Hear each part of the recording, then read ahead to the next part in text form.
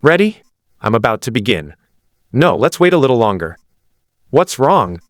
Do you still have concerns? No, I'm just not mentally prepared yet. It's all so sudden. It will be too late if we wait any longer. A somewhat irritable, synthesized electronic voice said angrily, "Do you know that 90% of the powerful civilizations in the entire universe have perished? The black mist is out of control, and even those people can't stop it. They can only wait for it to dissipate on its own. For every moment you wait, countless regions of the universe will be eroded. Shall we begin? We must begin." The synthesized voice sensed that. The owner of the voice was still somewhat conflicted and hesitant, so it made the final decision without hesitation. "Ah, are you the host or am I the host?" The young voice seemed somewhat embarrassed and at a loss. It's not Meng Kai's fault. Anyone's first reaction to this would be, "Are you kidding me?" A strange white ball of light descended from the sky and merged directly into his body, then kept saying things like, "The universe is doomed." No one would believe that. "Chi, arrogant system, I'd like to see what you're up to." The system ignored Meng Kai's rambling and presented a virtual face to him with a serious and earnest expression. "The realm of rules is beginning to expand. Beyond Earth, countless white, thread-like, nameless rules gradually unfolded, and a milky white, almost transparent white domain began to spread wildly in all directions from Meng Kai's hut, without any blind spots. However, only Meng Kai could see this strange phenomenon. In the eyes of others, the world was still the same world, no different from before. "Didn't you think this system was a scam? Now I'll take you to see it for yourself." "Huh?" Before Meng Kai could react, his vision suddenly went dark and a wave of dizziness washed over him. The dizziness was brief, so Meng Kai quickly came to his senses. Annoyed, Meng Kai was about to speak when he realized that his body was lying on the ground. "What's going on? What's happening to me?" Meng Kai was somewhat panicked because he found himself floating in the air, while his body was beneath his feet. "Host," the system whispered in Meng Kai's ear, "this is your consciousness. I have separated your consciousness from your body." "Stripped away?" Meng Kai was completely bewildered. "Am I dead?" The system materialized into a helpless virtual face before Meng Kai and then said, "You're not dead. I simply separated your consciousness from your body. And your consciousness is perfectly safe under my protection. Why are you stripping me of my consciousness? The host does not believe what I say and I must prove it." The system's virtual face opened and closed its mouth. "I will use the power of the domain to envelop the host's consciousness. See the place shrouded in black mist? A place shrouded in black fog? Is it far away?" Meng Kai accepted the system's explanation, but it's still somewhat unbelievable. "Far." System paused. "Near the edge of the Milky Way." "The Milky Way? You're not kidding, are you?" Meng Kai was no longer calm. "What the hell is this Milky Way? Are you trying to kill me?" "System, are you kidding me? The entire Milky Way is 100,000 light-years in diameter. What's the point of taking me there?" It seems the host still doesn't believe me. The system's simulated human face curled its lip. "Any explanation is futile.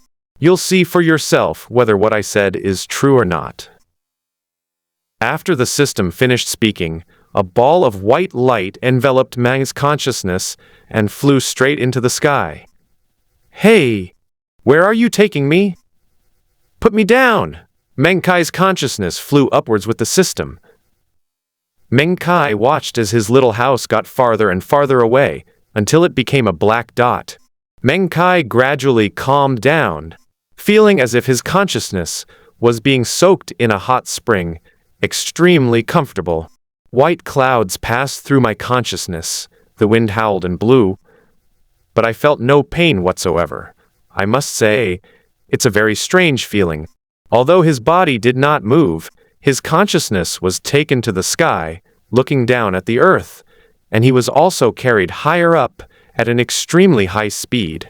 As his feet gradually shrank, the entire map of China began to come into view, making Meng Kai realize that he was probably about to break through the atmosphere. "Hey system, are you serious?" The system's simulated human face smiled slightly. "Host, it's time to accelerate."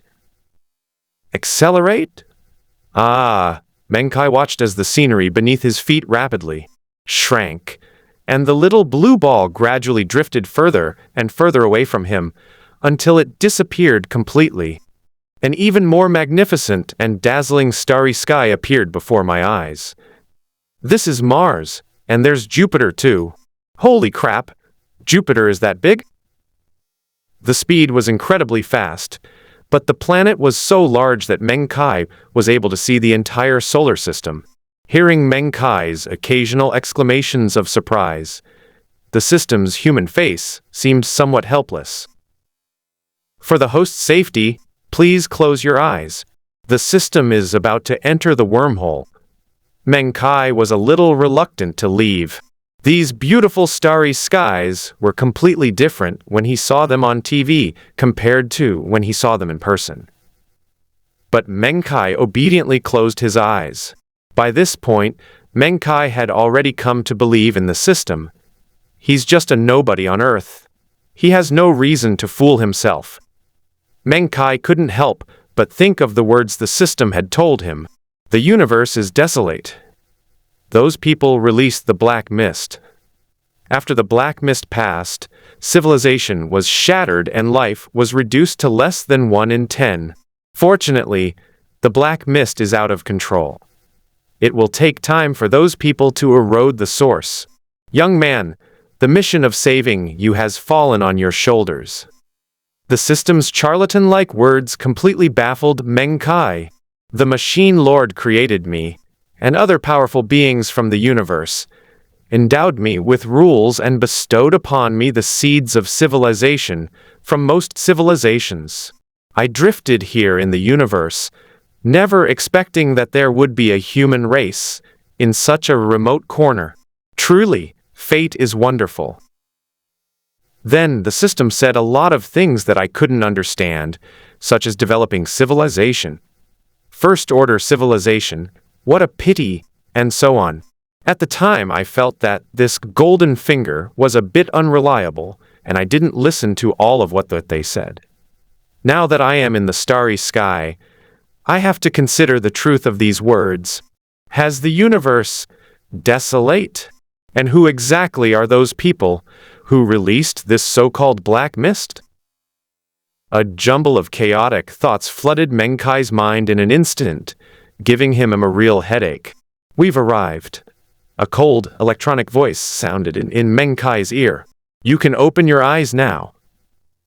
Meng Kai shook his head, stopping thinking about these messy problems, and slowly opened his eyes as instructed by the system. What is this? Seeing the scene around him, Meng Kai found it hard to believe. Could this be the so-called black mist? The system simulated a serious expression, also looking at the black mist spreading ahead. The black fog wasn't pure black, but rather a grayish-black color, and the scene inside could be vaguely seen through the wisps of fog. The starry sky reflected in Meng Kai's eyes was completely different from the starry sky he had seen before. Although the previous starry sky was desolate and cold, apart from the dazzling stars, the universe shrouded in black mist in front of Meng Kai could not be called a universe at all. The shattered planet floated in the black mist, with cracks appearing and disappearing intermittently. Large amounts of cosmic dust filled space, like a dirty mirror covered with cracks. There was no sign of life in the entire black fog. The light was gone, and all that remained was darkness. This black fog that permeates space is not static. It is gradually expanding and spreading towards uncontaminated areas. Is this the black mist? Meng Kai trembled slightly as he looked at the extremely aggressive black mist. That's right. The system's voice rang out, leisurely saying in Meng Kai's ear. A large number of cosmic civilizations perished as a result. Countless cosmic wonders disappeared, and even the universe itself began to be eroded. However, a large number of top-tier powerhouses in the universe, such as the creator of my machine, as well as other Time Lords, Desolate Lords, and others, were blocked by that group of people. Who exactly are those people you're talking about? Meng Kai listened to those people. Those people were too awesome. They were about to destroy the entire universe. Their titles cannot be revealed. The system said with utmost seriousness, they are on the same level as the top figures in the universe. If their titles or names are mentioned, they will notice this place. This is a remote corner of the universe, and you human branches are probably the last hope. Once those people discover it, this place will no longer be safe. Meng Kai kept his mouth tightly shut. To know who said it just by mentioning a name was truly cheating.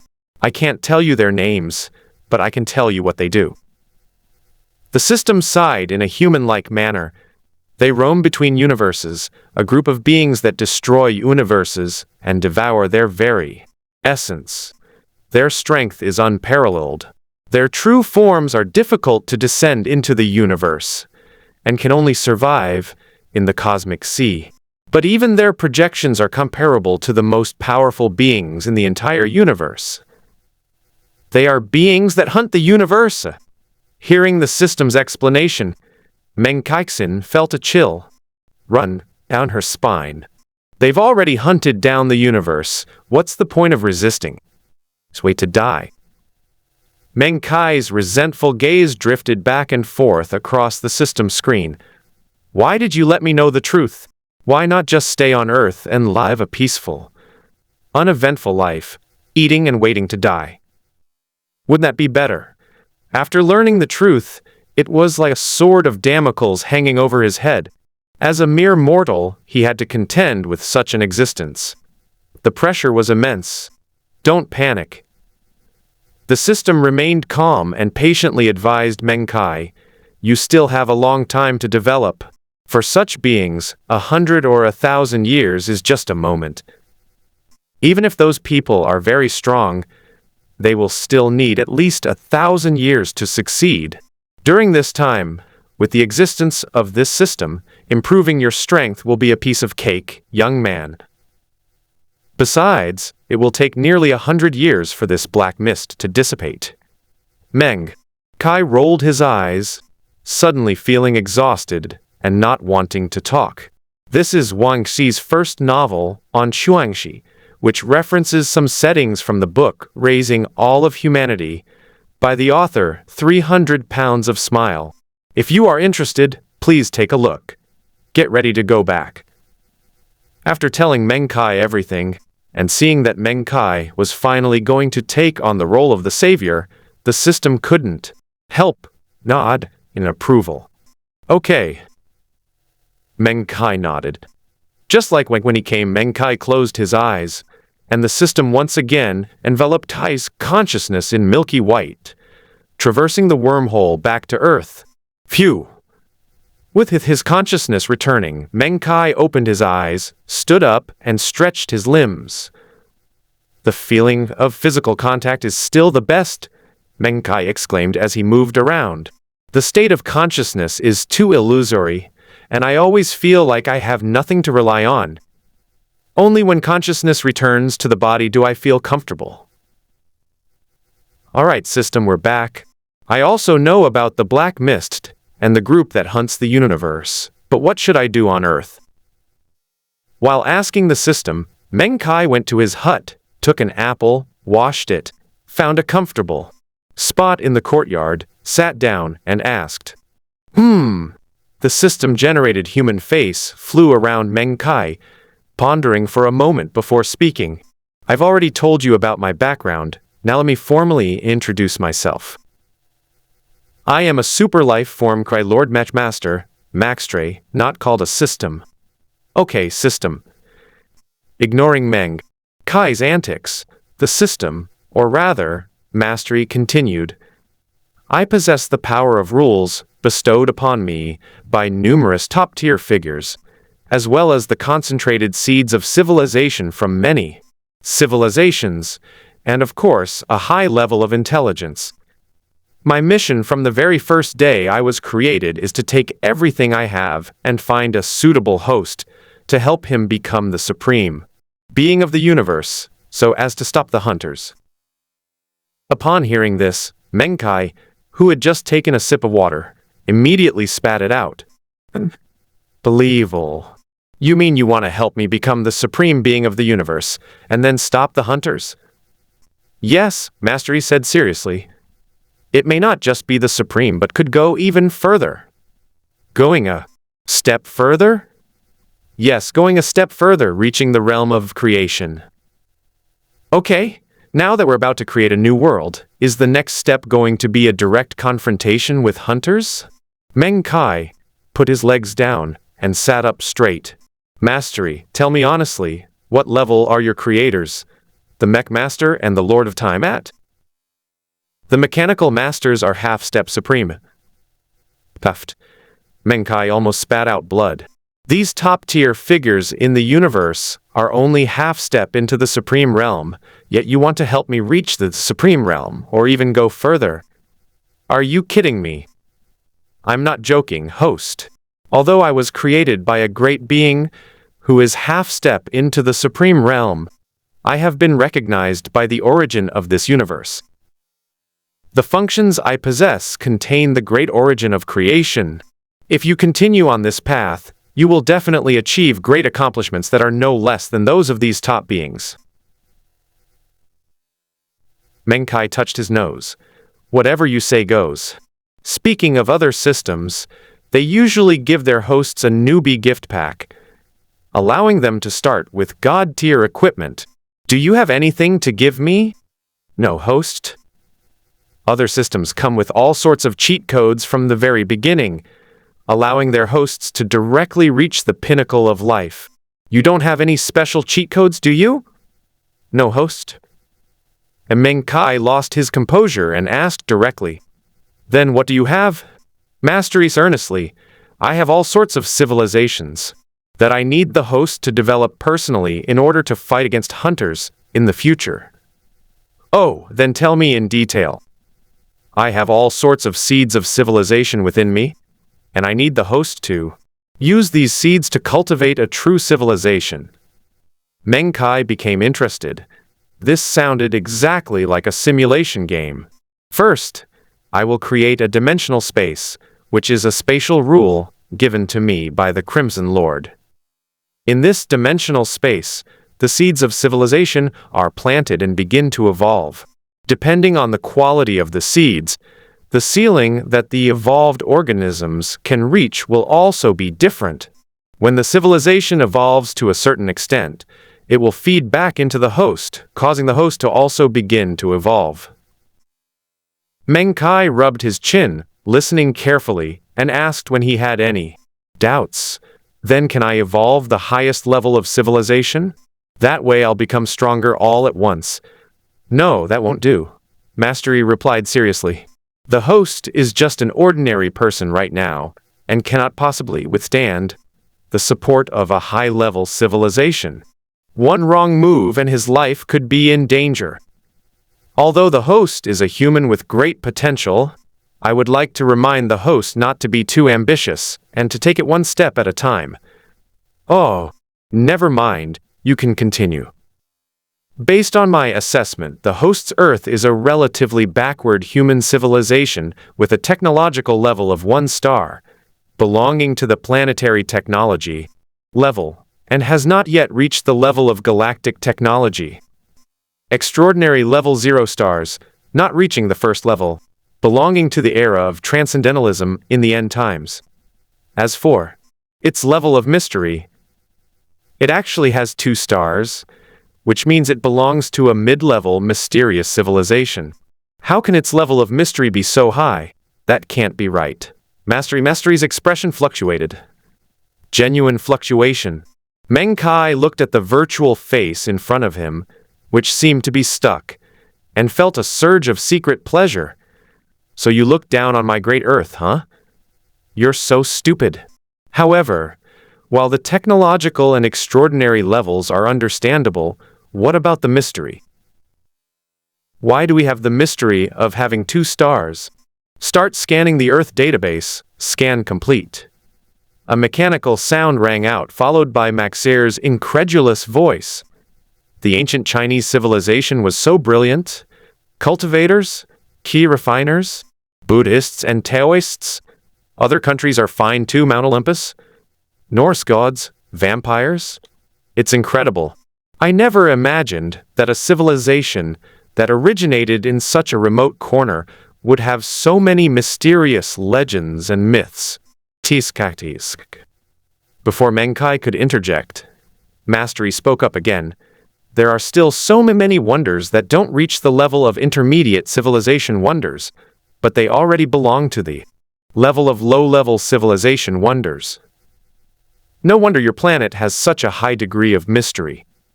After Maxley finished his exclamation, Meng Kai asked with a hint of disdain, "What does this level of mystery mean? What is its purpose? And what does this civilization's wonder have to do with the level of mystery?" The so-called mystery level, as the name suggests, refers to the degree of mystery of a civilization. Its level affects many things, such as the overall potential of the civilization, the foundation of the civilization, and even the degree to which the civilization is favored by the universe. A civilization with a higher degree of mystery is not necessarily stronger, but it will never be weak, because it is protected by the rules of the universe. The reason I am so surprised is that I did not expect that the mystery level of your Earth civilization has reached the intermediate level. You should know, even some civilizations that have reached the level of star system or even star cluster technology may not have the intermediate level of mystery. In addition to the many legends of your Earth civilization, I deduce that your Earth civilization must have been favored by other powerful beings. Otherwise, based solely on the development of civilization, it would be impossible to have so many low-level wonders and such a high degree of mystery. The favor of other powerful beings? Meng Kai was stunned for a moment, then thought of ancient Chinese myths and legends, as well as the key cultivators who had disappeared in modern times. He scratched his head and said uncertainly, "Maybe so. We often see traces of UFOs around here." Mastery was taken aback for a moment, then found the information in the database and nodded. "That's right. The aliens you're talking about should be a civilization that is close to Earth and has a high level of technology." "Are there really aliens?" "Of course," Master Ed, looking at him like he was an. "What else do you think I am? I'm not talking about you, but those aliens with big heads. From the perspective of civilization development, it is possible for them to develop into this form. When technological civilization develops to a certain level, powerful technology will replace people's hands and feet. And the continuous evolution of technology requires powerful brain power for calculation. According to the theory of species evolution, the appearance of aliens you describe is reasonable. Besides, there are countless civilizations in the entire universe that have developed to this level of technology, so there's nothing to be surprised about." "Teacher." Meng Kai secretly curled his lip, noticing that Mastery was starting to lecture him, and quickly interrupted. All right, let's get back to your function. By the way, can I start civilization and evolution right now?" Interrupted by Meng Kai's sudden realization, Mastery seemed a little unsatisfied. She gave Meng Kai a human-like glare, licked her virtual lips, and said, "Of course." "Let's begin," Meng Kai said, somewhat eager to try. "Before we begin the process of evolving civilization, there are a few things I need to make clear to the host." With a wave of his hand, a panel appeared in front of Meng Kai. Lines of text appeared on the panel, the text resembling strange, intertwined curves, leaving Meng Kai completely bewildered. Mastery said helplessly, "This is a universal language, which you will have to learn in the future, but for now, never mind. I'll translate it into Chinese instead." After saying that, the information on the panel was changed to Chinese characters, and Masterly explained it to Meng Kai from the side. The evolution of civilization is not arbitrary. The seeds of civilization within me are divided into 5 levels based on their origins. First order is the lowest, and fifth order is the strongest. Using first order civilization seeds, their starting point at the beginning of evolution is a first order life form. However, depending on the characteristics of the seeds, the characteristics they exhibit are also very different. With the host's current strength, the energy fed back from a first-tier seed is enough to burst the host. But it's the lowest tier, so there's no other way. I can only protect the host when the host uses the seed of civilization. Can you protect me? Of course. Mastery smiled smugly. I'm very capable. Oh, I understand now. But what you mean by first order and second order is just a difference in starting point? Of course not. The starting point determines their potential ceiling to a certain extent. For example, if a first-order creature cultivates to the third order, then a second-order creature's cultivation ceiling will be higher than that of a first-order creature. However, if a civilization reaches its ceiling, it can integrate with other powerful civilization seeds and continue to evolve. Meng Kai nodded, then asked, "What if some creatures break through the limit?" Mastery paused for a moment, which was rare, and then continued, "It is very difficult for a living being to break through its limits. But there are such beings in the vast universe. Each one of them is a prodigy. Their powerful talents drive them to break through their original boundaries on their own. We call them level breakers. A breakthrough realm cultivator can even break through their original limits. That's truly an unparalleled ability," Meng Kai exclaimed. "There are actually people, no species in the universe, that are so powerful. If we're talking about something unparalleled, there's another kind of existence." Mastery narrowed his eyes, as if recalling something. That kind of existence can unlock its own genes on its own, complete a leap in its life level, and live a second life.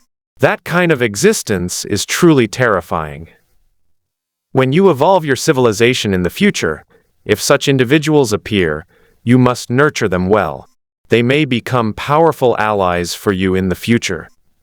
Moreover, they have the existence of me, which is recognized by the origin of the universe. The lives of the beings in your evolved civilization are all in your hands. In other words, they cannot betray you, so please rest assured. Doesn't that mean that all the civilizations I create in the future will be mine? That I will be their creator? Meng Kai's throat was a little dry. When something like this happened to him, it was truly, this is so awesome. Mastery nodded, then turned to look at Meng Kai. So this is the path to the highest realm, even to creation. Meng Kai and Masterly talked all morning. Their mouths were dry, but they didn't feel tired at all. He took a big gulp of water to moisten his throat and prepared to begin the process of evolving civilization. Mastery, let's begin. First, let's create a dimensional space. Yes, host. Mastery nodded, then his expression turned solemn, and a white halo emanated from him. Within it, spatial fluctuations rose and fell, like sharp white lines that tore through the surrounding space. Black cracks appeared in Meng Kai's hut, and then healed. Is this the power of space? Meng Kai looked at the pitch-black cracks that kept appearing and disappearing around him, as well as the white lines cutting through the cracks, and couldn't help but swallow a mouthful of water to calm his nerves. This is a small part of the spatial rules bestowed upon me by the Crimson Lord. Even if it is only a small part, it is more than enough to open up a small dimensional space.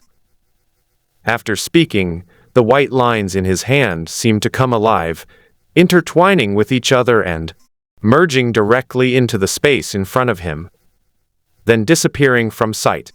Where do you want to use as the entrance to this dimensional space? Mastery asked. Hurry up. I'm losing control of these spatial rules. Where is a suitable place? I don't know, Meng Kai said, somewhat flustered. A door will suffice. Mastery exerted all his control over the rules that were merging into the space, carefully opening up the space. I must fix the dimensional coordinates to your house, otherwise the space will be lost. Then that door, seeing that Mastery looked like he couldn't hold on any longer, and thinking about the terrifying scene of the white lines cutting through space just now, Meng Kai didn't care anymore, and pointed directly at the door in front of him. You're the one.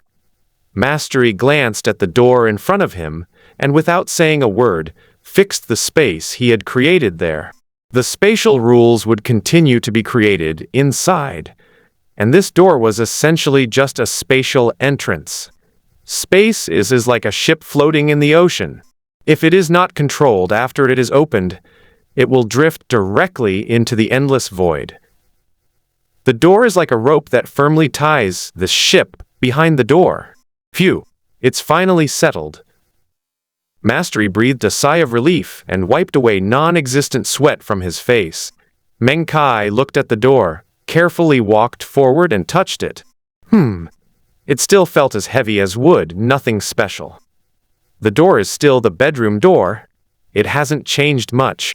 Meng Kai glanced at Mastery with a questioning look, and the latter immediately realized what was going on. Open it and take a look. Mastery raised an eyebrow. Meng Kai turned around, pushed open the door. What comes into view is a pure white space, with silk-like spatial rules constantly extending outwards, and black cracks appearing from time to time at the edge of the space. This is a newly created dimensional space. But none of this was what Meng Kai needed to focus on. All he wanted to know right now was, where's my bed? Mastery, who floated behind Meng Kai, looked somewhat embarrassed and scratched his head, saying, This isn't my fault. You pointed to this door yourself. What? My bedroom is gone? Meng Kai gritted his teeth, feeling that Mastery had tricked him. Didn't we say before that this step wasn't necessary? A hand patted Meng Kai on the shoulder. Your bedroom hasn't disappeared. It's just been covered by this space that's being created. What's the rush? Then how do I find it? Mastery rested her chin on her hand, thought for a moment, and then said, Break through the wall. Break down the wall. Yes. Mastery nodded as if it were a matter of course. This door is now bound to this space. In other words, this door is no longer your bedroom door. If you want to go back, you'll have to open a new door in the bedroom wall. Sigh. Meng Kai stopped thinking about it and turned his attention to the space. How much further should this space be expanded? It is roughly the size of a 1001 T's cube. Why is it so small? Meng Kai asked in confusion. How can a civilization develop in such a small space? It's not even as big as a village. Hearing Meng's words, Mastery seemed to have known he would ask this question and touched his nose, saying, You think you can really give someone a world to develop a civilization for? Even realm-level experts would find it difficult to do that. The so-called evolved civilization is because of my special nature and the recognition of the original rules of the universe. It has opened up a small dimensional space to carry out sandtable evolution. The creatures born in the sandtable will be very small, not much larger than ants. In their eyes, this space is a vast and boundless world. Is this even possible? Seeing what Meng was thinking, Mastery continued, In their eyes, you are an incomparably vast god, their creator. Seeing Meng Kai's smug smile, Maestri mercilessly retorted, "Of course, this great creator is just an ordinary human youth with a huge body." As the two beings spoke, with a loud boom, the entire space stabilized. No more dark spatial cracks appeared, and the extending white threads of spatial rules stopped extending outward and instead converged back into a tuft of silk, returning to Maxair's body. "All right. The space has been opened up." Mastery floated forward, with Meng Kai following closely behind. The entire space was a standard cube, about the same size as Mastery had described. The space was surrounded by white walls, which Meng Kai knocked on hard and found to be very sturdy. "Don't even mention you. Even a 5th or 6th tier transcendent being couldn't break through this kind of spatial barrier," Mastery retorted mercilessly. Meng Kai rolled his eyes at him, then ignored him and started wandering around the space on his own. "The numbers are alarming, but they're actually not that big. A complete rotation happens in just 10 minutes. Looking around at the white walls, Meng Kai frowned and asked Mastery, "There's nothing here. It doesn't have the conditions for the development of a civilization." Because the entire space is connected to Meng Kai's house, air and other things have escaped into this dimensional space. However, apart from the air that can be breathed normally, there are no other conditions necessary for life, such as water and sunlight. "Don't rush." Mastery stood at the door watching Meng Kai wander around. "The civilization seed hasn't been planted yet. The civilization seed will generate all the conditions that the civilization needs. It's like a foolproof kit commonly used in the universe. It's very convenient." "Release the seeds of civilization." Meng Kai walked up to Mastery. "What do they look like? You haven't even shown me a single seed of civilization yet." "Different civilizations produce different seed forms." He casually drew a panel with various objects of different shapes neatly. "Done it. These are all first-order civilization seeds, the most numerous, and the civilization with the largest base among the extraordinary. Look, this civilization seed that looks like an axe is a first-tier civilization seed of the dwarves, called a blazing hammer. Look at this dark, round seed. This is a first-tier civilization seed of the Soul Clan, called Soul Guiding Light Wheel. There are also these green little house seeds, which are first-tier goblin civilization seeds, called Goblin House." Before Maester could finish speaking, Meng Kai pointed to an image on the panel and asked, "Why is there a first-tier human seed? Aren't humans a race with huge potential? Shouldn't it be at least a 3rd or 4th-tier seed?" "You mean this?" Mastery laughed. "Among humans, there are those with strong potential and those with weak potential. The strong ones are like the Aga people and giants. They belong to the top-tier civilizations. But some new humans, or people like you Earthlings, can't reach the level of 3rd or 4th tier, with just a little cultivation. You have a ceiling. This is the case with this seed of a first-order human civilization. I was just about to recommend this to you," Maestri continued.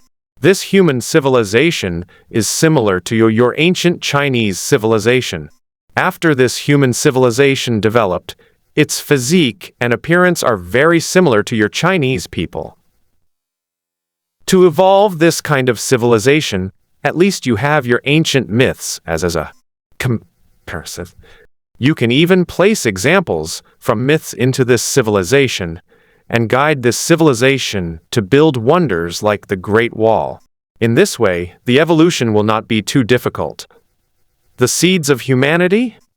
Meng Kai thought to himself, how exciting it would be to bring the ancient Chinese mythology to life in a civilized world. "Your Chinese mythology is truly incredible," Maestri said. "Pengu creating the world and Nua creating humans are unimaginable miracles. If such things really exist in this universe, then they must be the most powerful beings above all others." Maybe this civilization will break through to a higher level directly because of your guidance, Mastery muttered to himself. Meng Kai carefully examined the first-tier human civilization seed on the panel. It was an object shaped like a pool, filled with a thick, blood-red liquid. The entire blood pool looked both eerie and bloody. Frowning, Meng Kai asked uncertainly, "Mastery, are you sure this is our human civilization? And similar to our ancient Chinese civilization? It doesn't look like it at all." Mastery remained calm and answered confidently, "Don't let the seed's appearance fool you. It is indeed from the human race. This seed is called witch pool. Its thick blood is filled with elements that enhance the body, making it a relatively powerful transcendent being in the first tier. Moreover, if it combines with other human civilizations in the future, there may be even more possibilities." After hearing Mastery's explanation, Meng Kai no longer hesitated and immediately chose the Witch Pool civilization. This one. Mastery put away his smile, waved his hand, and the witch pool that he had seen on the panel appeared directly in the space. The entire witch pool was about the size of a faceplate, filled with a large number of trace elements.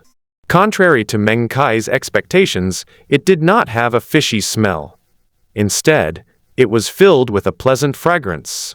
The basin-sized pool of witchcraft flew straight to the top of the entire space, and streams of blood-red liquid spilled down, falling onto the white space's barrier.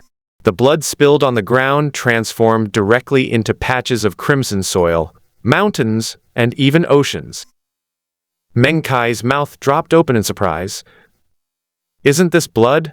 How did it turn into this stuff after falling to the ground?" Despite the jaw-dropping scene that had appeared in the previously pristine white dimensional space, Mastery remained remarkably calm. "Didn't I already say that these seeds of civilization are all imitations of some foolproof devices from the universe? They can be activated with one click and spread directly across the land, without any need for human intervention to create these soils and oceans. This is an inherent characteristic of the seed of civilization. It can evolve into the natural environment most suitable for the growth and development of that civilization. Will this witch pool disappear?" "Of course not." Mastery gave Meng Kai a strange look before answering, "The witch pool is the foundation of this civilization. Creatures of this civilization must undergo the baptism of the witch pool to evolve into extraordinary species." "Is baptism at the witch's pool necessary?" "Of course, baptism of the witch pool is not for all creatures in this space, but for some creatures with exceptional talent. After all, not every creature can withstand the baptism of the witch pool." Mastery smiled and continued, "Even though it's just like that, because of the existence of the witch pool, the air in the entire space will contain a thin layer of witch pool energy. This energy is constantly transforming the creatures in the space. When that happens, any creature that comes out will be able to cause a big mess on your Earth." Seeing Mastery's sly smile, Meng Kai sighed and remained silent. "All right, I must put up a barrier here to prevent this energy from flowing to Earth." With that, Mastery waved his hand, and a milky white energy shield enveloped the entire space. This barrier only blocks the flow of energy. It doesn't block anything else. You can still freely enter and exit this space. Meng Kai hesitated. How does Earth's civilization compare to this witch pool civilization? Raised an eyebrow and transmitted a data point via voice. Earth civilization, technological level, extraordinary level, mystery level. As for the Wuchi civilization, its technological level is estimated to be, and its extraordinary level. As for its level of mystery, it's hard to say for now. "Why are you asking this?" Mastery asked. "I'm thinking, could we integrate the energy of the witch pool into the Earth? so that all humans on Earth can evolve under the influence of the witch pool's energy. If Earthlings can also evolve gradually under the influence of the witch pool's energy and become qualified to cultivate, then everyone on Earth will reach the first level. At that time, I should be able to evolve other advanced civilizations.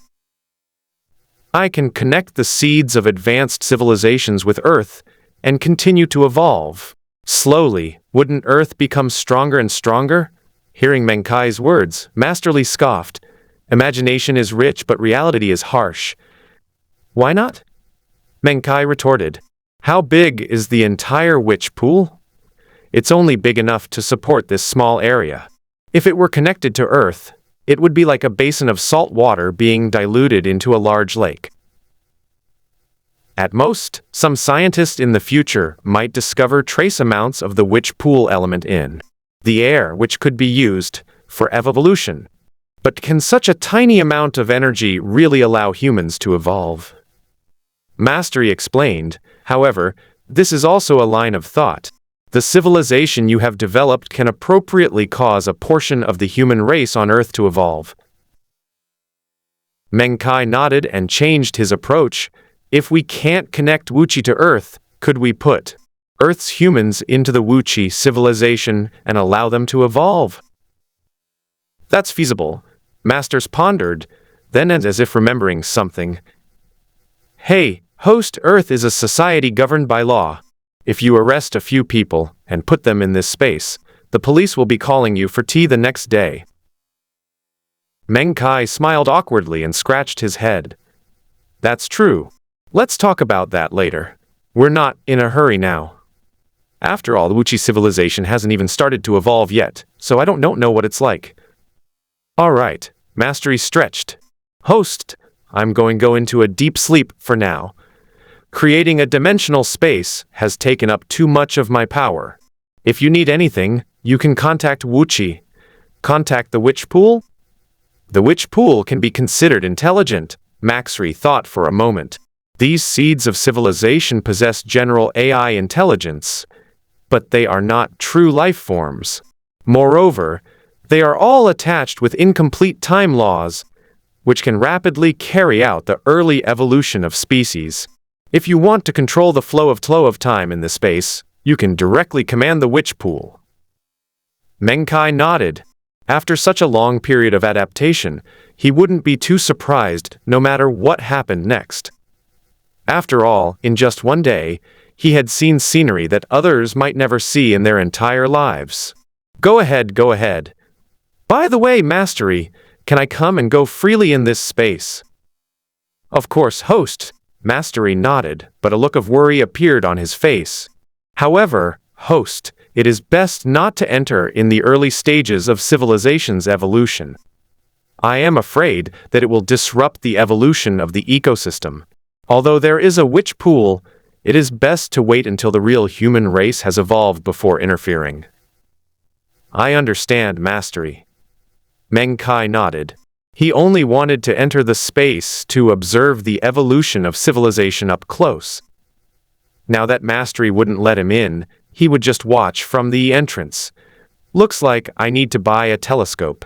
Although the entire dimensional space is not large, you really can't see the evolution of organisms as small as ants without binoculars. Mastery yawned in a human-like manner, said nothing more, and disappeared into Meng Kai's body. He is a special life form, bound to Meng Kai. The two are essentially one. Seeing that Mastery had disappeared, Meng Kai began to carefully observe this space. It's too awkward to keep calling it space. This is the birthplace of the Wuchi civilization, which is equivalent to a world. How about calling it Wuchi World? It sounds nice and is easy to remember. Once the name was decided, Meng Kai found the space much more pleasing to the eye. At this moment, almost all the blood in the witch pool had spilled onto the ground, bringing about tremendous changes. The original white walls of the entire witch pool world are no longer visible. In their place are patches of red soil, which have become land stretching endlessly into the distance. On the blood-red land, there are mountains, hills, caves, swamps, deserts, and almost every kind of terrain. The height of the witch pool world is about 10 meters, and the land is piled up to about 4 meters high. In other words, the lowest point of the entire world is 4 meters below the land, and the deepest point of the ocean is also 4 meters. Originally, his bedroom door was on the bottom floor, but under Meng Kai's orders, the entire space sank by 4 meters, and his bedroom door is now directly on land. Is the Earth 6 meters from the sky? Meng Kai murmured, looking up at the towering blood-red mountain near the center of the sand table, which almost touched the ceiling of the entire space. Meng Kai became interested and decided to name it after a mountain from ancient Chinese mythology. Mount Buzhou. Meng Kai had a sudden thought, and a crimson light flew out from the witch pool. The next moment, 3 huge ancient characters were engraved on the highest mountain peak. Besides high mountains, there are also long rivers. On this land, several rushing rivers extend in different directions, eventually converging into the Eastern Ocean. The oceans and rivers together occupy about 1/3 of the entire space. The ocean is not a boundless expanse. Scattered islands dot the sea like stars. The origin of life is in the ocean. Meng Kai looked silently, then looked up at the sky. The sky was 6 meters away from him, but for the creatures about to be born in the witch pool world, that was the absolute sky. A sky that was almost impossible to touch. The ocean needs sunlight to give birth to life, Meng Kai said, and then the sun appeared in the sky. It's not the real sun, but rather a projection of the sun outside the earth, appearing directly in this space. Only one sun? Should we make 10 suns, like in ancient Chinese mythology? Meng Kai had a sudden burst of inspiration, but then dismissed the unrealistic idea. If 10 suns shone on it, the seawater would probably evaporate completely. How could it possibly evolve into civilization? There wouldn't even be any life. What kind of evolution would that be? After the sun rose, Meng Kai stopped watching the witch pool world. He needed to take care of some personal matters. Without Meng Kai's command, the witch pool will automatically evolve into creatures. Moreover, because the witch pool has attached time rules, it will automatically adjust the flow of time to evolve creatures as quickly as possible. The witch pool, equipped with intelligent AI, is currently adjusting the flow of time. Some spore-like organisms have begun to reproduce in the ocean. It is estimated that life will appear once Meng Kai finishes his work. A true evolution of life, Meng Kai exclaimed, marveling at the miracle of nature. He casually closed the door to the witch pool world. It was already afternoon, and Meng Kai suddenly felt hungry. He hadn't eaten lunch yet. Lost in the thrill of being the creator, Meng Kai forgot to eat. He shook his head, then went to the kitchen to start preparing food for himself. Meng Kai lives alone in this small courtyard.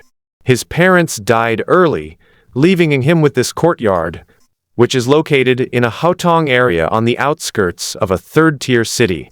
After graduating from university, Meng Kai returned to this courtyard and lived independently, supporting himself by writing program code and occasionally writing articles about local customs, culture, magazines. The income is not high and is unstable, but it is enough to live on here. Unlike big cities where land is extremely expensive, this place is very comfortable for someone like Meng Kai, who only has one person to feed and no one to worry about. There aren't many people in the entire Haotong area. Most young people go to big cities to make a living, and very few young people stay in third-tier cities, let alone in places like this, on the outskirts of the city. Meng Kai didn't care much about material things. He only needed enough money to get by, and he didn't need more. Even when it came to marriage, Meng Kai was like a salted fish and hadn't even considered it. Besides, I'm busy evolving civilization right now, so I don't have the time to think about these things. After finishing his meal, Meng Kai planned to find a renovation contractor to add another door to his bedroom. The previous door had become the entrance to the witch pool world, and if he wanted to get a good night's sleep in bed, he would definitely need to have another door installed. Meng Kai pushed his electric bike out the door. He remembered that there was a renovation worker not far away, so he went to find him. I also need to buy a telescope. Meng Kai thought to himself that he still needed to observe the evolution of the witch pool world, which was impossible to see without a telescope. I got on my electric bike and headed straight into the city. It's only afternoon now. Summer days are long and it'll probably be dark by 6 or 7 o'clock, so Meng Kai has plenty of time. The weather wasn't too hot and the occasional breeze was quite pleasant for Meng Kai. Meng Kai returned in the evening. Following behind were several renovation workers. Meng Kai opened the door, parked the electric cart, and led the workers into the room. You mean you want to open another door in this wall? The master, surnamed Chen, looked at Meng Kai with a conflicted expression, thinking to himself, "Are you kidding me? Why open another door when already one? Are all young people so good at having fun?" Meng Kai was also somewhat amused and exasperated. He couldn't very well tell the truth to them all. If I were to actually say it, I would be considered crazy the next moment. Yes, open another door here that's about the same size as this one, Meng Kai said, taking a deep breath and confirming with the other craftsmen. The craftsmen didn't say anything more. They were just workers. As long as they were paid, they would open as many doors as they wanted. As soon as the foreman, surnamed Chen, gave the order, several people started working. Meng Kai picked up his notebook and started working on the magazine submission he hadn't finished before, which at least covered his daily meal expenses. As Meng Kai wrote, his mind wandered, contemplating the affairs of the witch pool world. Meng Kai thought to himself that he could also record the changes in the witch pool world. After all, it's part of the evolution of civilization, and I'm a witness to it. Having made up his mind, Meng Kai concentrated and began typing. After a flurry of banging, the door was already finished before the manuscript was even half completed. After paying the renovation workers goodbye and left, Meng Kai tried pushing the new door, and when it opened, yes, it was his bedroom. What happens if you push the original door from the inside? Feeling playful, Meng Kai walked into his bedroom and saw that his original door was still standing there. He stepped forward, grasped the doorknob, and turned it. Looking at the familiar things in front of me, the television, the laptop next to the sofa, and a cup of hot tea, it was my own living room. Opening the door from the inside reveals the same place as before, but opening it from the outside reveals the witch pool world. How wondrous! Is this what space is? Meng Kai sighed. It was already night. Meng Kai finished typing the remaining words, sent them out, and then moved a stool to the entrance of the witch pool world, preparing to observe the evolution of civilization. Life has already evolved, hasn't it? After all, 4 or 5 hours had passed. Under the maximum time flow rate of the witch pool, it should have evolved from a spore into a living organism. Holding a cup of warm tea, Meng Kai plopped down in a chair, took out the binoculars he had just bought, and looked out at this world of witch pools. The witch pool has long been integrated into this world. The energy blood within the witch pool has been exhausted, and now it can only be deposited to accumulate this energy in preparation for the baptism that will occur when the human race appears in the future. Although the witch pool had fallen silent, Meng Kai's orders could still be heard. At this moment, The flow rate in this witch pool world is at 100,000 times faster. One day on Earth is about 100,000 days in the witch pool world. Even so, the blood-red soil, mountains, and caves of the witch pool world remain barren and lifeless. The blood-red elements floating in the air are visible to the naked eye, and under the influence of the witch pool, they are circulating in this space. Life begins in the ocean, not on land. Because it evolved into the human race, which belongs to carbon-based life forms, these creatures initially evolved in the ocean. At this moment, no obvious signs of life have appeared in the ocean. Under the influence of the natural internal circulation within the witch pool world, the wind blows across the sea, and the azure sea is like a huge blue gemstone, shining brightly under the sunlight. It's worth mentioning that the sun's shadow still exists in the sky and continues to emit light and heat. To the naked eye, the sun appears motionless, but due to the 10,000-fold increase in the speed of time, it appears and disappears almost every moment. Unlike the evolution of life on Earth, which took a terrifying 4.5 billion years to develop life, from the Dian Eon, Archean, Proterozoic Eon, to the Phanerozoic Eon. The life cells we are familiar with originated in the Archean Eon, passed through the Proterozoic Eon, and then to the Phanerozoic Eon. In the Phanerozoic Eon, the eras we are familiar with began, such as the Cambrian period, which is the first era of the Phanerozoic Eon.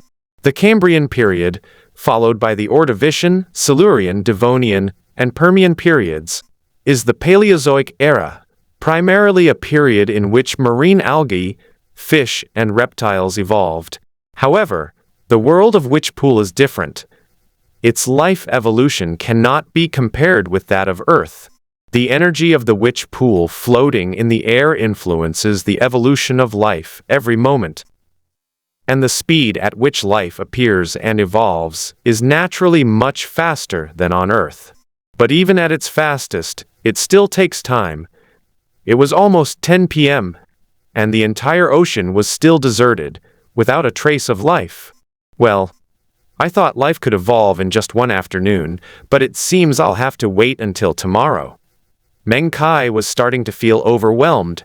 He had gained so much knowledge and experience today, and was feeling incredibly surprised. His body and soul were both exhausted. It was 10 p.m., and Meng Kai was already feeling the strain. Sleep, sleep. The thought of mastery resting inside his body made Meng Kai lose all reason to continue. He closed the door to the witch pool world, opened another door, and went to the bedroom, falling into a deep sleep. The next morning, Meng Kai got up early, ate breakfast, and then moved a chair to sit at the entrance of the witch pool world.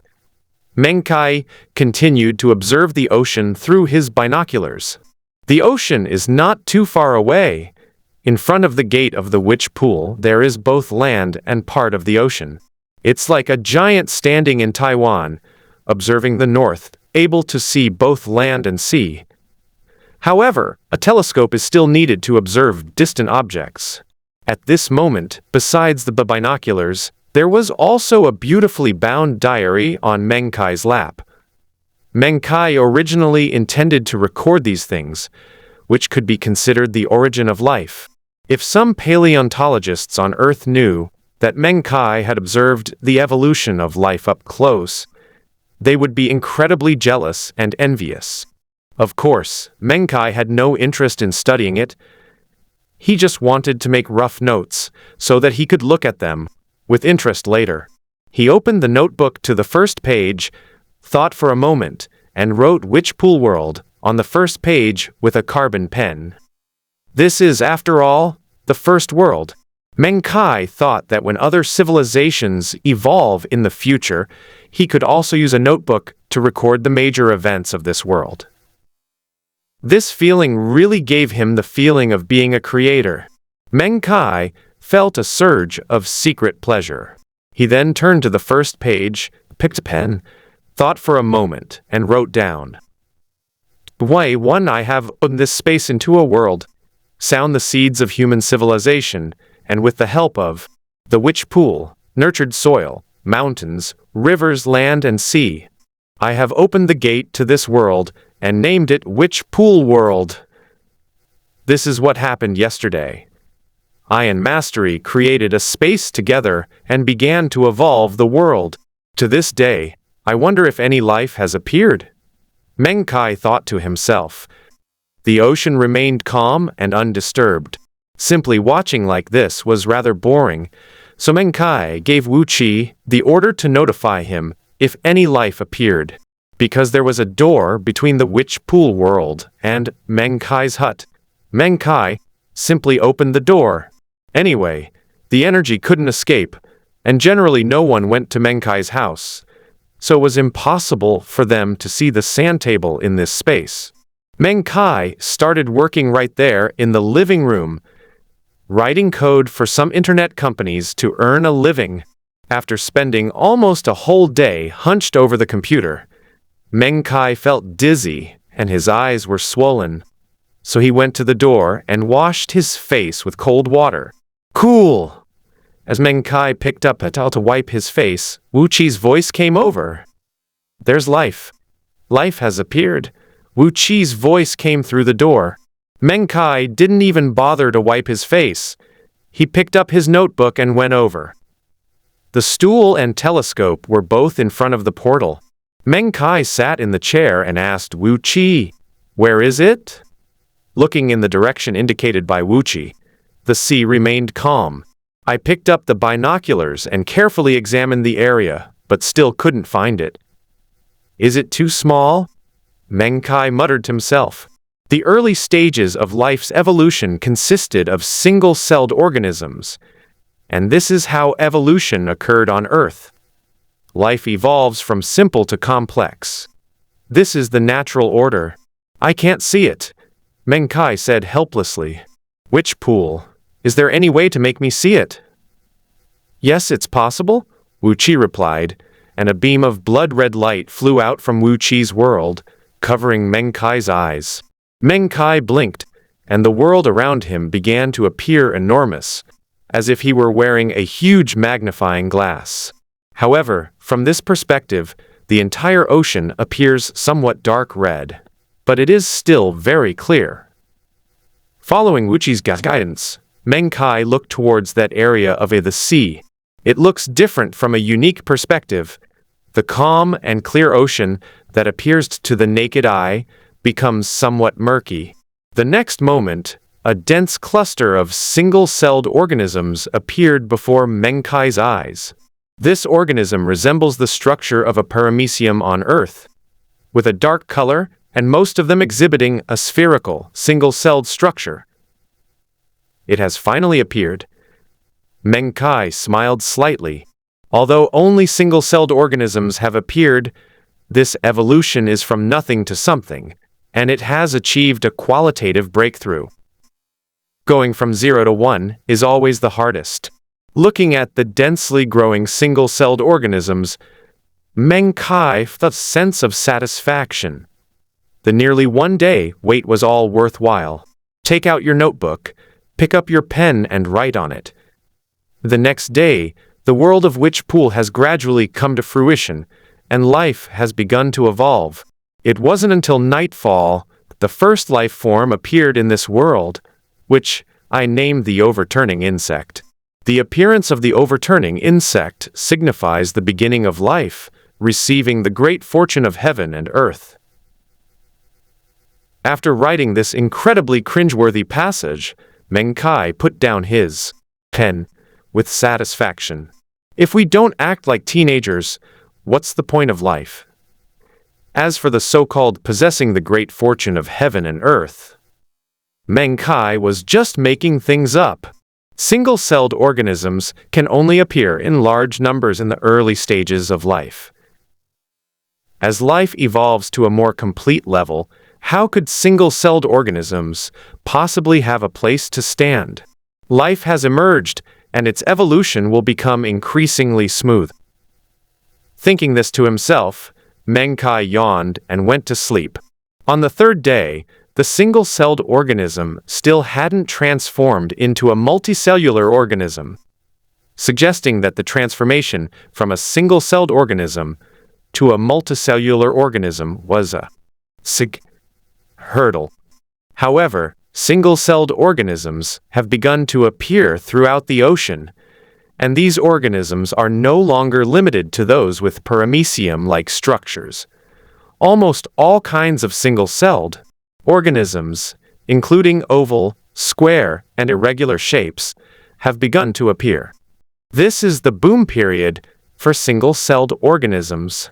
Meng Kai took out his notebook and wrote on the third page, Day 3's life continued to evolve, no longer confined to worm-like life forms.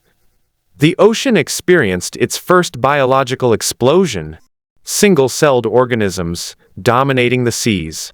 On the fourth day, the flow of time had slowed to 10,000 years. A speed of 100,000 years was too fast and not conducive to the evolution of single-celled organisms. With a time flow of 10,000 years, the rate at which cells disappear and regenerate has indeed slowed down considerably. Of course, this is not Meng Kai's own observation, but rather a scene seen from the unique perspective of Wuqi Swimming. On this day, single-celled organisms finally transformed into multicellular organisms. Under the terrifying flow of time, by nightfall, the entire ocean was covered with all sorts of strange plants, and on some land, some plants began to take root and sprout in the soil. Meng Kai continued taking notes. Day 4 taught us single-celled organisms evolved again, and multicellular organisms began to dominate the oceans. After a day of evolution, multicellular plants covered the oceans and gradually to the land. Wow, that's fast, Meng Kai exclaimed. Just 2 days ago, before life appeared, he felt it was slow and found the sand table extremely boring. But in just 3 days, aquatic plants had already appeared, although they were very different from the shapes of modern plants on Earth. They were still plants after all, not only in the ocean, but also due to the wind in the witch pool world. The seeds of marine plants were blown to land, and plants gradually began to appear on land. What dazzled Meng Kai was the variety and strange shapes of these plant species.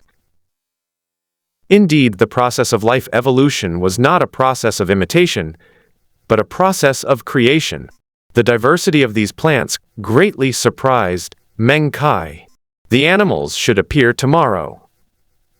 Meng Kai had researched the origins of life on Earth and found that the first life forms were probably invertebrates in the ocean that relied on their hard shells to survive. Sure enough, on the 5th day, under the vegetation, the first animal in the true sense of the word was born. This is a tiny creature whose entire body is almost entirely covered in a shell. Where it should have a mouth, it has a long, straw-like mouth part, which it uses specifically to suck up plant sap. Interesting creatures. Meng Kai smiled as he watched the evolution of the species. It was only morning, and there was still a day for them to evolve. At night, in addition to crustaceans that suck plant sap, plants that feed on crustaceans also appear. Besides these two, vertebrates begin to appear in the ocean. In a sense, the emergence of vertebrates marks the true beginning of animals. Meng Kai wrote it down in his notebook. Day 5 Gamps. The first crustaceans appeared, and marine plants also evolved. Crustaceans and mutated plants dominated the ocean, but I foresaw that the emerging vertebrates would defeat the crustaceans. Meng Kai chuckled to himself. Of course, this wasn't something he had foreseen. It was something Meng Kai had found in his notebook about the evolution of life on Earth. The evolution of the witch pool world is similar to the evolutionary process of life on Earth. However, the witch pool world is still too small compared to Earth. Even if the normal human population in the witch pool world is about the size of an ant, the entire witch pool world is still not as big as the whole of China. The Earth is so vast that the possibilities and diversity of biological evolution are even greater.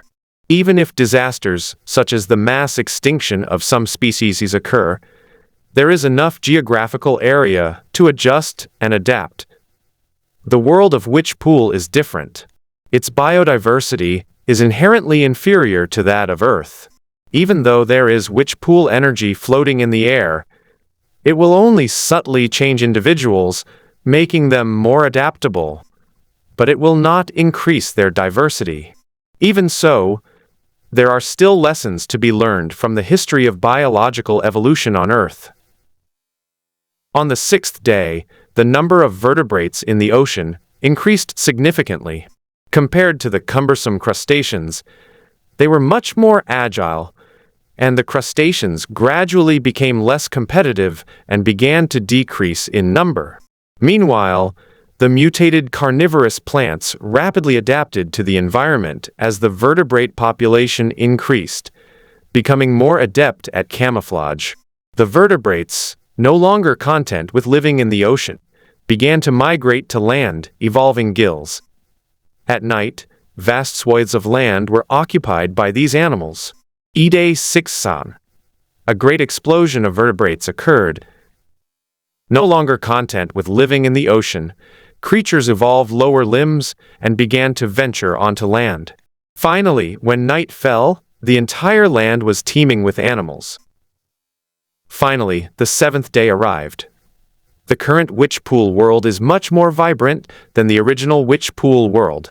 The entire continent is almost filled with plants and animals. Of course, the plants and animals are all tiny creatures, the largest of which is no more than the size of Meng Kai's palm. Even the tallest trees only reach about Meng Kai's calf.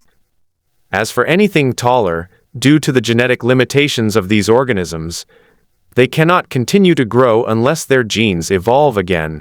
Further evolution is very difficult, becoming increasingly difficult as they progress, because their genes become more complete, with almost the entire gene chain unlocked.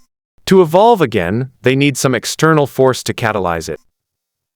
For example, in the world of the witch pool, one is baptized by the witch pool. Of course, Meng Kai would prioritize providing such an opportunity to the future human race. The human race is the only truly intelligent species in this world, and only under the baptism of the witch pool could they possibly develop a civilization. Even without the baptism of the witch pool, these plants and animals are far larger and fiercer than those on Earth. From the beginning of their evolution, they've been influenced by the energy of the witch pool in the world. Over time, although their genes have not changed, they have become larger and more ferocious. With so many kinds of land creatures appearing, I wonder if ancient apes have appeared? Meng Kai looked around with his binoculars, enjoying the thrill of finding things.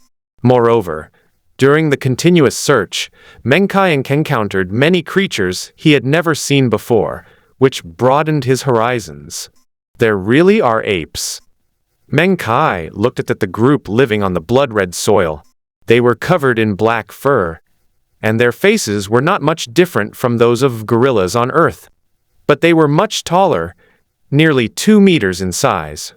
In addition, they knew how to use simple tools, making them powerful hunters in that area. They are not the best. There are many more creatures more powerful than these apes, and their lives are constantly threatened. After thinking it over, Meng Kai decided not to interfere with them now. He would wait until they encountered a crisis before intervening. After all, these apes were destined to become intelligent beings, and only they could lead civilization. Thinking of this, Meng Kai stopped paying attention to that place, only having Wu Qi memorize its coordinates. He then took out his notebook and recorded the events of the 7th day. Day 7. Life forms began to mature, and the entire continent of Wu Qi flourished. Intelligent beings began to emerge on this continent, and they would lead it towards the unknown. 7 days. Meng Kai looked at his records from the past few days and felt a slight jolt in his. Is it a coincidence? In Western mythology, God created the world in 7 days, and here, intelligent beings emerged in 7 days. Meng Kai flipped through his notebook again, muttering to himself. God created the world in 7 days, and isn't Meng Kai, to the creatures of this world, another kind of God? Meng Kai shook his head and smiled, dismissing this unrealistic idea. Even if he were God, he was a god who currently had no power and was more ordinary than others. Intelligent species have finally appeared. The next step is to gradually transform into more primitive humans. Meng Kai picked up the binoculars and looked towards the area where the apes were thriving. After observing for so long, it seemed that only one place where intelligent species lived had been discovered. Meng Kai looked around with his binoculars but did not find any other intelligent species. Right now, they only know how to use tools in a basic way, Meng Kai said, looking at the group of apes with black fur leaping around in the forest. But compared to other creatures, they have the highest level of intelligence. I hope you can successfully evolve into humans on this continent. Putting down the binoculars, Meng Kai seemed relieved, and ordered Wu Qi to keep a close eye on this group, making sure it wasn't wiped out by other powerful creatures. However, it is truly a wonderful world. Meng Kai was full of praise. This world is like the prehistoric era of the Earth, without so many traces of human intervention. Everything was naturally formed, and a sense of antiquity was overwhelming. Putting aside the dangers posed by the creatures in the witch pool world, it's truly a wonderful place to visit. Powerful dinosaur-like creatures roared through the forests, while packs of wolf-like animals hunted across the plains. On mountain peaks and cliffs, mighty aerial predators emitted sharp, metallic cries. In the ocean, colossal whale-like creatures opened their mouths and swallowed hundreds upon hundreds of smaller marine creatures. This is a powerful ancient biological paradise, and there will be no ice ages like those on Earth. Mass extinctions will never come here if Meng Kai doesn't want them to. These creatures will simply follow natural selection and survive, rather than going extinct due to sudden environmental changes. Not only animals, but also the plants in the witch pool world are tall and strangely shaped. Due to the energy of the witch pool, many plant life forms have mutated, no longer content with merely performing photosynthesis for growth, but instead using some animals as their food. Life forms similar to carnivorous plants on Earth are common in this land. They feed on flesh and blood, and one can easily fall into their traps without realizing it. This is a paradise for living things, fraught with great crises, but also brimming with great opportunities.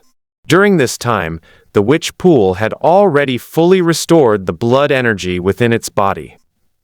As seen at the beginning, the entire witch pool was filled with blood-red energy.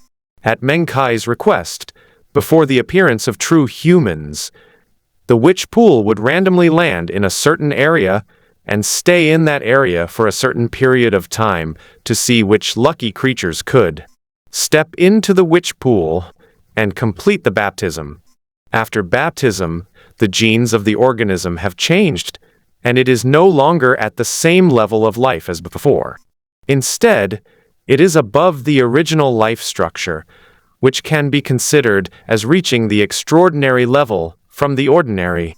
Although it is only at the first level of the extraordinary realm, it is still a rare and powerful force compared to ordinary life forms. Of course, the process of baptism in the witch pool is fraught with danger. Not every creature can withstand the baptism. Those who cannot become nourishment for the witch pool and perish permanently within it. This is a huge risk. Meng Kai saw many creatures step into the witch pool. but they couldn't even exhale a bubble before they died. Most creatures that enter the witch pool become its nourishment, while only a very small number successfully complete the baptism. This is not easy. It's important to understand that ordinary life forms and intelligent beings are not the same. Ordinary life forms possess very simple wisdom, and their will to undergo baptism is not firm. In contrast, intelligent beings possessing wisdom can actively suppress and endure the pain brought by this baptism. Therefore, less than 1 in 10,000 ordinary life forms complete baptism. However, difficulties also have their advantages. The more difficult the baptism, the more abundant the rewards will be after success. Difficulties and rewards are proportional.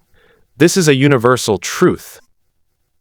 Up until now, Meng Kai has only seen one python-like creature complete its baptism and crawl out of it in a disheveled state. The python that emerged was quite different from the one before. Its scales shimmered with a dark red glow, and its entire body was more than twice the size of its original size. Its head was even more ferocious, and 2 bulging fleshy growths had appeared near its forehead. "This is the prelude to transforming into a dragon," Meng Kai exclaimed in astonishment. This snake completed a leap in its life level, and its life was forever changed. The first extraordinary species. Meng Kai looked at the snake that was resting there after hunting, and became interested.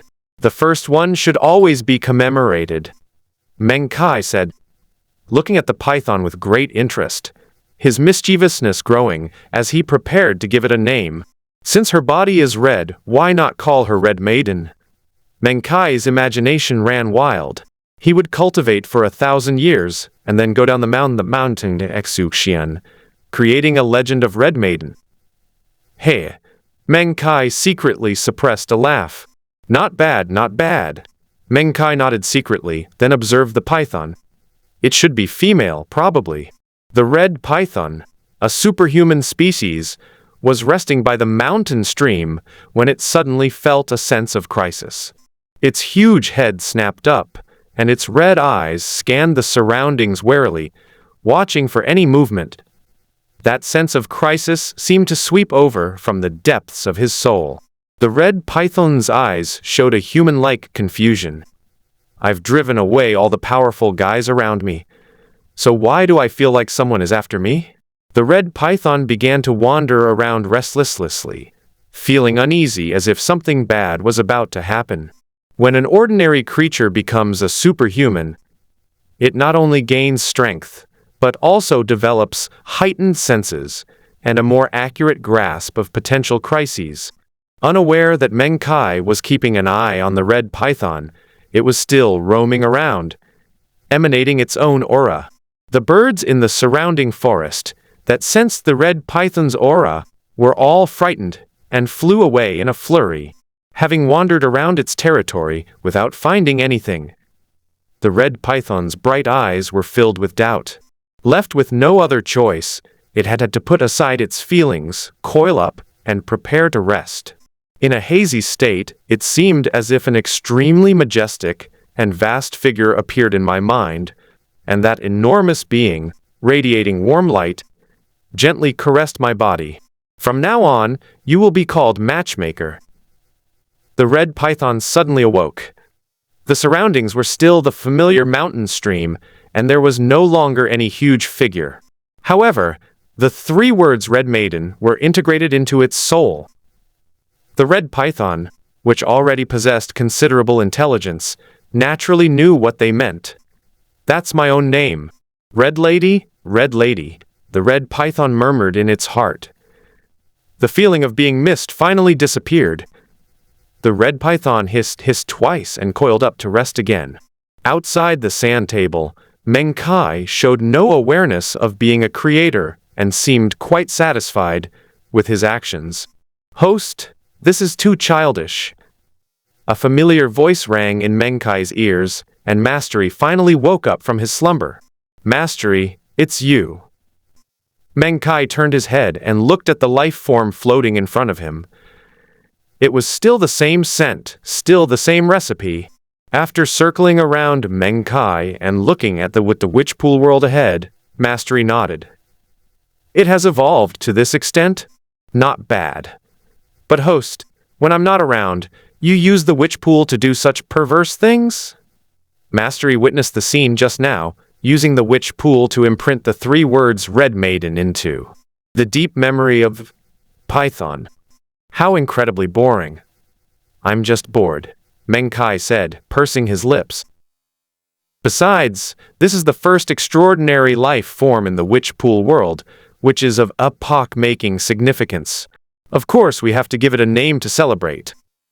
Then you gave it a weird name like Matchmaker. But it's a male python. Mastery's eyes revealed utter contempt. Meng Kai was a little embarrassed. Well, it's a male, haha. Well, since we've already given it a name, it's too much trouble to change it. Besides, this kind of name is the standard for pythons. After all, in this day and age, women prefer masculine names, and men like to wear women's clothing. What's wrong with a feminine name? Matchmaker. That's the name a male python should have. Mastery had an urge to go back to sleep. Seeing that Mastery's lips were twitching, Meng Kai kindly changed the subject. Mastery, is there any way for me to enter this world? What are you gonna do? The witch pool world has such a primitive feel to it. I want to go in and explore it to gather some material for next month's article. It's not like you can't watch while still sitting here. My body is too big, and looking through binoculars always feels like spying. It doesn't feel as real as experiencing it firsthand. Mastery started circling around Meng Kai again, making Meng Kai a little dizzy. Mastery, is there really no way? There are ways, of course, Mastery said calmly. I was just thinking about the idea you mentioned before about Earthlings using the witch pool to evolve. Maxriel, tired from floating, sat down on a stool and continued, since you can enter the witch pool world, others can too. I'm thinking about how to do it without causing panic among those who enter the pool world. Cause panic? Yes. Mastery seemed to have thought about the question for a long time. The witch pool world is almost the same as a real world to you, except that it is scaled down. Once others enter here, they will inevitably mention it when they go back. If your government finds out, they will lose the chance to develop peacefully. Besides, there are a lot of strange beasts here, and extraordinary humans will appear in the future. If other people suddenly enter this place, they won't naively think it's just a game, will they? Treat it as a game? Meng Kai was taken aback. After thinking for a moment, he suddenly clapped his hands, startling Mastery. What are you doing? Mister, is it possible for us to treat this world as a game? Mastery was taken aback when he saw the light shining in Meng Kai's eyes. Treat it as a game? Yes, Meng Kai stood up, took a few steps and continued. Actually, when you asked me to evolve civilization before, I did treat this space sandbox as a game, a kind of sandbox. Simulation game. For me, this sandbox simulation game is just running on its own. I'm just an observer, which reduces the fun a lot. That's why I wanted to name that Red Python before. Although it's a kind of perverse hobby, it did give me a sense of participation. If others treat it as a game world, the impact on reality will be minimized. Mastery? Meng Kai looked at the super life form, who was deep in thought, and continued. You said that there's a way for me to enter the witch pool world, so it's possible for other Earthlings to enter the witch pool world as well? That sounds pretty good. Mastery thought for a moment. The method you're describing is possible. The way I'll let you enter the witch pool world is to project your consciousness into a life form within the witch pool world. Your consciousness will take over that life form's body, thus making you a creature of the witch pool world. If it were someone else, they could do the same thing, but it would be more difficult. After all, when you possess another life form, you have to prevent the other life form from turning against you. Without me watching over it personally, there would be some danger. After hearing Mastery's words, Meng Kai couldn't help but ponder. Is it necessary to use a method similar to body possession? Is it possible for these people to evolve into an independent life form? Meng Kai asked Mastery, his eyes lighting up. Let the player's consciousness evolve in the witch pool world? Mastery laughed. You really dare to dream. What, is it not okay? Meng Kai asked nervously. Theoretically, it's possible. Mastery laughed. It's like an online game on Earth. I guide their consciousness into the witch pool ocean, and then begin to evolve. Once the evolution is complete, they can use their evolved bodies to adventure in the witch pool world. It's a really good idea. So, is it feasible? Meng Kai didn't know the rules involved, how difficult it was, or even if it was possible. It is certainly feasible. Mastery nodded. There are just a few details that need to be perfected. For example, players should try to evolve in the ocean as quickly as possible, and their consciousness can be attached to some easily evolving spores. Mastery considered this possibility, then asked Meng Kai, players can be guided by my consciousness to enter the application, but what happens to their evolved bodies after they log? Frips, do they have to re-evolve their bodies every time they come back in? That's too troublesome. Could we do it like this? Meng Kai scribbled on the paper, drawing a simple village structure. In the witch pool world, for example, near the coast in front of us, we can set up a place similar to a newbie village where time flows at the same rate as on Earth. Their evolved bodies can be stored in the newbie village, and when they log off and log back in, their consciousness can be directly guided into their previous bodies. What about those who aren't in the starting village? Mastery found this question amusing and continued to ask. We are not responsible for anything outside the starting village. Meng Kai didn't care about the players' personalities. Our witch pool world focuses on exploration and freedom. There are no quests or anything like that. These players can do whatever they want in there. Tisk! Mastery clicked his tongue. Would anyone still play like this? Meng Kai slightly. You haven't been on Earth for long, so you don't know. Our Earth gamers are notorious for their dedication and hard work. They're not afraid of challenging games. They're only afraid of games that aren't fun. The more challenging and hardcore the game, the happier they are, and the more they enjoy it. Meng Kai waved his hand again. Our witch pool world is 100% realistic, and it also has things like time, flow. How not attract them? Besides, in the early stages, we can set their activity range, just not too far from the newbie village. Once these players gradually grow stronger in the witch pool, we can open up more spacious areas for them step by step. Are we afraid they won't want to play?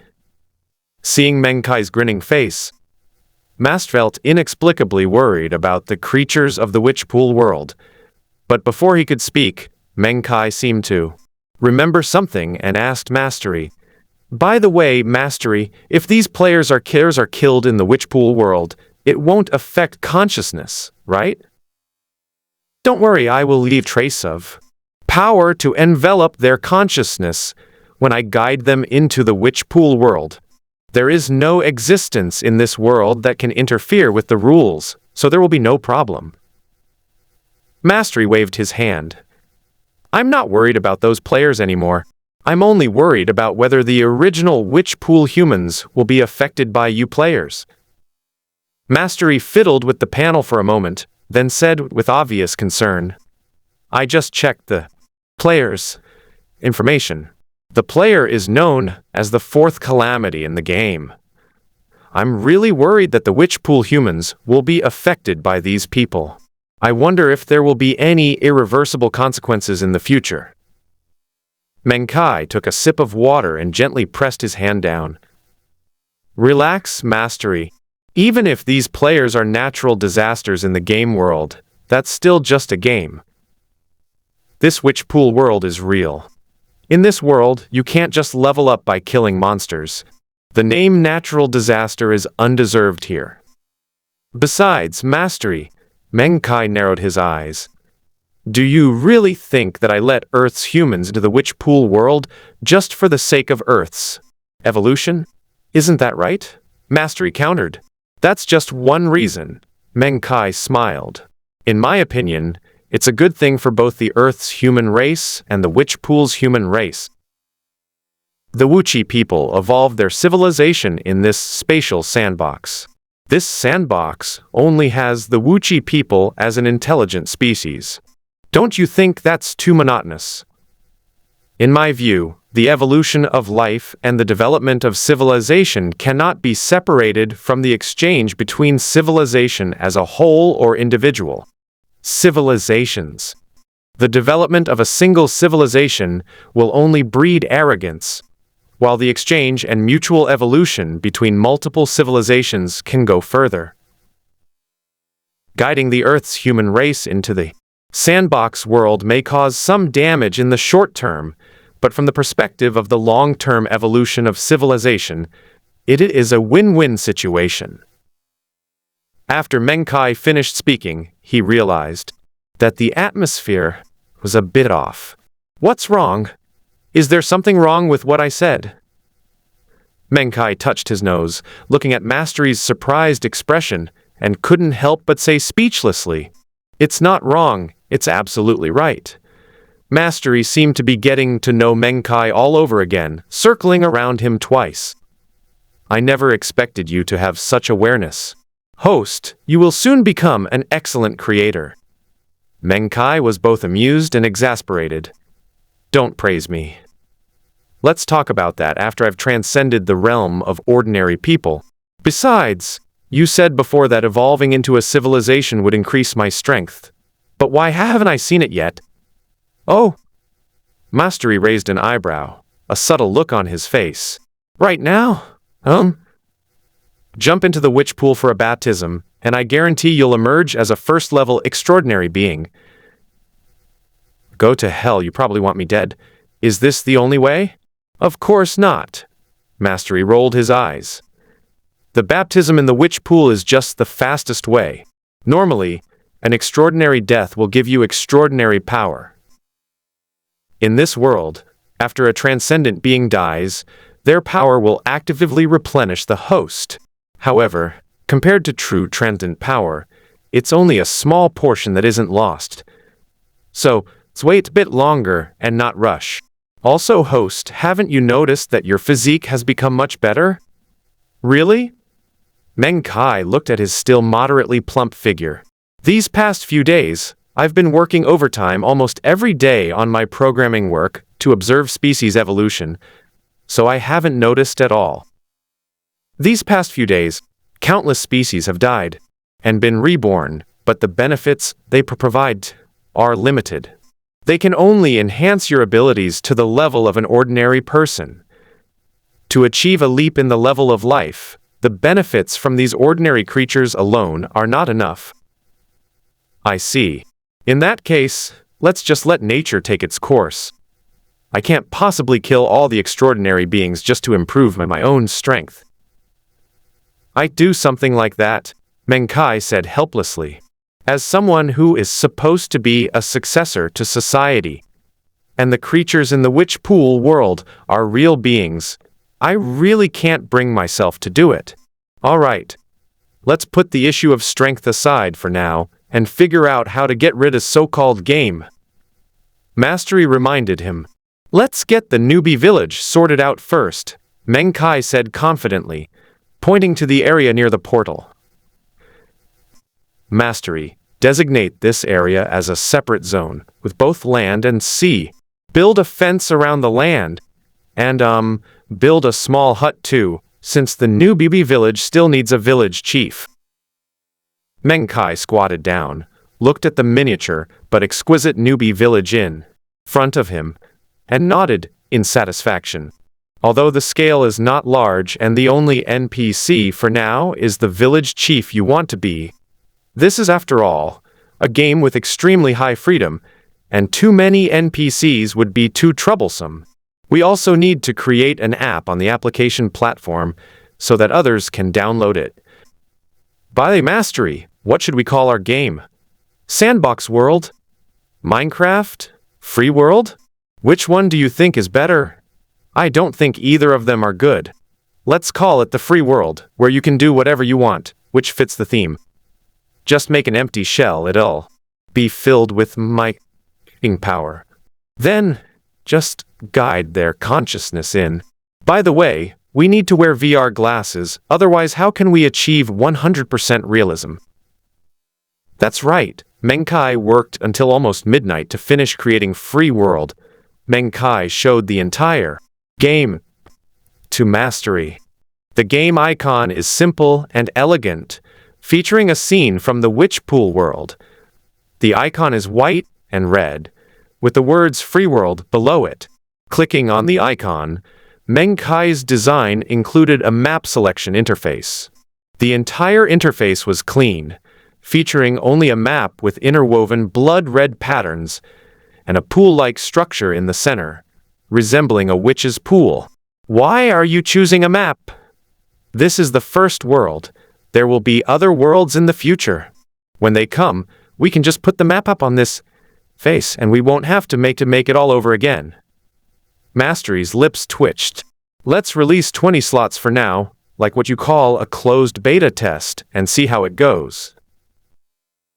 Meng Kai agreed with Mastery's suggestion, and after fiddling with it a bit more, he uploaded the app to the computer's application platform. Mastery had already placed his power inside, so when the download was complete and the app was opened, he could simply guide the person there. We'll just put Free World on the app platform and wait for others to download and start playing.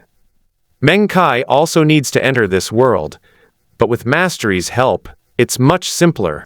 Li Tiaming is a college student in L City and a seasoned gamer. Now that he's a junior, while his classmates are either preparing for graduate school or looking for jobs, he's the only one who spends all his time playing games in his dorm room. Q, why do you stay in your dorm playing games all day? Don't ask, he's just a rich kid. Li Tiaming put down the mouse, his hands trembling slightly.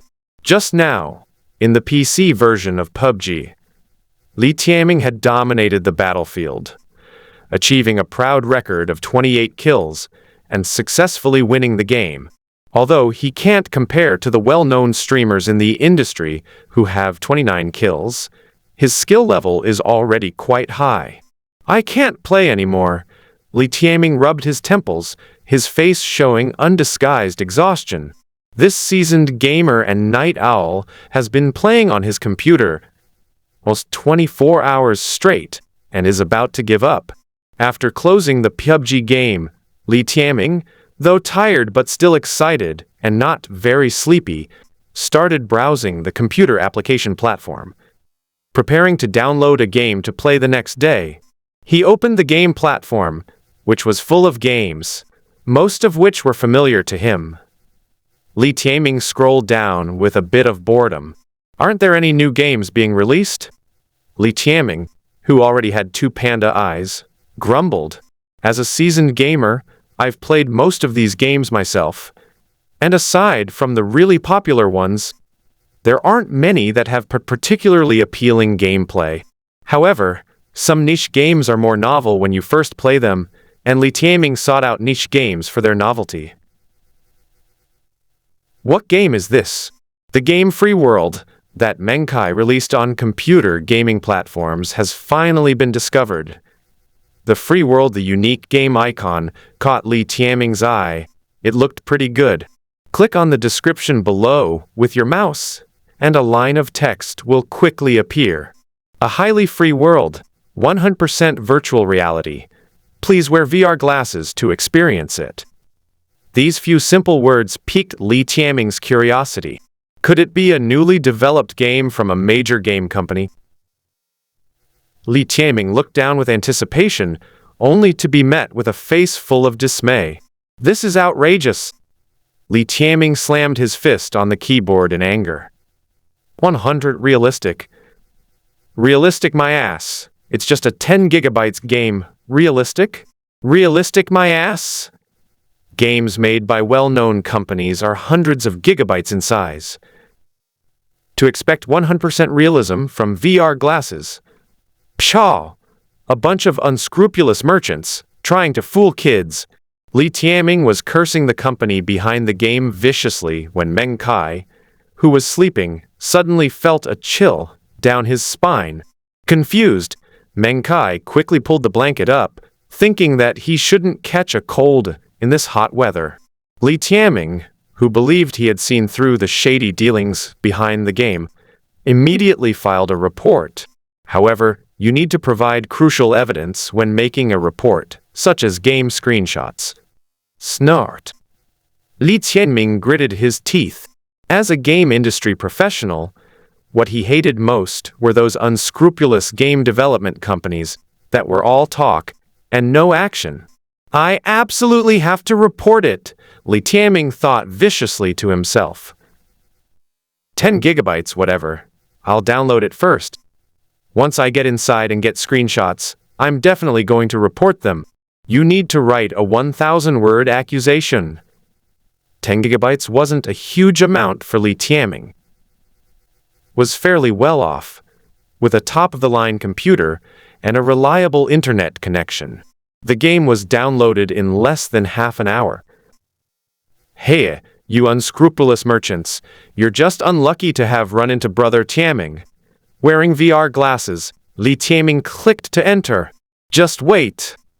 Li Tianming had already prepared the screenshot function.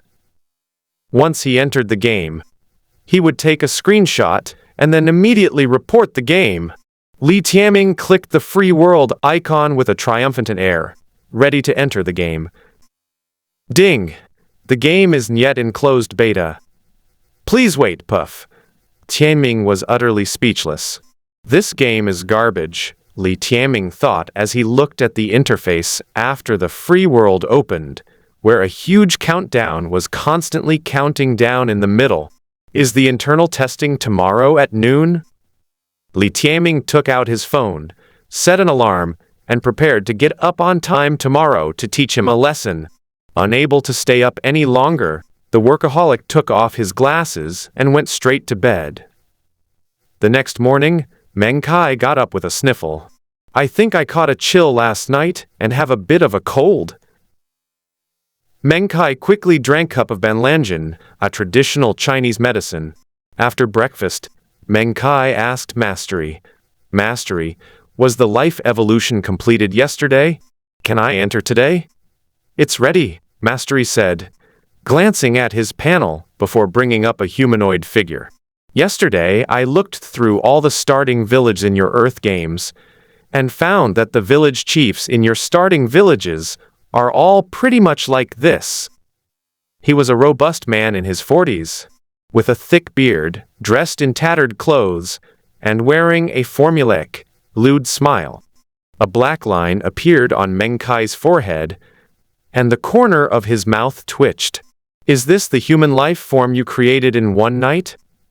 Yes, Mastery nodded. According to my research, this form best matches the image of the village chief. This isn't the village chief at all. This is clearly Uncle Li, from the blacksmith shop next door. Can it be adjusted? Meng Kai asked with his last glimmer of hope. No. Mastery's answer was firm. Fine, Meng Kai said, reclining on the sofa, resigned to his fate. All right. Now guide your consciousness there. Mastery was eager to try, his face showing some excitement. Something's fishy. Meng Kai looked at Mastery suspiciously. Are you up to something in the witch pool world? Meng Kai was starting to have second thoughts about going inside. No. Mastery shook his head immediately, his tone leaving no room for doubt. Seeing that Meng Kai was still looking at him with a puzzled expression, Mastery quickly said, Host, you're the village chief of the newbie village. If you don't go in and prepare, the game's beta test will begin soon. Suppressing his suspicions, Meng Kai nodded. Whatever tricks they had up their sleeves, they wouldn't dare frame him, would they? "Let me in," Meng Kai said to Mastery. "All right." Mastery waved his hand, and a milky white light enveloped Meng Kai. A phantom figure emerged from Meng Kai's body and flew towards the world of the Witch Pool World's beginner village. It sounds slow, but it only takes a moment. After a moment of disorientation, Meng Kai realized that the scene before him had changed. Meng Kai shook his head, his consciousness gradually returning. Before him was no longer his familiar living room, but a sandy beach tinged with a dark red, and in front of him stretched an endless sea. White clouds drifted across the sky, and the clear blue sky was a sight to behold. Meng Kai took a deep breath, feeling as if air several times purer than that earth was being inhaled into his lungs, which he then slowly exhaled. Cool! This kind of pure, unpolluted air is something you can't buy even if you have money, let alone Meng Kai who doesn't have any. Moreover, breathing in this kind of air, the energy of the witch pool, contained within it subtly alters the vitality of the cells in one's body. It may not be enough to make one 100, but it will definitely have some benefits. The creatures of the witch pool world have undergone countless generations of reproduction and evolution to become prehistoric behemoths under the influence of the witch pool's air energy. In the short term, the witch pool's energy will not have much of an effect. Meng Kai circled around and found himself right in the newly built beginner village. The entire beginner village was about 100 meters long and wide, with a few small thatched huts scattered around. In front of the beginner village was the ocean, and the two were seamlessly connected. After players evolved life in the ocean, they could climb out of the ocean and go directly to the beginner village. It's worth mentioning that the player's evolution limit in the ocean isn't just vertebrates. Under Mastery's modifications, this ocean can even evolve into human form. Of course, evolution isn't limited to the ocean. It can occur throughout the entire starting village. The time flow in the starting village is roughly 1 hour to 12 hours compared to the real world. However, the adjustment of the time flow is still insufficient. Mastery has also specially altered the genetic morphology of these player spores to make evolution faster. What might have taken tens of thousands of years for a crustacean to evolve into a vertebrate can now be done in just a few hours in the village and its territorial waters. Meng Kai took a few steps forward and found no resistance. This was not possession, but rather the cultivation of a soulless individual. It was like a newly renovated house, which Meng Kai could move into without any resistance. Meng Kai walked to the seaside and looked at his reflection in the water. Sure enough, a middle-aged man with a stubble beard appeared before his eyes. Not only that, but above the unshaven uncle's head was a line of bright green letters that read, "I am the village chief." This is unbearable. Meng Kai's face darkened. Mastery, get that green hat off my head right now. Ring ring, ring ring, the alarm clock, which was enough to make anyone's nerves ache, kept ringing. Li Tianming, who had been cultivating immortality until midnight last night, rubbed his eyes warily and picked up his phone. "It's 11:30 already," Li Tianming muttered, speaking in a way that was incomprehensible to anyone.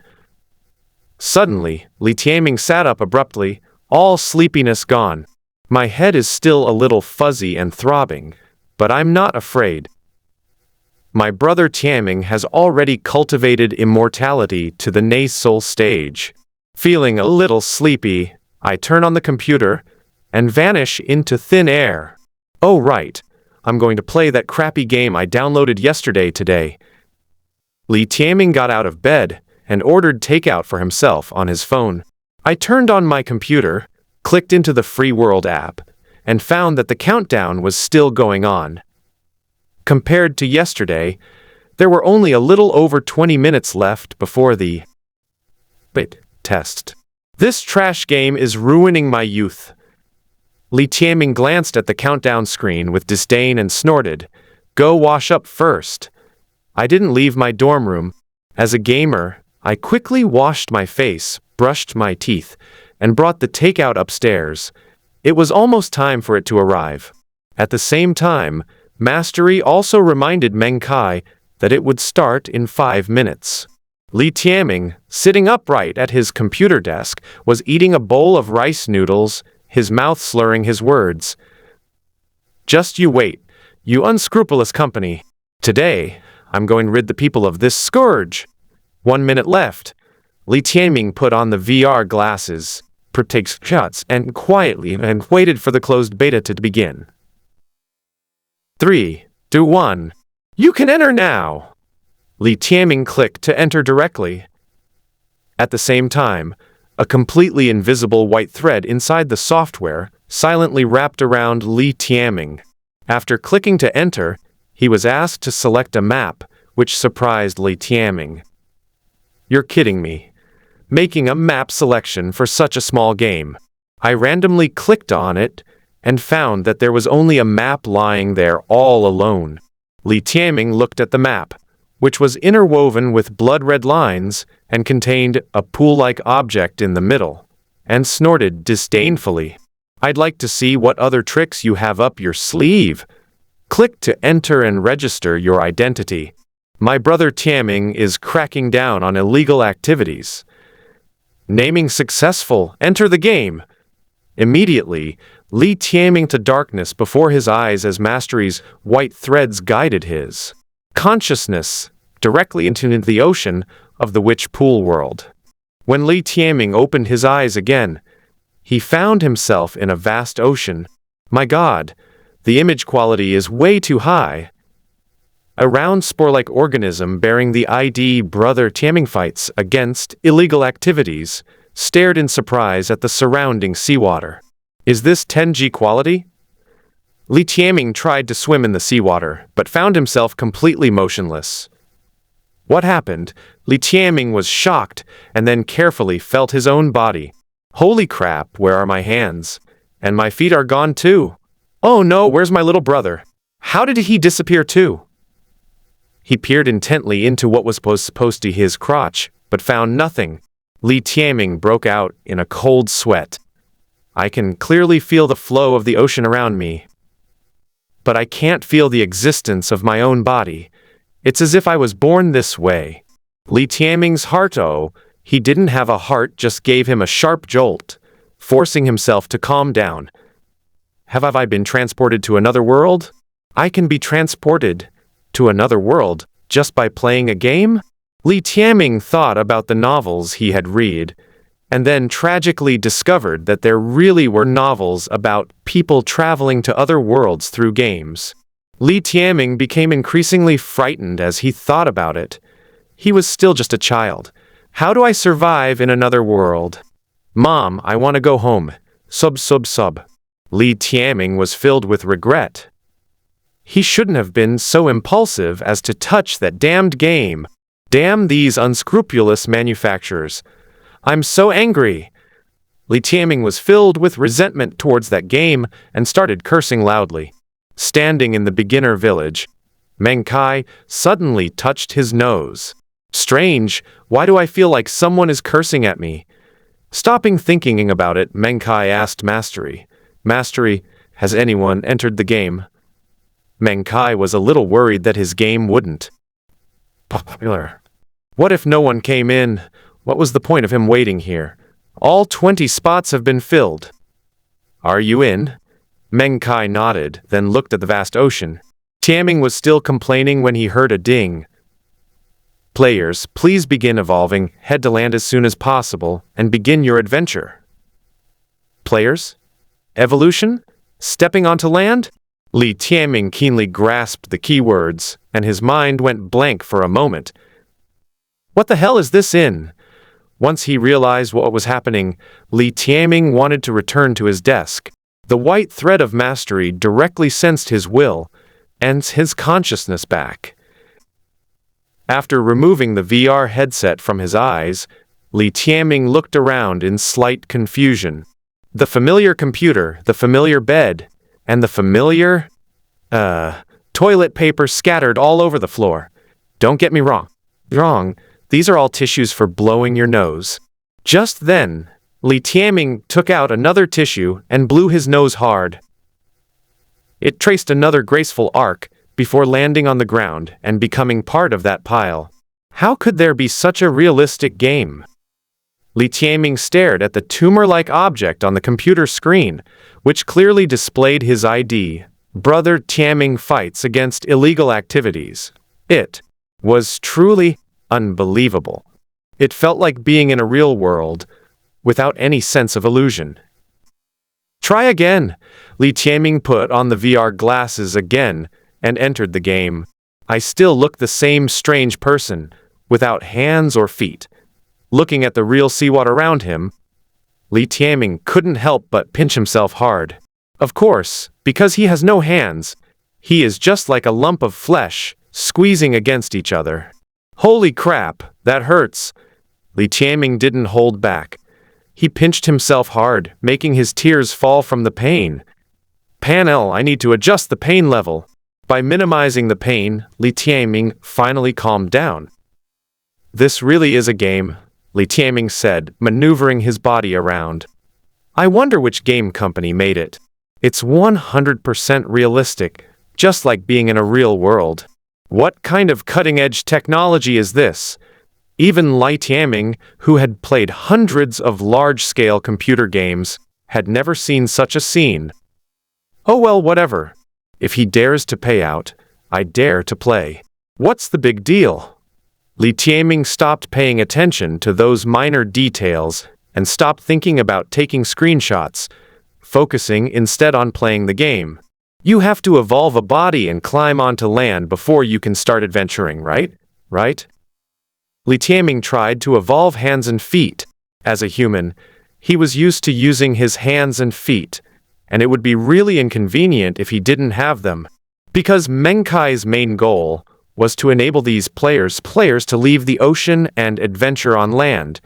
He didn't leave any large marine creatures in the ocean in order to help them evolve as quickly as possible. Li Tianming controlled his sporophyte to drift around in the ocean, swallowing small plankton directly. He carefully avoided larger organisms that he couldn't eat at the moment. There's really no other way. If I were to be eaten by other creatures, I don't know if I could continue.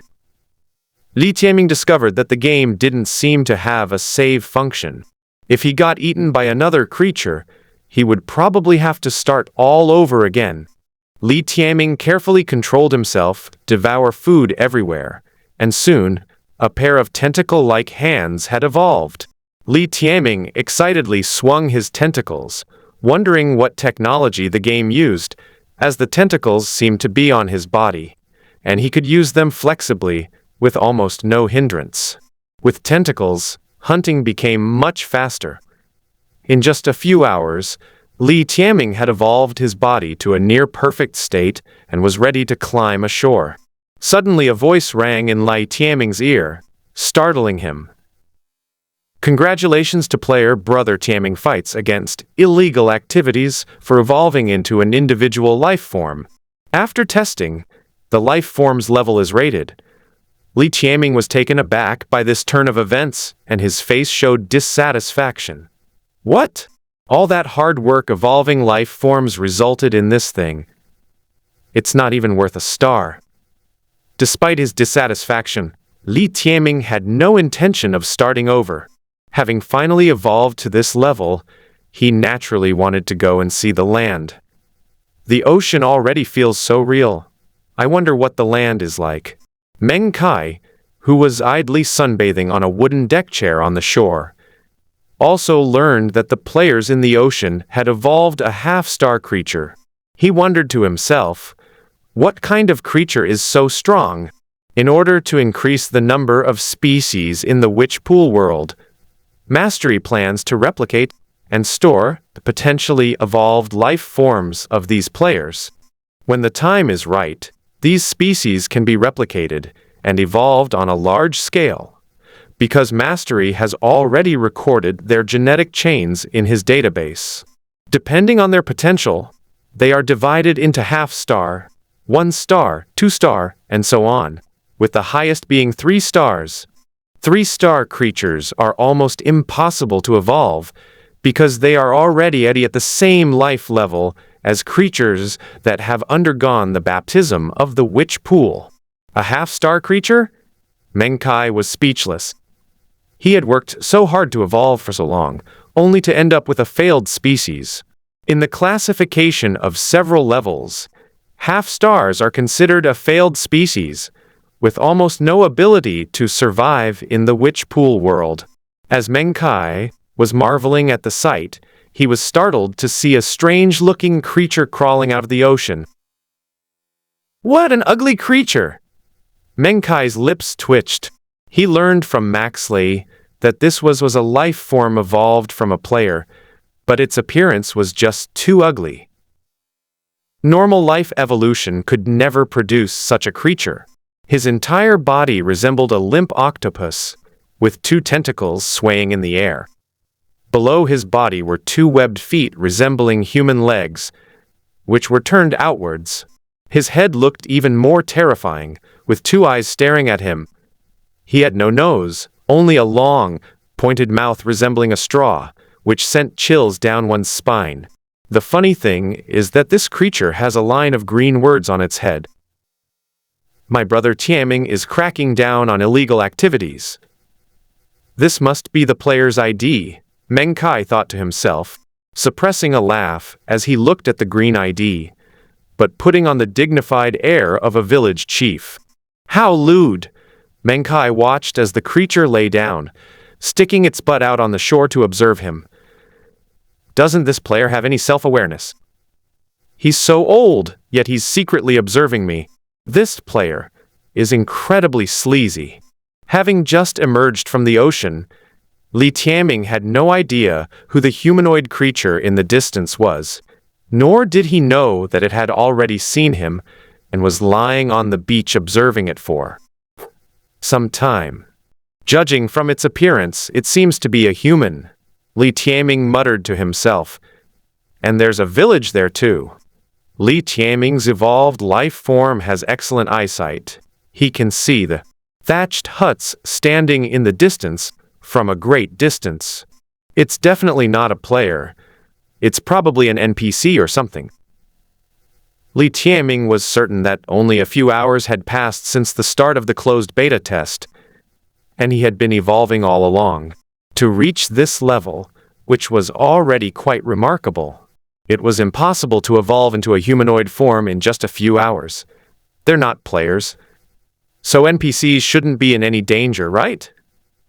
Li Tianming thought to himself. The strange creature with its rear end sticking out lay there, observing for a long time.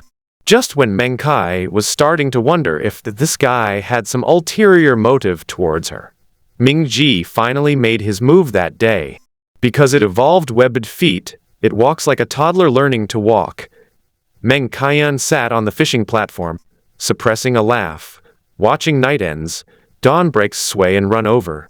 As expected of a newbie village, Tianming's lips twitched as he looked at the tiny characters on the stone tablet outside the fence. It's written so tiny, who can read it? It seemed that the unkempt middle-aged man was indeed an NPC. Li Tianming no longer hesitated and walked straight toward Meng Kai. Meng Kai held his breath and stood still as a creature that looked like an alien monster ran straight toward him. The scene was too beautiful to bear. Li Tianming walked up to Meng Kai and stopped. His slender mouthparts writhed, and a sharp sound came from them. Are you the village chief? Meng Kai suppressed his discomfort, glancing at the top of Li Tianming's head, his tone indifferent. I am the village chief of the beginner village. Li Tianming watched as the guy opposite him kept glancing at the top of his head without moving, and thought to himself, this village chief is such a show-off. Is this what they call being arrogant and haughty? However, no matter what he was thinking, Li Tianming didn't show it. Moreover, Given Li Tianming's evolved life form, it would be extremely difficult for him to express such an expression. His entire face was already quite terrifying. As Li Tianming was pondering this, Meng Kai slowly spoke. Back in the day, when Meng Zhu created the heavens and earth, it took 10,000 years for this world to evolve. Tianming couldn't help but get excited as he listened to Meng Kai's boasting. It's here. Is this the start of a mission announcement? Meng Kai's eyes were fixed on Li Tianming's ID above his head, so he didn't notice the latter's excitement and continued. Ancestor Meng created this world and gave rise to all things. There are countless living beings within it, but Ancestor Meng has no time to explore it. Therefore, he summoned the chosen ones from beyond the realm to enter this world and explore it. Is Meng Zhu really that amazing? He's the pioneer of this world, Li Tianming thought to himself. It's equivalent to the status of Pangu, the great god in Chinese mythology. Li Tianming listened carefully. As a professional gamer, he knew that the information he gleaned from the NPCs' snippets conversation would be extremely helpful in the later stages of the game. This game is called Free World, so it should have gameplay mechanics like free exploration. Whether it's fun or not depends on how attractive the map is. If it's big and interesting, it will naturally be very fun. Meng Kai didn't care what he was thinking and kept talking to himself. Chosen one, will you uphold the will of the ancestor and venture out to explore? Of course we'll go out and explore, Li Tianming said without hesitation. Oh, what a brave life! Meng Kai's beard trembled, while the man inside him, Mastery, was practically laughing hysterically. Meng Kai's expression was serious. He wanted to touch Li Tianming's head and give him a warning, but after glancing at him briefly, he noticed that there was something like seaweed on the latter's head, which was slippery and disgusting, so he gave up on this dangerous idea. Li Tianming saw Meng Kai extend his hand, as if to shake hands. Is this some kind of intelligent system? Even the NPCs are so polite? Li Tianming couldn't help but feel a pang of guilt for misunderstanding the game before. This is a great game. I was thinking of reporting it before, but now I can only say, it's so good. Thinking of this, Li Tianming no longer hesitated and grabbed Meng Kai's outstretched hand. This NPC village chief is quite a character. Seeing that I didn't reach out, he actually tried to put his hand back, completely disregarding the fact that I had embarrassed him. Such people are rarely seen in society now. As Li Tianming thought to himself, he controlled his two wet tentacles to grab Meng Kai's hand and shake it. Meng Kai was dumbfounded. What are you doing? Meng Kai stared blankly as his hand was entangled by those two disgusting tentacles, swaying back and forth, and what's more, the thing looked guilty. Good heavens, what's going on? Have I been out of touch with society for so long that all the young people here are so good at having fun? Meng Kai tried desperately to reach back, but found that the creature's tentacles were getting tighter and tighter. Hey, Meng Kai's smile was wooden. It took him a lot of effort to pull his hand back, only to find to his dismay that his hand was covered in a slippery lid, which was white. To be honest, it was a bit disgusting. How dare you make me feel so disgusted? Meng Kai is starting to hold a grudge in his little notebook. Dude! Have you ever seen a fist as big as a bucket? He casually wiped himself on his clothes without making a sound and smiled at Li Tianming again. But that smile made the latter's anus tighten. What was this sudden, chilly feeling? Screw you! Meng Kai threw a punch at Li Tianming, but masterly covered his fist with a layer of rule power, and with one punch, Li Tianming flew out. He pulled back his fist and stood still. The figure that was knocked away landed directly outside the newbie village, and by sheer coincidence, got stuck in a tree. What the hell? Li Tianming was completely dumbfounded. One second the village chief was all smiles and welcoming, and the next second he was sent flying. Does leaving the starting village mean you have to be punched out by the village chief? Li Tianming hung limply on the tree, lost in deep thought. This player's thought process is obviously abnormal. As soon as it got ashore, it bent over and lay there observing itself. Then it ran up to me, grabbed my hand with its tentacles, and shook it. Is this the thought process of a normal gamer? Meng Kai shook his head and sat down again on the rattan chair at the village entrance. The wind is gentle and the clouds are light. The sky is high and the sea is vast. Although Meng Kai had been gazing at the sky and the ocean for a long time, he still couldn't get tired of it. This is life. Meng Kai groaned comfortably. In this situation, Meng Kai shook his head, and mastery flew out of Meng Kai's body and sat on Meng Kai's lap. I'm going to recite a poem. Mastery, listen carefully. You can even recite poetry. Mastery's face was full of doubt. He had done his research and was deeply impressed by the cultural treasures of ancient Chinese poetry. Even with his powerful computing ability, it was very difficult to create a good poem. As for the host's poetry recitation, well, tsk. Tish, looking down on me? Meng Kai glanced at Mastery sideways. Listen up. The ocean is all water.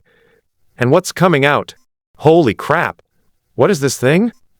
Mastery, who was listening intently to the poem, looked at it with disdain. I told you couldn't do it. You just like to show off. What a pretentious weirdo. Following Meng Kai's gaze, Maester looked ahead, and another strange-looking creature emerging from the shallow sea. It looks like a fish, but what's special is that its entire body is covered with hands, not fins. Meng Kai looked at this life, speechless. What kind of bizarre life form is this? Its entire body is covered in hands, and what's amazing is that each hand has 5 fingers. Just how much does it value hands? Isn't it afraid that people with trypophobia will punch it if they see it? What a special group of players, Meng Kai murmured. These players really surprised Meng Kai a lot. Such a bizarre species could never evolve into a life form like this in the witch pool world. With so many hands, how would it hunt? How would it live? Even if you use these hands to run, you still won't run fast. What's this level of life like? Is it worth collecting? This life form has no collectible value, Mastery said, speechless. He had never seen such a creature in the entire universe or among all civilizations. Upon testing, this creature's life level is only half-star, and it has almost no ability to compete with other species. The thousand-handed monster walked straight ashore and saw Meng Kai's. A delighted smile appeared on his face as he asked Meng Kai a question. Looking at this quirky player with the ID Amazing Baby, Meng Kai repeated what he had said before. This time there was no physical contact. After the introduction, Amazing Baby walked excitedly out of the newbie village. Meng Kai slumped in his chair, his face filled with despair. I want to see what other bizarre life forms there are. Sure enough, what followed were creatures resembling fishmen. A combination of a chicken's head and tentacles, long snake-like creatures crawling around on the ground, and short-legged creatures with bellies. Meng Kai had witnessed the creativity of the players. If enough lives were allowed to enter the witch pool world, they could turn the entire witch pool world upside down. Of course, not all players have evolved a qualified life form to enter the witch pool world. There are also 4 or 5 players who are diligently evolving their life forms in the ocean. Their life forms are too low level, less than half a star, and they can't leave the ocean at all. Not only players who failed to evolve into viable life forms, but also some players who provoked larger life forms during their ocean evolution, which directly ate their spore bodies. Han Lei is that kind of player. I'm not playing anymore. What a trash game. You have to evolve again after you die. Han Lei angrily took off his glasses and looked at the scene on the computer screen where he was being swallowed by a fish-like creature. He couldn't help but feel heartbroken. It has evolved 3 or 4 times, and each time it has been swallowed up. That's outrageous. I'm never playing this trash game again. Han Lei was indignant. After sitting for a while, Han Lei rubbed his chin. How about another round? What if we successfully evolve? I haven't even seen what land looks like yet. One more round, one more round. Han Lei showed no trace of his previous anger, put on the VR glasses again, and entered the game. 5 minutes later, on the computer screen, a player with the ID, not the 3 live stone, was swallowed by a giant fish once again. Ah! Han Lei couldn't take it anymore, grabbing his hair and howling to the sky. What are you yelling about? Can't you just play the game properly? A burly man with tattoos was staring at Han Lei. Han Lei suddenly shut his mouth, having forgotten that he was in an internet cafe. If you keep yelling like that, just get out of here, the internet cafe manager warned. Okay. After a series of nods like a chick pecking at rice, Han Lei put his glasses back on and continued his adventures in the ocean. Several players who haven't made it ashore are still struggling to evolve in the ocean. Players who had already landed were now gathered outside the starting village. A dozen or so people were secretly discussing something behind a big tree. Brothers, thank you all for saving my life. If there's anything I, Tiaming, can do for you in the future, I'll do it even if it costs me my life. This young man, full of youthful idealism, was none other than Lai Tiaming. He had been punched into a tree branch by Meng Kai and hung there for a long time, before being rescued by the other players who had come ashore. Upon hearing Li Tiaming's childish words, the atmosphere paused awkwardly for a moment. Unable to bear the awkward atmosphere, the fish-like being spoke up. I'm not the older brother, I'm a younger sister. The atmosphere suddenly became even more awkward. Ahem. All right. We're all players. Helping each other is only natural. No need for thanks. The snake-like creature swimming on the ground spoke up to lighten the mood when it sensed things were going. Yes. Everyone just entered the land and was fighting crime. How did you end up on top of us? Hearing this, Li Tiaming got angry. He originally thought this was the way to leave the newbie village, but he didn't expect that the players after him would leave the village gate openly and legitimately. This infuriated Li Tiaming. That village chief again. I don't know why, but he punched me out of there. Li Tiaming looked annoyed and continued. That village chief actually beat me up without asking any questions. I'm definitely going to get revenge. That's a game NPC, Pokemon asked. How do you plan to get revenge? Li Tiaming sneered. Isn't this game supposed to have an off-the-charts level of freedom, where anything is possible? Let's explore this world first, and we'll eventually find a way to deal with the village chief. When that happens, I'll whip him 100 times with my tentacles. As it spoke, its 2 tentacles swayed, as if the real village chief was begging for mercy under the whip. Everyone tacitly took a step back. This guy is a bit of a weirdo, stay away from him. Meng Kai, who was secretly listening to these guys talking from a distance, smiled slightly. You want to whip? With your tentacle whip? I'll remember that. Meng Kai took out his notebook and made a note of it, adding Brother Tiaming, who fights illegal activities, to his blacklist. You'll regret this later. Mastery thought to himself. You call him a pervert and a creep, but you were just eavesdropping on their conversation.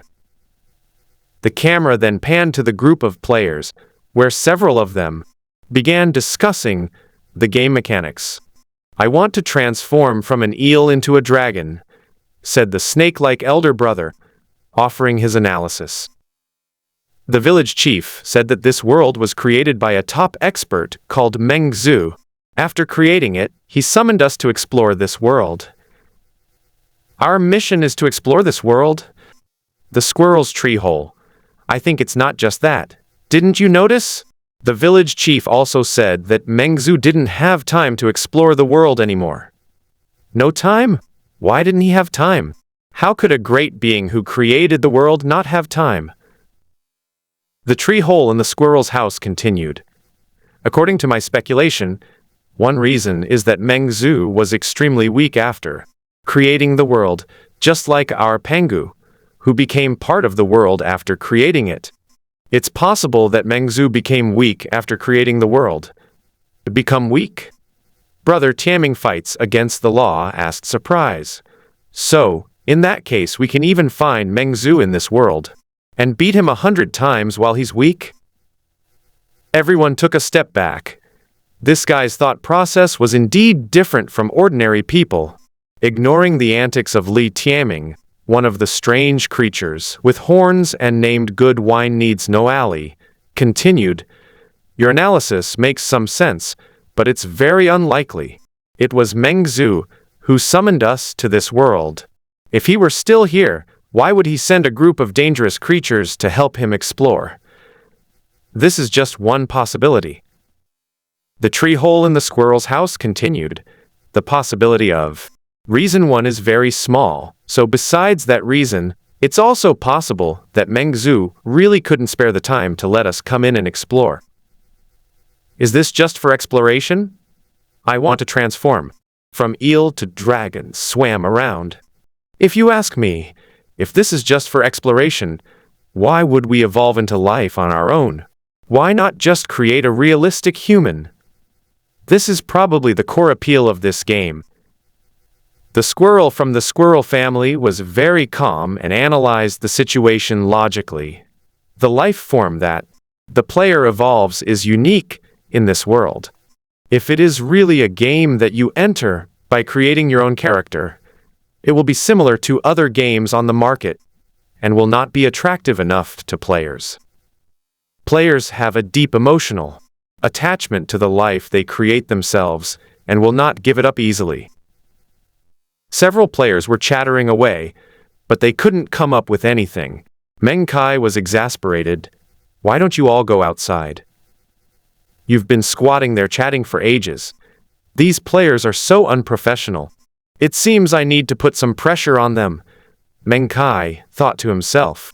Seeing Meng Kai's subtle expression, Master Li couldn't help but mutter, "Trying to mess with someone again." Meng Kai smiled slightly. As the village chief of the newbie village, of course he had to give these players the best gaming experience. Meng Kai secretly used Mastery's energy to lure a 2-meter-tall carnivorous flower from a distance. Those players were still unaware that some unscrupulous village chief wanted to give them the best gaming experience, and were still seriously discussing it. So, like in some other world, if you want to get rich, you have to chop down trees first? I'm afraid there might be some strange creatures after nightfall. We still don't know if there's any danger here. I feel there must be danger, otherwise it would be too unintentional to just be exploring. A group of people were making random analyses, and they were even talking good game about it. Meng Kai was speechless for a moment. What a bunch of talented people! Despite the high degree of freedom and the lack of missions, these players seem to have a screw loose, their minds filled with conspiracy theories. Suddenly, the group stopped talking. What's going on? Why are you all looking at me? Li Tiaming was listening intently to this group of gaming experts' rambling analysis when he noticed that everyone's face was turned towards him. Li Tiaming touched his handsome face and asked with a smile, "What's going on? Am I really that handsome as an evolved being?" Everyone was speechless. The merman girl was kind enough to point behind Li Tiaming, her fins flapping wildly, her voice distorted with fear. Behind you, there's something behind you." Something? Li Tiaming flailed his tentacles and turned to look behind him. Upon closer inspection, A giant carnivorous flower was seen with its mouth wide open, drool dripping from it onto the ground. Rows of sharp teeth were opening and closing, and its eyes were gleaming as it stared at Li Tiaming. "My God!" Li Tiaming howled, his legs trembling. This wasn't the cute man-eating flower from the game, but a real, snarling ancient creature. Those with legs quickly ran far away, and those that could slide didn't hesitate to swim away. Even the thousand-handed monster hurriedly fled from Li Tiaming's vicinity. Li Tiaming was so frightened he dared not accept the compliment. The man-eating flower seemed to have locked on to Li Tiaming, its huge face revealing a human-like mocking expression. "Use your tentacles to whip it," someone suggested to Li Tiaming. "Yes, give it 100 lashes," someone added. With a mournful face, Li Tiaming looked down at the man-eating flower, hardened his heart, raised his tentacles, and reached out towards the flower. Then, I touched it gently. The man-eating flower, feeling provoked, opened its massive maw and swallowed the stunned Li Tiaming whole. Click, click. The carnivorous plant chewed on the body with satisfaction, making a crunching sound. Seeing how ferocious the man-eating flower, the others quickly left, no longer caring about Li Tiaming who was being eaten. "You are dead. Start over." Li Tiaming weakly took off his glasses, his heart filled with resentment. That flower head was so big and realistic. I almost thought I was really being eaten. We'd barely set foot on land, hadn't even had a chance to play around, and we were already eaten. That's outrageous. Is this kind of game even meant to be played? Li Tiaming was speechless. Seeing that it was still early, he decided to play another game. "I refuse to believe this game is so grindy." Li Tiaming immediately took action, put his glasses back on, and re-entered the game. The other players were terrified when they saw Li Tiaming being eaten. The blood was gushing out, and there was no attempt to censor it. It was so realistic. How did this game get approved? Several timid players quickly ran back to the starting village, while a few bolder players, unafraid, ran to the side of the man-eating flower, intending to deal with it. The Murloc girl belonged to the timid group and was trembling with fear in the newbie village. Meng Kai, who was in the beginner village, was also astonished. He hadn't expected it to be so bloody. It seemed that minors should be banned from playing this game. This is still in the primitive, wild era. So many dangers are normal, Mastery said calmly, watching the show. Looking at the group of people who were secretly planning to strike the man-eating flower with a club, Meng Kai asked, "Can they succeed?" "Impossible." Mastery glanced sideways.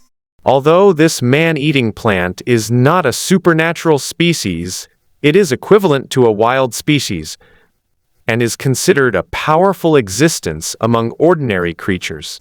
These half-star life forms simply cannot defeat it. This is like trying to kill a level 30+ boss in an online game on Earth right after you've left beginner's area. How is that even possible? Meng Kai nodded. Sure enough, those few daring players took some wooden sticks and went around to knock on the man-eating flower. But the flower swallowed them all one by one. It's so bloody, but so much fun. There are quite a few players who get excited the more they are beaten. It seems the man-eating plant is a bit too powerful, ruining the game experience too much, Meng Kai muttered. It's all your fault for attracting the carnivorous plants here. Mastery rolled his eyes. Let's throw it back. If it stays here any longer, the players won't dare to go out. Meng Kai looked at the remaining 5 people with a somewhat speechless expression and said to Mastery, "Aren't you going to show some skill?" Meng Kai raised an eyebrow. "Then how about giving it a try? Pretentious jerk, really bad at it." Ignoring Mastery's disdainful look, "If you don't act like a teenager when you should, and don't show off when you should, what's the difference between you and a salted fish?" This guy completely forgot that he had just mocked Li Tianming for being a chunibyu, a person with delusions of grandeur. The village chief, with a weathered face and a story to tell, strolled leisurely to the entrance of the newbie village, where a group of novice players stood trembling in fear. Seeing that no one was paying attention to him, Meng Kai twice on purpose. Sure enough, someone looked in their direction. "Hey, isn't that the NPC village chief? What's he doing here?" The merman girl looked at Meng Kai, who exuded the air of a master, and couldn't help but whisper, "Gentlemen, this village chief seems quite formidable. Why don't we ask him to drive away this carnivorous plant?" Everyone turned to look at Meng Kai, then immediately turned away, and the squirrel's tree hole warned the fish woman. "Miss, you can tell you don't play games much. The village chiefs in these newbie villages are all noobs. When there's danger, they just give us players some tasks. They're so weak themselves. Let's not count on him. Quick, let's get away from him so he doesn't send us to our deaths." The other players responded with "aha," and then distanced themselves from Meng Kai. The merman girl seemed to understand, but she nodded emphatically and quickly jotted it down in her notebook. These were the golden words of the gaming veterans, which she would definitely use in the future. Hearing these words from the side, Meng Kai's lips twitched. Seeing those people put several meters between themselves and him, black lines appeared on his forehead. "How dare you call this village chief a noob?" "Humph." Meng Kai gritted his teeth. Another name had been added to his little notebook. It seemed he would have to give him more enjoyable gaming experiences in the upcoming games. Mastery then delivered another blow. Actually, what they said isn't wrong. Without my help, the village chief would indeed be a complete weakling right now. We can't have fun anymore, Mastery. You're siding with outsiders. I took 2 deep breaths. These players are naive and haven't seen much of the world. Don't bother with them. Don't bother with them. I'm easygoing and don't care. Here's a hint for these clueless players. Meng Kai walked alongside them, deliberately adopting an attitude of "I'm very strong. Come and beg me." The others became alert upon seeing this. The squirrel in the tree hole murmured softly, "The NPCs in this game are a bit too intelligent." Seeing the others turn their heads with puzzled looks, the squirrel in the tree hole coughed lightly and began to explain. "I've seen this situation many times. The village chief deliberately walks up to the player and then deliberately looks worried, just to get the player to solve his problem. Our strength is so low. Even if we accept this task, we will be wiped out by that man eating flour in no time. So I say, this game is deliberately trying to trick us and send us to our deaths." "Ah," everyone suddenly realized. "It's how it is." Then a wave of air washed over me. What a ruthless game. We've just crawled out of the ocean, haven't even really seen much of the land, and a man-eating plant has appeared blocking our way. Is this some kind of game designed to wipe us all out? Ugh, trash game. Thinking of this, everyone looked at Meng Kai with even more hostility. This village chief looked haggard and utterly sleazy. He was clearly not a good person. Stay away from him. Stay away from him. The merman girl looked at the tree hole in the squirrel's house with even more admiration. Look, this is a gaming master. He can tell what the NPCs are up to with just a glance. It seems that I still have a lot to learn. This is all from gaming experience. The squirrel's tree hole didn't receive any adoring glances from the merman girl. Of course, it wasn't that he wasn't interested in beautiful women. It's just that the merman girl's eyes evolved to be small, that you couldn't see her expression at all. After listening to the analysis from the squirrel's tree hole, Meng Kai almost spat out a mouthful of blood. Masters was laughing so hard he was rolling on the floor. This is insane! They don't play by the rules at all. This squirrel is quite something. With one move, it completely misled everyone. Meng Kai looked up to the sky and sighed. Truly, true friends are hard to find. Why is it so hard to show off when you just want to? Don't you see, in other novels, the protagonist can just make a move, and everyone else will immediately kneel down and call him boss. How can there be a protagonist who is worse off than himself? Having come to this point, Meng Kai was somewhat disheartened. He decided to let it go, knowing he could tolerate such mortals and wouldn't bother with them. After thinking it over, Meng Kai put his hands behind his back, looked up at the sky and let out a long roar, the sound of which startled the others. Seeing that Meng Kai was acting strangely, the fishman turned to the squirrel's tree hole and asked, "Boss, what's the village chief howling like a wolf at the door?" The squirrel in the tree hole paused, then fell silent, before saying uncertainly, perhaps none of us wanted to help him, so he just let out a sigh of relief. Still feeling resentful? What a load of rubbish! Meng Kai glared at the latter fiercely, which startled the squirrel in the tree hole, causing it to shrink its neck. "Look, look! The village chief glared at me, because we didn't help him. It seems he's holding a grudge against us." While the squirrel in the tree hole was still making nonsensical analyses, Meng Kai had no more intention of showing off. He simply waved his hand, turned around and went back, slamming the door to the newbie village shut behind him. "I'm not only going to close it, I'm gonna weld the car door. The village gate locked up. Nobody's coming back." The man-eating flower with its gaping maw in the distance was blown away by Meng Kai with a single wave of his hand, leaving not a single petal behind. Everyone was stunned. After a short while, the merman girl said softly, "Why does this village chief seem so powerful?" "Who can argue with that?"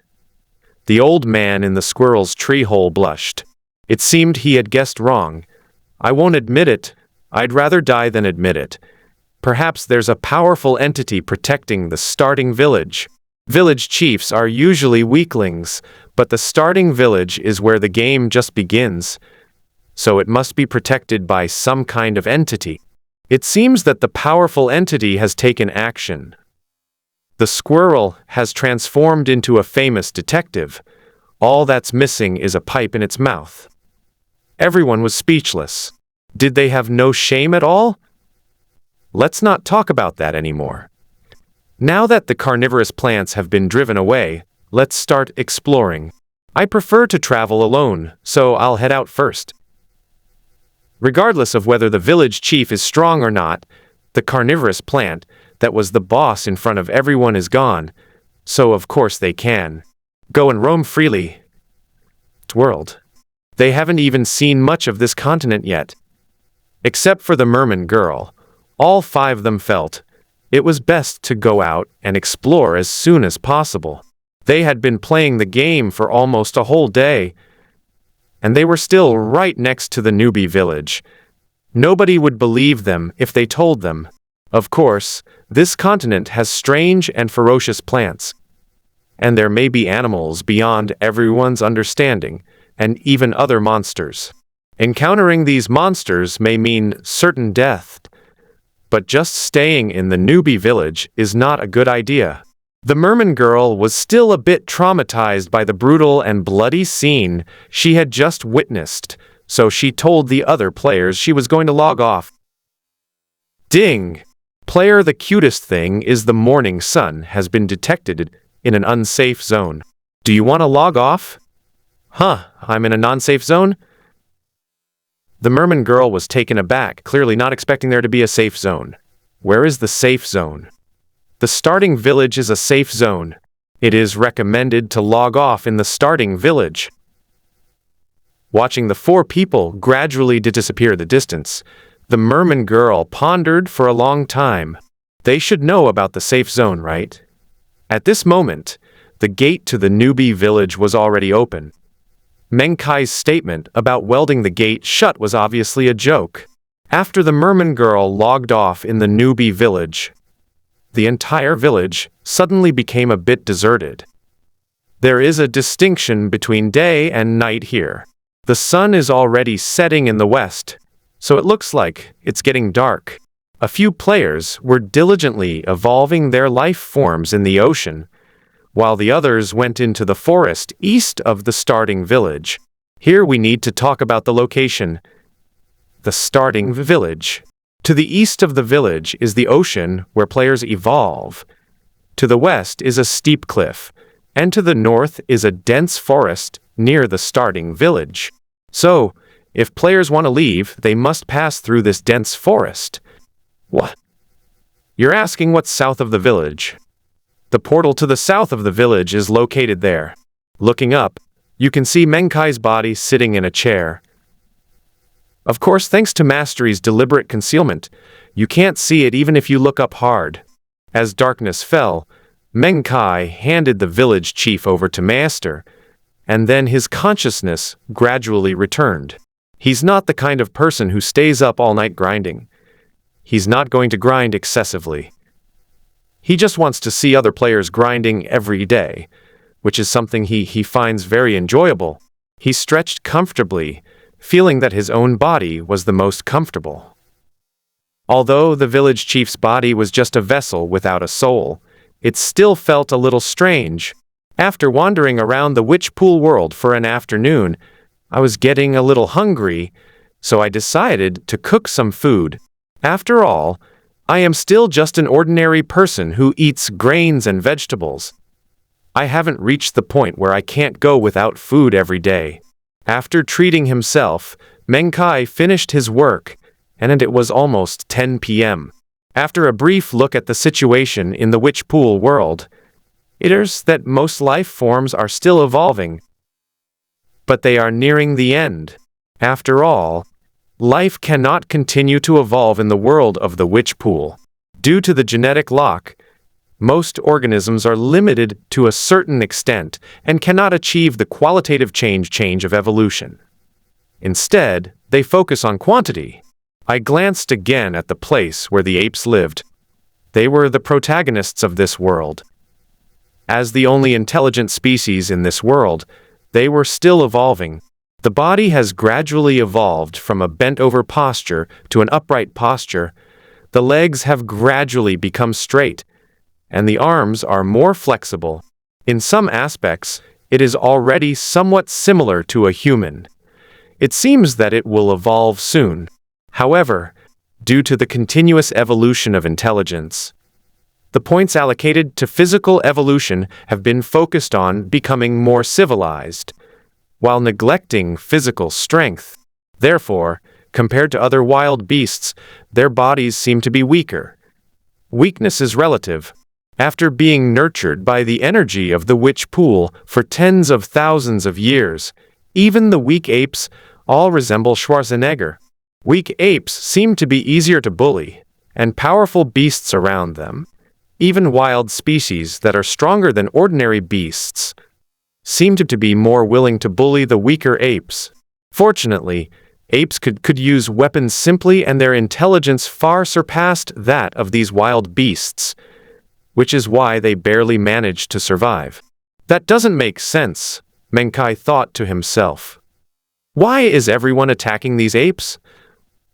Is it simply because they possess the destiny and fortune of heaven and earth? The ape-like intelligent species, who had been bullied so much, seemed very unlucky, at least in Meng Kai's eyes. Wild beasts bullied them, as did the wild races. Fortunately, the number of powerful, extraordinary beings who had been baptized by the witch pool was still relatively small. As of now, there was only Red Maiden, or rather, a python. Should we occasionally open the witch pool to them? Meng Kai felt a pang of pity and asked Mastery. Wuchi flew across the entire land, landing wherever it landed temporarily, but so far, it has not reached the land of the apes. Perhaps some ape-men could survive until the end of the baptism? Even if there were only one, the situation of the ape-man population would be much better at this time. We cannot open up to them yet, Maestri said seriously. They are different from other unintelligent species. They possess intelligence now, but they have not undergone brutal trials. Once they gain power, these ape men will become uncontrollable, which will not be conducive to their continued evolution.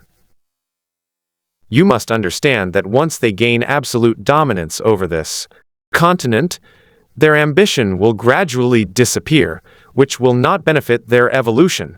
The witch pool baptism should at least wait until they begin to resemble the rudiments of a human race. That's true. Meng Kai nodded in agreement, saying, "It was I who lost my composure a bit. Life evolution cannot be achieved overnight. It requires a certain amount of time and a certain environment to continuously change the species, so that the species always maintains its forward vitality and always knows how to respect nature and respect life. As we all know, the destruction of various endangered species and habitats on Earth today is a result of human arrogance and pride." Thinking of this, Meng Kai felt relieved. As long as the species doesn't face extinction, it's always good to have more trials and tribulations. Besides observing the ape-man population, Meng Kai also wanted to check out the beginner village. Several life forms there had already completed their evolution and reached the coast, but most of them were half-star life forms, and 1-star and 2-star life forms had not yet appeared. The evolution of life is not something that can be achieved casually. Without professional biological knowledge as a foundation, plus a little bit of luck, the level of life's evolution will definitely not be very high. These players have virtually no knowledge of biology. They're always thinking about playing games and grinding away every night. How could they possibly evolve into advanced life forms? It seems we need to expand the number of players in the future. After all, bringing these people into the game is not just for evolving life, but more importantly, for them to be changed in the witch pool world. After their consciousness was guided into the witch pool world, the energy of the witch pool was constantly changing them. The effects were not yet visible in the short term, but playing in the free world for a long time would definitely bring surprises. The evolution of advanced life forms is merely a byproduct. It's better if they exist, but it doesn't really matter if they don't. Expanding the player base will be imperative in the future. Meng Kai glanced at them a few more times, then left the players to fend for themselves. "I'm going to sleep now." Ignoring the players who were cultivating immortality, Meng Kai went to sleep. The next morning, Meng Kai ate breakfast while browsing game forums, looking for inspiration to make the core gameplay of the free world more interesting and playable. But as he browsed, Meng Kai almost spat out his soy milk. This is a post that's quite popular, and the key point is that these words are clearly written on it. These trashy games are just a bait-and-switch tactic. What is the bottom line for online games? To Meng Kai's great surprise, the post clearly displayed his game's icon. Is this an insult to the free world itself? Opening it casually, you'll find that the building has already reached hundreds of floors. King Xin Guayu, original poster. The internet is so corrupt these days. How dare they release such garbage games? They're clearly exploiting us players. At Game Association at China Online Game Alliance at TX Game Review Platform, I'm a cat. What's going on? Why are you criticizing this game so directly? I think the icon is actually quite well made. Serious face. The bus to kindergarten. The person upstairs really has no sense of perspective. Do they only look at the game icon when playing a game? Funny above the clouds. Otherwise, where do I look? I usually just look at the game icons. If I like them, I play them. If I don't, I quit eating popcorn. Please call me Han Tiaojiao. The person upstairs is obviously a newbie. This game is clearly a scam. Look at how big this game is. Long live Demisha. I agree with the comment above. a mere 10 gigabytes of memory, yet they shamelessly claim it's 100% real. This game company must have been kicked in the head by a donkey, Doge dog, drinking a glass of water for half a day. Has anyone been inside and played there? Come out and tell me. Milk fluctuation moment. I haven't played it, so I don't know. I'm just an observer. Soaring through the clouds, a troll arrives. OP, do you have any evidence? If not, step aside. I'm about to start arguing. Peppa Pig. The person upstairs is awesome. Sorry. This is the cyber police. You troll, don't run away. I've been chasing you all this way. As I soared through the clouds, a troll came to meet me. Holy crap, what do you think you're doing? I'm a man. Don't even think about getting gay. My favorite husky. The comments above have all led the thread astray. I strongly request that the thread be straightened out. The hammer that Thor saw. Has anyone played this? Just take a screenshot, report it, and you're done. Kinksin Guayu up. I originally wanted to join the evidence collection and reporting effort, but I found that the quota was full. Now I can only bump this post up so that those beta testers can see it, take a screenshot, and throw all these bad games into the trash. The post gained hundreds of replies in just a few minutes, making Meng Kai's lips twitch. What the hell? Made the game 10 gigabytes, so what? Did I eat your rice or your chicken? Is it really necessary to rant and rave about a game like this? I'm the only one in the entire game company, so everyone's cursing me? Meng Kai endured the heartache and continued scrolling down, discovering that most people were just bystanders.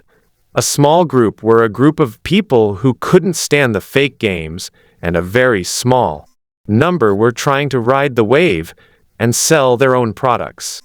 Despite all the talk and criticism, these people have been discussing for ages, yet not a single one of them has posted a screenshot of the game. It seems like none of them have actually played it. What? You mean where are those who played the game? Need I say more? I started playing games first thing this morning, okay? Isn't it better to evolve life in the ocean? Isn't it better to see the scenery of another world on land? Who has time to ramble on like this? Meng Kai continued flipping through the pages and discovered there really was such a thing. It's that merman girl. They even have the same ID. Nothing is cuter than the morning sun. She's the only one who has time to argue with the pure faction here. The original poster, Qingxin Xiaoyu, says, boycott these trash games, and may the companies behind them go bankrupt. I've eaten more food than you've eaten rice. Unscrupulous manufacturers. Cunning as devils, brothers, let's continue the fight. Mengnu is not Salenti.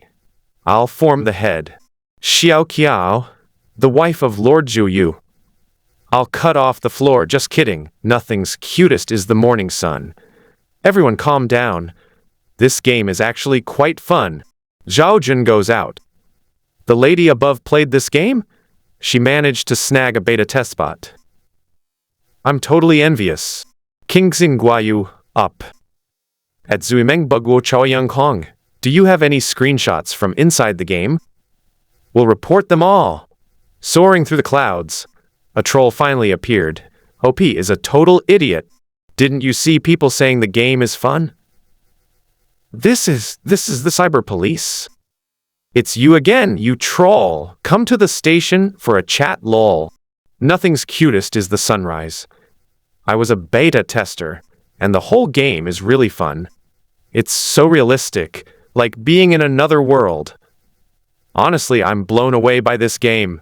Drinking a glass of water for half a day. Is it really fun? To be honest, I'm currently experiencing a gaming drought and want to find a fun game. Could you elaborate? Please call me Han Chiao Chiao. 10 gigabytes, and 100% real, don't believe it. That Sunrise Rai is a shill. Trust me, I'm a professional. The original poster, Qingxing Guayu, said, this is solid evidence. They can't even find someone with a brain to lie to. Their IQ is too low. The cutest thing is that Cheo Yanghong didn't say anything more, and the whole floor was occupied by the pure stream people, who said the game was trash and bad, but no one posted any screenshots. Meng Kai calmed down by now. Pshaw, what's the big deal? It's just an online war of words. It's just that my game was unfortunately targeted. Instead of anger, I continued scrolling down with a spectator's mentality. The comment that nothing is cutest than the morning sun was quickly drowned out by criticism, and those wavering netizens gradually began to switch to the criticism camp.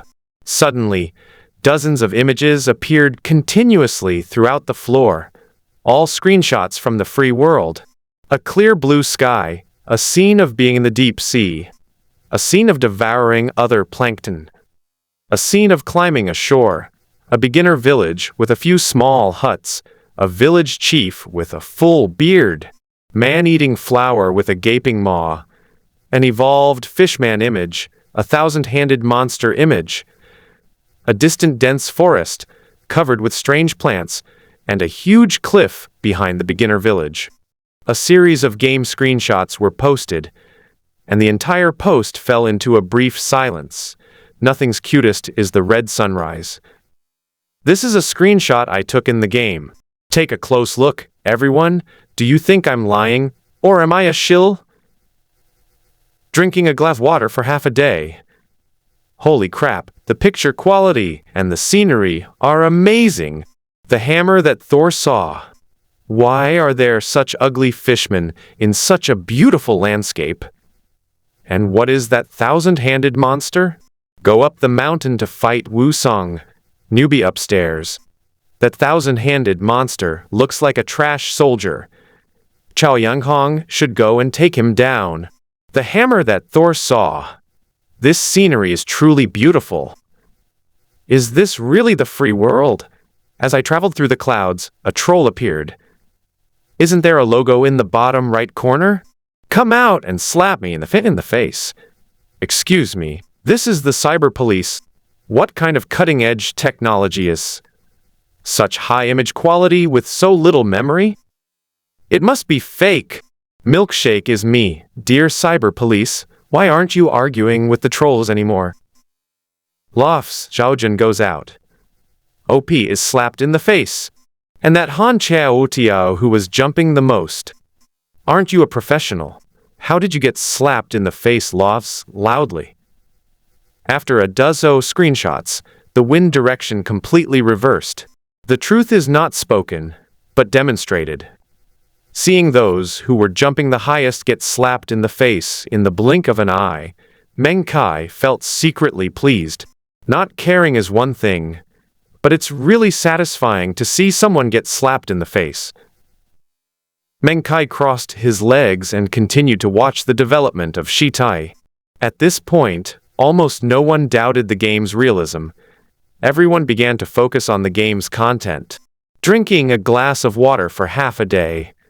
Please, fellow beta testers, could you please give me a proper introduction to this game? Why are there such strange creatures? What kind of game is this? Want to play it too? Soaring through the clouds, a pedantic person appeared.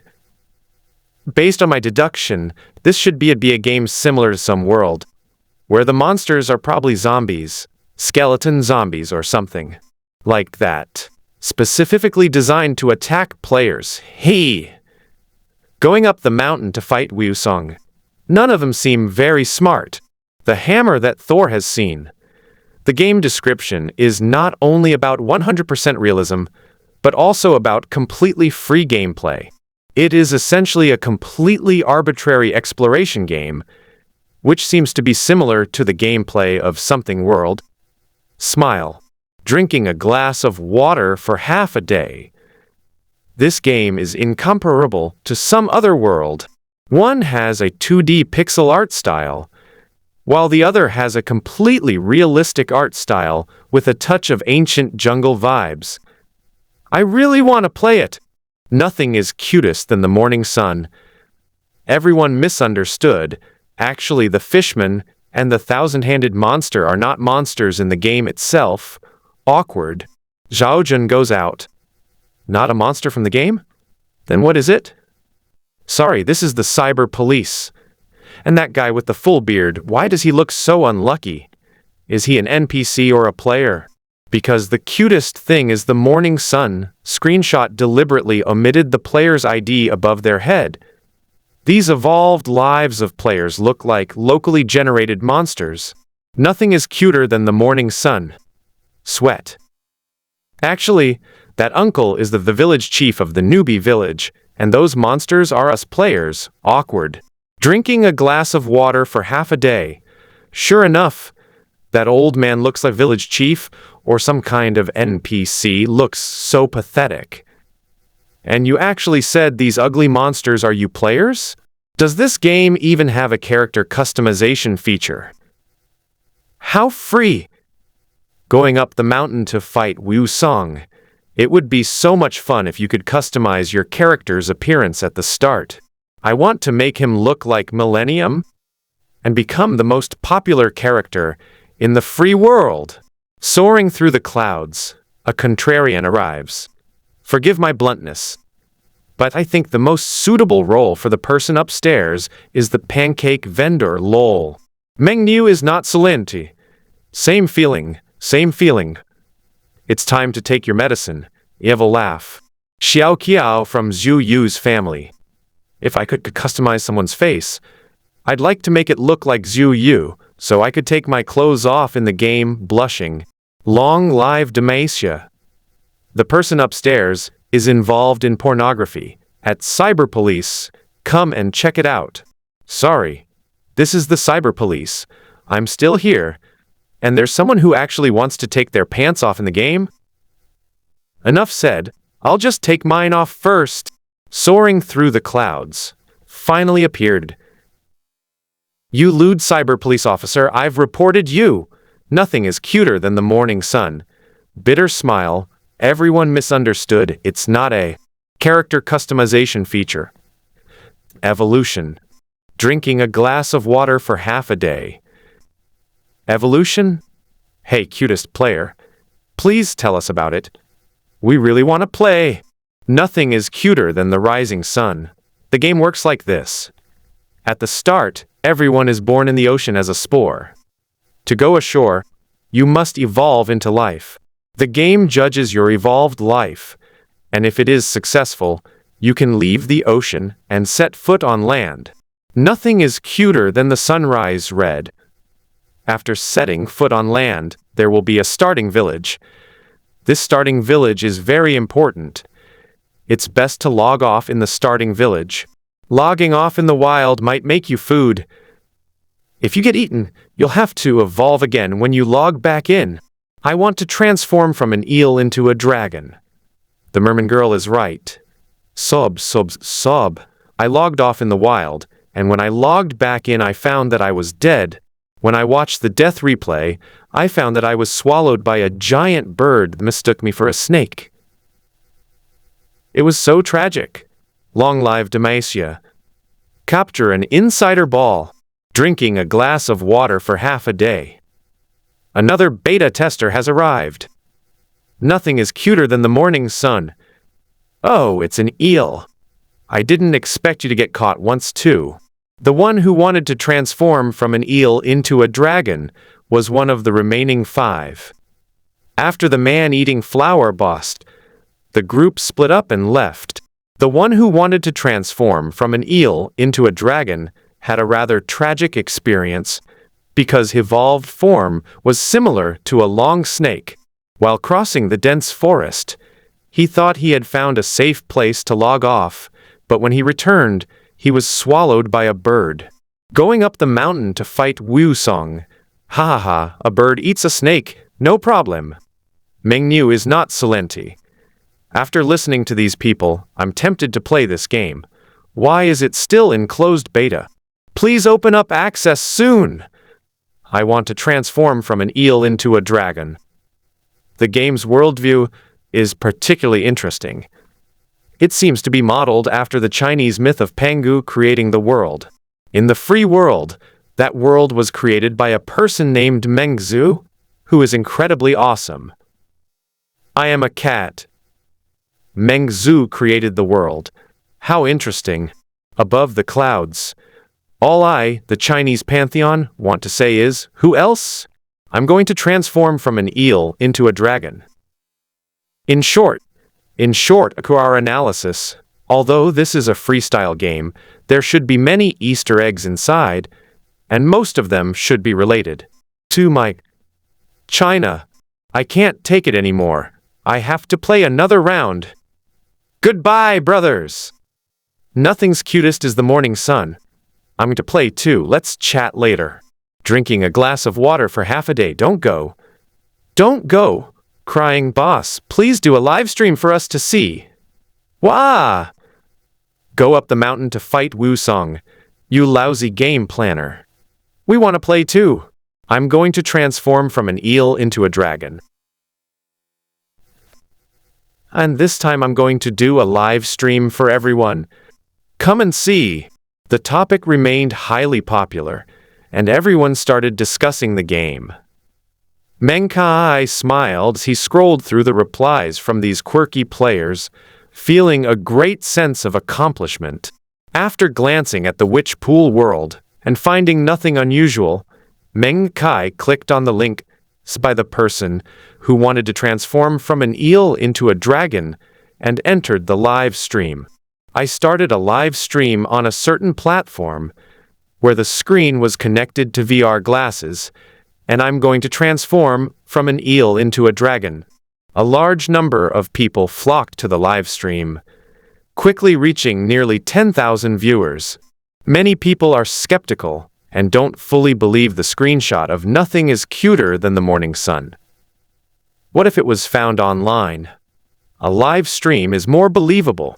What comes into view is a clear expanse of seawater, with plankton visible to the naked eye floating in it. Holy crap, this seawater looks so realistic. It feels like I'm watching a movie. Where did this game company get such advanced technology? The graphics are so good. This is amazing. It's just like the real ocean. As soon as the game started, before anyone even began playing, a large group of scenery enthusiasts started flooding the with comments. Everyone, look, I am now a spore. To climb ashore, I need to keep eating food and evolving. Only by evolving into a life form recognized by the game can I climb ashore. No sooner had he finished speaking than a big spender sent him a rocket. I want to see the streamer evolve into a dragon, a Chinese dragon, and fly straight into the sky. This is the comment from the guy who sent the rocket. My eyes lit up and I exclaimed with delight, no problem. In the last game, the creature I evolved into was in the direction of dragon, he said, and then the eel turned into a dragon and showed a screenshot of the creature he had evolved before. A dark red, ugly snake-like creature appeared in front of everyone. Holy crap, what is this? It's so offensive. Mommy, I'm scared. This streamer is toxic. This is a dragon? It doesn't even qualify as a snake. A group of netizens flooded the live stream with comments, instantly filling the room with a joyful atmosphere. Meng Kai, who was watching the live stream of the eel turning into a dragon, also chuckled. How could he possibly evolve into a real dragon? Unless he could evolve into a 3-star creature, which is equivalent to a superhuman creature after being baptized in the witch pool. This is almost impossible. Ordinary people can only evolve something like this ugly snake. Professionals can evolve something to a 1-star creature, and with a bit of luck, they might be able to evolve a 2-star wild species. But the possibility of that is very small. At least none of the 20 beta testers were able to do it. Shaking his head and smiling, Meng Kai continued watching his live stream and enjoying the gossip. Don't panic, everyone. I'll start consuming plankton and begin evolving a slender body. Based on my experience, don't evolve arms and legs yet. Let's lengthen the whole body first. As it explained the transformation from eel to dragon, it began to devour the surrounding plankton. Sure enough, with continuous consumption, the sporophyte's body gradually elongated and the slender snake-like form began to emerge. Suddenly, a shadow enveloped him. He transformed from an eel into a dragon and looked up, only to see a long, narrow tentacle wrap around him. Holy crap, this is hell difficulty. Squidward has already targeted the streamer from the start. Bite that streamer, or you'll get eaten. Oh no, this streamer is probably doomed. Just as the viewers in the live stream predicted, the eel-turned-dragon was immediately entangled by the octopus monster's tentacles. Gradually retreated, the eel-turned-dragon struggled desperately, making a last-ditch effort with its slippery body. Looking at the comments in the live stream, the eel-turned-dragon was on the verge of tears. I want to bite it too, but my teeth haven't evolved yet. As the eel struggled to transform into a dragon, the tentacles tightened, making netizens anxious and frustrated. They even wanted to kick the streamer off the stage and take over themselves. As the eel transformed into a dragon, its resistance weakened until it was finally pulled in front of the octopus monster, which opened its massive mouth and stuffed it inside. Then the screen went black. You are dead. Start over. The internet was in an uproar, but the game itself remained calm. It's not exactly peaceful. In the world of Witchpool, this kind of primordial wilderness is fraught with danger at almost every turn. Beneath the surface of tranquility lies an abyss. The 4 people who entered the dense forest were all there, since the merman girl hadn't gone in before. Now only one player, Squirrel's Tree Hole, remains in the entire forest. The other 3, including the eel-turned-dragon, have all been eaten. It has to be said that, although the analysis of Squirrel's Tree Hole is a mess, his skills in playing this kind of free exploration game are really good. He must play a lot of games, which shows that he is a true gaming master. This gaming pro was unaware that all the other players had died, leaving him the only survivor. Meanwhile, the Squirrel Tree Hole was secretly observing what lay ahead. The Squirrel's Tree Hole, hereinafter referred to as Squirrel, evolved into a relatively small creature, about the size of a rabbit, but with a dark red body covered in scales, especially strong, powerful hind legs, relatively short front legs, 4 eyes distributed on the left and right sides, and a small cherry-like mouth full of sharp teeth. It looks terrible, but it gives you a significant advantage in surviving here compared to the creatures as evolved by other players. When squirrels evolved in the ocean, they already knew what they would face once they stepped onto land. Other players' evolved creatures would more or less have characteristics of marine life, but squirrels' evolved creatures almost never do. They evolved entirely for living on land. Its small size makes it less likely to be preyed upon by powerful creatures. Its body is covered in scales, providing some defensive capabilities. Its hind legs are strong, allowing it to run very fast. Its cherry-like mouth, filled with sharp teeth, can quickly tear apart its food. Of course, squirrels wouldn't eat animals raw. When they're hungry, they just eat fruit to fill their stomachs. Why haven't we left yet? Just how big is this forest? The squirrel was a little frustrated. It had been working hard all night and traveling all night, so why hadn't it gotten out yet? The squirrel made it sound so terrible, walking all night. But in reality, the cautious squirrel only took 3 steps ahead and didn't get very far. Shh! The sound of footsteps rustling through fallen leaves rang out, and the squirrel warily hid behind a thick, large tree. There's a trick to hiding. You should hide behind trees with few branches and only the trunk, because you never know if a lush tree is actually a carnivorous plant. Just like a man-eating flower. Having spent the night here, the squirrel naturally knew just how dangerous this dense forest was. All sorts of strangely shaped plants and animals, almost none of which have been seen on Earth before.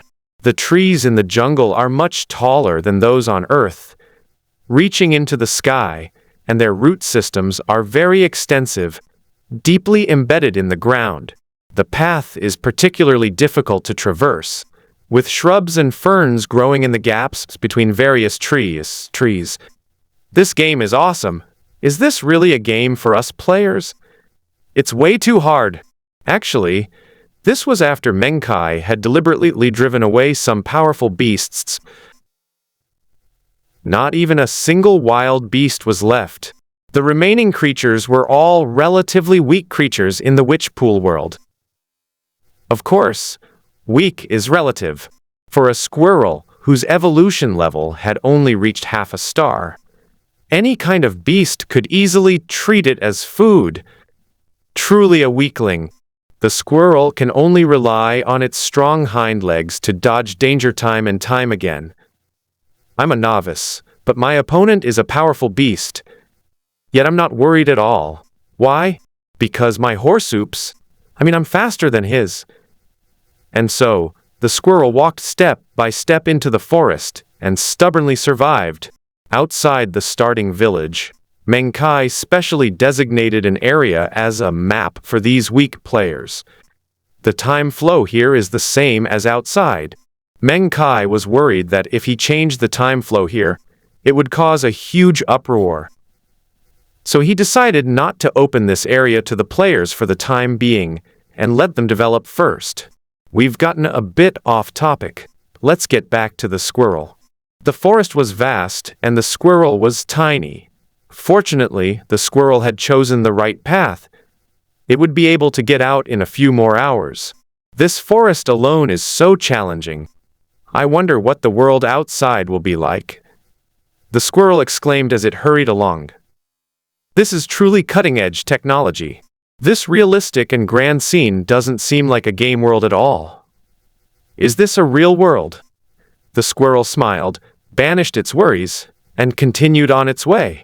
The journey wasn't as boring or tiring as readers might imagine. After all, pain and fatigue can be managed.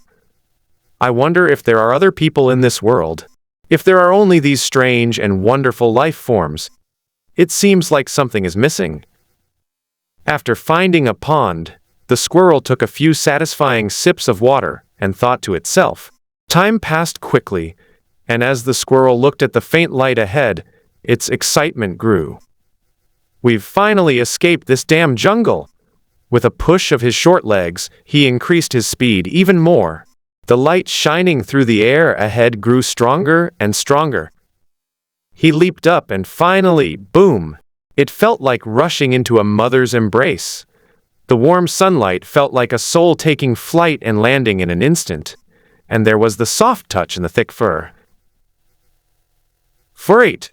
Finally sensing something was wrong, the squirrel brothers suddenly opened their eyes, and after seeing everything clearly, their mouths twitched. Damn it, this is like walking into a wolf's den again. He had actually pounced on a bear-like creature, but the scariest part. The worst part was that there were many other bears around it. That's a whole bunch. Our squirrel brother was hanging on the little bear's body, with a fawning smile on his face. The little bear blinked its cute eyes at him, and if you ignored its arms, which were thicker than a human thigh, the squirrel wasn't too afraid. Before the little bear could react, two large bears pounced on it and roared at the squirrel. The squirrel-like guy grinned, cold sweat almost dripping down his face. This was his first time seeing a bear up close. Although it was different from the bears on Earth, it was still the apex predator of the food chain, and he was quite excited. However, the pressure was immense. Faced with the roars of two large bears, the squirrel brother struggled to climb off the bear cub, using both hands and feet. Unexpectedly, the little bear raised its muscular arms, which were powerful enough to completely overpower a fitness instructor, and grabbed the squirrel buddy. placing it on its shoulder. The squirrel was dumbfounded. What's going on? Are they preventing me from leaving? Are you planning to eat me when you're hungry? The shivering squirrel leaned against the bear cub's shoulder. The bear cub growled softly at the two large bears, as if communicating. After a moment, the two large bears nodded human-like. What does that mean? Does it mean they're not being mean to me anymore? Or does this little bear see itself as private property? It feels like a trap. Although I'm not afraid of dying, starting over is too difficult. This forest path alone is so long.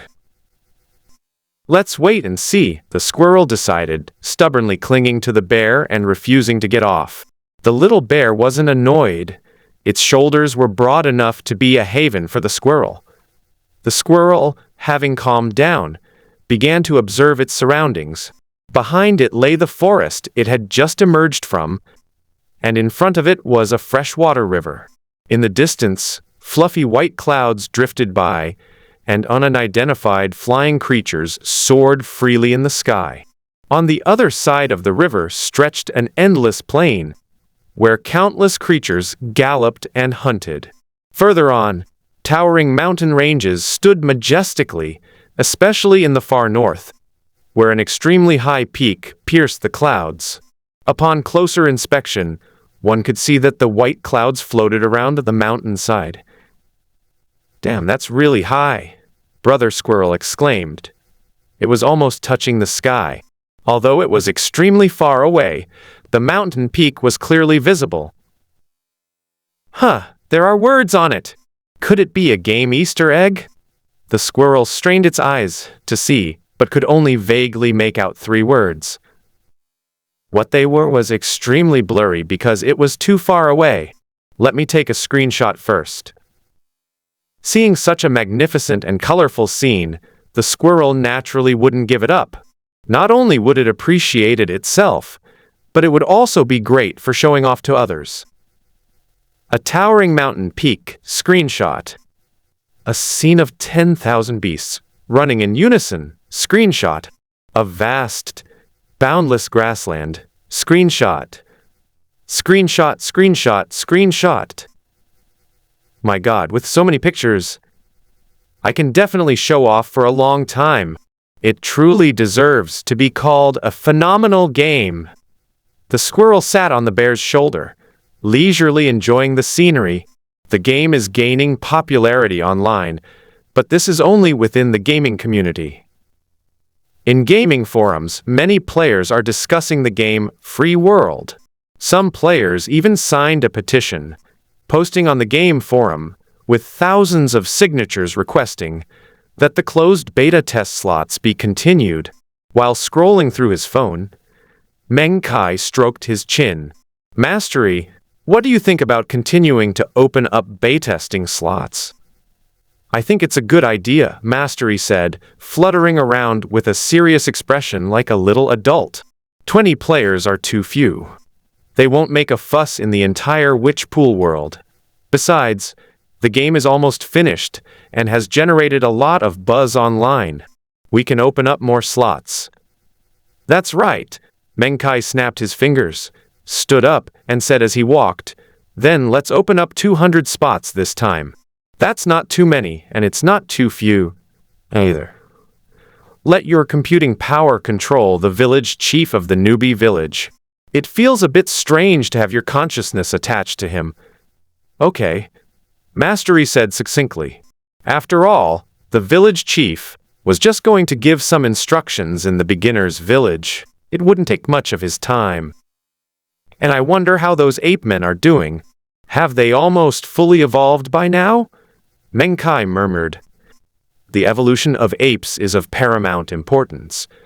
Everything else is secondary. Only when the ape population fully evolves to the level of humans can the true sandbox world reach its zenith. After all, there is only one extraordinary being in the sandbox right now. Meng Kai looked embarrassed, put his feet off the chair, and looked at Mastery, who was holding a notebook and pretending to hit him. Meng Kai quickly backed down. Calm down, Masterly. Put the weapon down first. Meng Kai wiped the cold sweat from his forehead and watched as Mastery put the laptop down before sitting down in his chair with peace of mind. Speaking of which, host, shouldn't we quickly discuss what to do with the ape tribe? It's not good for the witch pool to stay in the sky forever. Meng Kai held a telescope, or rather, even without a telescope, he could see clearly below the witch pool, a vast and imposing mass. In the world of witch pool, the average creature is about the size of an ant, but there are always some creatures that don't play by the rules. Larger wild animals are comparable to peanuts, and even larger ones exist, ranging in size from a finger to a palm. The largest wild animal Meng Kai has discovered so far is as big as a human face, without any face slimming. There are no behemoths of this magnitude below the witch pool. The largest are only about the size of a palm. While a huge size is not a standard for measuring strength, it undoubtedly plays a significant role in battles between equals. This only applies to ordinary wild beasts and savage species. Extraordinary beings are not limited by size. But the sheer number of wild beasts, there was enough to give Meng Kai a major headache. Do I really have to enter the sandbox world? To be honest, Meng Kai also wanted to go in and experience the feeling of being worshipped by all living beings. But Meng Kai knew that every time he entered the sand table, it was a serious destruction of the natural environment. Just by taking a few steps, he could trample countless lives to death. But now, without the restraint of a stronger force, how could these beasts bear to leave the witch pool that brings them benefits? Before the apes developed great power, there had to be an even greater power to protect them from the invasion of these menacing animals. A stronger power? Meng Kai pondered. Suddenly, a brilliant idea struck me, damn it. Is there any creature stronger than the matchmaker in the entire witch pool world? Hong Niangzi is now the #1 in Wuchi. If you don't go for him, who else should you go for? Meng Kai's eyes lit up, feeling a sense of exhilaration as he solved a difficult problem. Yes, let the matchmaker help the ape man get through this ordeal. With Hong in charge, what's there to fear from those wild and uncivilized people? Joke! The difference between the extraordinary and the ordinary is like the difference between 0 and 1. It is a qualitative change. Meng Kai told Masterly about his idea, but Masterly frowned. Your method is unique, but what method do you have to get this extraordinary being to wholeheartedly protect such a weak creature as an ape man? His point is not without merit. Extraordinary beings and ordinary beings are not on the same level after all. Extraordinary beings regard ordinary beings as nothing more than ants. How could they possibly waste their time protecting a weak tribe? Mystery. Meng Kai Dao asked, could we use the power of the rules to make him take the initiative to protect it? You want to use suppression to protect the ape men? That's one way to put it. Mastery was silent for a moment, then his expression became serious and earnest. Host, do not do this unless absolutely necessary. Although we created this civilization, compared to these sandbox creatures, we are like creators. These creatures are incredibly weak in my eyes. In the flow of time, they are like mayflies, which are extremely short-lived. However, I suggest that the host should still regard them as living beings and not arbitrarily control them, as this would be very detrimental to the development of civilization. Upon hearing this, Meng Kai's expression became somewhat complicated. He looked at the witch pool world before him and sighed. You're right. Although they are lives I created, I cannot treat them as my private property. They have the right to choose. A look of relief appeared on Mastery's serious face. We don't need to suppress it, but we can try to guide it, Meng Kai continued to suggest. Mastery, Well, that's one way to do it. What are you planning to do? Meng Kai took a sip of water, cleared his throat, and then spoke. We can do it like this. In the mountain streams of the central continent, Hong Niangzi was still sleeping there. A gentle mountain breeze blows, clear mountain springs flow through the valley, trees are lush, and flowers and grasses complement each other. Apart from lacking a bit of vitality, this is truly an ideal paradise. This is unavoidable. The moment Hong Niangzi emerged from the witch pool, her life level was completely different from that of other creatures. It exudes a faint sense of oppression at all times, and almost no living creature dares to linger here. This also means that the Red Lady has to travel a long distance each time she hunts.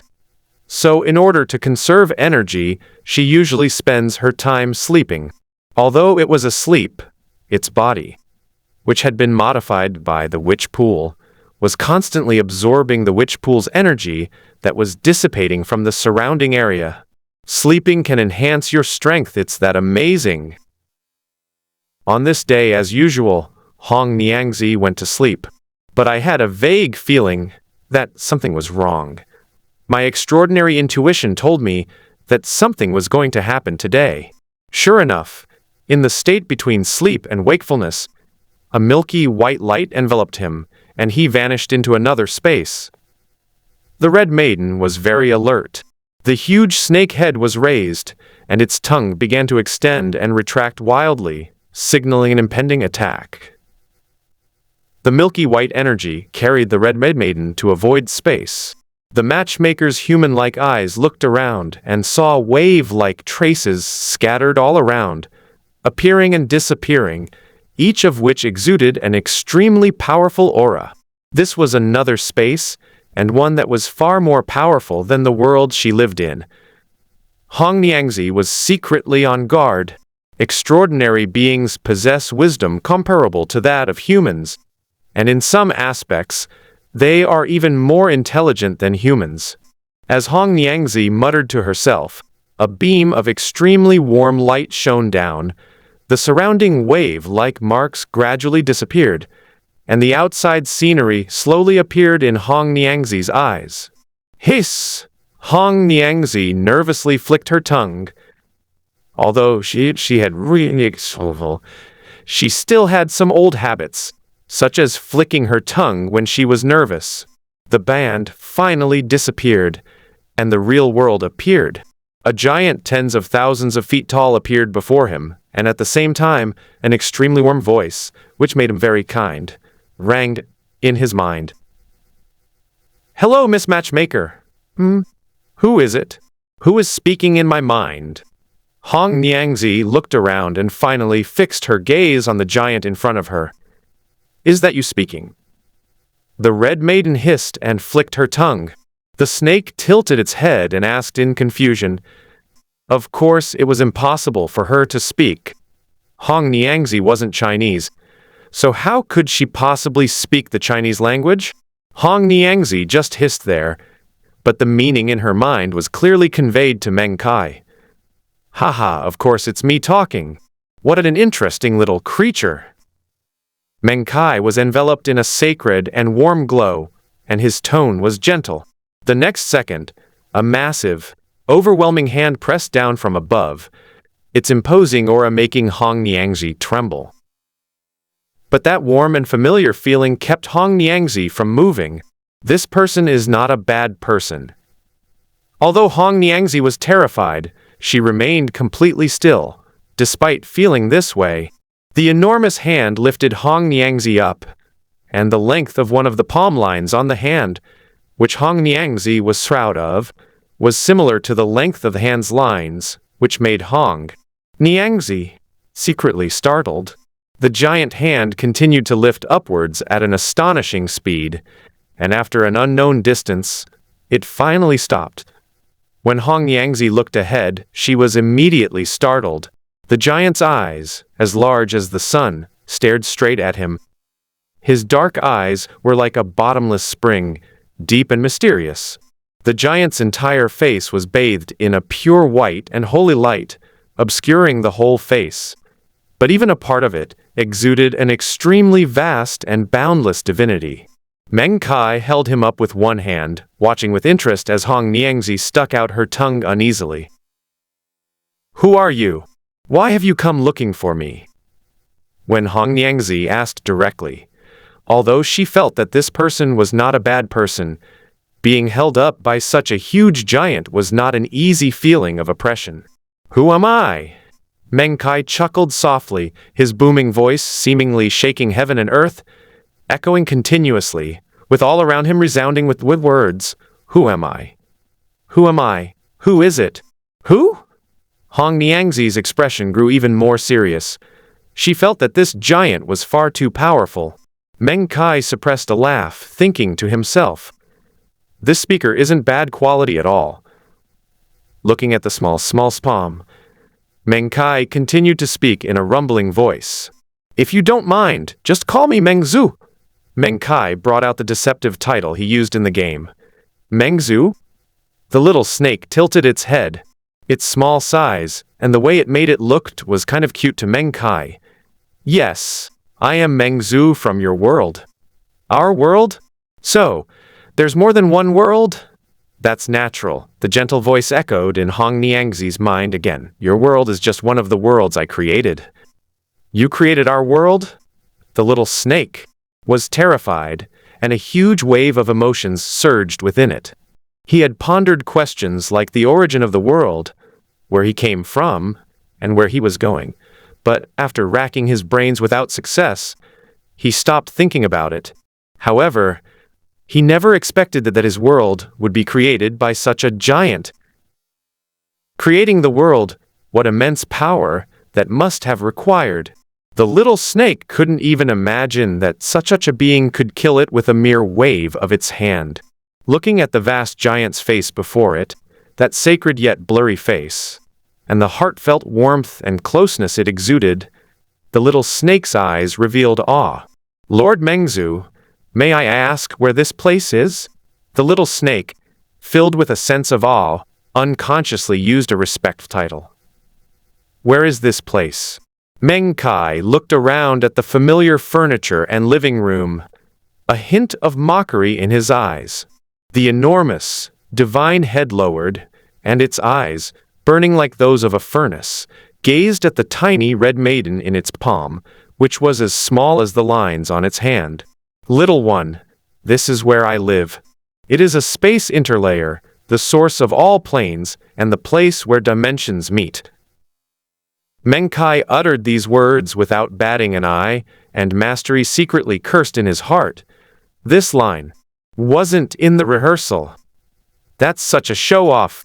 What about spatial interlayers, the origin of planes, and the place where dimensions intersect?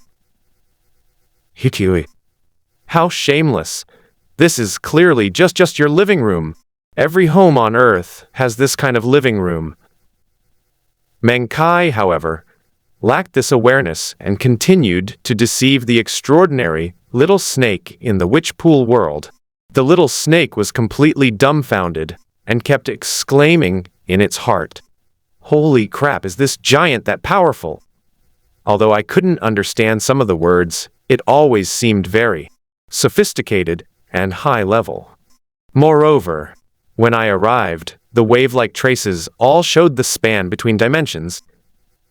Those wave-like marks give off an extremely dangerous feeling.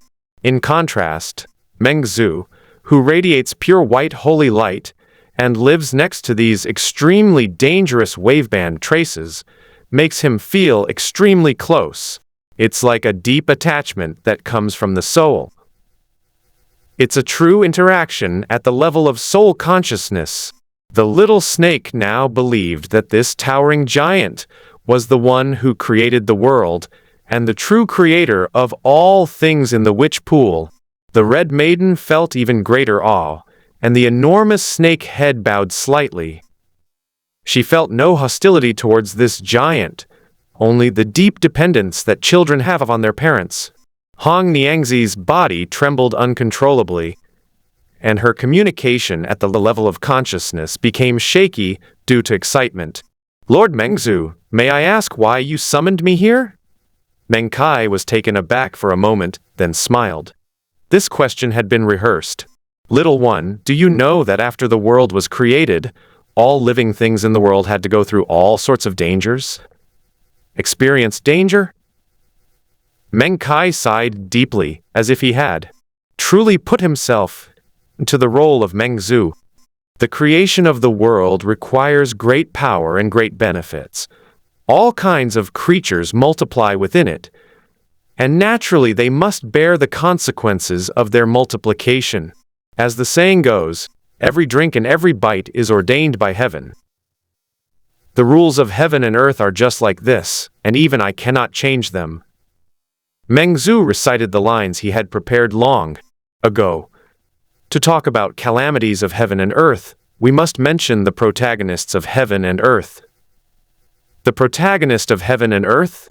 Seeing the bewildered look in Hong Niangzi's eyes, Meng Kai felt a secret sense of satisfaction. It's okay if you don't know. I made all of this up. You'd be a fool to believe it.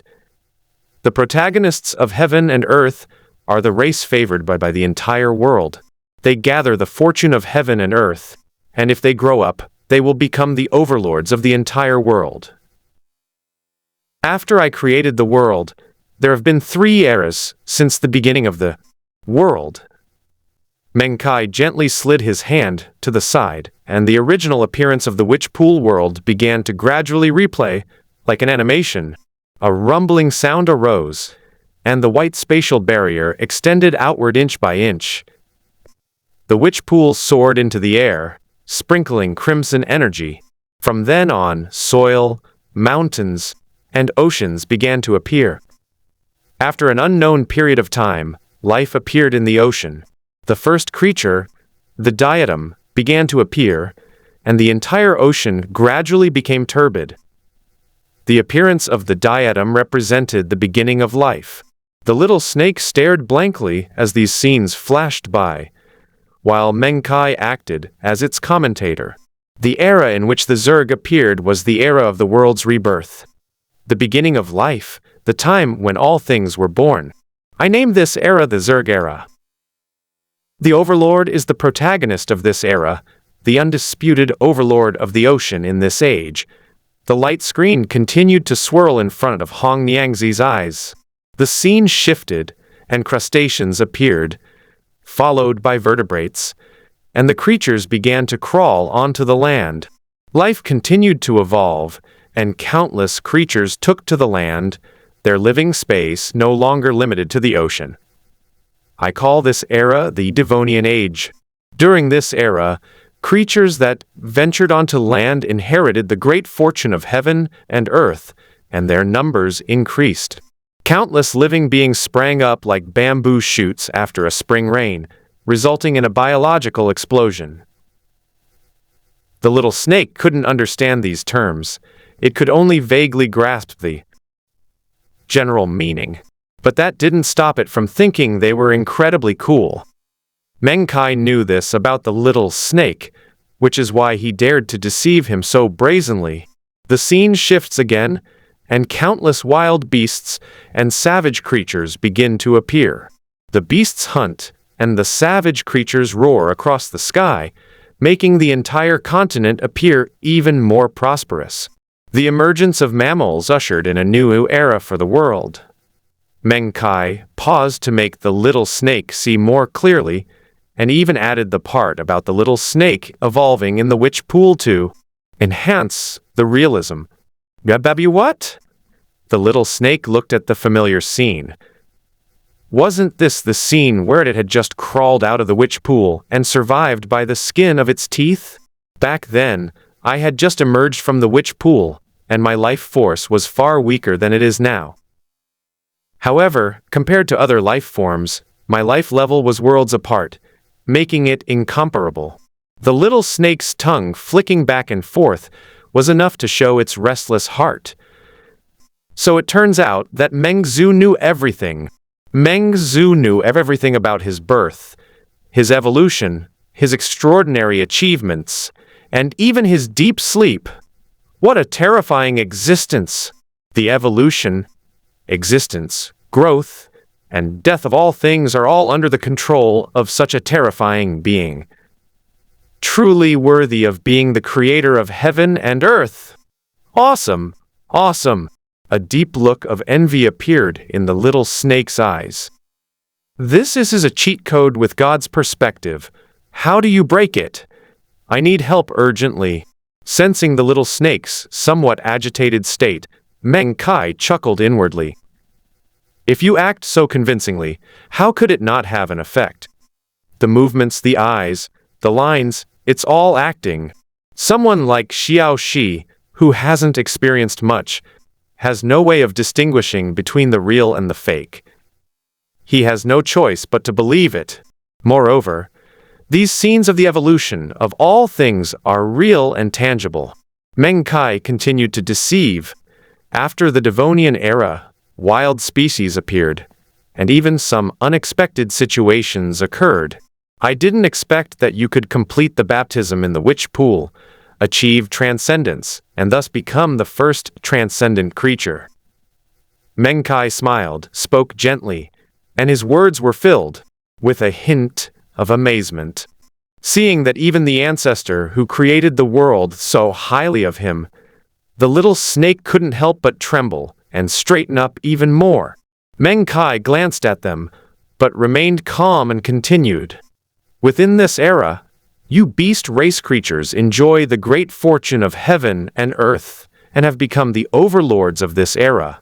Moreover, you have achieved extraordinary success, and are almost the world overlords of this era. I will call this era the demon race era.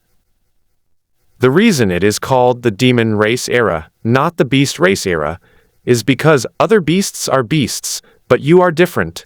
After achieving transcendence, you are no longer a beast, but a demon, so I call it the demon race era.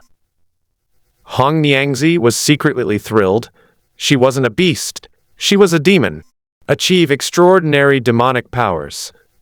Moreover, what an honor it is that Meng Zhu actually used demon as the name of his era. Thinking about this, I feel like I've reached the pinnacle of my snake life. But unfortunately, there is only one extraordinary being, and you are unable to suppress the fortune of your own race. After a period of time, the fortune of heaven and earth will shift, which is why I summoned you here. Seeing the regret in Meng Kai's tone, the little snake became anxious. How come the era is about to end just because I've become a demon? Meng Kai continued, Little guy, look at the scene just now. Each era's protagonist was incredibly prosperous within their era, with all sorts of creatures appearing. The entire world seemed to be cheering for their peak. But what happens after the era ends? Meng Kai waved his hand, and the scene changed. After the end of an era, there will be a catastrophe for heaven and earth, the extinction of all living things, and the protagonist of the era will become a supporting character. Without enough luck, the next era will be a disaster. Looking at the scenes in the picture, the worms once dominated the ocean, but by the Devonian era, they had almost disappeared. A few worm-like creatures were barely surviving in the ocean, becoming prey for other creatures. During the Demon era, many crustaceans and vertebrates from the Devonian period went extinct due to their extremely low level of evolution. What about the next era? Will they, along with other animals, perish and become food for other creatures? The little snake remained silent, its eyes revealing a sorrowful look. Meng Kai's face was serious, but he was secretly overjoyed. Mastery secretly despised the host, but at the same time felt immense sympathy for the little snake. If you knew even a little of biological evolution, you wouldn't have been fooled by this Chunibyo, delusional host. What about the protagonist of heaven and earth? What about the destiny of heaven and earth? Isn't this just the result of survival of the fittest and natural evolution? Alas, knowledge is power. The ancients were right. After a long silence, the bewildered little snake asked Meng Kai, Lord Meng, who is the next protagonist of this world? And what method can ensure the continuation of our species? The next protagonist of this world is the human race. Meng Zhu spoke with an air of composure. Humans? The little snake searched through its memories, but there was no such race. After the demon race, the human race should be the protagonist of heaven and earth, enjoying the great fortune of heaven and earth. Little snake, heaven has the virtue of cherishing life. After all, you are the first extraordinary, being the witch pool world. In order to save you, I specially summoned you and gave you a way to save you. Upon hearing this, Hong Niangzi was overjoyed and immediately prostrated herself, saying respectfully, "Please, Lord, Meng Zhu, save me. The solution is very simple." Meng Kai's gentle voice rang out. "Since the next protagonist of this world is the human race, then you can tie yourself to the human race's war. Carry it." After a pause, Meng Kai revealed his true purpose. "Little one, are you willing to protect the human race and become its totem? Little one, would you like to become the totem of humanity? To become a totem?" Hong Niangzi had no idea what a totem was. This was the first time she had ever heard such a novel name from the giant in front of her. "Yes, totem." Meng Kai paused for a moment, then said, "The so-called totem is when the human raise you as their god, praises you, believes in you, worships you, follows your will, and offers you sacrifices to seek protection. As a totem, you also have the obligation to protect the human race from external invasion. When danger comes, you must step forward and protect your believers. They will worship you as an ancestor, and you must protect their people." Yes, Meng Kai's plan was to use Hong Niangzi as a totem for the human race, and as his powerful henchman, protect the uncivilized humans in the witch pool world. In this way, even if the witch pool was established, with Hong Niangzi in charge, those powerful wild beasts would not wantonly harm these humans. In exchange for this, the human race would inevitably have to believe in the Red Maiden and seek a glimmer of hope under her protection, just like the ancient Chinese civilization. And not only the Chinese civilization, almost all primitive tribes have totems they believe in. These totems are not products of chance. Powerful totems are a powerful force of cohesion for tribes in primitive times. Therefore, people still need to have faith. This belief is not limited to a particular sect. It can be ancestors or all things. As long as we maintain our inner faith and always hold a sense of awe, humanity can gradually move from weakness to unknown strength. Meng Kai wouldn't mind turning this little snake, which rose from humble beginnings, into a god of the Wuchi people. As long as it is far stronger than these humans, there is absolutely no problem with it being a god. Hong Niangzi was born in the witch pool world, so naturally she would not have any intention of betraying Meng Kai. This is determined by the rules and acknowledged by the origin of the universe. Therefore, when Meng Kai told Masterly about the plan, he received the latter's approval. This is a win-win situation. I've already said all I need to say, now it's up to Hong Niangzi to decide. After hearing Meng Kai's words, Hong Niangzi fell into thought. He knew very well what the benefits of being a totem lay. But he hesitated because if he were to be the totem of the human race, what would happen to the beast race? The matchmaker is no longer limited to thinking only of herself. She now considers the entire beast race. Although the world of Witch Pool is home to countless species of beasts, including land beasts, birds, scaled beasts, and so on, as a race living within the same era, Hong Niangzi felt a deep affection for the entire beast race. This feeling is not just a simple blood relationship, but a much higher sense of belonging. Once he becomes the totem of the human race, he will naturally be spared in the next era. But the entire beast race will probably become food to be hunted. It's as if I've betrayed my tribe, and join the enemy's camp to help fight against my own people. This feeling is undoubtedly absurd. It's too difficult to choose. If you think it's not difficult to choose, please watch some TV dramas and see how difficult it really is for the second male lead, who was originally on the righteous side, but turned evil. If it's not difficult, then it must be due to poor acting skills. At this moment, Hong Niangzi was extremely conflicted.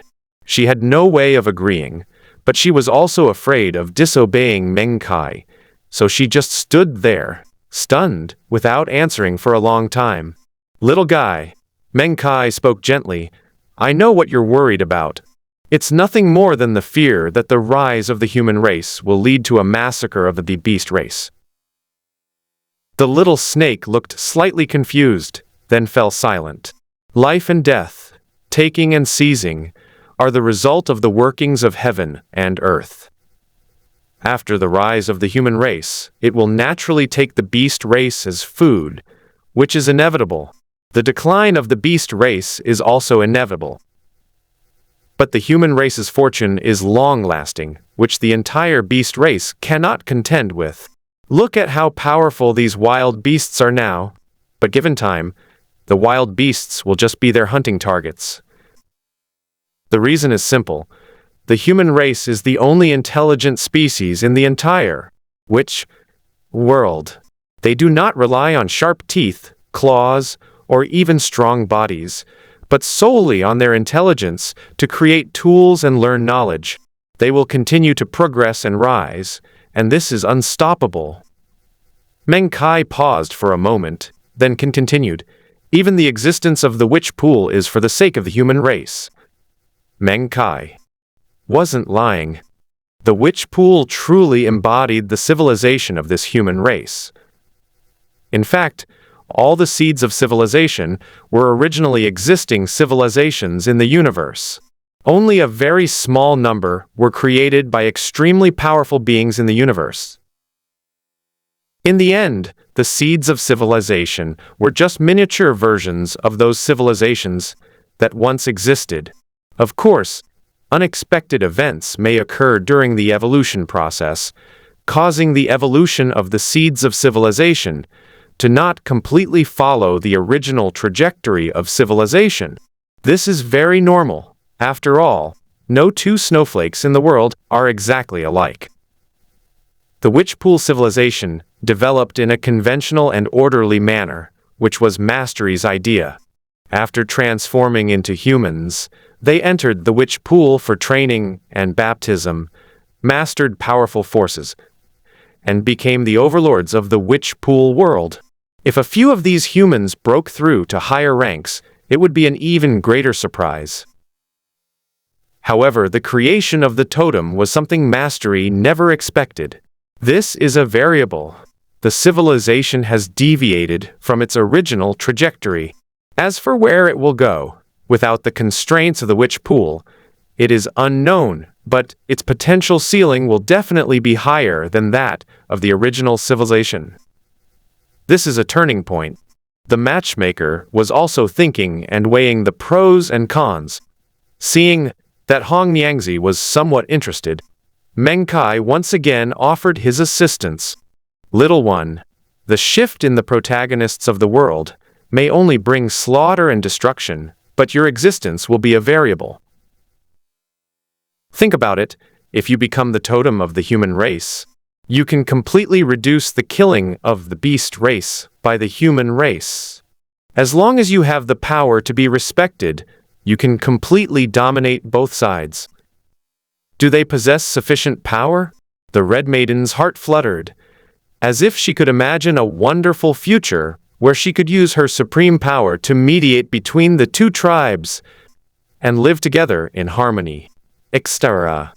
Suddenly realizing something, Hong Niangzi looked at the enormous face before her and asked in surprise, "Lord Mengzu, you possess unparalleled power. Why don't you stop this from happening?" "Yes, you, Mengzu, are 10,000 feet tall, live between dimensions, are the source of all planes, and personally created the witch pool continent. With your strength, wouldn't it be easy for you to stop the two sides? Ugh, Meng Kai said, somewhat taken aback. Damn it, they've gone around in circles and gotten themselves into a mess. However, as a master of acting, Meng Kai said that he is not flustered at all. Meng Kai's expression remained unchanged as he pondered for a moment. The next second, Meng Kai, holding the little snake, opened the spatial gate under the latter's extremely surprised gaze. In the little snake's eyes, this was a giant white gate even larger than Meng Zhu's. The gate was hidden within the space. Meng Zhu waved his hand, and the gate slowly appeared. Then, Meng Zhu used his supreme power to open the gate. What comes into view is a continent with a wild and untamed atmosphere. The sky is 6 meters high, and the earth is 4 meters deep. High mountains stand tall, surrounded by white clouds, rivers ripple, and oceans surge. Countless birds and beasts live here, and the vast land stretches as far as the eye can see. The little snake lay in awe on the edge of Meng Kai's palm, gazing down at the vast continent below. A strong wind was blowing. This was the first time the extraordinary little snake had looked out over the entire Witchpool continent from a height above the clouds. All the scenery was in sight, except for the towering mountains that pierced the clouds in the distance, which the little snake still had to look up to see. Several dark red characters with a mysterious glow shone brightly on the mountain. The little snake never imagined that there would be several strange symbols on the highest mountain peak. What's this? Meng Kai looked in the direction the little snake was pointing and smiled slightly. That's the script possessed by the gods, the name of that mountain. The name of the mountain? Yes, the divine inscription on it. It is Mount Buzhou. Mount Buzhou? The little snake nodded, secretly memorizing the square characters. These were genuine divine script, and it wouldn't hurt to remember them. The little snake continued to look down, and the extremely vast and equally tiny scenery deeply shocked it. Meng Kai tried to answer the little snake's question from before. You ask me why, given my immense power, I don't use it to stop the future conflict between humans and beasts? Meng Kai continued, look at the vast world below, where countless lives roam. Countless creatures are born, grow, and die. Every moment, a creature dies, and every moment, a creature is born. Heaven and earth have their own laws. All life is my people, and every life has the right to choose for itself. To you, I am the creator, the ancestor who created the world. Birth, aging, sickness, and death are normal, as are extinction and rebirth. I will not allow the entire world to stagnate for the sake of the survival of any one species. That's why I'm unwilling to stop it. I don't want to get involved in the world's internal struggles. The little snake's lips curled into a bitter smile. After witnessing such a vast scene, he gradually began to understand what Meng Kai was thinking. A thousands of feet tall, and we are like ants on the ground. Would he arbitrarily interfere for the sake of the stability of ants? Meng Kai didn't know what the little snake was thinking. He continued, but you are different. You are a creature born in this world.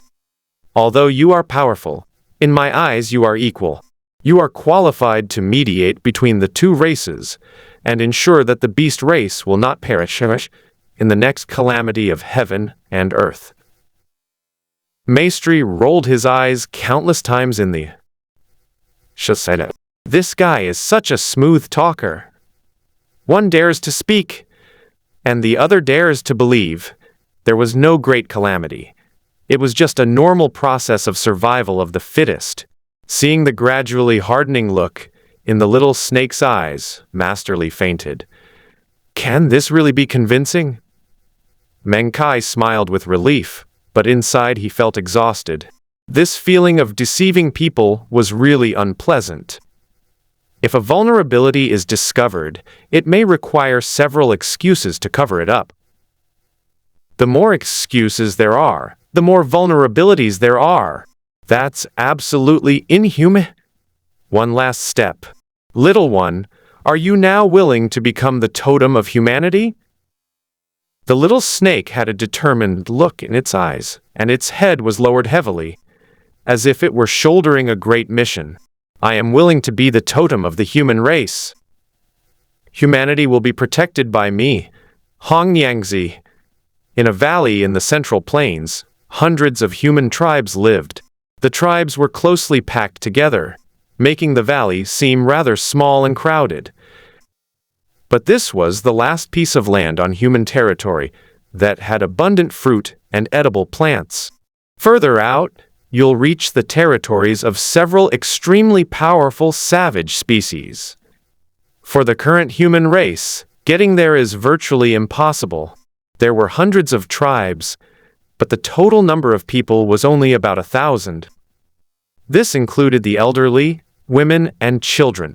The young and strong men died one after another in the process of fighting with wild beasts. The remaining able-bodied and brave young men numbered less than 200. The number of warriors was so small that tribes began to unite, and the distinction between tribes disappeared.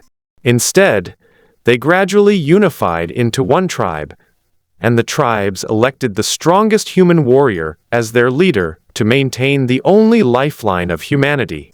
At this moment, inside a cave in the valley, several tall and extremely robust, high-ranking human beings were discussing matters. They were about 2 meters tall, with thick black fur covering their bodies to keep them warm on cold days. Their heads resembled those of primitive humans on Earth, and they had not yet completely shed their ape-like features. Several of them were there, uttering incomplete syllables and communicating with each other. Kang, you went to explore outside the valley. Did you find anything? The ape-man sitting in the very center spoke first, asking one of the ape-men a question. The ape-man named Kang, who was called out, shook his head. Chief, there are too many giant beasts lurking outside the valley. We can't get out at all. However, Kang paused, then continued, from what I've observed, there are more wild beasts outside the valley than usual, and they're more ferocious, roaring incessantly as if they're trying to drive something away. Keep screaming? Another ape-man stroked his chin in thought, while the largest ape-man, called the leader, looked at the pensive ape-man. Liu, you're the smartest among us. Think about it. Why did that tremor happen a few days ago? A few days ago, a thunderous sound reached the valley, followed by a rumbling tremor, lasted for almost half a day. For half a day, almost all the elderly, weak, women and children of the human race stayed trembling in the cave, while about 200 strong male apes, holding simple tools, stood ready at the entrance of the valley. Having been bullied by wild beasts for countless years, the human race, through their experience of constant battles, discovered that tribes stationed on plains were often shattered by hordes of beasts, resulting in heavy casualties. On the advice of some of the more intelligent members of the tribe finally found this uniquely advantageous valley during their continuous migrations. The valley has only one entrance, with cliffs on the other 3 sides. The valley is quite large, with an underground river flowing in from outside and running through the entire valley, ensuring the tribe's drinking water needs. There are many fruit trees inside, which can meet the tribe's daily needs to a minimum. Once the herd of beasts attacks, as long as you hold the valley entrance firmly and defend against the attacking wild animals, there will generally be no problem.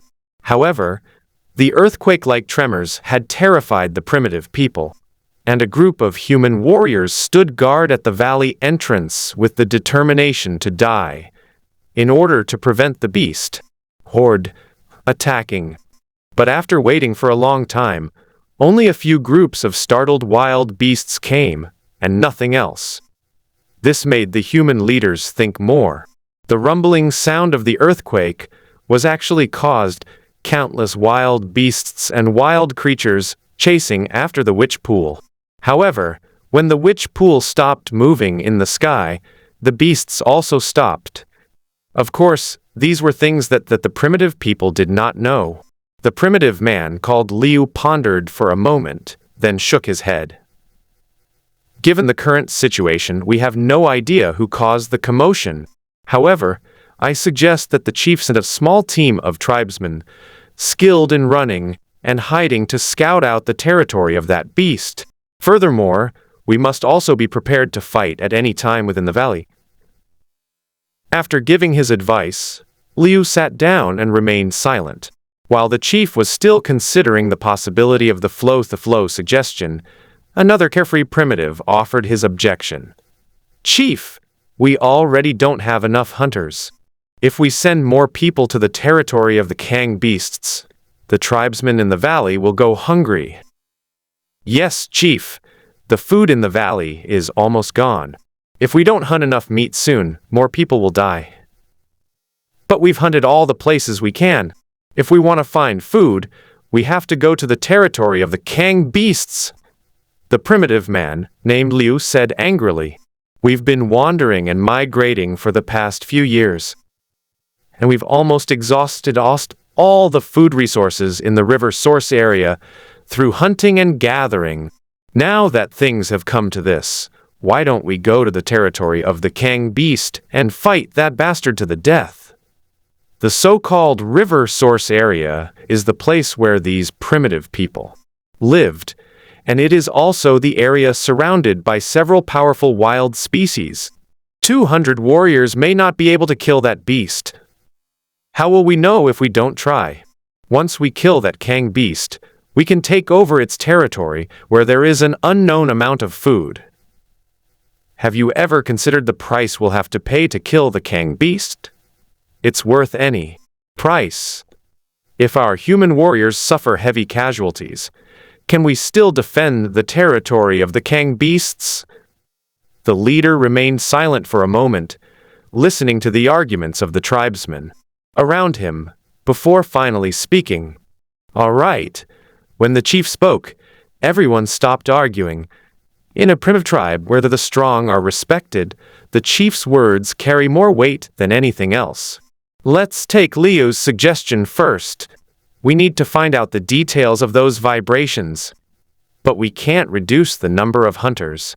Let's pick a few from the guard team to go hunting with the hunting party. What about the defenses inside the valley? Select a few clever kids and have them take turns watching the valley entrance. If anything happens, report it immediately. Once the order was given, the other senior executives all agreed, discussed the details, and then took their leave. "Liu, don't go yet." The chieftain rubbed his temples, feeling somewhat tired. He was a powerful warrior, but he was clearly struggling to manage the tribe, which was not his forte. Therefore, he usually relied on the suggestions of his subordinates for management. Liu was a very intelligent and steady primitive man, and the leader often consulted Liu on various issues. But today, Liu clearly sensed that the leader was somewhat different from usual. "Sit down and talk." The leader waved his hand, gesturing for the latter to sit down, and after a moment's pause, continued speaking. "Liu, I've always had a bad feeling about this.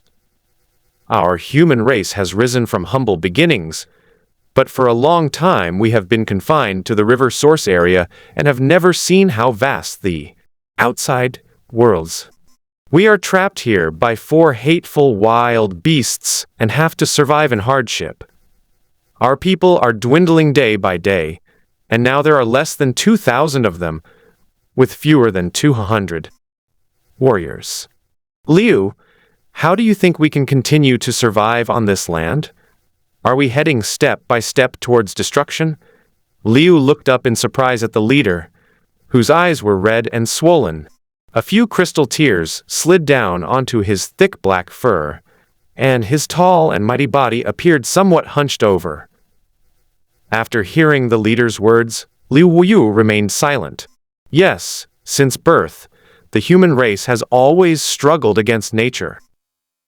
Facing those savage and powerful beasts, they have never yielded. Without strong bodies, they can only rely on their wisdom. Without sharp claws and teeth, they can only rely on simple tools. With these, they carved out a river source land on this land. But what happens after that? Further out, they encountered even more powerful savage species. These savage species were much larger, with sharper claws and teeth, and each was accompanied by a pack of wild beasts. The human race tried countless times, but always failed to defeat these savage species. This valley is the last stable haven in the river source area. After their last food supplies ran out, the tribesmen either waited to die there or went to fight to the death in some of the wild and untamed territories. While the position of leader is prestigious, it also comes with unimaginable pressure.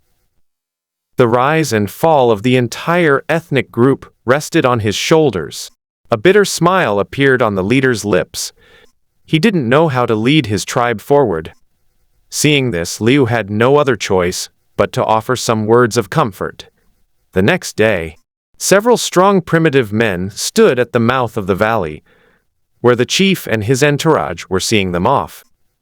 Shou Ya and Feng, the three of you are the most agile warriors in our tribe.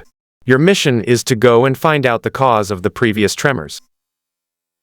The leader paused for a moment, then said, if possible, it would be best to scout out the distribution of wild beasts in the territory of the Kang beast. Seven, each with pieces of raw meat wrapped around their waists and holding a stone ground knife in their hands, looked at their leader with solemn expressions and said firmly, yes, chief. Liu, who was standing behind the chief, patted the three of them on the shoulder and said, don't push yourselves. Your safety is the most important thing. Our tribe cannot afford to lose 3 more brave warriors. The 3 solemnly agreed, and with a few leaps, they disappeared into the forest. The chieftain composed himself, adopted his authority, and commanded, hunting captain, we must hunt enough food today. The hunting captain nodded, then waved his arm, and dozens of teams of 10 people each, carrying ropes made of twisted plants, disappeared into the jungle. Despite the large number of people, each hunting team actually brought very little food. This was partly because the prey in the river source area had been greatly reduced due to years of hunting, and primitive people did not have the concept of domestication or sustainable hunting. Therefore, they had to travel a long way each time they went hunting. Secondly, the hunting team is responsible for feeding the entire tribe in the valley, including men, women, and children. They must at least prevent them from starving. The remaining 10 or so people were members of the guard team, responsible for protecting the valley. Since some wild beasts would often wander into the valley, the guard team, although not as elite as the hunting team, could still take down ordinary wild beasts. The able-bodied primitives returned to their respective posts, some hunting, others guarding the canyon. The remaining elderly, weak, women, and children also emerged from the cave and began to do their own things. Gathering, fetching water, cutting up hunted meat, weaving, and so on. The entire canyon was a bustling scene of activity. In the distance, Wu Qi remained suspended in the sky and would not move without Meng Kai's command. Beneath the witch pool, a vast, dark herd of beasts awaits. Powerful wild animals, even formidable savage species, are very common here. The giant tiger with piercing eyes and white forehead, mentioned earlier, and the enormous sand scorpion were all lying and resting below the witch pool. Almost no beasts dared to approach them. In their eyes, these two were closest to the witch pool, and were imbued with energy that was unimaginable to other wild beasts, radiating an extremely intense aura. All the other wild beasts trembled with fear, and even some wild creatures were extremely wary of them. Although they belonged to the same class on a broad level, The difference in quantity is far greater. Besides these two most powerful wild beasts, there were dozens of other wild beasts huddled around them, and countless birds and beasts followed, all deeply attracted by the energy emanating from the witch pool. Previously, although the energy of the witch pool was also dissipating, the creatures had not yet fully evolved, did not have a deep understanding of these energies, so they basically regarded the witch pool as a dangerous place. However, after experiencing the benefits of the witch pool's energy, these beasts with basic intelligence naturally would not let it go. For several days in a row, the entire witch pool remained still, and the beasts below gathered in ever-increasing numbers. Many wild animals came at the first sign of trouble, and the wild beasts were almost unable to control the situation, making the entire ground extremely noisy. The weak creatures that were already staying here were indeed unlucky, tragically becoming food for other creatures. The herd of beasts gathered not too far from the valley floor where the humans lived, but the commotion attracted the attention of the human warriors who had come to investigate. At this moment, in a jungle not far from these beasts, two human warriors with black fur all over their bodies, speckled with blood, lay on a tree, quietly observing the situation ahead. "Sentry, what's going on up ahead? Why are so many beasts gathered here?" One of the human warriors, with leaves wrapped around his head, looked through the gaps in the leaves into the distance.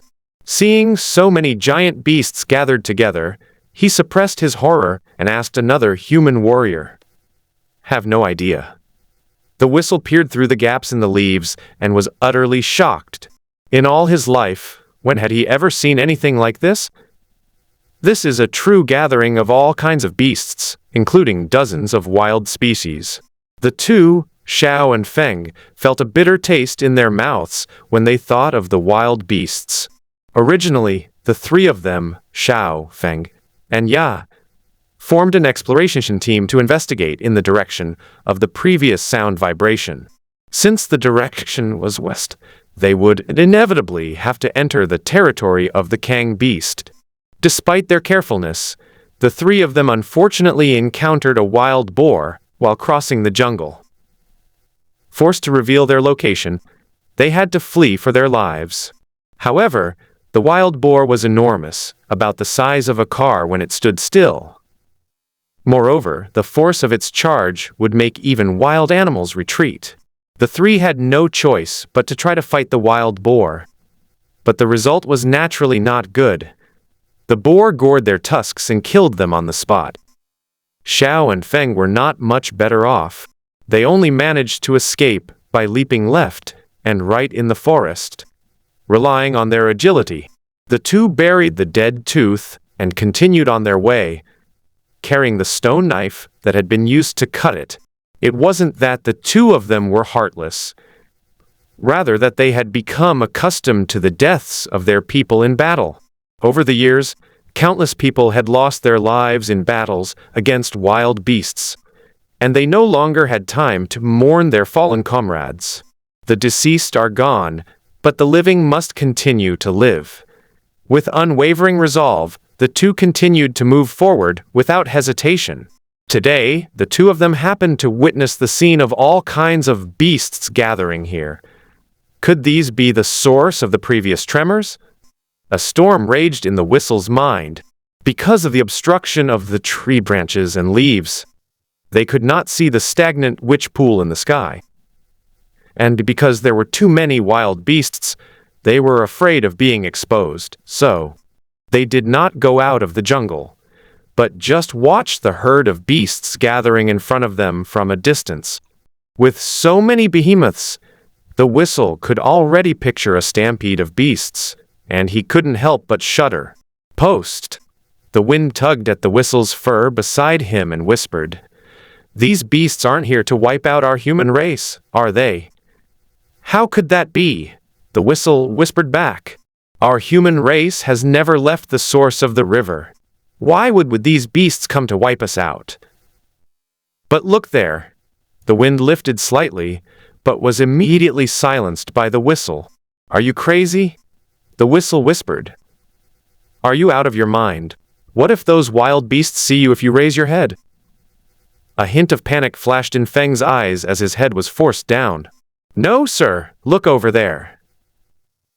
The whistle looked in the direction the wind was pointing and saw that to the west of the herd of beasts, trees had been felled and a path had been carved out of what was once a dense forest.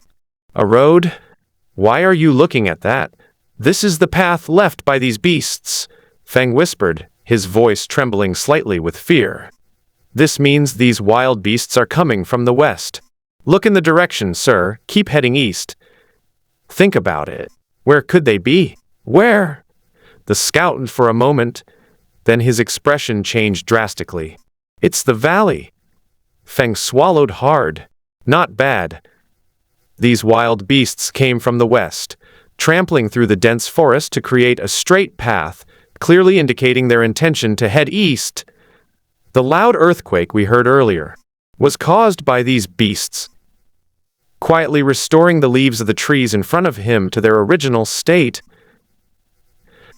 Although I don't know why these beasts are here, if they continue east, they'll encounter our valley, and then... The scout's face turned pale. There was no need to even think about it. If tens of thousands of beasts rushed into the valley, it would be impossible for human beings to stop them. Let's go. The scout made a decision instantly, determined to deliver this message to the clan. Although it is still unknown whether the herd will continue eastward, we must be prepared for anything. Otherwise, the valley will be in imminent danger. You must understand, this is not just a simple herd of beasts, but a herd of beasts filled with dozens of wild species. The mere existence of the 4 wild races surrounding them has trapped the entire human race in the river source area for hundreds of years. Thousands of human warriors have gone to challenge the wild races, but all have ended in failure. The beast horde before us was a genuine herd of dozens of wild and untamed creatures. How do I fight? What's the point of fighting? With their minds in turmoil, Xiao and Feng carefully climbed down from the tree and, using the camouflage of the branches and leaves, headed back the way they had come. A green, pangolin-like beast near the jungle looked around the forest with a puzzled expression, shaking its large head. Was there some movement just now? Looking at the now calm jungle, the pangolin beast shook its head, though its eyes were filled with doubt, and lay down. Another night has passed. The next morning, the entire gathering place for the animals returned to its bustling state. Suddenly, the silent witch pool in the sky burst forth with a blood-red dark light and began to fly eastward again. The herd of beasts erupted in jubilation. The giant tiger, which had been feigning sleep with its eyes closed, suddenly opened its eyes, and the aura of the king of the forest slowly emerged. Seeing the direction Wu Qi flew in, the giant tiger roared to the sky and chased after him. The giant scorpion in the soil also saw the scene of Wu Qi flying away. To be honest, the giant scorpion had had enough of this place. If it weren't for the strong attraction of Wu Qi, it might have returned to its own desert long ago and comfortably lay in the quicksand to enjoy itself. But perseverance pays off, and finally, Wu Qi flew eastward again. Hurry up and follow. Other wild species also reacted one after another. Wild species resembling Tyrannosaurus rex, wild species resembling crocodiles, wild species resembling cattle, wild species resembling wild boars, wild species resembling elephants, wild species resembling cheetahs, and all sorts of wild species, along with the remaining beasts, followed the giant tiger and sand scorpion eastward. Several days later, a huge tremor rang out again, and it was even louder than the previous one, feeling even closer to me. Inside the cave, the human leader felt a sense of foreboding. Rumbling sounds echoed in waves, and all the old, weak women and children went into the cave. The entire hunting party was recalled, and nearly 200 people stood ready at the valley entrance. This is definitely an ominous sign. The leader felt his senses growing stronger, with nearly 200 soldiers around him offering him no sense of security. Could it be that the Kang beast is about to attack us? The leader paced back and forth, considering various possibilities, and then raised the alert level of all the soldiers to its highest. Be fully prepared, so that even if the beast really comes, you will have the strength to fight it. The leader wondered if the three boys had figured out the cause of the tremor. It's still trembling, so we should be able to find out the reason. At this moment, Xiao and Feng, on whom the leader had high hopes, wished they had 2 more legs and ran frantically forward. Q, why don't you travel carefully in the jungle? Aren't you afraid of encountering powerful wild animals? A. The wild animals in the jungle have all been scared away by the herd behind them, and they're running faster than the whistle and the wind. What's there to be afraid of? The two were running at full speed, their bodies covered in countless bloody scratches from being scraped by tree branches while running. The 2 men were dressed in rags, or rather, they had no clothes at all, only black fur, which was patchy and looked utterly miserable. The 2 were traveling back to the valley through the forest at a fairly fast pace, but they were very cautious in order to avoid wild animals. As the night passed, the next morning, the herd of beasts caught up with them and trampled the trees in their path. The massive herd didn't care about anyone and simply crushed through the trees at an astonishing speed. This resulted in the whistle and the wind not reaching the valley yet. But the herd of beasts was about to catch up. With such a powerful display, the dominant beast of this forest immediately cowered, lying down on the side away from the herd, not daring to show its face at all. Xiao and Feng stuck out their tongues exaggeratedly and ran off again. The jungle is everywhere, and the branches form a dense, impenetrable net. Although the beasts were running wildly, they were still some distance from the entire valley. So the people inside the valley could only hear their sounds but not see them. The human warriors, who had been lying in ambush at the valley entrance, stood ready with their weapons at the ready.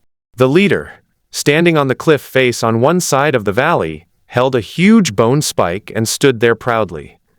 No matter what difficulties you encounter, don't be afraid. Face them bravely.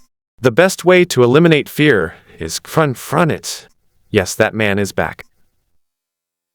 Now he is no longer the leader of the human race, but a warrior fighting to the death for the survival of the human race. Just wait and see, the leader secretly swore in his heart. Ancestors of the human race, even if I die here today, I will protect the continuation of the human bloodline and the unbroken lineage of the human race. Just as the leader was in high spirits and resigned to his fate, large, hairy hand touched his shoulder. Even the usually calm Liu's voice had become somewhat hoarse. Chief, look up at the sky, what's that? The leader was taken aback, then looked up at the distant sky. A huge, basin-shaped object was seen flying in the sky and looking in the direction. It seemed to be coming from here. My God! This thing could kill someone. The leader was shocked by the situation and immediately tried to warn the nearby soldiers to take cover, but was interrupted by Liu. What's wrong, Liu? Leader, Liu's voice was even weaker than before, dry and tinged with despair. His strong, powerful hand pointed to the west side of the valley. Look there, what's that? The leader looked up again, and because the cliff he was on was quite high, he could see very clearly. Dust filled the sky in the distance, howls echoed everywhere, and dense forests collapsed under the weight of the dust, revealing a wide animal trail taking shape. This is a beast tide. This is a beast tide. After seeing it clearly, The leader was terrified, his face contorted with rage, and he roared, "Retreat! Everyone retreat! Get back to the cave immediately!" Even without the leader's words, the other human warriors also felt the fear that came from their very souls. They saw the magnificent scene of 10,000 beasts galloping in the distance, and they were all so frightened that they couldn't speak and stood there dumbfounded. "I'm desperate. I'm truly desperate." The valley has only one entrance, and behind it is a dead end. With nowhere to retreat, they could only flee to the cave. Seeing the soldiers standing there dumbfounded, Liu grabbed a soldier next to him, jumped off the cliff, and ran frantically into the valley. At this moment, there's no time for fear to even be fearful. Survival is the most important thing. The leader also slapped the soldier next to him across the face. "What the hell are you standing there for? Believe me or not, I'll kick you down here. Get back to your cave now!" The soldier shuddered, his fear temporarily subsided, and he ran downhill in a panic. The leader also ran downhill, roaring as he went, his loud voice echoing through the valley. "Get the hell back to your cave! Keep an eye on your women and children!" Most of the soldiers hurriedly composed themselves and ran back, frantically, from both sides of the valley. While a few were completely disheartened, his face showed despair as he watched the giant beasts rushing across the mountains and plains, without any thought of resistance or even escape. The leader's eyes widened in fury. He turned and ran straight towards the valley entrance instead of turning back. Those little brats! The herd of beasts drew closer, and so did the heavenly witch pool. The leader looked ahead and saw two small dots in front of the herd, like two insignificant fishing boats in a vast ocean, the kind that could be capsized by a single wave. "It's the whistle and the wind." The leader kicked the despondent warriors off the cliff one by one, took out bone spikes, and instead of running back, stood at the entrance of the valley. The soldiers he had kicked down saw him standing there, and their expressions gradually returned. They were no longer standing there blankly, but with tears in their eyes, they cried out, "Leader!" The leader turned around and roared, "Get out of here! Get out now!" The other soldiers knew they were only going to their deaths if they stayed there, so they knelt down, kowtowed, and then turned and ran into the valley. The leader fiercely slammed the bone spike into the ground, his arm trembling uncontrollably as he watched the charging horde of beasts. "Damn! That's so exciting!" The leader's teeth were chattering and his body was trembling. No one could remain unafraid in such a situation, but the leader gripped bone spur tightly in his hand, staring at the two small black dots in the distance with a crazed expression. "Whistle! Wind! You all better run faster. I'll be here to cover you. Do we need to provide backup?" To be honest, it's useless. It only adds another dead soul to the ranks of these beasts. But the leader's responsibility and the mission he bore did not allow him to retreat. He could not abandon his people and retreat. Even though he was terrified, he was trembling, he was terrified, he didn't want to die. But the more this is the case, the more I must stand here. Even if humanity cannot escape this hurdle, I will stand before these people and die. The leader's arms trembled as he gripped the bone spikes deeply embedded in the ground, watching the approaching horde of beasts, muttering unconsciously to himself. Old man, I don't want a leader, but you insist on giving me one. You won't be satisfied until I die first. It seems I'm finally coming to be with you." The leader's smile widened, laughter gradually emerged, and then the smile grew bigger and bigger. "Ha ha ha!" Xiao and Feng started foaming at the mouth as they ran. Their minds were no longer clear. All they knew was to run fast, run as fast as they could. They're almost in. They're almost in. As the two stepped into the valley, their bodies almost went limp, and they collapsed to the ground. The leader kicked the two men behind him, one after the other, and prepared to face the approaching horde of beasts with his bone spikes in hand. The leader's eyebrows were lowered, and his black fur seemed to be shimmering. At that moment, the leader truly felt that kind of despair in the face of the impossible. Old man, old man! The leader roared, tightly shielding Feng behind him. I fucking did it! Those scenes flashed before the leader's eyes. The previous chief, covered in blood, fell before him, handing over the leadership to him and asking him to protect the tribe. Previous leader, can you see this? I cannot protect the tribe, but I can stand in front of every one of my people. Before I die, you all better live well. The herd of beasts drew closer and closer, and running at the forefront was a cheetah-like creature with colorful fur, its long canines and sharp claws less than half a meter away. I have carried out your will, Ping. The leader closed his eyes and gripped the bone spikes tightly in his hands, like a reef standing firm in the sea, facing the impending storm. He could even imagine his body being torn apart, then trampled, and finally turning into a pile of minced meat.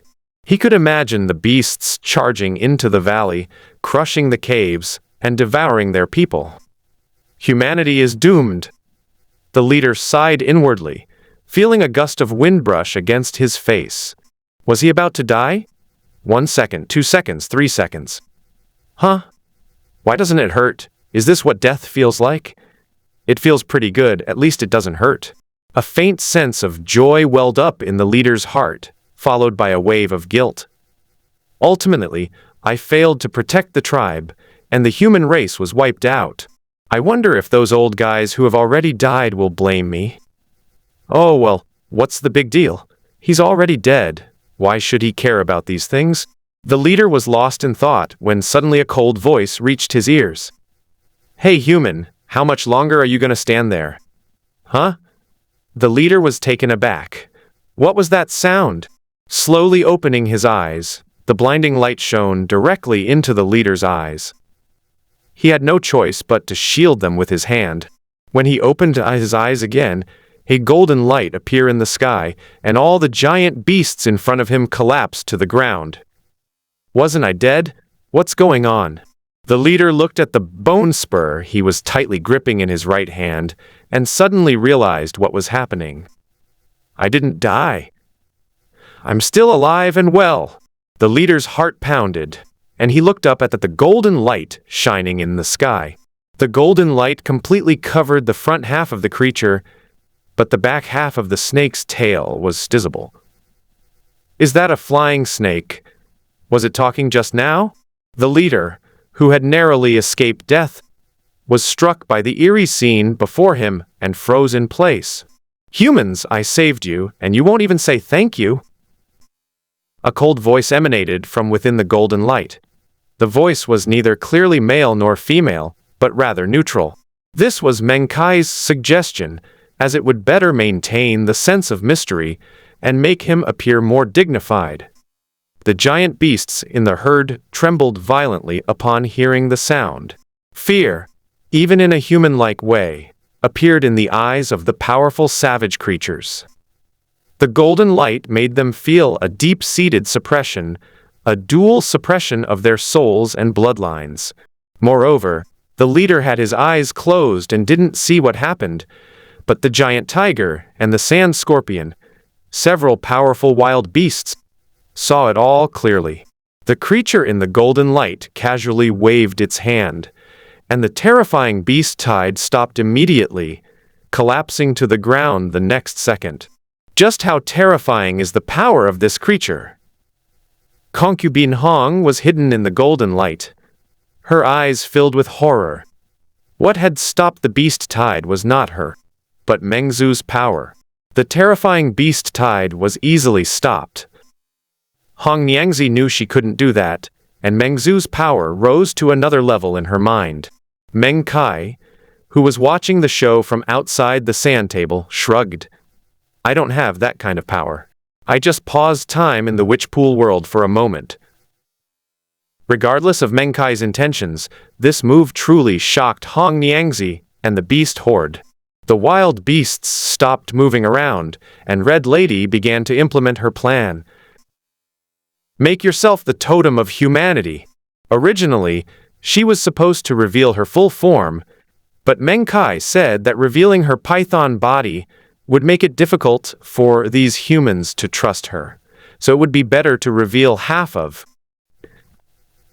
Hong Niangzi was speechless. If she revealed half of her snake tail, anyone could guess that she was a snake. What difference would it make if she didn't reveal anything? But at Meng Kai's request, his appearance turned out this way. Humans, I saved your race and you won't even say thank you?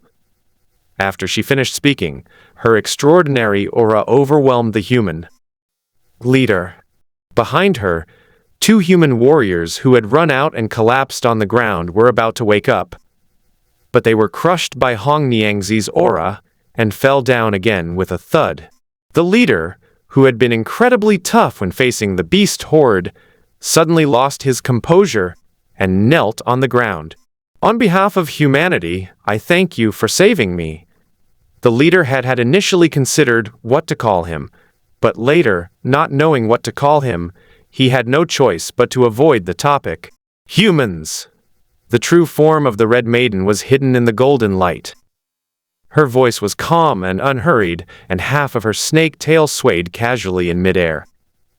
Her voice remained icy cold. I am an envoy of Meng Zhu, sent by him to assist the human race. You... Hong Niangzi hesitated for a moment, as she was ashamed to admit that her name was Hong Niangzi, a perfectly normal male python. She just couldn't bring herself to say it. Hong Niangzi stared down, then suddenly a brilliant idea struck her, and she said, You can make me hope. Hong Niangzi secretly praised her own intelligence. Didn't Meng Zhu say that she came here to bring hope to these weak humans? Although she didn't understand what hope was, using she as her name was quite good. Lord Nozomi! The human warriors, who were originally rushing into the valley, saw this scene from afar and all returned to the valley entrance. A few clever warriors went back to the cave, told the old, young, women and children who were trembling in the cave about everything. The people who thought they were doomed were overjoyed. No one would want to die meaninglessly, unless they had no other choice. So a large group of old people, women and children came out of the cave and saw the Red Maiden shining with golden light in the distance. Although it was impossible to tell whether Hong Niangzi's voice was male or female, her cold and stern tone made these humans feel extremely dignified. The group rushed to the valley entrance and saw the beasts lying on the ground in the distance. They were so frightened that they dared not move. It's no wonder these people are ignorant. Humans have lived in the river source area for generations, and the most skilled among them have only ever seen wild beasts from afar. They've never seen so many wild beasts gathered together. The leader displayed his authority, regarding Lord Xi in the sky as a savior. If Meng Kai knew this, he would definitely complain that it was clearly his own plan. Yet he was giving all the credit to Hong Niangzi. The group of humans knelt at the valley entrance, expressing their gratitude to Lord Xi for saving their lives. Of course, it wasn't just the saving grace, but also the grace of ensuring that the human race's lineage would not be interrupted. A grace that was even more precious. Heaven cherishes life. The matchmaker, with her charlatan-like demeanor, solemnly spoke from the sky. Humanity originated from humble beginnings and has endured many hardships, yet it still manages to survive. The continent is cruel, and it is difficult for humanity to establish itself. Now, by the decree of the ancestor Meng, we are passing down the cultivation method to help humanity. Because the Red Maiden spoke the language of these primitive people, they understood her. immediately. However, the beastmen were completely bewildered, feeling a force suppressing them and unable to move. Naturally, they had no idea what the Red Maiden had said in the sky. Although the humans could understand what the matchmaker said, they were completely bewildered. They could understand each word individually, but when put together, they had no idea what it meant. The leader swallowed hard and cautiously asked Lady Red, "May I ask, Lord Hope, what is the method of cultivation?" The so-called cultivation method is a cultivation method specifically for you. After practicing it, you can have strength comparable to wild beasts. If you cultivate it to the extreme, you can be on par with the wild beasts. A power comparable to that of wild beasts? At its peak, could it rival the mighty races of the wilderness? The leader was stunned, but a surge of elation welled up inside him. Everyone heard these words, apart from the two unlucky guys, Xiao and Feng, who had fainted. The other primitive people first showed disbelief on their faces, and then their faces showed ecstatic joy. So many years, so many years. The reason why the human race is so insignificant and on the verge of extinction is because it lacks sufficient strength to fight against wild beasts. When encountering wild beasts, it can only rely on its numbers and wisdom to win. There are countless wild beasts on this continent, while the human race is so small. If this continues, the human race will surely perish. This is different from Earth. The beasts on Earth are not as strong as the beasts of the witch pool, and there are no so-called wild beasts on Earth. Yes, the witch pool people are also very strong. Compared to Earthlings, they are stronger and more agile. However, this is all due to the enhancement of witch pool energy. Intelligent species are different from beasts. Their physical enhancement is limited, while beasts are more terrifying and harder to resist because of the enhancement of witch pool energy. Because of this beast tide, a godlike being descended from the sky, and with a wave of his hand, directly resolved the terrifying beast tide.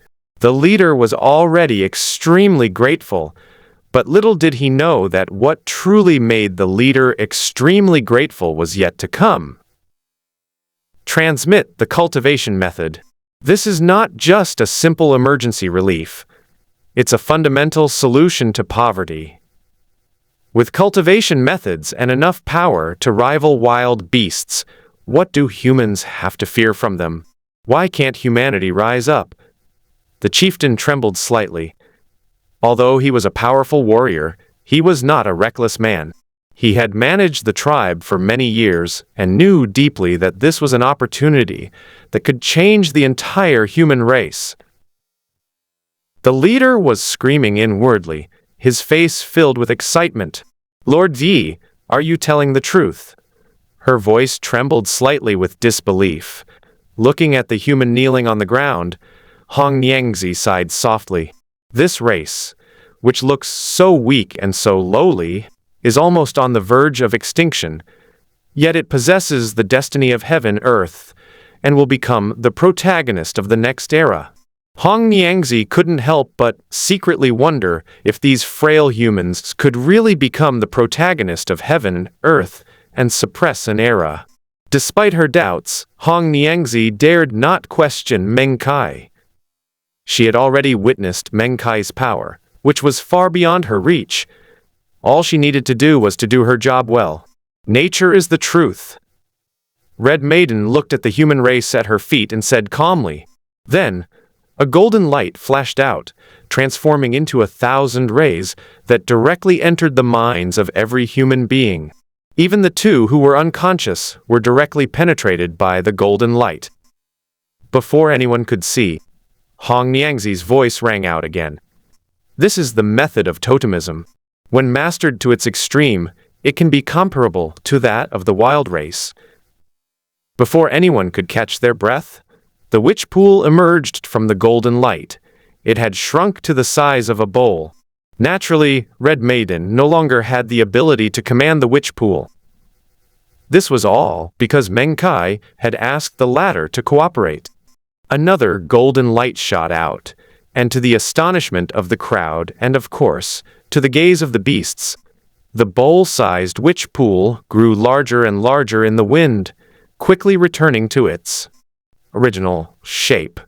Those wild creatures who knew the benefits of the witch pool showed a hint of longing in their eyes when they saw it appear. But then they became wary when they saw the snake tail in the golden light. Ignoring the horrified looks on everyone's faces, Hong Niangzi's calm voice rang out. "This is the witch pool, a treasure bestowed upon this world by the ancestor Meng. Only after humans have mastered the art of totem cultivation can they enter the witch pool for baptism. After baptism, they can become witches. But remember this well. There is great danger within the witch pool. Even if you have mastered the totem technique, there is still a great chance that you will not survive the baptism of the witch pool, so you must be very careful." This was something Meng Kai had repeatedly emphasized. The totem cultivation system wasn't just something Meng Kai came up with on a whim.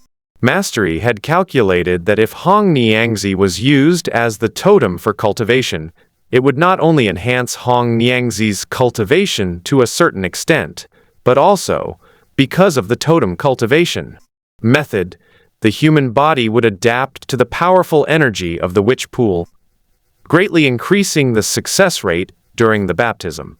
This can be considered a win-win situation. Of course, this cultivation system is determined by the internal rules of the witch pool world. Because every living being has some residual witch pool energy in their body. A being like Hong Niangzi, who has become an extraordinary being after being baptized by the witch pool can, to a certain extent, become a catalyst to attract more witch pool energy to attach to her, thereby increasing the absorption speed and strengthening her physical body. This is merely the extent of the abilities of extraordinary beings in this world, and the method of totem cultivation. If humans were to become extraordinary after undergoing baptism in the future, they could also use extraordinary humans as totems to rapidly absorb the energy of the witch pool, thereby strengthening themselves. Meng Kai decided that if a human becomes extraordinary, they will be called a witch, and if a beastman becomes extraordinary, they will be called a demon, just like Hong Niangzi. Demons are essentially upgraded versions of beasts and humans. After enlarging the witch pool, Hong Niangzi placed it in the forest in front of the valley, right on the territory of the original Kang beast. The dense forest was crushed, and the enormous size of the witch pool occupied almost half of the forest. Within the witch pool, the thick, red energy resembled real blood, and the entire witch pool exuded an astonishingly rich energy. Both humans and beastmen can enter the witch pool for baptism, but as I said before, the witch pool baptism is very risky. Don't go to your death if you're not sure you can handle it. In addition, the witch pool has limited energy, and only one person and one beast can enter each year. The witch pool is open at specific times and cannot be entered at other times. After explaining these precautions, Hong Niangzi turned her gaze to the beastman. Since the beastmen couldn't understand her words, Hong Niangzi communicated with them directly through telepathy. After all, the first level of transcendence is already the ceiling of this world. Those who reach the transcendent level will be favored by the witch pool and learn strange powers such as flight and telepathy, but only within this world. This is similar to some novels where the protagonist is very powerful in a lower plane. Moving mountains and flying is no problem for him, but when he ascends to a higher plane, he can't fly even if he wants to, supposedly because the gravity is stronger in a higher plane and things like mountains are denser. In short, the same principle applies to the witch pool world. The witch pool world is like a lower plane.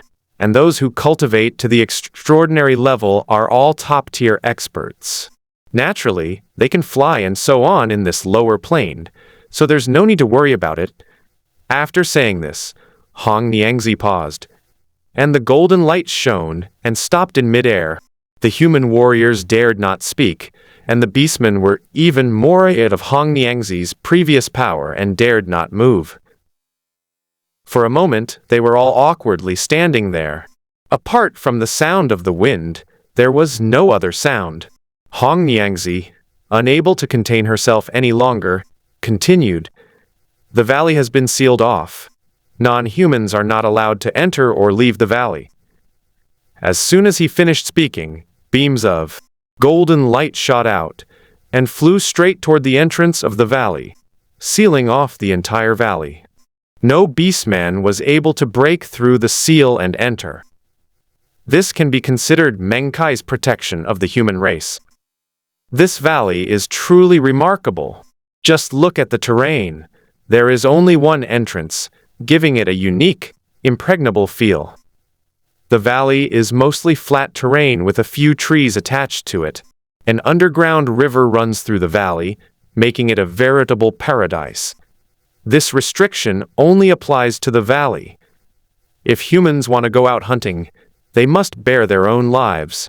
Meng Kai cannot completely guarantee the safety of every human. Moreover, if he protects humans too much, it will cause them to lose their fighting spirit and further reduce their chances of becoming witches. After the restriction was set up, the human race couldn't help but show their joy. This meant that the human race had truly gained a safe zone. No matter what the human race did in the future, there would always be a valley that was absolutely safe. It could be said that they could attack or defend at will. Thinking of this, the human race felt even more grateful to the Red Maiden in the sky. Having done all this, Meng Kai had almost completed the tasks assigned to him. Descending the witch pool, passing down the totem cultivation method, setting up restrictions to protect the valley, and driving away the beastmen. Valley entrance. The Red Maiden, enveloped in golden light, emitted another beam of golden light, dispersing the beast race. At the same time, a thought was transmitted directly into the minds of all the beast race members. Even the mindless beasts could easily understand the meaningless message. You may all disperse. One wild beast may enter the witch pool for baptism each year, but one shall bear the consequences of his own life or death. The beast race does not have a totem cultivation method. With their intelligence, they also have no way to cultivate cultivation methods. They can only rely on their own evolution to the wilderness species. Absorb energy near the witch pool to strengthen their bodies, and advance to the wilderness species before they can try their luck in the witch pool to see if they can evolve to the level of a demon. The giant tiger, sand scorpion, and other wild creatures quickly understood what Red Maiden meant, and they all showed excitement. Their pursuit of the witch pool was precisely to get close to it and absorb its energy. It's a great thing that Hong Niangzi didn't stop them. As for the human race, in the eyes of these wild creatures, they are nothing more than slightly larger ants. However, with the warning from the matchmaker, these beasts will naturally try to bully humans less in the future. The weak humans are not worth even a meal if killed, so they might as well listen to the matchmaker. The beasts dispersed, and the humans were once again filled with gratitude. With her mission accomplished, Hong Niangzi didn't want to say anything more and left directly. Without going anywhere else, Hong Niangzi returned to her mountain stream, which was also in Zhangzhou, but far from the source of the river, in a place closer to the east and near Buzhou Mountain, where the Red Maiden resides. Other creatures naturally dare not enter. Moreover, once the human race adopts her as a totem, she can absorb the energy brought by the totem while sleeping, and hardly needs to eat. Satisfied, Hong Niangzi lay down again before the mountain stream and fell into a deep sleep. The surprises brought by Lord Xi were truly one after another. Not only did he pass on the cultivation method, but he also pointed out the path to becoming a witch. In the distance, the witch pool in the mountains was filled with aura, and the dark red dissipating energy made these humans feel refreshed with just a deep breath. The leader was now quite spirited, his black fur flowing smoothly, and the others looked at him with admiration. "Leader," Liu stepped forward and said, "Since Lord Hope has passed down the cultivation method, we should start cultivating it as soon as possible." "That's right." The leader nodded approvingly, while reviewing the cultivation method in his mind. The more he looked at it, the more exquisite it seemed, and he couldn't wait to experience it right now. The method of totemism requires first building a totem of Lord Hope. Liu, I'll leave this task to you. Make sure to carve Lord Xi's appearance exactly as he is and place it in the center of the valley. Yes. Liu accepted the order without hesitation, which was not unexpected. However, after agreeing, Liu's brows furrowed tightly, and he looked troubled. The leader simply hoisted the two unfortunate souls, Xiao and Feng, who were still unconscious, onto his shoulders and headed into the valley. Seeing Liu's troubled expression, he asked, "Liu, what's wrong?" Seeing that everyone was heading into the valley, Liu quietly approached the leader and whispered, "Leader, we can carve a statue. We can't see Lord Xi's face clearly at all. The front half of the Red Maiden's body is shrouded in golden light, while the back half reveals a snake's tail. How can such a statue be carved? Isn't that asking the impossible?" The chieftain stroked his soft chin fur. "That makes sense. Let's hold a meeting in the cave tomorrow. Let's invite the hunting captain, the guard captain, other high-ranking members, and some shrewd women and elders to discuss this together. After all, it concerns the entire tribe. Let's discuss it." Liu nodded solemnly, then left to quickly inform the others. The entire human race was spared, and the entire valley was shrouded in a protective barrier. There was no need to worry about safety within the valley. The entire human race, from warriors to the elderly, women and children, indulged in revelry that night. There was no bonfire party as many people imagined, because these primitive people had not yet learned how to use fire. They simply gathered on the plain in the valley before it got dark, talking, singing, and joking together, and they ate very little. After all, food is still a scarce commodity for humans. Every meal they eat is one less meal they have. Although everyone is happy, they still have to think about tomorrow. But it was a celebration after all, and the elderly, children, and women ate an extra meal than usual, so everyone was in high spirits. The leader sat on the ground, holding a long, cylindrical wooden object filled with water. As he watched everyone revel, he gulped down the water as if drinking wine, a smile playing on his lips. For so many years, humanity has never been so happy. Everyone has always worried about food, about unexpected death, about attacks by wild beasts, about not surviving until tomorrow. Humanity has too many worries. Now finally, we can let go of some of them and enjoy life. Xiao and Feng had also woken up and informed the chief of Yai's death. The chief solemnly buried Yai's bones in the ground, and secretly vowed to protect his people as much as possible in the future. The revelry continued until dusk. By then, everyone had received a notification from Liu to go back and think about how to deal with Lord Xi's statue, and to share their opinions the next day. Among them, some women and the elderly appeared particularly excited, as this was their first time participating in a high-level meeting, something they had not previously been entitled to do. The leader thought that, since women could also cultivate this totem technique, and that women's status would definitely rise in the future, it would be better to include women in this program now. It must be said that the chief's considerations were very comprehensive. In primitive times, women had a very low status. Apart from childbirth, they were not strong enough to participate in hunting because they were not as capable as men. They could only do things such as gathering, sewing animal hides, fetching water, and cutting meat. However, women can also practice the eye totem method, which means that women will also have the opportunity to hunt in the future.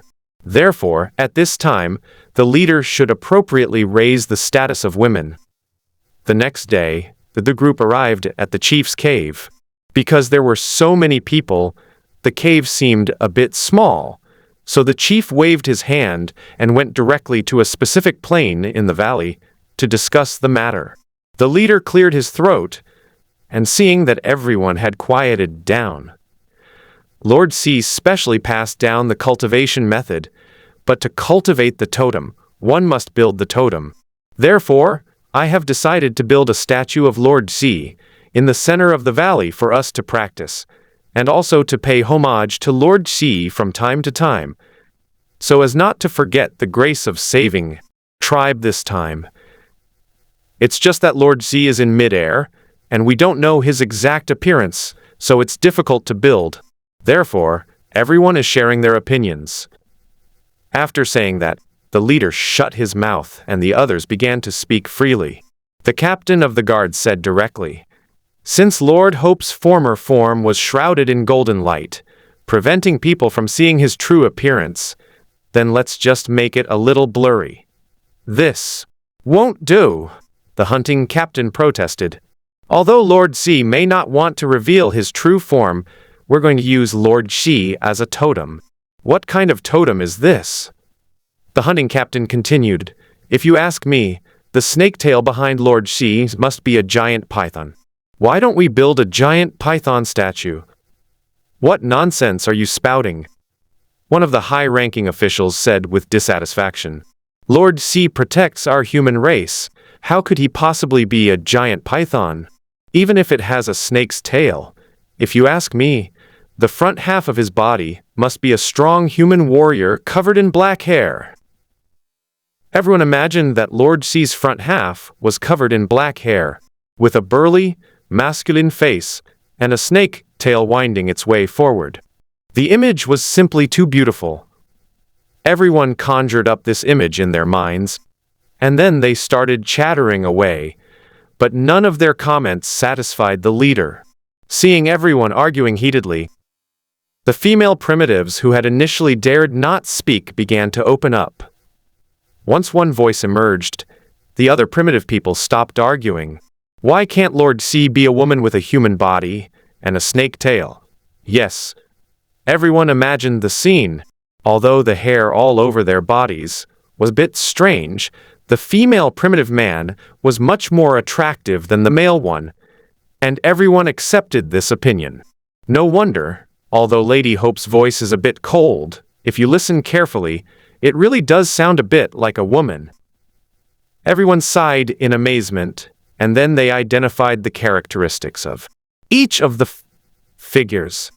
The leader remained silent and began to recall as well. You know what? Although Lord C's voice is androgynous, the more I think about it, the more I feel like she's a woman. If Hong Niangzi knew what these people were discussing, she would definitely unleash a golden light upon them and roar to the sky. I'm a man. Unfortunately, the matchmaker is still asleep. The group that discussed the matter accepted the suggestion regarding Lord C as a great god with a human head and a snake's body. The snake's body was long and slender, while the human head was unusually in line with the characteristics of a primitive woman, making him both majestic and incredibly benevolent. That's it! The leader made the final decision, completely fixing the image of the matchmaker, and in order to distinguish between genders, specifically changing Lady C's title to Lady Hope. After discussing everything, everyone began the construction in earnest. The leader specially assigned almost all the women and a small number of men to build the statue of the female Hope. primitive people's stone tool technology was not very advanced. They could only use the most primitive methods to extract a large piece of stone and carve it. Meng Kai watched with great interest as they hammered away. But because their aesthetic sense and craftsmanship were subpar, they ended up carving a rather blurry human-headed snake. The chieftain and the rest of the human race were very pleased and specially erected the statue of the female god in the center of the valley for all humans to admire. A blurry figure of a woman stood in the valley. The statue was about 6 or 7 meters tall, with a long, curved snake tail. The head of a female human looked down at the land with compassion in her eyes. Her arms were crossed over her chest, perfectly depicting the compassionate goddess who saved humanity from suffering. This is not realism, it is merely impressionism. The statue, built entirely based on the imagination of humans, is quite different from the real Hong Niangzi, but they are all the same creature. Therefore, when practicing totem cultivation, the focus is on the spirit rather than the specific form. This does not delay the cultivation of totem techniques. This is also why Hong Niangzi covers half of her body. If it had to be exactly the same as the real body, Meng Kai would not have been foolish enough to let Hong Niangzi cover half of her body. Just as the entire statue was completed, a mysterious aura descended upon it, and the rich energy of the witch pool began to gather in the valley. At the same time, a notification sound rang in Meng Kai's ears. The Wuchi people have built a low-level civilization wonder, human-headed statue, increasing the energy concentration of Wuchi by 20%. Oh my god! Meng Kai was immediately unsettled upon hearing Mastery's notification. How could such a crudely built stone statue, by the primitive human race, be considered a marvel of civilization? This civilization's wonder is too cheap, Meng Kai complained. Mastery rolled his eyes. Although these statues are extremely crudely made, they are still a wonder compared to their level of civilization. Moreover, with the blessing of the Red Maiden's totem power, they are definitely a low-level wonder. Moreover, this is the most crucial item for their cultivation of totem techniques, which can be considered as pioneering the totem tradition, and can naturally be regarded as a man-made low-level wonder. Meng Kai continued to complain. How come this spectacle has a special function?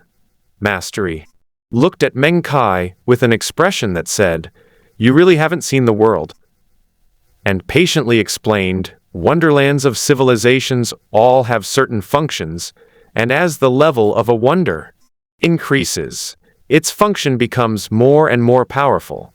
This is an inherent attribute of wonders. You mentioned so many wonders on Earth before, why don't they have any attributes? Who said there are no attributes? Mastery looked surprised. Although most of the wonders on Earth have disappeared for unknown reasons, a small portion of them still retain their properties. Mastery raised his little face seriously and counted on his fingers. China's man-made wonder at the Great Wall has the attribute of defending against enemies, which increased China's defense by almost 30%. The Grand Canal, a man-made wonder of China, inherently increases prosperity and generates 20% more wealth. There are other wonders in other countries, which also have their own unique characteristics. I won't list them all here to avoid being accused of padding the word count. What of the Terracotta Army? Meng Kai asked, unconvinced. The Terracotta Army is a wonder, isn't it? What are its characteristics? This. Mastery frowned, remained silent for a long time, then shook his head and said, I don't know, I can't detect its properties. Then Mastery continued, not only the Terracotta Army, but also Stonehenge and the pyramids. I also cannot detect their properties. This may be the reason why your Earth is so mysterious. Your ancient Earth definitely holds a great secret, and this secret must have been lost in the process of being passed down.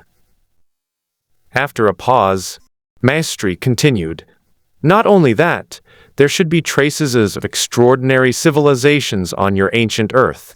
These wonders of civilization cannot be detected in the technological age, but in the extraordinary era, these wonders should have played an extremely important role."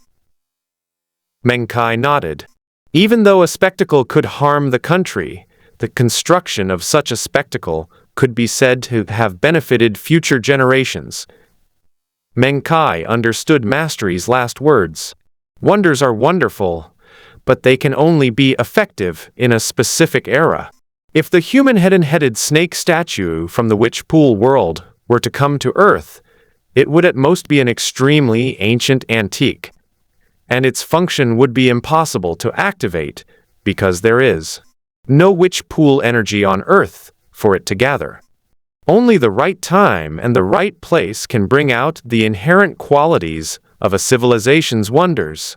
After the human-headed snake statue was successfully built, the energy-gathering rate of the Witch Pool indeed increased by several times.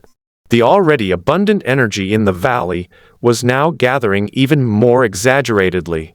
Without a doubt, even if these humans did not cultivate totem techniques, simply living in this valley for several years would greatly improve their physical condition, giving them strength comparable to that of wild beasts. However, it's impossible not to cultivate. It's impossible in this lifetime. After the human race completed the construction of the colossus, they had completed the first step in cultivating the totem method. The so-called cultivation method of totems is actually to use the power of powerful beings as totems, and to carve the totem on one's body under the stone statue. The clan members use the power of the totem to gain a faster cultivation speed. When encountering some uncontrollable crisis, they can consume a certain amount of life force and potential to activate the totem carved on their body, so as to gain powerful strength in a short period of time and get rid of the crisis. In general, the totem method is actually about absorbing the energy of the Witch Pool more quickly, thereby strengthening oneself. How does one absorb it? By using the attraction of powerful beings to energy. Of course, this totem-based cultivation method does not only benefit humans. Because it uses the Red Maiden as a totem, a portion of the energy belongs to the Red Maiden when these humans cultivate, truly achieving the ability to cultivate while sleeping. You ask me why I cultivate faster, even though I do nothing but sleep all day? It's because I can create shadow clones. These human warriors were like workers for Hong Yang. The stronger the human race became, the stronger Hong Yang would become. The next day, human warriors began to carve totems under the stone statues in batches. Carving totems was very difficult, as it required a certain amount of blood as a catalyst, and some weak, wild beasts became the preferred targets. The hunting party hunted many animals, and the leader smeared the blood of these animals on his body, using the blood as a medium to directly carve totems onto his own body. Of course, the appearance of a totem cannot be as complex and detailed as that of a stone statue. It is simply a matter of carving simple stripes on one's skin to represent the totem and gain the approval of the stone statue. A subtle rule seemed to emanate from the stone statue and penetrate directly into the bodies of every human with an engraved totem. After the totem was engraved, it was obvious that the energy of the Witch Pool no longer floated in the air at will, but was drawn by some kind of force, flowing slowly from the totem into the human body to strengthen their physical body. The engraving process is very simple, but it involves immense suffering. The absorption of Witch Pool energy is not as simple as others think. The reason why the beastmen can absorb Witch Pool energy in places with high concentrations is because they have powerful bodies, which are far stronger than those of humans, and they feel less pain. Humans are different. Previously, they were pavely and slowly transformed by energy, and it was only through generations of reproduction that they have been transformed to their current state. However, after the energy enters their bodies, although it can improve their physical bodies in a short period of time, the pain they will have to endure is unimaginable. This is so refreshing. Meng Kai asked Mastery if he could cultivate in this way, but the answer was that the witch pool was too small for the host, and the energy was not enough to temper Meng Kai's whole body. Meng Kai had no choice but to give up. Since it was the first time the human race had energy entering their bodies, there weren't many participants, as they were the first to try it. Only a few human warriors, including the leader, volunteered. After the totem was engraved, the terrifying pain caused even the ruthless leader to scream. For a moment, the entire valley was filled with the roars of these people. The others paled upon hearing this, their faces showing unbearable pain. How much pain must it have been for their leader, a tough man who could bravely face the beast, to howl so miserably? It was truly heartbreaking to hear and brought tears to the eyes of all who heard it. The howling lasted for almost a day, and wild animals outside the valley were all startled by the sound and quickly left. Not far west of the witch pool, the giant tiger, sand scorpion, and other wild creatures each found their own territory and settled near the witch pool. The poor Kang beast was also a local tyrant, but the giant tiger and other wild creatures were able to easily defeat it, so it had no choice but to hand over its territory to others. Although the roars were pitiful and the pain was real, the benefits were also enormous. Having almost adapted to the pain of energy entering his body, the leader emerged from the cave, looking utterly exhausted. He was drenched in sweat, and his face was frighteningly pale, appearing even more ashen compared to the black hair on his face. However, the leader was in excellent spirits. He looked at the simple totem engraved on his right arm and couldn't help but smile with satisfaction.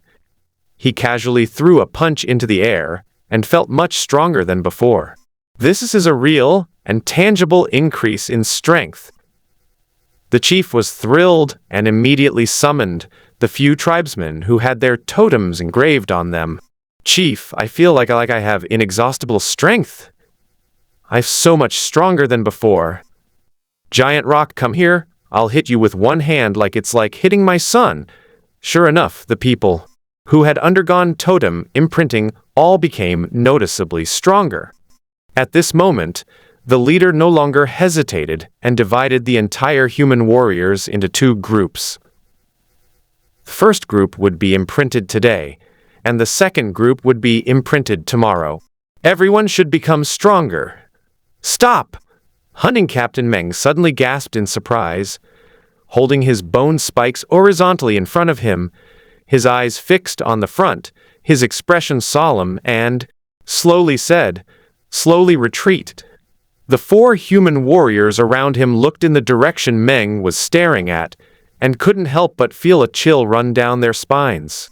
Deep within the jungle ahead stood a colossal beast the size of an elephant, its scarlet eyes sweeping over the human warriors, causing them to tremble involuntarily. The behemoth's body was covered in red fur, beneath which was extremely thick skin. It was strong, with powerful limbs gripping the ground. On its head were two horns that looked like bull horns, and below the horns was a large mouth full of fangs. Hunting Captain Meng retreated slowly, his face grave, and muttered, "This is a wild beast, a ferocious creature. We're in trouble now. It seems to have attacked us." Meng gestured for everyone to grip their weapons tightly, like the bone spikes he held. Ordinary members didn't have these. They could only carry inconvenient and heavy stone weapons. Seeing their captain's signal, everyone picked up their weapons and placed them in front of them before slowly retreating. The ferocious beast stared at the group of people with bloodshot eyes. Its fur was fiery red, and it exhaled an uneasy breath from its nostrils. It regarded the people in front of it as food.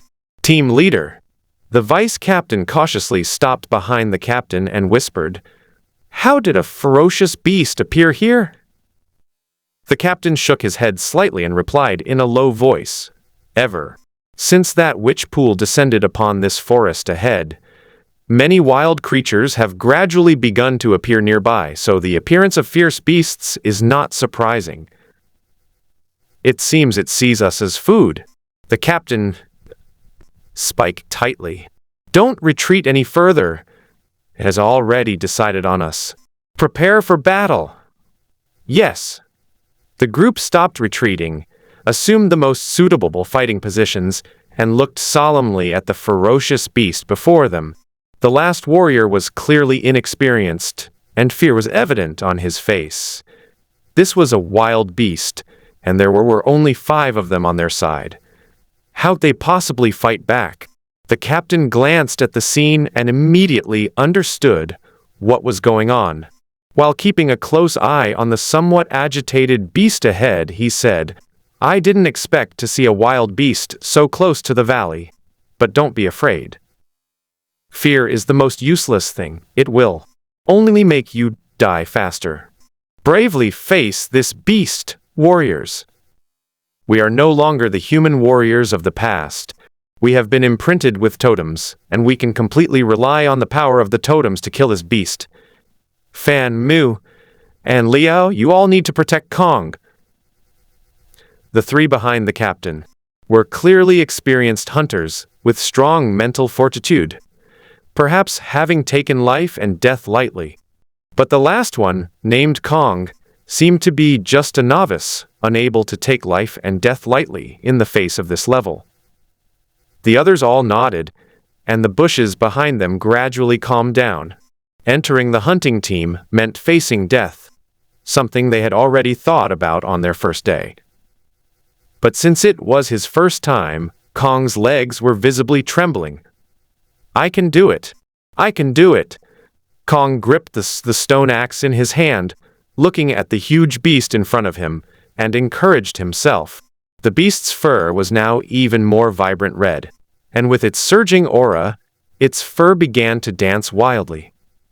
The pair of giant horns on its head began to aim at the 4 little ones in front of it. Seeing the 5 tiny creatures raise their weapons against it, attempting to resist, the beast grew even more agitated. In its simple understanding, weak creatures should submit to strong creatures, but now, these few weak and feeble sect-like beings dared to defy it. The beast could no longer restrain itself.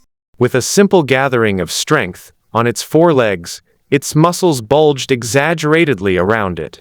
The beast is about to attack. Meng had obviously seen this wild creature before and was very familiar with its habits. When the beast's fur flew, Meng and the 4 warriors instantly became extremely alert. Thump! Thump! Thump! The beast started running, and the ground shook as it charged, its momentum extremely terrifying. Is this the power of the wildlings? Meng's heart was pounding, his blood was boiling, and the white jade-like bone spur in his hand gradually tilted. Humans had never hunted a wild beast before. In the past, when humans encountered wild creatures, they could only wait to die, but now things are different. The human race is no longer the weak human race it once was, feeling a power several times stronger than it had been 3 months ago. Meng felt his confidence soar. "We're gonna hunt it today." Suddenly, this thought arose in Meng's mind, and he felt his whole body burning. If he could hunt such a wild beast today, then the human race would truly turn a new page in its rise. Seeing the imposing beast, Meng suddenly took a step forward. Bang! "Brothers, let's fight this beast to the death today. Let's give it our all."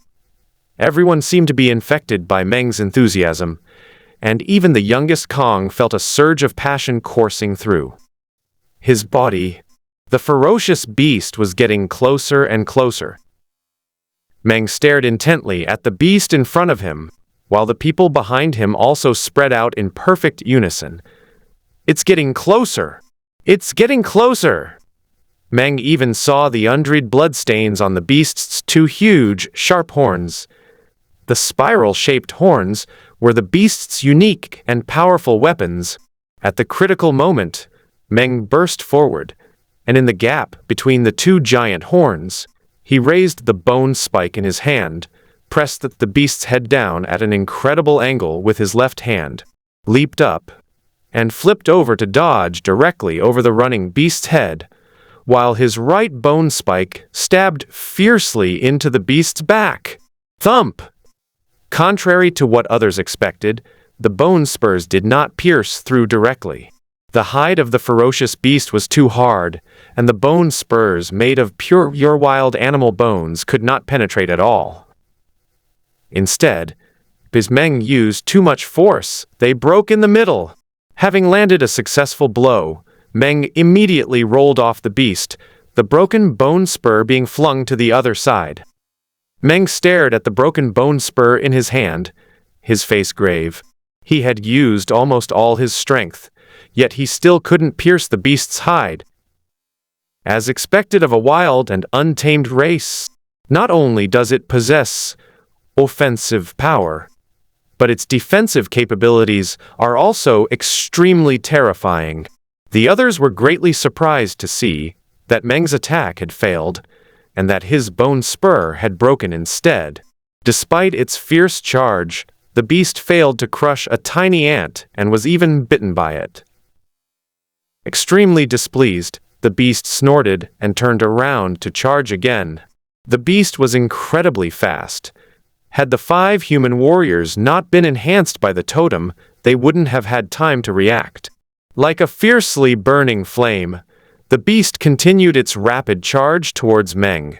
In its eyes, this little insect is the strongest, so it will tear this most powerful insect to pieces and eat it first.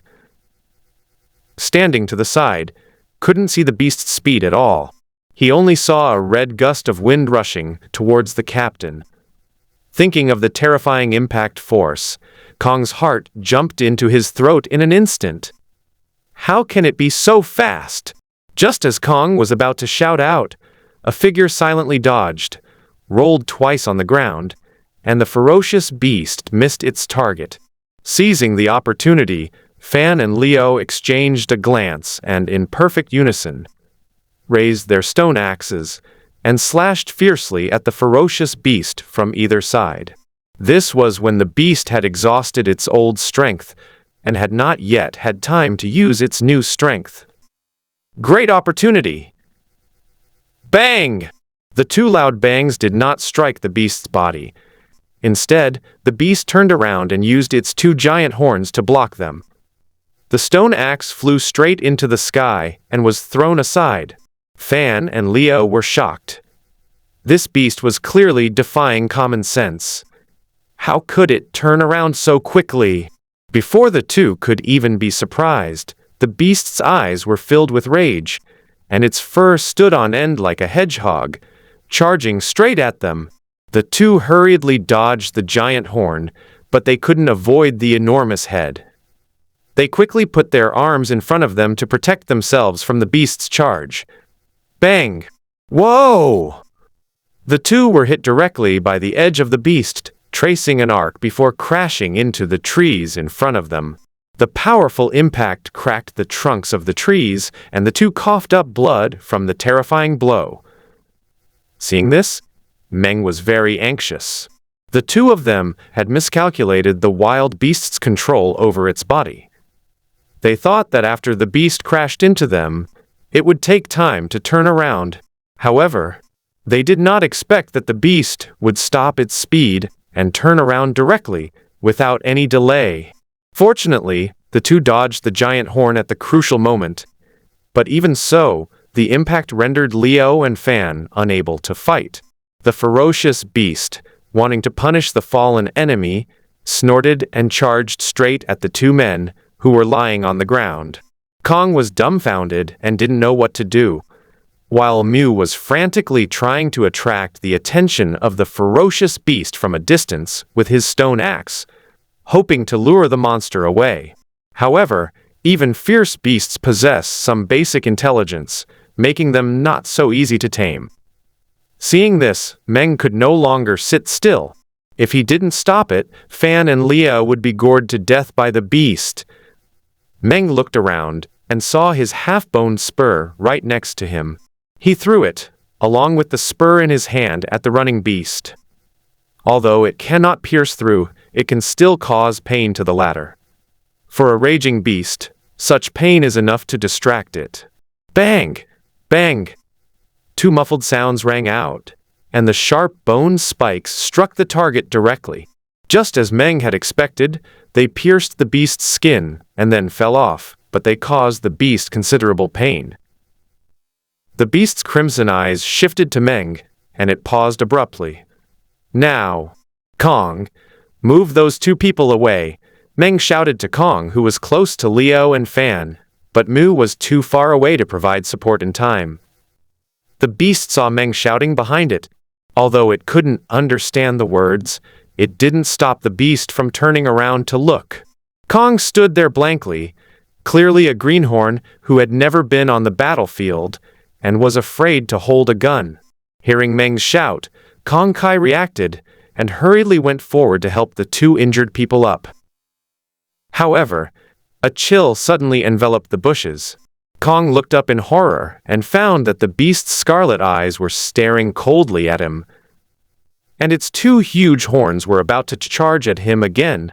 Just as Kong set up his shield, he saw the ferocious beast abandon its defenses and turn its head, its scarlet eyes fixed on Kong. Kong was so terrified by that murderous gaze that he wet himself and had no idea what to do. The beast lowered its massive horn slightly, aimed at the bush, and used its charge skill again. The beast's hooves moved like the wind, and its red fur bristled, making it look like a giant fire hedgehog galloping at full speed.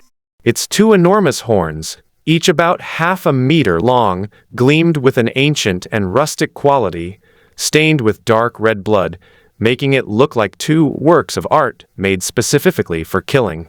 As the giant horn drew closer, Kong resignedly closed his eyes.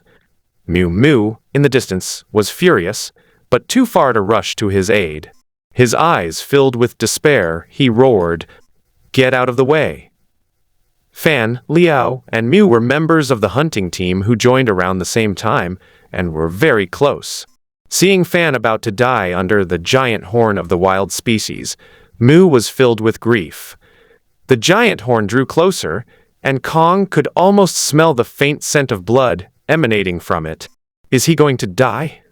Kong was filled with resentment and guilt. If he hadn't been so flustered, he and Fan, whom he had been holding up, might not have died. It was all his fault. He had ruined them. Just as Kong closed his eyes and awaited death, a strong gust of wind swept towards him. At the same time, a cold yet very kind voice rang in my ears. "Never give up." Bang!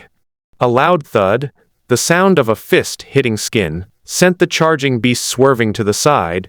Its momentum halted, and it crashed uncontrollably to the side. Kong opened his eyes and saw a blood-stained fist in front of him. Looking to the side, he saw Captain Meng standing there, covered in blood and trembling slightly, staring at him. Meng was covered in blood, and the totem on his right arm was flashing an eerie crimson. Meng's body seemed to have grown larger, and he was full of explosive power.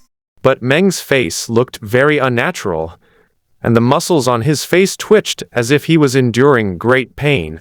"Kong, Mu, take those two back to the tribe and call for reinforcements." "Captain!" Kong's voice rang out, choked with sobs. At that moment, Mu also rushed over. Looking at Meng covered in blood, a thought struck him. "Captain, you activated the totem? Hurry! I can't hold out much longer. Let's get back and call for reinforcements. We're going to hunt it down today." Meng practically gritted his teeth as he spoke, not because he hated the beast so much, but because activating the totem was incredibly painful.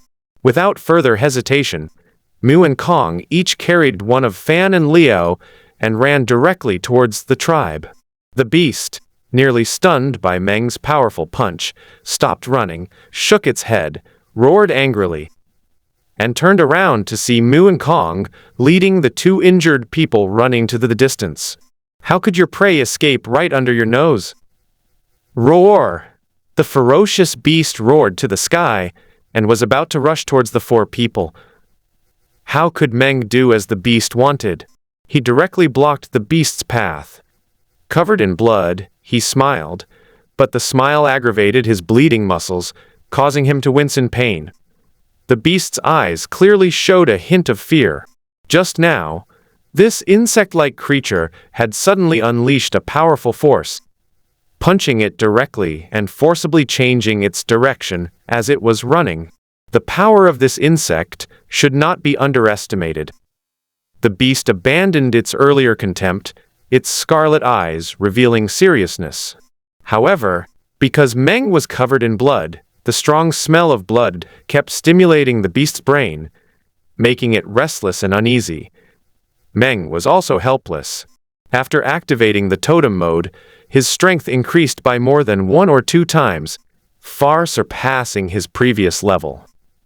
However, the side effects were equally obvious. The totem stimulated his body's potential, resulting in immense power, but at a great cost.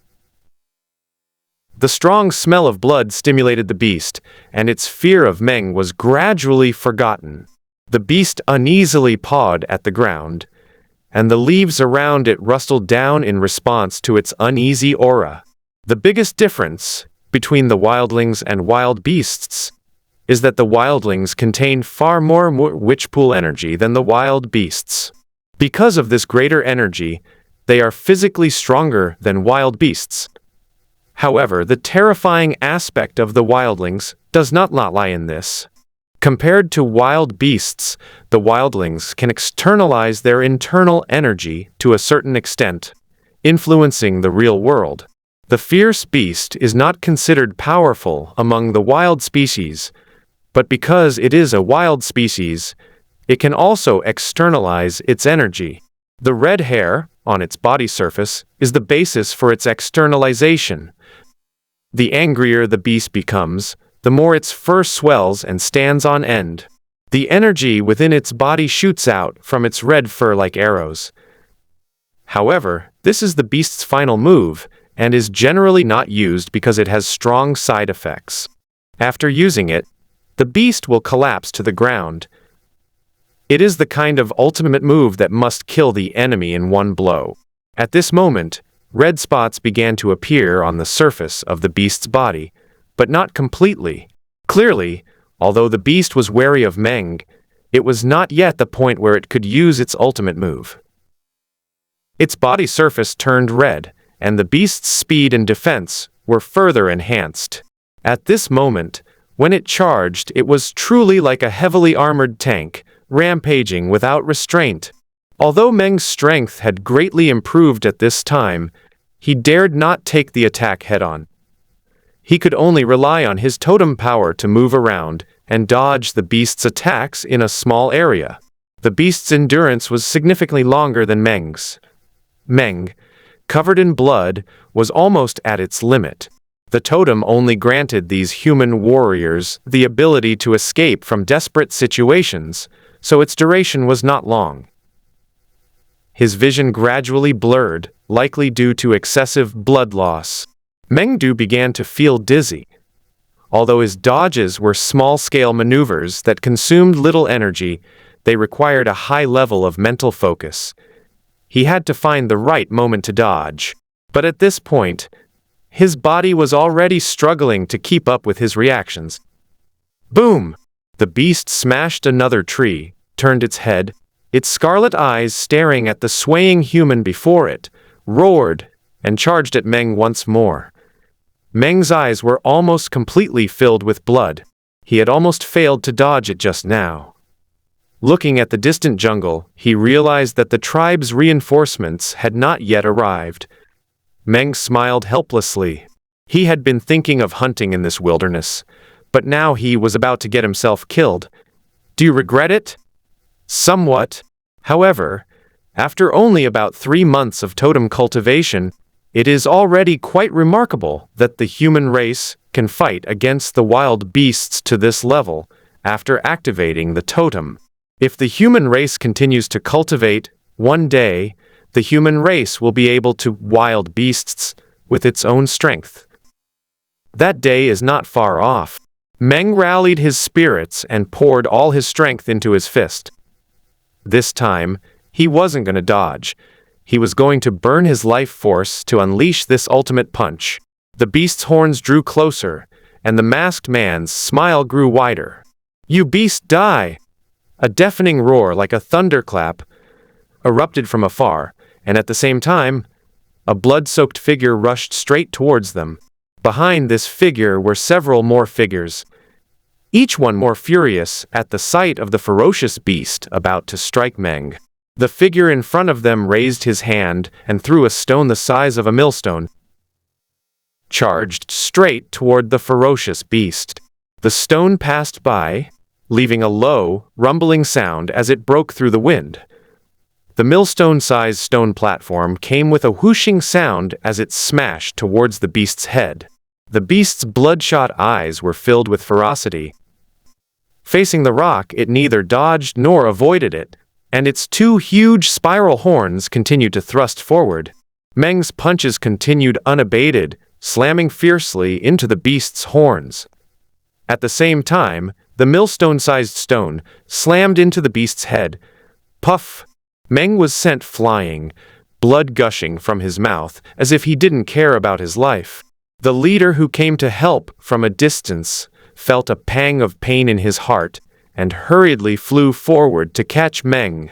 He forcibly released the totem's power, handed it to Liu behind him, and said, "Quickly, take Meng to the stone statue in the valley and heal him immediately."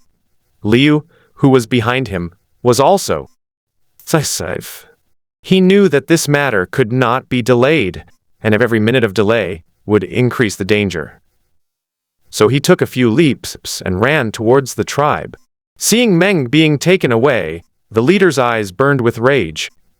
Meng's black fur was almost completely dyed red, showing how serious his injuries were. Whether he would survive was another matter. Then, his cold gaze turned directly to the beast in the distance. Although the ferocious beast nearly killed Meng with its headbutt, it was also in bad shape, having taken a punch from Meng at close range, and then being hit by a stone thrown from a distance, leaving it dizzy. Before the beast could react, the leader and the 7 others who arrived later surrounded it tightly. All 7 were in totem mode, covered in blood. They had come all the way from the tribe, and seeing that Meng was almost killed, they were all going full speed ahead, immediately switching to totem mode. Totem mode is not something anyone can activate. In the entire tribe, only the chief and a group of high-ranking members, a total of about 10 people, can activate totem mode. However, even without fighting, it takes many days to recover after activation. Everyone activated their totems, tightly surrounding the ferocious beast. The balance of power was about to shift. "Let's finish this quickly. We'll hunt this savage beast today." The leader gave the order directly, and everyone responded loudly. Gripping the white bone spike in his hand, the leader no longer hesitated. He took a step forward and jumped up, stabbing the still bewildered beast hard. At the same time, the other 6 also jumped up instantly and smashed down from different angles. Bang, bang, bang. It sounded like the dull thud of a bullskin drum, interspersed with a hissing sound of flesh being pierced. The leader's bone spur had pierced through. The group landed quickly after landing their blow. The beast was enraged by the pain, and its mind up instantly roar. A roar pierced the sky. The beast was furious. Blood gushed from its back. The leader's bone spurs were different from the others.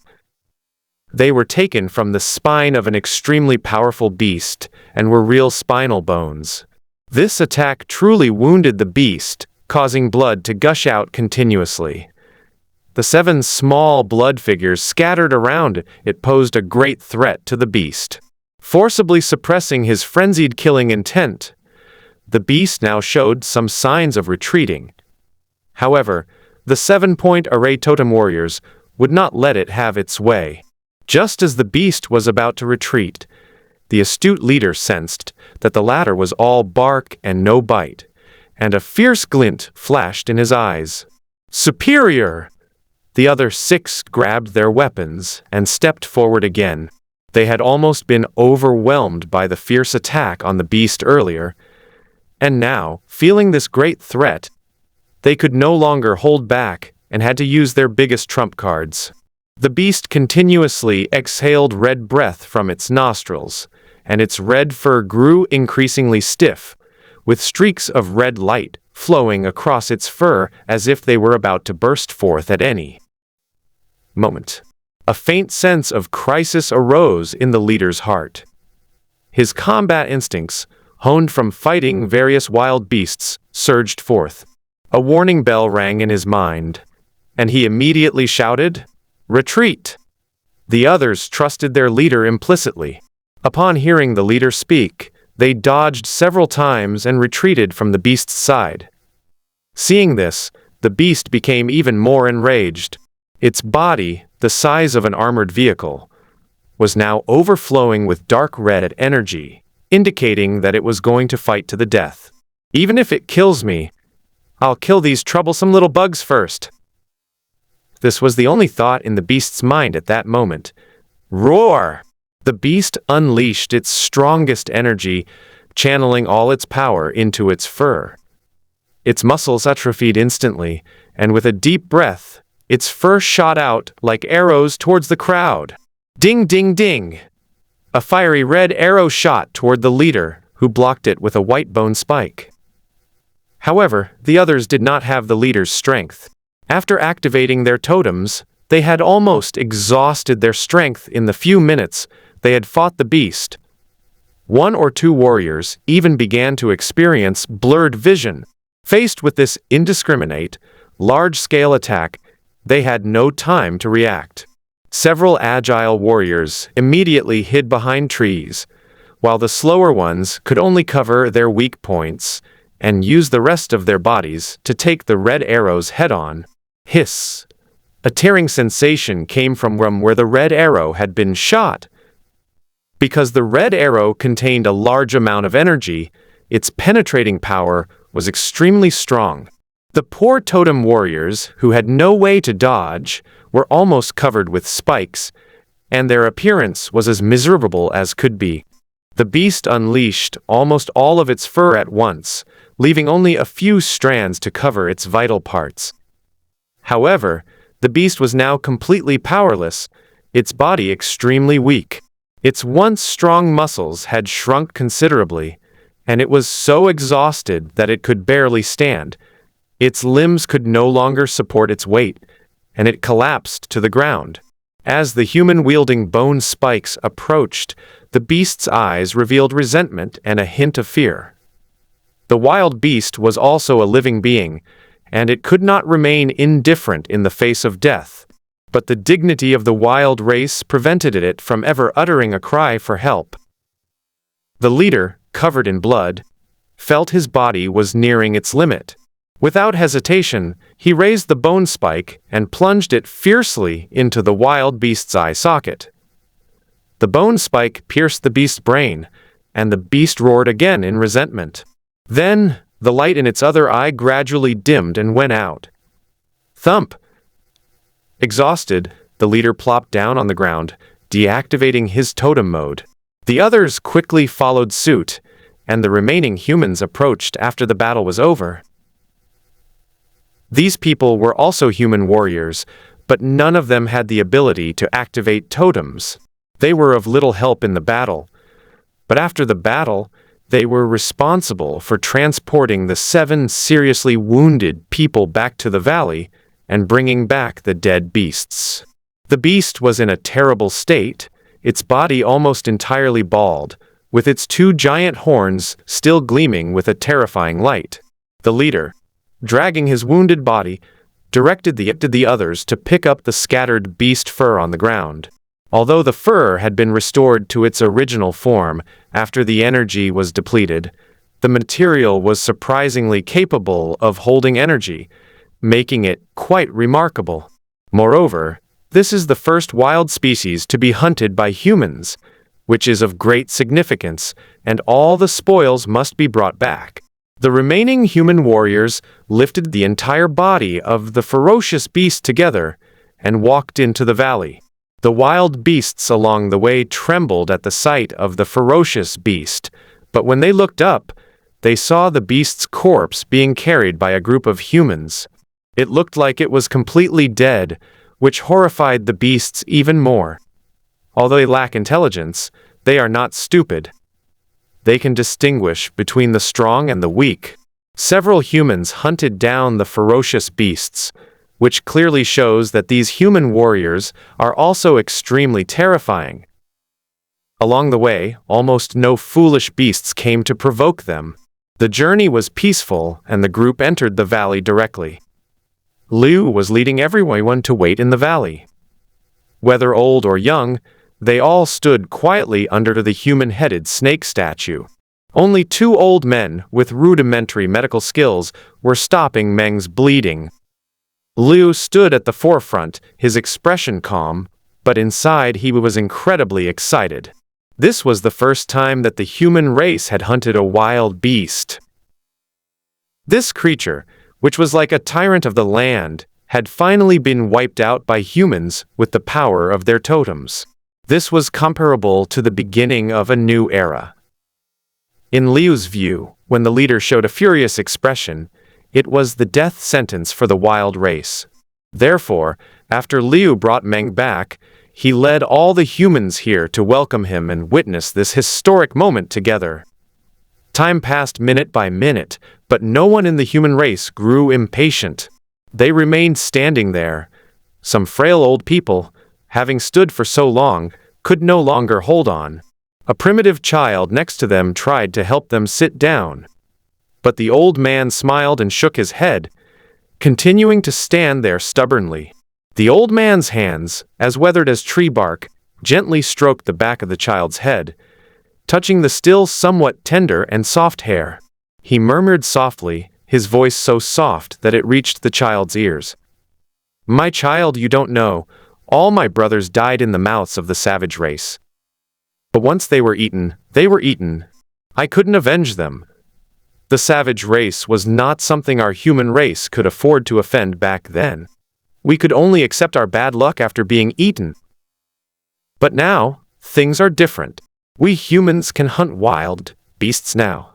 We're stronger. We're so strong." The old man's voice was soft, and tears streamed down his face as if he were recalling the past, his voice becoming somewhat choked with emotion. "Our leader led our warriors to hunt down the wild beasts. This is an honor, and it has boosted the morale of our human race. In the future, as we grow stronger, let's see who dares to mess with us." The caveman child nodded as if he understood, while the others around him remained silent. Then, tears welled up in their eyes, but they felt incredibly relieved. Things are different now. The era of being at the mercy of others is gone forever. As everyone was marveling at the scene, a commotion suddenly came from ahead. Knock, knock, knock. Heavy footsteps pounded on the ground. As everyone looked ahead, they saw a group of tall, muscular primitive warriors walking into the valley. Ahead were several blood-soaked figures, carefully supported by a few soldiers. Behind them was the carcass of a huge animal, its fur sparse and its flesh almost completely covering its bones. Two enormous horns extended outwards, gleaming strangely in the sunlight. Seeing all the humans in the valley quietly lining the way to welcome them, a sense of pride welled up in the hearts of all the warriors. "I participated in this hunt myself, and I'm a hero too. As everyone stared at the enormous corpse of the wild beast, some of the more experienced elders couldn't help but weep, muttering unconsciously, "This is a ferocious beast. This is the corpse of a ferocious beast. A fierce beast, indeed a wild beast. My God, we actually hunted down that powerful savage species. Ha ha ha. Our human race has finally had a chance to hold its head high." Upon seeing the true corpse of the savage race, the group couldn't help but feel excited. After all, it was a being at the top of the food chain. Their leader and warriors had hunted down this overlord. The crowd cheered, a surge of confidence rising within them. "We've killed a wild beast." Seeing everyone so excited, the 7 injured men couldn't help but feel happy. Even though they had returned from the brink of death, it was still a worthwhile experience. Among the crowd, some young girls, just beginning to experience romantic feelings, looked at the warriors returning from their bloody battles with spring-like eyes, their gazes fixed intently on the younger ones, a flutter in their hearts. Soon, after the cheers subsided, everyone dispersed, since those people were still injured. Looking at Meng beneath the stone statue, the chieftain asked weakly, "How is Meng?" "He suffered extremely serious injuries and lost too much blood. Even under the statue of Lady Hope, his recovery is extremely slow, and he is conscious. Whether he recovers or not depends on fate. May Lady C protect him." The leader nodded, a look of grief on his face. Meng was the leader of the Hun team, and his strength was among the best in the entire human race. This injury was probably a great loss. Despite their grief, they still needed to heal their wounds. Under Liu's guidance, the group lay down under the stone statues, and the rich energy of the witch pool began to enter their bodies, slowly repairing their injuries. As for the hairless beast, Liu also organized his people to cut it up. Although the beast was dead and its skin was not as hard as before, ordinary stone axes still could not cut through it. They could only use the chief's bone spikes to peel the skin open and then cut it up. After being divided, the beast was left with only a lonely skeleton. At the leader's signal, the skeleton, the size of an armored vehicle, was placed at the entrance of the valley to intimidate the group of ferocious beasts. The skeleton at the entrance of the valley exuded a desolate and powerful aura that made the beasts that approached the valley gasp for breath, as if silently announcing the rise of the human race. Through this battle, Meng Kai gained a preliminary understanding of the current combat strength of the human race. Putting down his binoculars, Meng Kai couldn't help but feel a little sentimental. In just 3 months in the witch pool world, these humans have already mastered the totem quite well. The most powerful one is the human leader. Judging from his condition, even without activating the totem, he can easily hunt down a powerful beast on his own. After activating the totem, he can even hold his own ordinary wild beasts. Ordinary human warriors might be able to hunt and kill some small wild beasts with their bare hands, and if a few people cooperate, they might even be able to hunt and kill powerful beasts. But if they encounter wild beasts, they should run as far away as possible. Ordinary human warriors have no way to ignite the power of the totem, because their bodies are not strong enough to support its activation. Only the chief, the hunting captain, the guard captain, and a few other powerful warriors can do so. After activating the totem, you can fight against the savage race. With the cooperation of several totem warriors, you can even kill the savage race. That's incredibly fast progress. Meng Kai sighed, then a hint of envy appeared in his eyes. The human race had cultivated their totem to this level in just 3 months, almost to the point of being able to tear tigers and leopards apart with their bare hands. But as their creator god, he was still a weakling. How could he not sigh in admiration? It seems I'll have to wait quite a while before I can achieve extraordinary status. The feedback from the death of creatures in the witch pool world is extremely small, and the total amount is not enough to push Meng Kai to the extraordinary level. Forget it. One must eat one bite at a time and walk one step at a time. No rush. I will eventually reach the extraordinary. Silently encouraging himself, Meng Kai rubbed his face vigorously. I've really caused the human race a lot of trouble. Looking outside, he saw that it was getting dark. Meng Kai got up and stretched, feeling instantly much more comfortable. It seems that just focusing on the witch pool world isn't a solution. I need to give myself a proper break. The evolution of civilization is truly difficult. A slight mistake can sever the entire line of civilization's evolution. The insertion of the totem was something mastery hadn't anticipated. But the birth of the totem also brought more possibilities to the world of Witchpool. Meng Kai glanced at where Hong Niangzi was sleeping and smiled slightly. Perhaps an extraordinary life would emerge in this world because of the totem. I'll stop paying attention to the workings of the Witchpool world. Adjust the flow of time to 100 times and let this world continue to develop. When I wake up tomorrow morning, it should be a completely different scene. I wonder if a witch will appear. Shaking his head, Meng Kai stopped thinking about it, cooked a simple meal, and after eating, he sprawled on the sofa scrolling through his phone. Looking at the game forums, Meng Kai was surprised to find that the first few people to enter the game had posted their own game threads on the forums, and it seemed that the threads were quite popular. Clicking on any random post, I saw one titled, "Shocking! A perverted NPC in a game did this to a player." Meng Kai chuckled. This was obviously clickbait. He hadn't expected so many people to click on it. Meng Kai glanced at it and realized it was the post written by Brother Tiaming Fights Against Illegal Activities. Meng Kai immediately pictured the person with his butt sticking out, secretly, observing from the shore. So it was that sleazy guy. No wonder he could write such a title.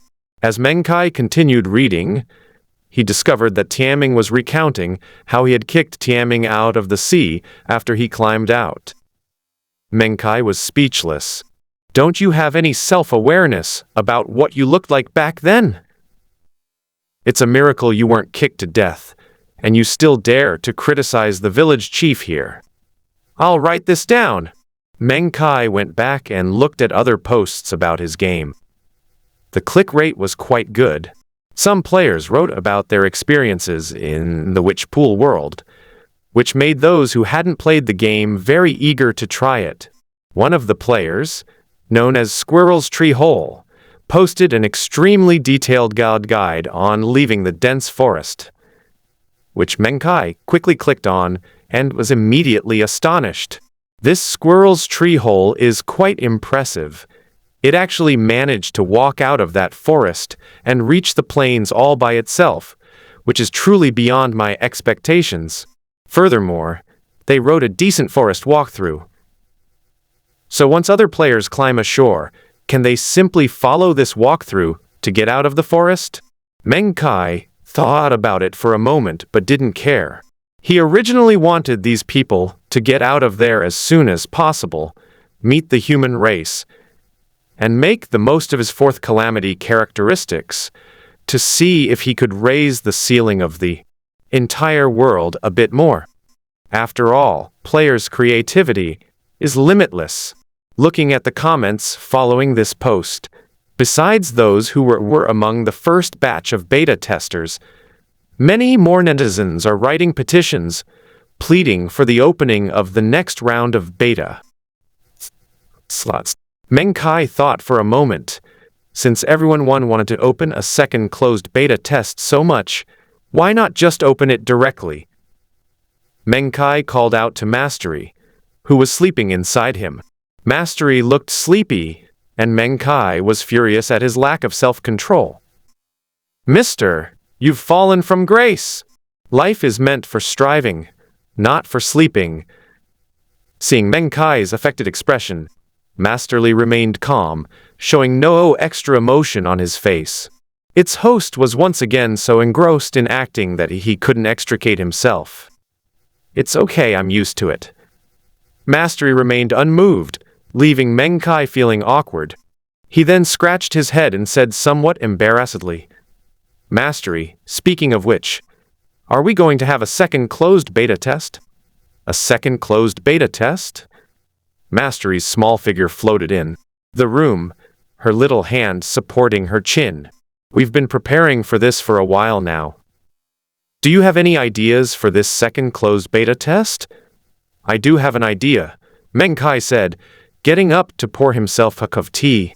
The second closed beta will be like we said before, with 200 slots available. We'll also be optimizing the entire game environment. Meng Kai paused, then said with some distress, these are not the main issues. To allow Earth humans and Wuchi humans to make contact, it is necessary to open up the player's area to Zhongzhou. What troubles me the most is how to deal with the flow of time. In a world where two time flows are used simultaneously, the slower one will eventually be eliminated by the faster one. Besides, how do you explain the time flow to these players? Is it some kind of black magic? It's too difficult. Mastery scratched his head, a troubled look on his face, and this is really difficult. Meng Kai sighed, scratched his hair hard, and couldn't come up with a good solution after thinking for a while. Mastery advised from the side, sooner or later, the players will find out about this issue of time flow. Just let them treat this game as some kind of black technology. No matter how much they investigate, they won't be able to find out about you. That's what he said, but Meng Kai still felt something was strange. After struggling for a while, Meng Kai still couldn't come up with a suitable solution. Let's leave it at that for now. After calming down and thinking carefully, Meng Kai decided to divide the witch pool into the native area and the game area for the time being. The time flow in the game area is the same as on Earth. Only by exploring specific areas can one enter the native area. This will significantly reduce the number of players entering the native zone, and since live streaming is not allowed within the native zone, the impact of all this will be minimized. With this in mind, Meng Kai made a second optimization to the setting of the free world, dividing the entire witch pool space into these two parts. Since the game's newbie village is near the space gate, which is exactly in the lower right corner of the entire world, let's designate the lower right corner as the game area. Although it's not very large, it's an area the size of a room. Meng Kai didn't drive away the creatures inside, but rather left them in their natural state, which adds some difficulty and fun to the game. The room-sized game area is adequate for players who are as small as ants, enough for them to explore for a while. If other problems arise, they can be optimized again. The flow of time in this area will also be adjusted to be synchronized with Earth. Because the flow of time is different from that in the original area, it may not take long before the creatures in the original area fall behind. Fall behind by too much. The evolution of the entire world has almost reached its ceiling. Even if the beast race evolves, it can only evolve to the level of demons, which is the first level of the extraordinary. Unless these demons, like the Red Maiden, can serve as the totem of a certain race and use the power of the totem to break through this shackle, it is extremely difficult for them to unlock their genetic lock on their own. After defining the entire area, Meng Kai set up several protected areas within it. A single starting village, not enough for the expanded area, and it would be too troublesome if he had to return to the starting village every time he wanted to log off safely. This is not conducive to players' exploration. The initial starting village has been optimized again, with a large area of open space added. As for the village chief, he has been removed. The original purpose of setting up the village chief was to satisfy Meng Kai's perverse tastes. But in reality, the existence of the village chief is useless. It is better to give this area to the players completely, so they can do whatever they want. Of course, the starting village and protected areas are indestructible. If the starting village could be destroyed, who knows what those insane players would do. The starting point is still the same ocean. You evolve within the ocean, then enter the starting village and explore from there. Everything depends on the player. Whether you're a scenery enthusiast, a casual player, a monster hunter, or a simulation builder, this place has it all. If you're willing to work hard, you'll have everything. Meng Kai grinned wickedly and immediately posted an update notification within the game. Due to popular demand, the game will be updated tonight at 10 p.m. At that time, all online players will be forced to log out of the game. Please log off in the safe zone. Stay tuned for the update content. Due to popular demand, the game will be updated tonight at 10 p.m. At that time, all online players will be forced to log out of the game. Please log off in the safe zone. Stay tuned for the update content. At this moment, the players who were grinding away at the game were all stunned. Huh? Is the second closed beta test finally starting? The cutest thing is the morning sun. Looking at the announcement in the game, the cutest thing is the morning sun. She blinked her big fishman eyes. Next to her was another female player who hadn't been able to climb out of the ocean until she was able to evolve into a life form that could live on the continent. Thanks to the guidance of the cutest thing is the morning sun. Although she still looks ugly, Apocalypse Lolita is already quite satisfied. After all, she had struggled in the ocean before, but now she has at least entered the land. Right? Lolita and the two cutest beta testers, the only two girls among them, were currently drinking tea and chatting in the newbie village, showing no desire to go out and explore.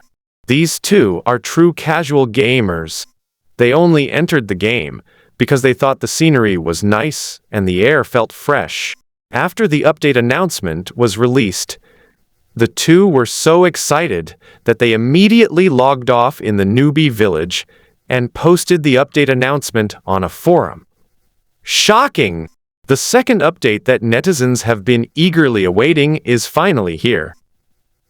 The title was very eye-catching, and soon many people started posting comments on it. Drinking a glass of water for half a day. Finally, it's here. Thank goodness we didn't give up. The developers finally heard our cries. It doesn't seem to have any substantial content, OP. What's in this update? Going up the mountain to fight Wusong. They should increase the number of participants, but I don't know by how much. Apocalyptic Lolita. No specifics were given, only that an update was coming. Stay tuned for the content. We'll find out tomorrow. Let's watch the drama unfold. Drinking a glass of water for half a day. I'm begging the game developers to open up more slots. I've decided I'm going to stay up all night to grab a spot. I really want to play this game. Sorry, this is the cyber police. What the person upstairs said is exactly what I feel. I'll be sleepless tonight. Menu is not silent. Internet police, come here. If you want to stay up all night, just say so. Don't make up these excuses. Disgusting. Soaring through the clouds. This troll is here, and tomorrow I will surely have a place here. Zhao Jun goes out. Are there any scenery lovers out there? I just want to enter the game and look at the scenery. Sob. Going up the mountain to fight Wusong. I'll take down every whiny kid with one punch. As its popularity gradually rises, There are those who want to play it, and those who criticize it. Although some live streams are proving this, they don't believe the players' claims of realism at all. They just think the game has high definition. But it's not actually that fun. The topic sparked a heated discussion among netizens on the forum. Suddenly, one post was pushed to the top. A milestone. Unveiling the inside of the cutting-edge game's free world. The post was made by Squirrel's Tree Hole, and the title piqued Meng Kai's interest, so he clicked on it directly. Hello everyone, I'm Squirrel's Tree Hole. I was among the first players to enter Free World. I noticed that there are no detailed reviews of Free World on the forum, and some netizens have doubts about its authenticity. So, I'll give a brief explanation of the game Free World here. I'm sure many of you have seen some of the players' live streams. That's right. Just like you've seen, the whole world is so realistic. Maybe you can't feel that grandeur in front of the screen, but believe me, inside the game, it's like being in another real world. With all 5 senses fully engaged, you can smell the fragrance of flowers inside. You can actually touch every blade of grass and every tree. When you enter the game, you are a spore, and you can't even feel your own hands and feet in spore. That's right, it's that high-tech. I was stunned when I first entered the game. It wasn't until I took off my glasses that I realized it was a game and my world was a real world. You can feel this virtual yet almost real feeling within the game. That's absolutely amazing. Other truly virtual games are completely outclassed at this point, okay? Not to mention the open-world gameplay is also very fun. Many netizens are questioning whether the game is truly free. Are there no missions? My answer is no. That's for sure. The entire game offers almost complete freedom. You can do whatever you want, and nobody will stop you within the game. At this point, some people who are probably thinking of taking off their pants might say something. Don't ask.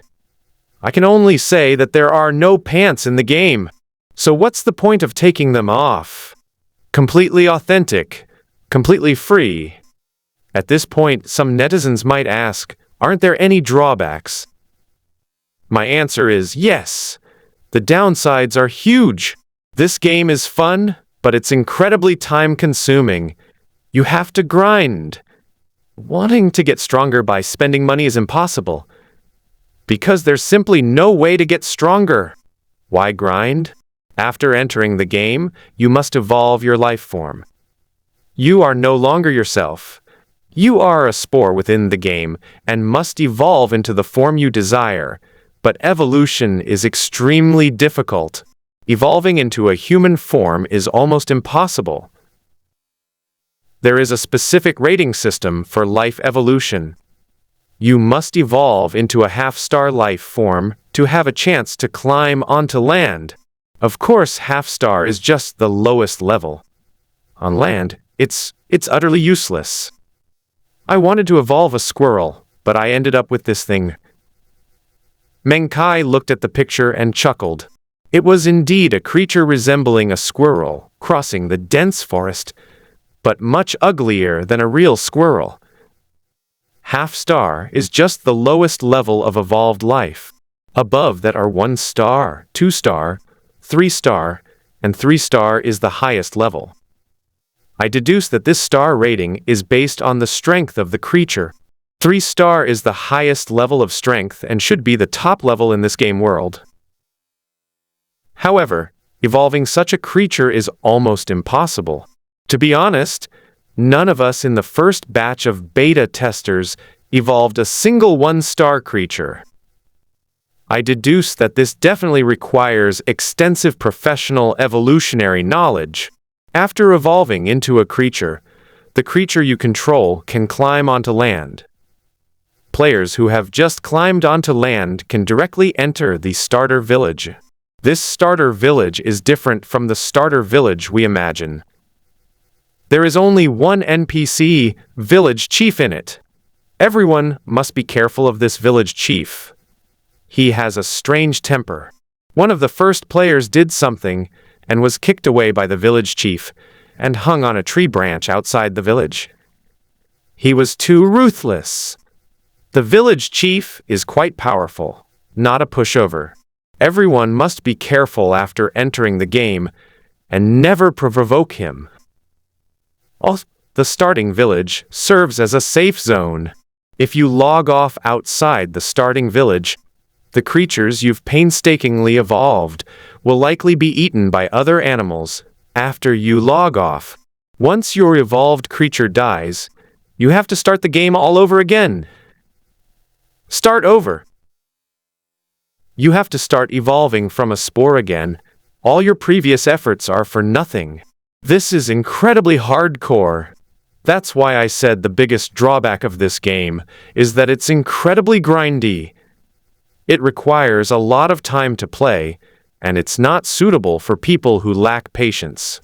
I spent 2 whole days evolving my life form, controlling it to traverse the jungle and reach the plains beyond.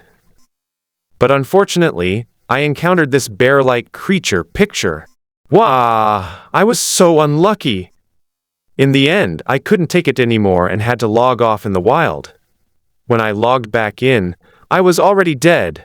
Of course, aside from the grind, this game has almost no other drawbacks. Once you're on land, you can relax and enjoy the scenery or wander around like a tourist. But be careful. There are many creatures on this land that can kill you with a single swipe, and your strength is incredibly weak.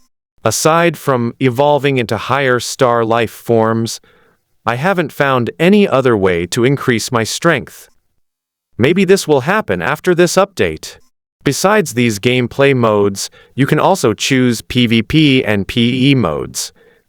There are plenty of monsters for you to kill, but you must be strong. And players who kill monsters must have strong mental fortitude. Because the realism is 100%. The blood splattered when you kill monsters is real.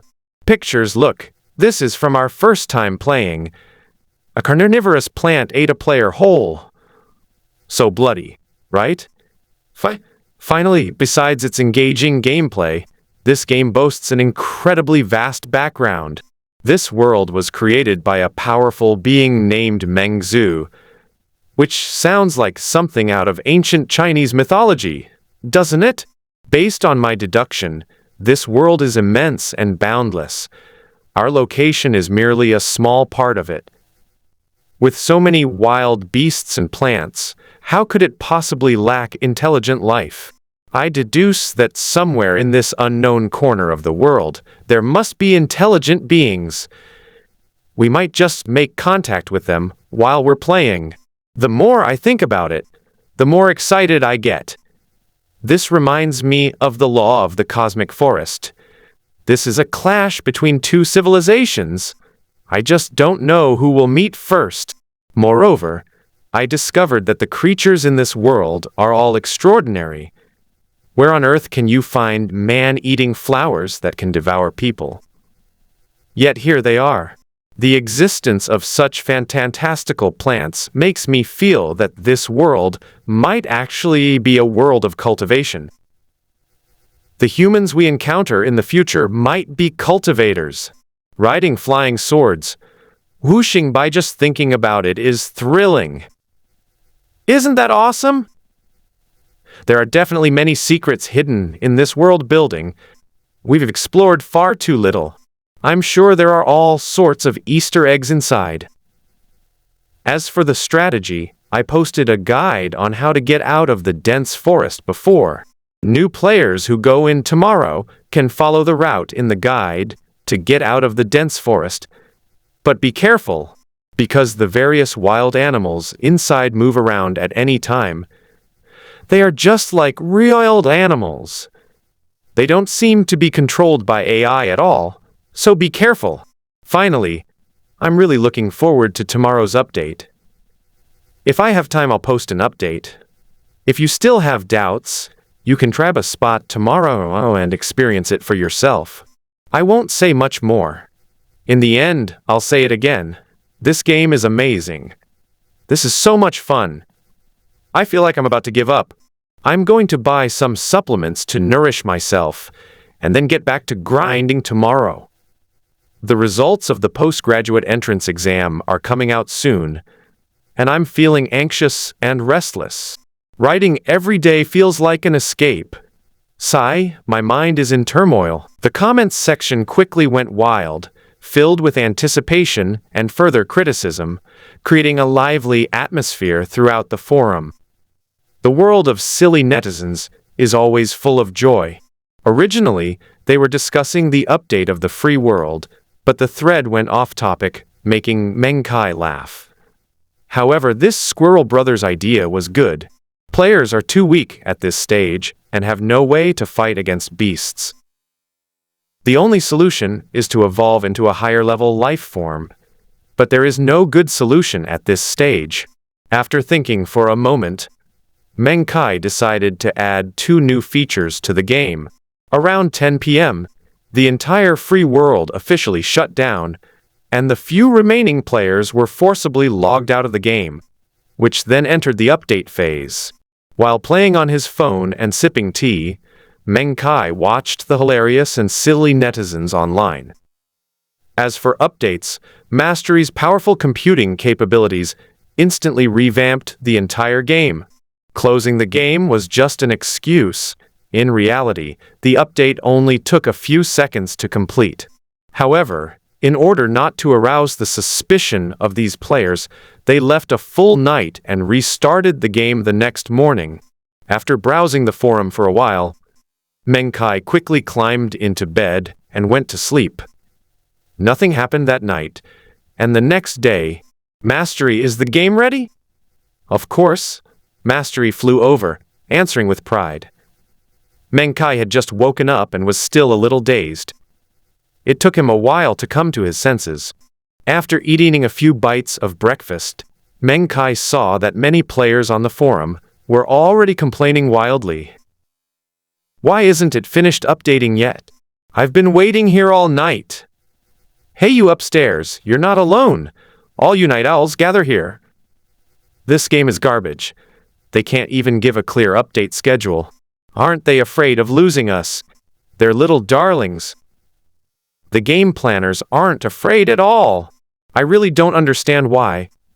With this game being so popular, they seem so arrogant, like they think they can take it or leave it. Dear game planner, I've noted down the people who criticized you. Please don't let him into the game. Give me his spot instead. Wah! Are there any girls here? The upstairs neighbors are disgusting. The guy upstairs is definitely straight. The free world tour bus is about to depart. Brothers who want to enter the free world, hurry up and get on the bus. The person upstairs is openly making suggestive remarks. They're hugging. Hurry up and finish updating. I can't wait any longer. Meng Kai smiled slightly, eating the fried dough sticks he had just bought, and thought to himself, waiting won't do any. Good. The game is mine, so you can just wait. Meng Kai remained calm and leisurely finished his breakfast before saying to Mastery, Mastery, open the entrance passage. Mastery nodded and reopened entrance to the free world, allowing a large group of viewers to enter. In less than 10 minutes, the game had already reached its maximum capacity, with all 200 slots filled. Meng Kai leisurely ate snacks, watching the group of players enter the witch pool world. Update notice. This game update is complete. The update intent is as follows. 1. Increase the number of beta test participants to 200. 2. The game map has been expanded, increasing the area available for exploration. The starting village has been optimized, and several new protected areas have been added to the map. 4. The evolution gameplay has been optimized, allowing players to continue evolving on land after leaving the ocean. A new achievement system has been added to the game. Players can earn achievements in the game. Please explore the ways to obtain achievements on your own. Thank you for your support of this game. We wish all players a pleasant gaming experience. The game announcement has been released, containing a total of 5 updates.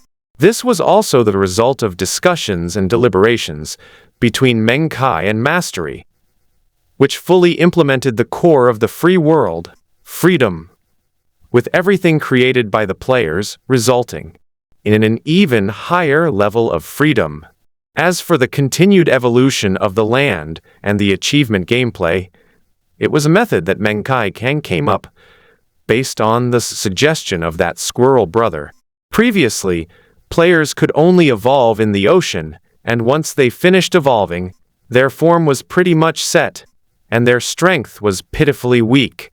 This update allows them to continue evolving on land, and it's entirely possible for them to evolve into 1-star, 2-star, or even 3-star creatures. It all depends on the player's imagination. As for the achievement system, Meng Kai thought if a player collected a certain number of achievements, then he'd put that player among the cavemen and see if they could create some sparks. After securing a spot, some players immediately started streaming their games, broadcasting the update content live within the game area. The game forums were flooded with comments. Those who managed to snag a spot were overjoyed and secretly thrilled, thankful they were quick enough. Meanwhile, those who missed out were devastated. Why were there so few slots added in this update? As a noob, I can't compete with the pros at all. 200 people is way too few. Doesn't this game company make money? This game is so popular. Why don't they open up more slots? I don't know when the next update will be. The game owner is too laid back. We're petitioning with thousands of signatures to hurry up and release the next update. This game is so generous, okay? Such high-quality graphics, incredibly high degree of freedom in gameplay, you can download and play immediately, and you don't need to spend any money at all. It's a blessing for us poor folks. A beta tester who managed to snag a spot is smugly passing by. A poor little thing who didn't get a spot, looking all wronged. Anyone selling a game slot? Price is negotiable. Please contact me if you do. Speaking of this update, they added an achievement system. Does that mean we have to earn achievements in-game? Idiot! You've never played in a free world, or even a certain other world. In these free games, whatever you create will earn you achievements. What's the use of achievements? I don't understand, but it sounds impressive. Ignoring the netizens on the forum, Meng Kai turned his attention to the witch pool world. Because he was too close, Meng Kai simply stopped sitting in the chair and squatted down at the entrance of the space to observe the situation inside the novice village. 150 players also entered the game in a scattered manner. To be honest, I had heard the first batch of players talking about it on the forum before. Watching various games is one thing, but after actually entering the game, I realized how terrifying it was. It's incredibly realistic. New players are introduced as spores in the game, without hands, feet, a head, or even reproductive organs, much to the disappointment of those who prefer to strip down. Without that thing, what's the point of taking off your pants? But soon after, these people turned their worries into joy, realizing that there was nothing to fear, and that evolution was possible. The new players were incredibly excited and quickly seized the time to continue evolving, constantly devouring the surrounding plankton to provide nutrients for their evolution. Soon after, these players evolved eyes, staring wide-eyed at this new and wondrous world, constantly looking around. This is amazing. How can it be so realistic? I can even feel the waves in the surrounding ocean. This is truly cutting-edge technology. It's so awesome. I'm going to evolve into the strongest creature. Skeptic. I wonder how much computing power is needed to build these scenes. Ordinary computers simply can't do it. This game is awesome. I, Qin Shi Huang, am impressed. Shouldn't it be I, Qin Shi Huang, send me money? What a bunch of silly newbie players. They don't forget to make jokes even when they're evolving their characters. Meng Kai squatted on the ground, speechless. These players were truly hopeless. Evolve, evolve, climb onto land, and then meet the humans of the witch pool, and see what kind of sparks you can create. These newbie players read a lot of game posts, so they quickly evolved the life form they wanted. Most life forms that evolved in the ocean were half-star creatures. They evolved rapidly, and then slowly crawled onto land. Holy crap! What is that? How did a giant face appear in the sky? The creature that had climbed onto land glanced up at the sky and saw a huge face staring at it, and couldn't help but cry out in surprise. The player's exclamation quickly attracted the attention of the other players, who all looked up at the sky. Sure enough, an enormous face, shimmering with a hazy glow, and whose features were completely obscured, was staring at them. Huh? Meng Kai looked at the excited chatter of these people staring at him, completely bewildered. He had touched his face, wondering if they were looking at him. Holy crap! Holy crap! What is that? A hand? It's huge! Meng Kai's face darkened. He looked at Mastery, who was smirking to the side, and grabbed the latter's small body. Mastery, what's going on? How can they all see me? Mastery struggled desperately, but because her body was too small, she couldn't escape Meng Kai's grasp. So she resigned herself to her fate and said, "This is the background I designed. Adding you, the creator god, to the game increases its fun." Meng Kai touched his face and asked suspiciously, "They wouldn't have seen my face and know who I am, would they?" Of course not. Mastery's small body was hanging in Meng Kai's hands, his arms crossed. "I'm very reliable. Why would I do something like that? What they see of you is just a giant filled with endless, divine light. It won't affect anything." Meng Kai nodded. It was good they hadn't been exposed. It wasn't that Meng Kai was afraid of anything. He just didn't want to cause trouble. He just wanted to stay at home like a lazy bum, developing his civilization and teasing the silly netizens along the way. Meng Kai put Mastery down and warned, "Mastery, next time something like this happens, you should talk to me first." "I just wanted to give you a surprise," Mastery said with a grin. Shaking his head, he ignored Mastery, grabbed a chair, sat down, and looked at the players below. Meng Kai was hidden by Mastery again. But the scene just now excited all the players. A giant face had just appeared in midair, its blurry features and divine aura thrilling these newbie players. Not only new players, but even some veteran players were very surprised. What is this giant? Some quick-witted players took a screenshot and posted it online.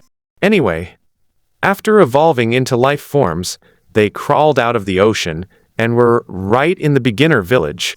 They weren't afraid of dying a horrible death, so they logged off and posted these pictures online. Some players who hadn't entered the free world started building towers. What is this giant?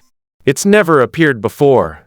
It should be a hidden plot in the game, the analyst said, continuing his analysis. This giant seems to be outside the player's world. His face is shrouded in something, making it blurry.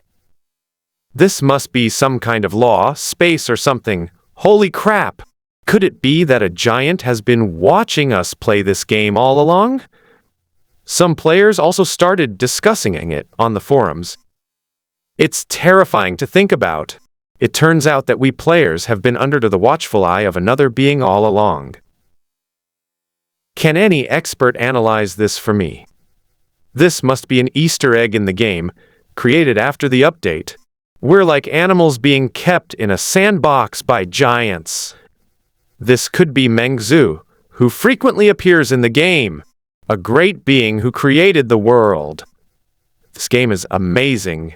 I love this kind of setting.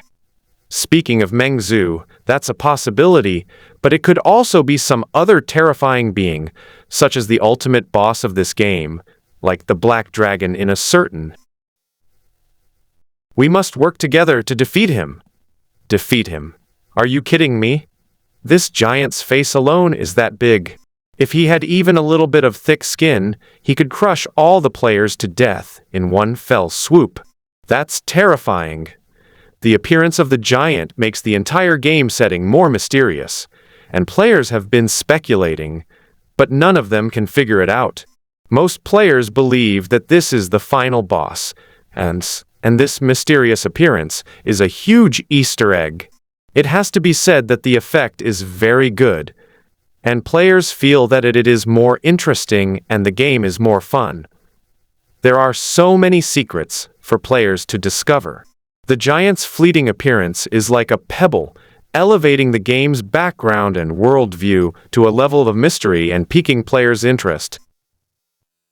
Meng Kai shook his head and chuckled. He hadn't expected this effect. It was a lucky accident. Meng Kai glanced at Mastery, who was standing tall and proud to the side. It was quite a surprise. With the giant's setting, Meng Zhu's setting, and the female hope, totem, demon, and witch that players might encounter in the future, Meng Kai was somewhat impatient to see the players' expressions. It seems I'll have to work on designing the world building properly when I have time.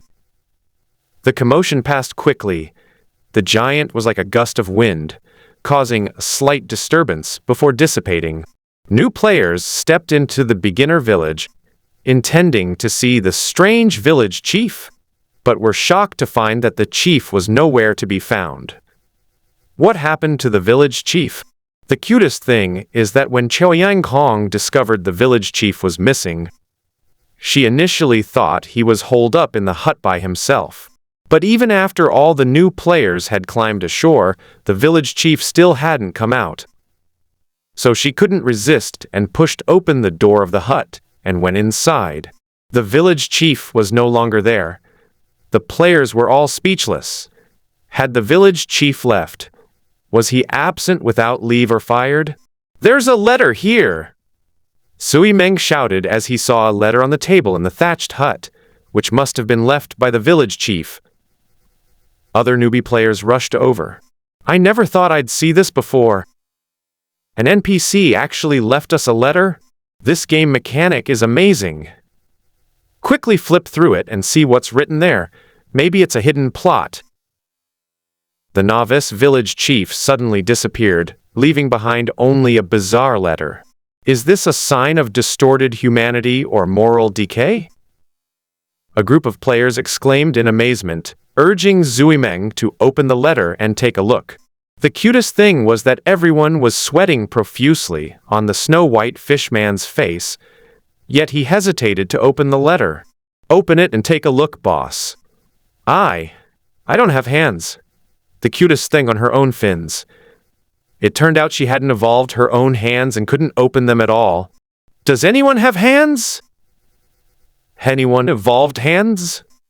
Come lend a hand, a hidden event has triggered." One player shouted directly at the doorway. "I'll go. I have lots of hands." A strange creature squeezed out from the crowd, and everyone looked at it, speechless. It's that weirdo from the first batch of players, the guy called Pocket Monster. He evolved into a 1,000 hands monster before, but died while attacking the man-eating plant. Unexpectedly, he has now evolved into another 1,000 hands monster. Just how obsessed is this person with their hands? The amazing baby entered the house, casually pulled out a pair of hands, picked up the letter, and opened it directly. With a smug look on his face, the amazing baby said, "See? My hands came in handy." Everyone urged him to stop talking nonsense and quickly see what he had written. The amazing baby opened it and was immediately stunned. The crowd watched anxiously, peering over their shoulders. They saw several large characters boldly written on the letter. "The world is so big. I want to go see it." Everyone burst into laughter.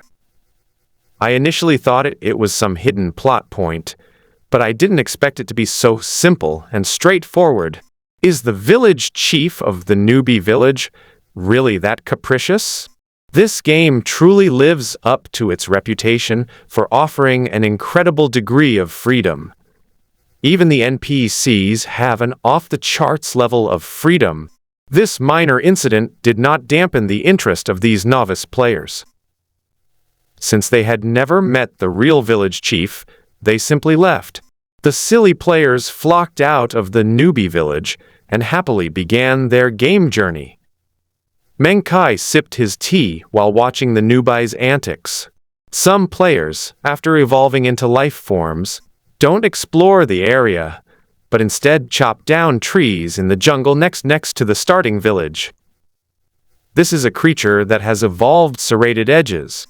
It has transformed its hands into two enormous serrated objects, and at this moment, it is standing at the edge of the jungle, sawing wood bit by bit.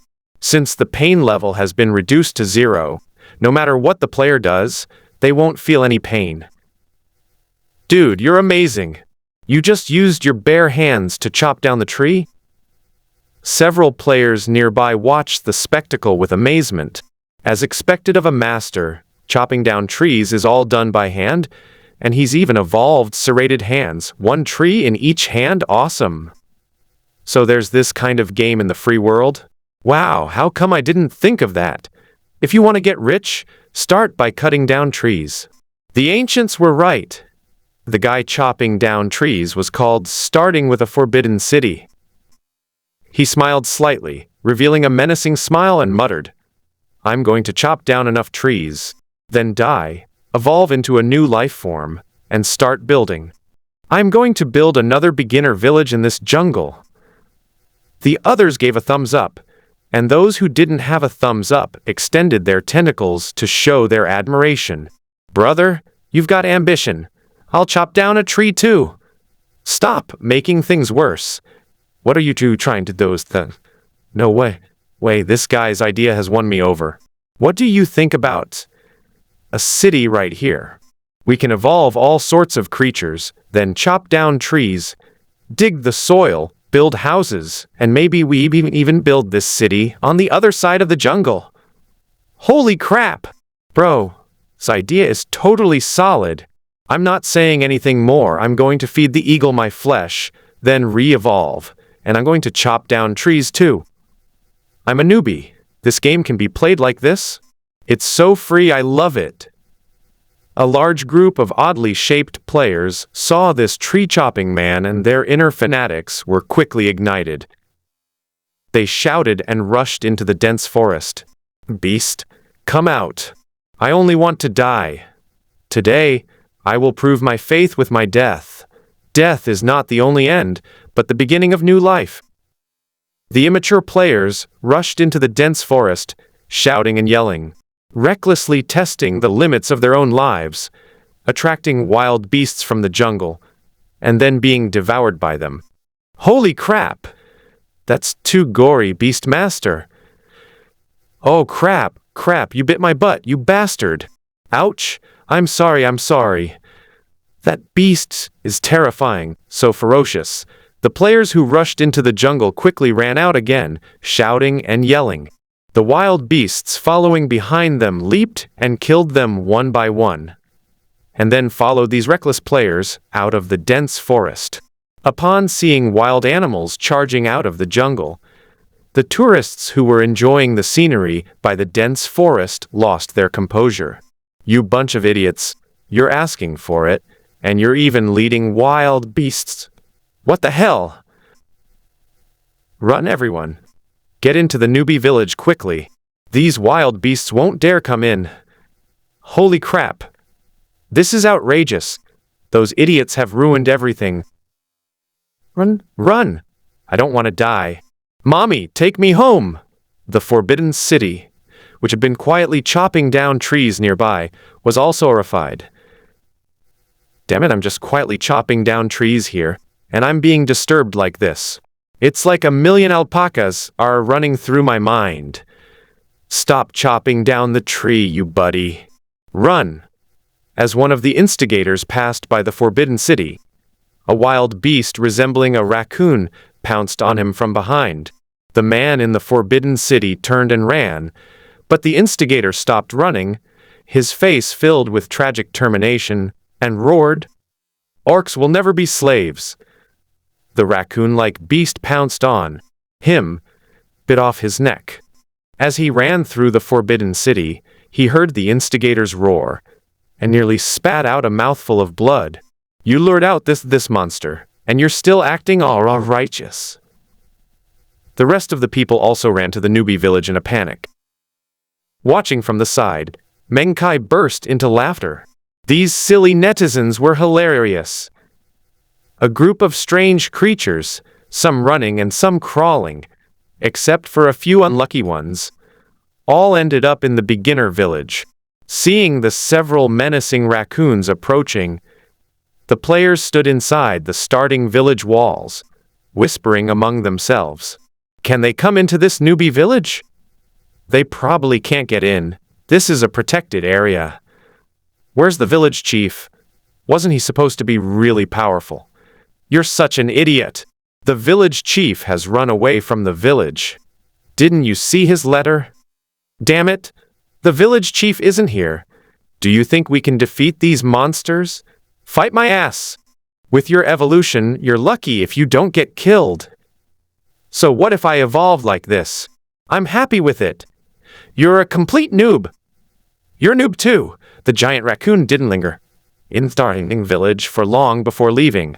Both new and veteran players in the starting village breathed a sigh of relief and were speechless as they looked at the blood-stained ground. This is way too gory. And isn't blood supposed to be green? This game is awesome. Such graphic violence, it's really exciting. Although I felt terrified, the thought that it wouldn't hurt at all made me less afraid. By the way, who lured this monster out? It's still those few. Idiots. They want to die and evolve again, then chop down trees and dig in the dirt, evolving into builders in the game to expand the area of the newbie village. Hey, that's a pretty good idea. Come on. You're off topic, but doing architecture here feels really great.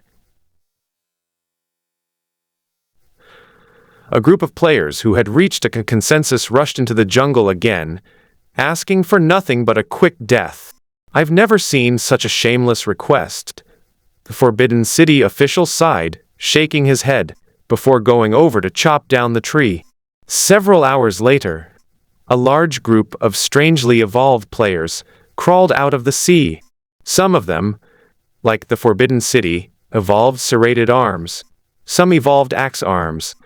Some evolved several shovels on their bodies, and some evolved directly into buckets, hopping and leaping onto the shore. In general, these players evolve into tool-type life forms that can be used to build structures. A true tool. A group of laborers climbed ashore and immediately joined the great work of chopping down trees and digging soil. Their goal was very clear. First, to expand the area of the newbie village, and then gradually encroach on this jungle. As for building cities, there are too few people right now to carry out such a large project. There are 200 people, and many of them are unwilling to be builders in the game. Only about 30 players have evolved into tool people, diligently chopping down trees here. This is their joy within the game. The Forbidden City thought about it and wondered if this game could form guilds, so that all the tree-chopping tools could be grouped into one guild. After thinking it over, Meng Kai decided to let the players form guilds. After all, the players were too weak, so it was wise for them to stick together and help each other. So a panel appeared directly in front of the Forbidden City. Do you want to form a union? Instead of making a hasty decision, the Forbidden City consulted the opinions of other tools, personnel. Everyone agreed to form a union, but disagreements arose regarding its name. How about we call it the Tool Manpower Association? That sounds awful, it's not serious. Another player with a shovel on his arm complained. If you ask me, we should just call ourselves the Master Builders Guild. It sounds more serious and classy. This name is too serious. How about we call it the Otherworld Tree Chopping Squad? Are you kidding me? This name is so silly. Let's listen to the president instead.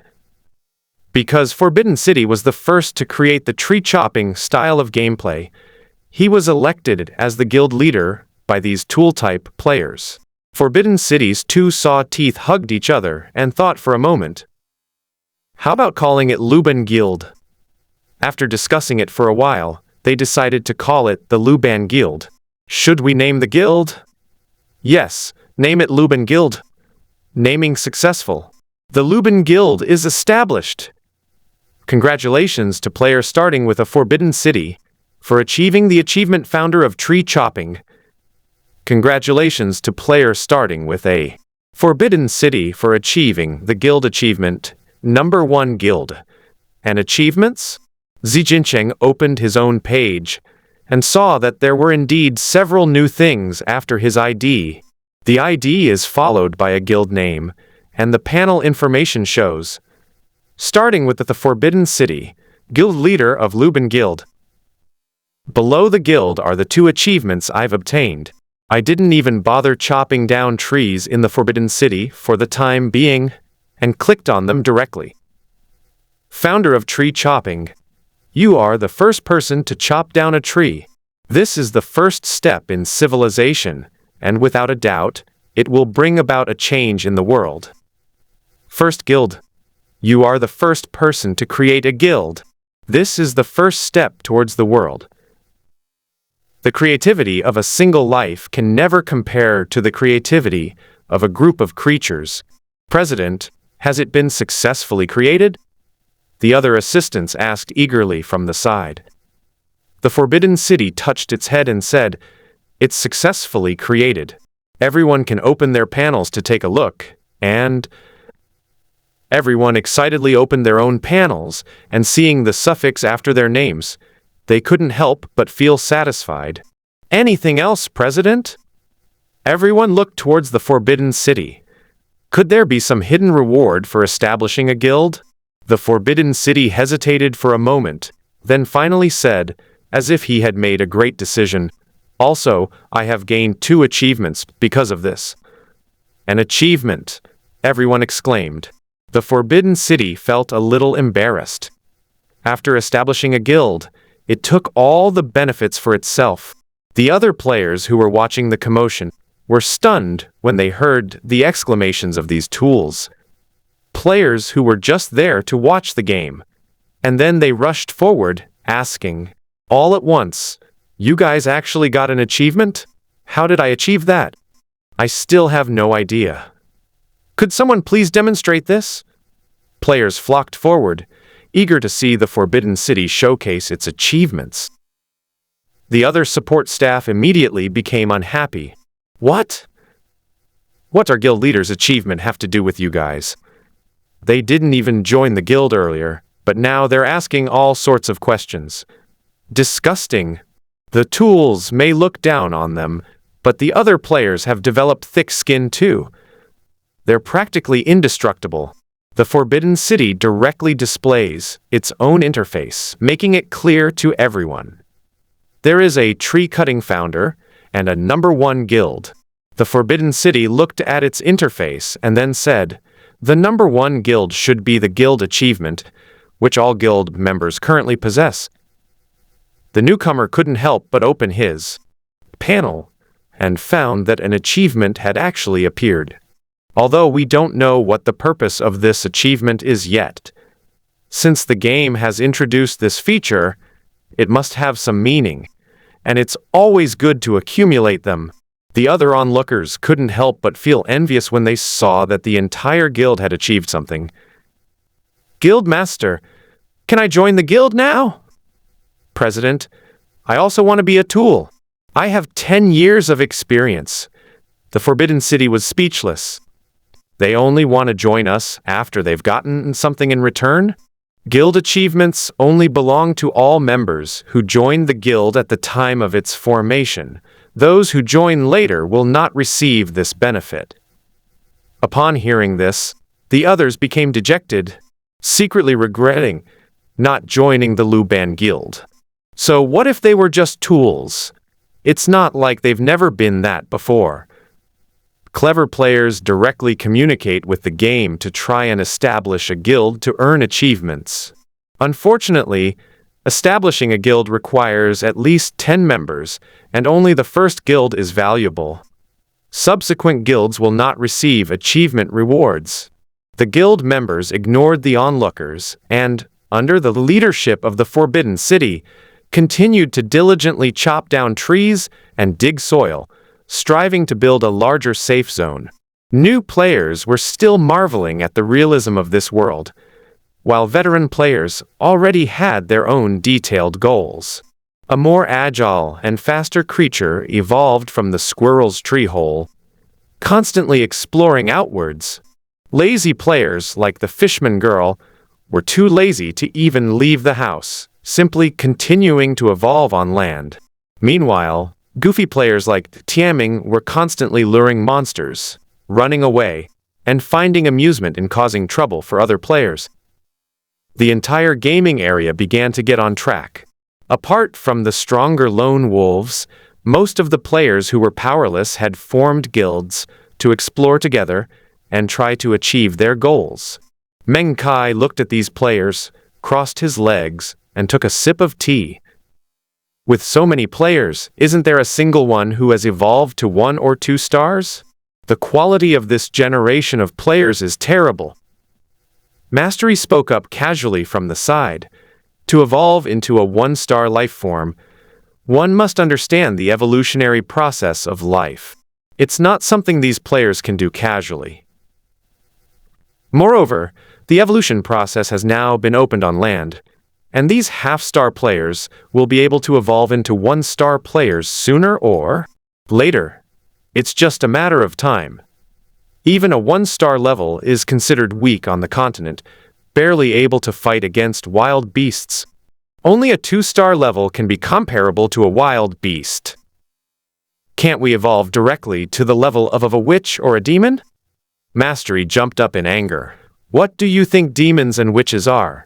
How could they possibly reach that level just through evolution without the help of external forces? Unless the ceiling of the entire witch pool world rises and combat power is forcibly raised to the 2nd tier, there is only a sliver of a chance. A 2nd-order world! Exclaimed Mastery. Can we begin to evolve a 2nd-order civilization? Mastery's face darkened. Instantly. The host's strength is too weak to evolve to a 2nd-order civilization. Could we evolve another 1st-order civilization? I remember seeing those dwarves and such before. Could we evolve them? Mastery's face remained grim. It's still not enough. I haven't accumulated enough power to open up a 2nd space.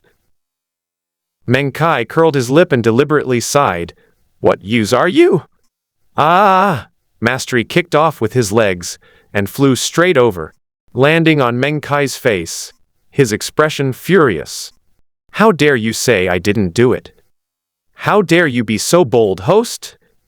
The two joked around for a while, but then they heard a rumbling sound coming from the witch pool world.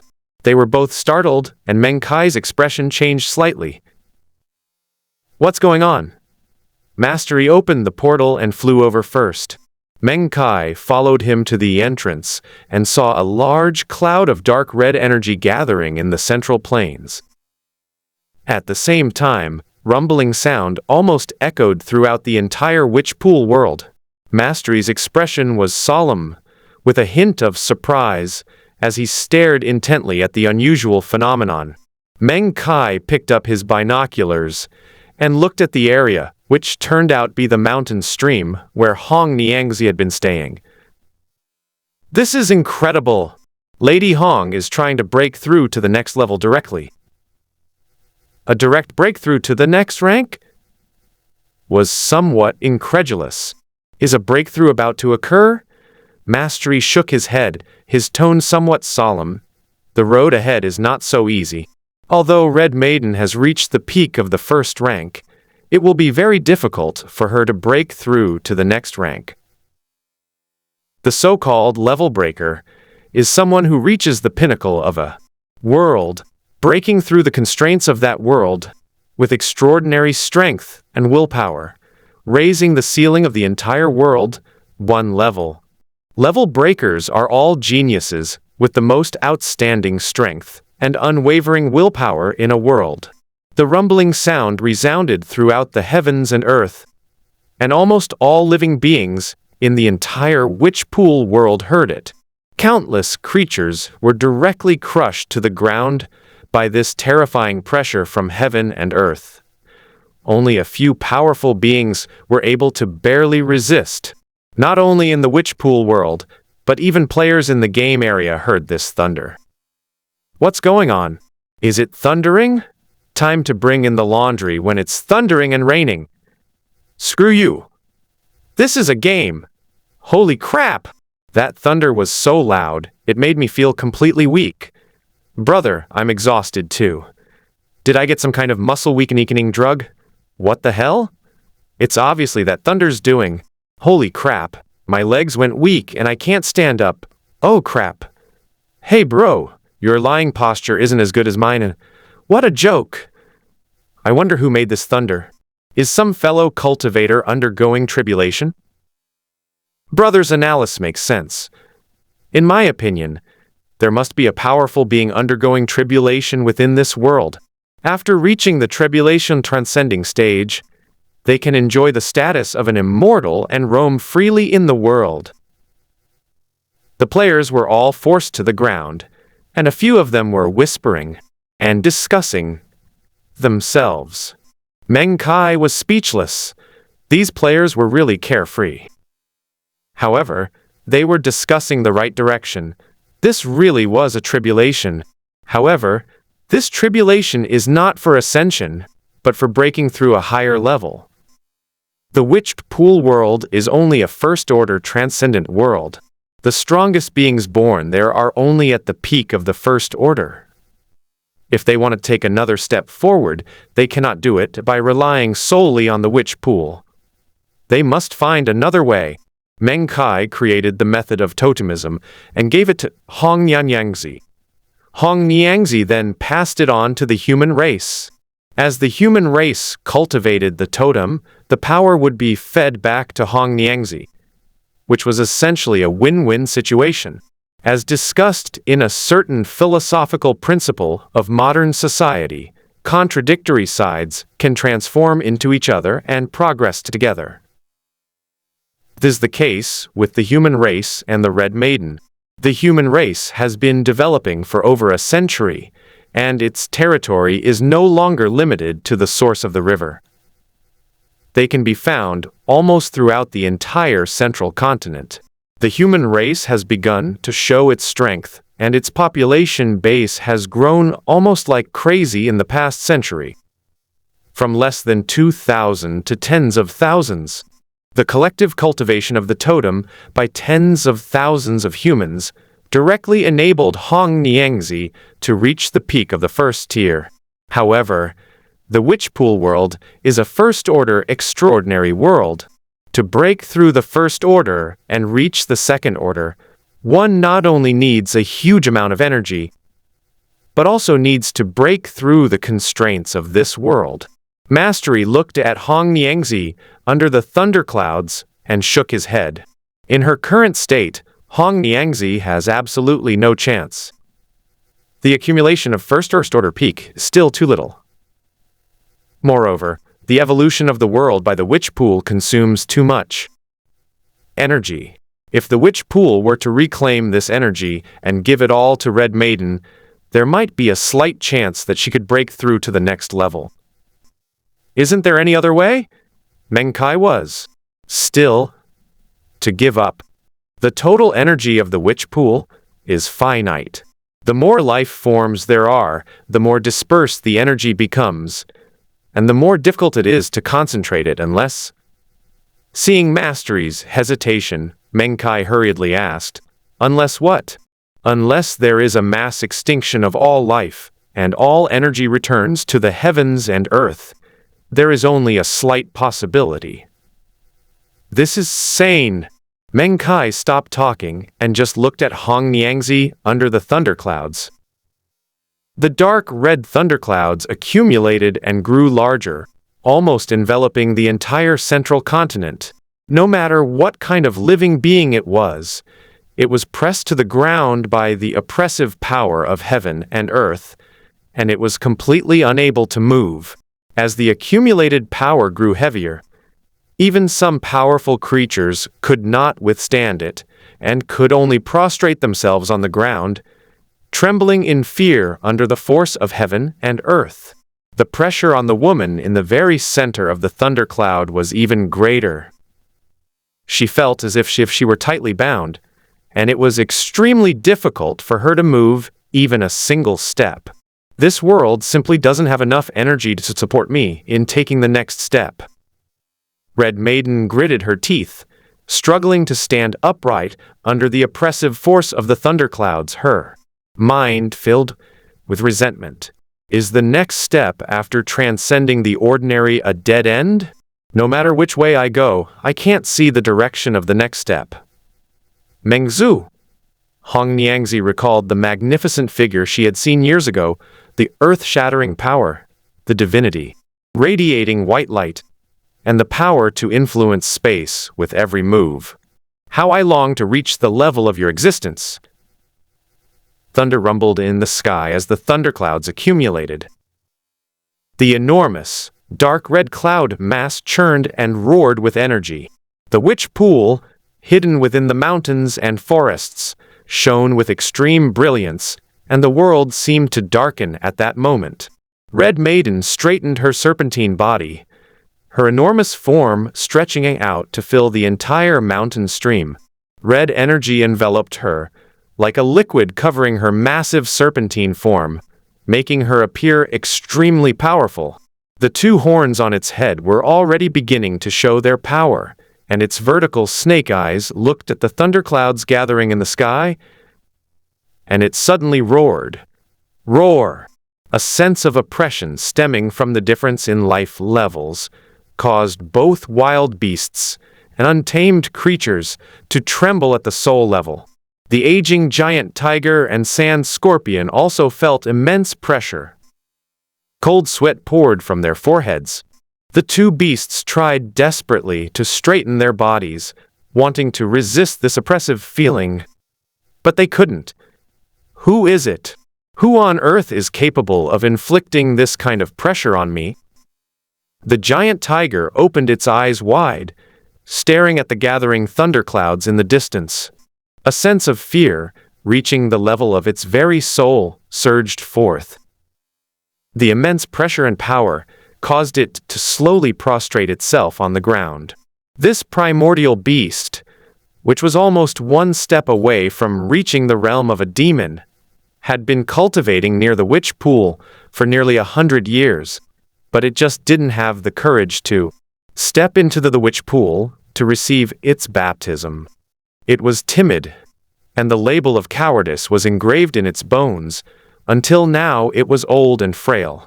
The king of beasts, trapped atop the desolate wilderness, has now submitted to the might of Thundercloud and Red Maiden. It cherished its life too much, never taking any risks, and steadily relied on its abundant energy to live to the top of the wilderness. But now, its courage has been completely shattered, and it is no longer as powerful as it once was. The giant tiger was like this, and so was the sand scorpion. Although both beasts had reached the pinnacle of the mortal realm, they would never step into the extraordinary realm in their lifetime. They had lost the heart of a strong being. Inside the ancestral land of humanity, in the valley where the restrictions were placed, inside a stone house, a strong figure holding a white bone staff seemed completely unaffected, standing quietly. His dark eyes, like the night sky, gazed at the distant thunderclouds. His surface was calm, but the trembling hands holding the bone staff and the radiant totems on his arms revealed the unease of this human leader. Thunderclouds gather, and all things prostrate themselves. This is heaven and earth's punishment for those who dare to break their life.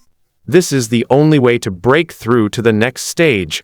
It is not something that the witch pool can control. In fact, the existence of this thundercloud is preventing the witch pool and the witch pool world from breaking through to a higher level. Meng Kai looked at the thundercloud, which was already flashing with huge bolts of lightning and was faintly gathering power, as if it would strike down at any moment. What a terrifying existence! Is this the influence of the will of the universe? Meng Kai sighed. Even he, outside the witch pool world, could feel the intense danger emanating from this thundercloud. This is necessary for breaking through to the next level, Mastery replied. Even in the future, when extraordinary life forms appear on Earth, similar thunderclouds will appear. A suitable plane can only give birth to beings that can be contained within that plane. If one wants to go further, one must undergo the baptism of the will of the universe. This thundercloud tribulation is one of them. Earth will appear too. Meng Kai was taken aback. Mastery said somewhat uncertainly. Judging from the current situation, Earth is a planet devoid of demons and lacks the appropriate energy for human cultivation. It should be an ordinary planet. According to this line of thinking, if an extraordinary being were to emerge, they would definitely be subject to the baptism of the cosmic will. But Earth is too mysterious. I can't be sure if Earth's upper limit is the extraordinary, or if it is, as you Earthlings say, the end of the Dharma era. If we follow this line of thinking, Earth used to have an extraordinary civilization. The birth of a low-level extraordinary person would not attract the will of the universe. Meng Kai nodded, secretly hoping that the limit on Earth would be higher.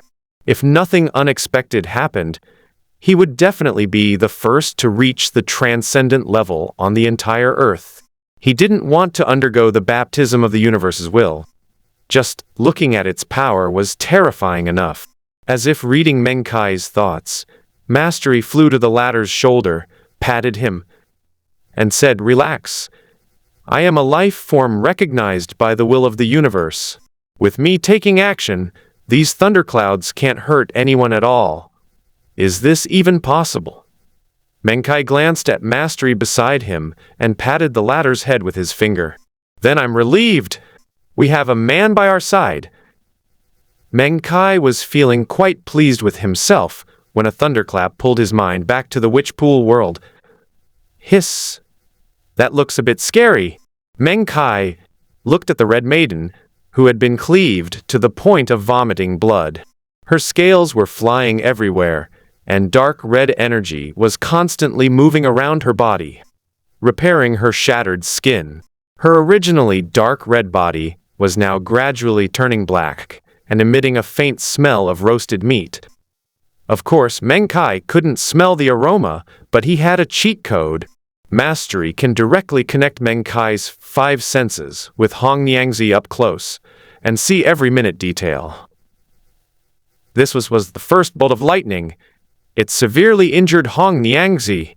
However, the thunderclouds in the sky did not dissipate, and the power of thunder was faintly gathering in the clouds again, ready to launch another wave of attacks. Judging from this situation, he simply won't be able to persevere. Meng Kai stroked his chin and thought for a moment, wondering if he should make a move again. The players lying on the ground obviously heard the thunderous sound as well. They all looked up at the cloud of calamity, where a rumbling sound was heard and streaks of light danced in the clouds, crackling and popping, which was quite frightening. "Did you hear that sound just now?" Holy crap! Such a huge bolt of lightning struck straight down. It really startled me. It seems there really is a fellow cultivator undergoing tribulation. I wonder what level this lightning tribulation is. I feel it was the heavenly tribulation of the 49 heavens, with a total of 4 divine lightning bolts striking down.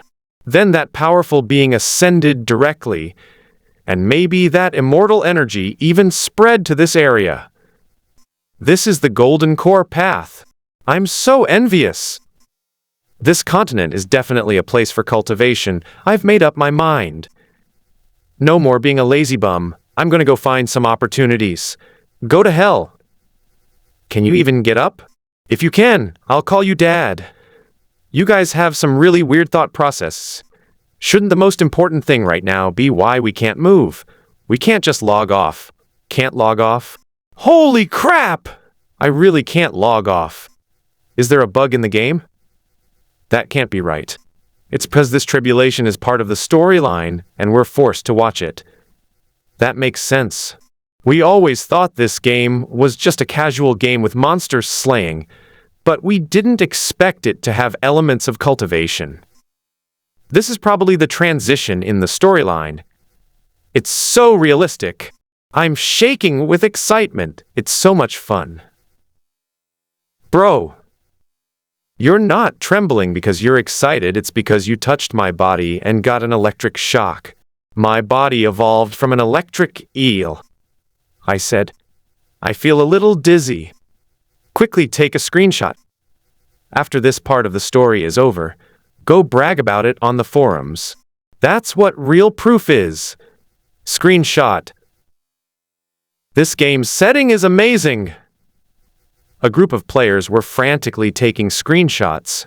Although they couldn't see who was undergoing the tribulation, such a realistic scene of tribulation was truly rare.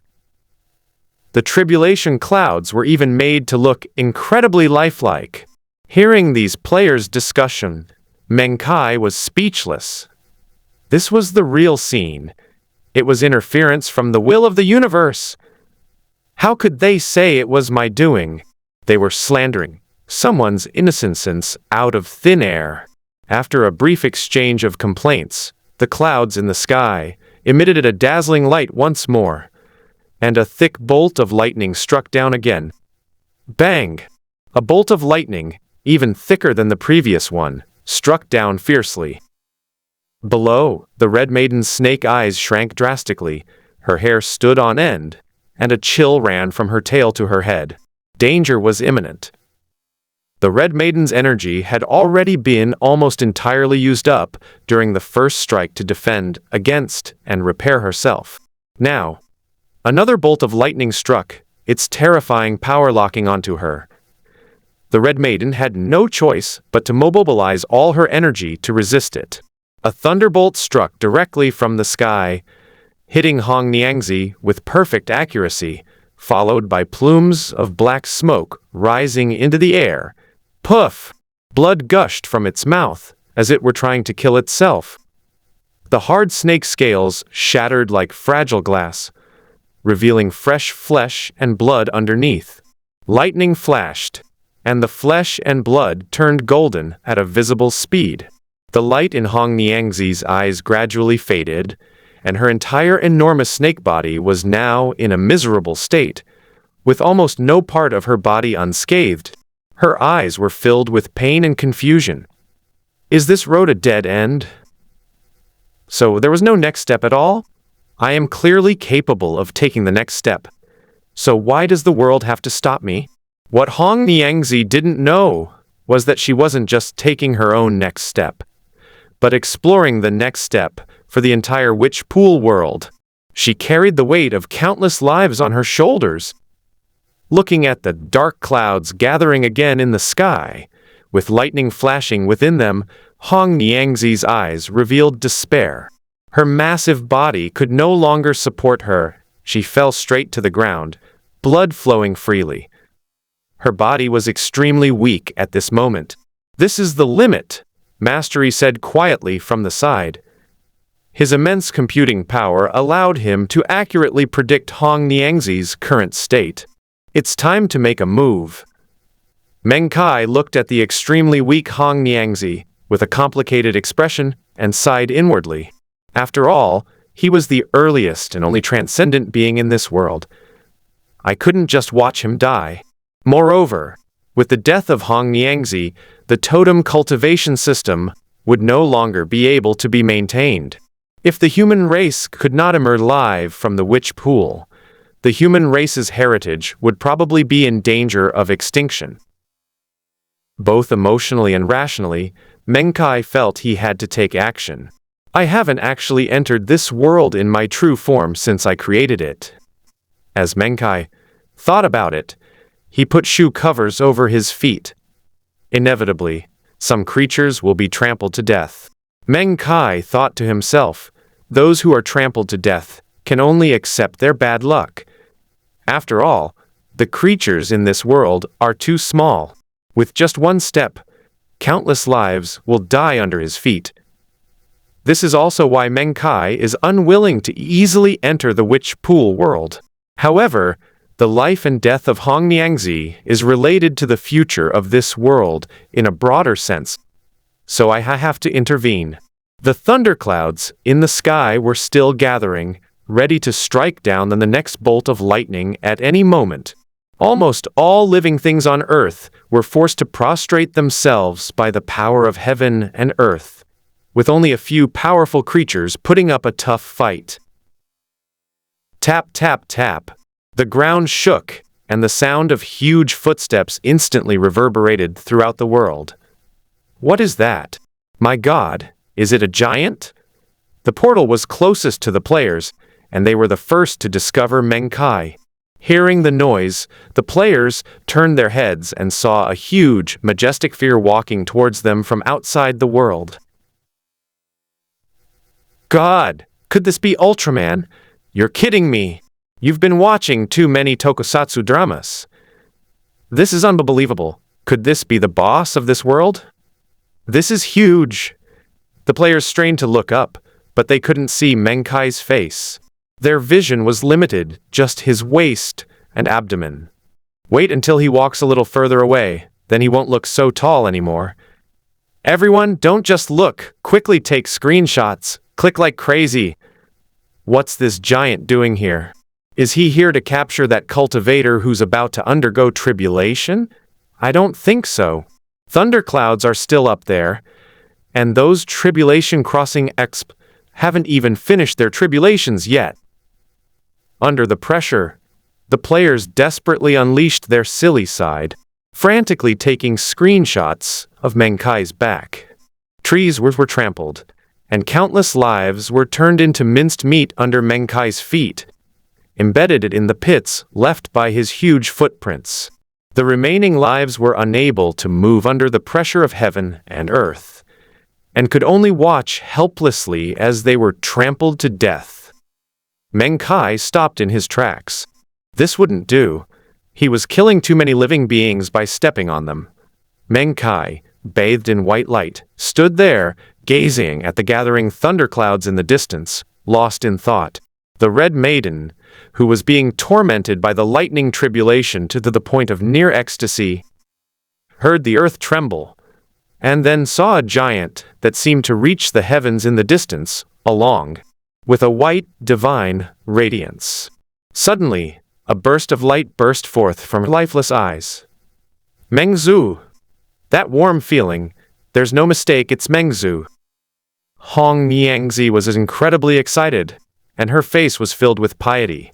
Inside the cave in the ancestral land of humanity, the current leader of humanity, who was struggling at the entrance, looked at the giant in the distance, whose body was covered in white. His face could no longer maintain its composure, and was filled with horror at the unknown. Crash! The bone staff fell to the ground, and the current leader could no longer maintain his balance, being directly knocked to the ground. However, the surrounding humans paid no attention to it, focusing all their attention on that towering figure. What a magnificent and glorious life! At this moment, almost all life, billions of living beings, focused their attention on Meng Kai. That warm, welcoming aura, that sacred, pure white radiance, filled the eyes of both the conscious and the bewildered with a deep fervor. Meng Kai didn't pay attention to any of this. He simply watched the tribulation clouds from afar and communicated with mastery in his mind. Mastery, the origin of the universe, can you solve this? Mastery smiled confidently. No problem. It can be easily dispelled. Meng Kai nodded, deciding to first dispel the tribulation clouds and free the creatures were immobilized by them. Meng Kai gazed at the thunderclouds from afar. The thunderclouds were still churning, and thick bolts of lightning condensed directly, about to strike downwards in an instant. Not good. Oh no! Whether it was the powerful, untamed race, the human leader, or the players lying in the distance, they all exclaimed in surprise. This time, the lightning was even faster and more powerful than the previous two. Snap! A crisp sound resounded through the sky, and the lightning, which had gathered boundless power, stopped in midair. It was as if it had been frozen in place, completely still. The Red Maiden, who was already in despair beneath the lightning, stared wide-eyed at the snake's mouth, while the other creatures also stared blankly at the lightning that had stopped. Was it just a snap of the fingers? Ignoring the astonishment of others, Meng Kai said that this was just routine operation, and that time in the space where thunder was located should just be stopped. But you still have to show off. Otherwise, what's the point of being a creator god? After Meng Kai snapped his fingers, a chanting voice, carrying an ancient and desolate tone, seemed to pierce through the distant past and spread throughout the entire witch pool world. The vast sky descends with the sun and moon, leisurely scattering the myriad colors of heaven and earth. A resounding, majestic sound echoed, and from some unknown place in the world, a swirling mass of primordial yellow energy descended from the sky like a waterfall, sprinkling down in abundance. Wherever the primordial energy passes, the white clouds shift, and the thunder tribulation vanishes. The endless thunderclouds vanished wherever the Xuanhuang Qi passed, and the lightning within disappeared as well. The thick bolt of lightning was also completely annihilated. Heaven and earth fell silent. The world of Witch Pool fell into an eerie silence. Meng Kai's move had indeed stunned everyone. No, all intelligent life. Awesome! Awesome! This is absolutely incredible. Who the hell is this person? Awesome, you're a wolf killer. I admire you more than anyone else. You're so cool. My mom asked me why I was playing the game on my knees and I could only cry and answer, "This game is amazing." I'm a fan of this game. So dashing and cool. So awesome. He can freeze the lightning tribulation with a snap of his fingers. He can summon the primordial energy with a flick of his finger and a single awesome phrase. So amazing. The primordial chaos Kai. Did you see it? This is the legendary primordial chaos Kai. I'm absolutely blown away. No more words. Take a screenshot now. The postgraduate entrance exam results finally arrived, albeit belatedly. Shaanxi province really held the last-minute test. Thankfully, I did all right. Haha. From now on, I'll probably be focusing on preparing for the interview, and will try to keep updating whenever I can, aiming for 2 updates a day at most. The contract was sent out a long time ago, but it hasn't arrived yet due to the pandemic. I'm really desperate. Above the sky, wisps of primordial yellow energy rose from nothingness, blowing away all the tribulation clouds that shrouded the sky. As the oppressive aura gradually dissipated, some less intelligent beings, realizing they no longer felt that oppressive force, scattered in terror like birds and beasts. Although those intelligent beings did not exude any aura of power, they couldn't help but feel a chill as they looked at the towering, majestic that stretched to the heavens in the distance.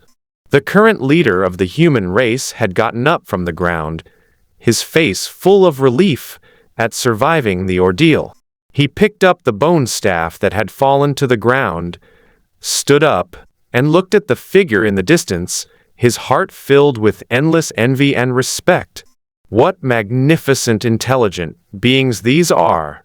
At this moment, the current leader couldn't help but recall the records about Lady Hope from 100 years ago, when humanity was at its lowest point. With the extinction of humanity imminent, Lady, she descended from the endless void, with a human head and a snake's body, her entire being covered in golden light. She drove away the beasts, imparted the method of totem cultivation, and descended upon the witch pool. From then on, humanity entered a new era. Even Lady Hope, who passed down the cultivation method, is inferior to this being. The leader trembled all over, his face revealing a look of worship and fanaticism. And the surrounding human high-ranking officials also stared at the figure with fervor. Ancient humans suffered greatly from oppression and could only survive on the continent by relying on their own strength. Weakness was the original sin. This belief led these humans to always yearn for powerful beings with great power. This was also a result of natural selection.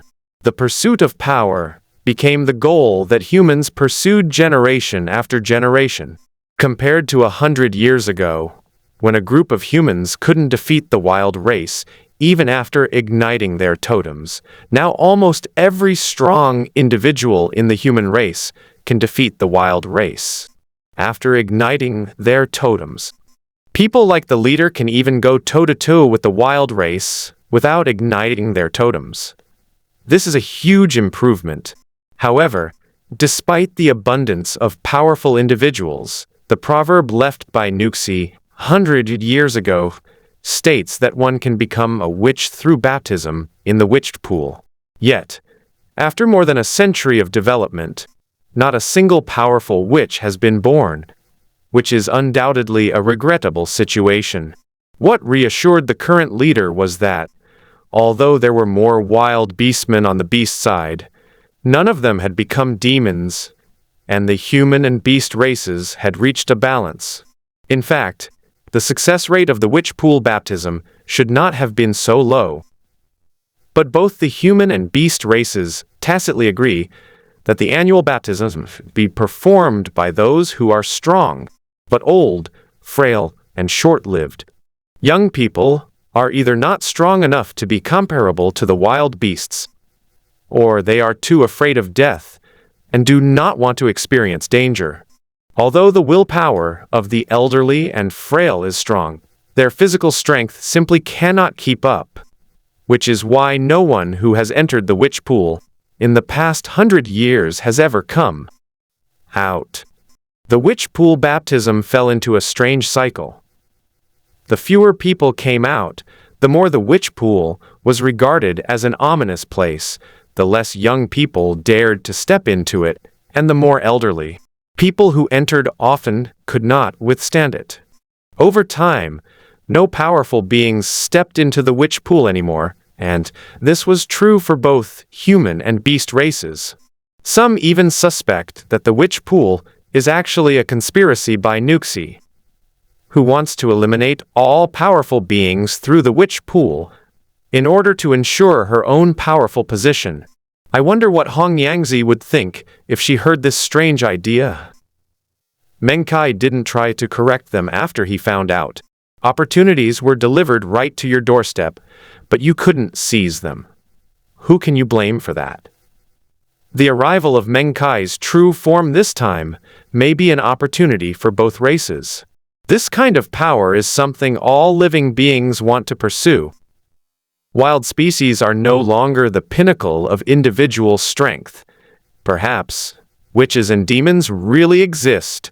Meng Kai awakened the long-dormant fighting spirit of the human leaders and some powerful wild beastmen, setting a goal for them.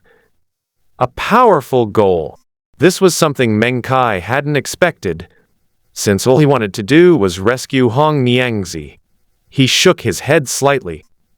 The thunderclouds dispersed and the oppressive aura vanished. All the creatures around Meng Kai ran away in a frenzy, fearing that Meng Kai's next step would be on them. The players stood up one after another, feeling as if they had just taken a sauna. Their bodies were weak, but their mood was incredibly excited. That's amazing.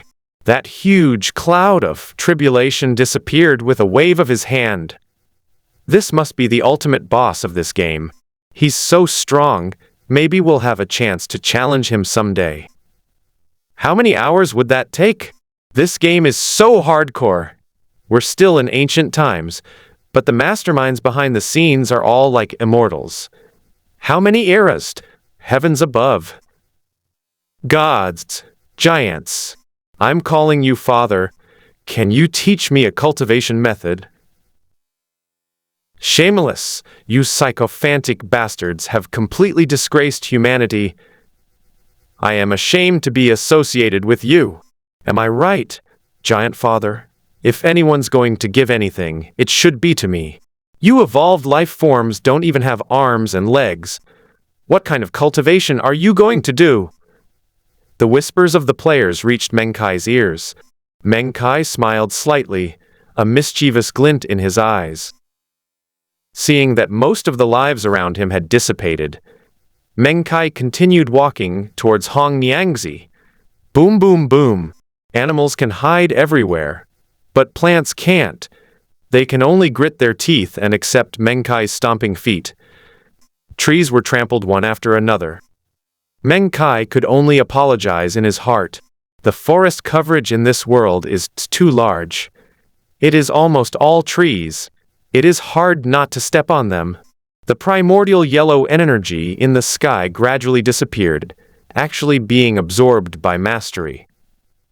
This was not an illusion, genuine matter recognized by the origin of the universe. As the primordial energy dissipated, dense streams of energy began to gather around Hong Niangzi, gradually repairing her damaged scales and flesh. Only when Meng Kai came to her side did her snake eyes slowly open. A stream of consciousness directly entered Hong Niangzi's mind. Hong Niangzi's head slumped, her consciousness gradually blurred, and in her last moment, she only saw the gentle and holy Meng Zhu lifting her up. Then, she could no longer hold on, and fell into a deep sleep. Helpless, Meng Kai realized that Hong Niangzi was on the verge of death from the lightning tribulation. While the external injuries could be healed, the depleted life potential of her body could not be replenished. With no other choice, he had to put Hong Niangzi into a deep sleep. Under Meng Kai's deliberate arrangement, the sky was filled with rosy clouds and auspicious clouds, creating a carefully crafted scene of ascension. Mastery, who was acting as the mastermind behind the scenes, kept complaining, saying things like, "You're showing off and I have to be the background character." Meng Kai was completely immune to. A vast and desolate voice resounded, spreading to every corner of the Witchpool continent. There is a demon saint from the Witchpool continent who transmits the Dharma to the human race. He has performed great merits and will ascend to immortality on the spot. Meng Kai spoke Mandarin, which was completely incomprehensible to the locals, except for a group of goofy players. They just thought he's very impressive. Although they couldn't understand them, these intelligent beings memorized these syllables and recorded them on animal hides in their own unique way. The words spoken by such a great being must be very powerful. If I can understand them, I might be able to obtain some kind of opportunity. Upon hearing this grand sound, the players were filled with a sense of awe and disbelief. Why does the boss in this world speak Mandarin? Don't you guys find it strange? The whole world is speaking Mandarin, the language of the Chinese people, so the world will listen attentively? Why are you able to sing it? Don't ask. The answer is that I've evolved a beautiful cherry-like mouth. I have a bold idea. Our country has a complete criminal law. However, what this giant said was actually quite impressive. For some reason, I suddenly felt a sense of pride. This CG is amazing. I'm begging the company boss to make an animation for the big boss. I'm sure I can watch it all. This is an animation company that got sidetracked by games. Ignore the silly netizens. No matter what they talk about, they have a magical ability to steer the discussion off topic. He held Hong Niangzi up with one hand. To be honest, if Hong Niangzi stretched out her entire snake body, she would be comparable to a small snake in real life. But at this moment, Hong Niangzi was coiled up and asleep, and her size was just about the size of Meng Kai's palm. Knock, knock, knock. After finishing his business, Meng Kai strode back in the same direction. The frozen time came back to life in an instant, and the other beings stared at Meng Kai as he walked away, gazing at him for a long time. When they reached the player area, some daring players shouted out loud, "Leave your name, anyone who comes." Meng Kai was slightly taken aback. Had this player lost his mind? How dare he provoke me? If I don't teach you a lesson, you might really end up being used as a cutscene. With a flick of his finger, the shouting player was sent flying by a white light and hung the tallest tree. Hey! Serves you right for showing off. However, Meng Kai still decided to give the players a hint. Just as Meng Kai's was gradually leaving this world, a voice from afar rang out again, letting the players let their imaginations run wild. My name is Meng. Stepping out of the witch pool world, Meng Kai felt a sense of relief. After all, being watched by so many beings had almost made him unable to hold on any longer. Mastery flew out of Meng Kai's body and said disdainfully, "With such skin, how could you possibly not be able to hold on?" Meng Kai rolled his eyes at the latter, still holding the Red Maiden in his hand. He weighed it in his hand and said, "The Red Maiden isn't dead, is she?" "How could he die?" Master Ijiri gently touched the latter's snakeskin with her small hand, feeling a cool sensation. He just fell into a deep sleep, which is a protective mechanism, allowing him to recover properly while asleep. Meng Kai nodded, picked up Hong Niangzi's little tail, and swung it around a few times. Won't there be any problems with this? Mastery was speechless for a moment, then helplessly rubbed his forehead. No, he is a true first-order transcendent life form. Although his body is small, he is not someone an ordinary person like you can harm. Sigh. Meng Kai wrapped the Red Maiden around his hand, enjoying the cool touch. I wonder when I'll reach the first level of the transcendent realm. Take your time. Mastery sat on Meng Kai's lap, leaning against Hong Niangzi's body and stretched contentedly. It hasn't even been a month since the space was created. What's the rush? Besides, in less than a month, your body has almost reached the top level of human capabilities. Aren't you satisfied? Meng Kai felt his body, sat comfortably on the sofa, and took a nice sip of tea. That made sense, I have to say. Ever since I started developing civilization, my back doesn't ache anymore, my legs don't hurt anymore, and I can climb up to the 3rd floor, or even the 10th floor, in one go.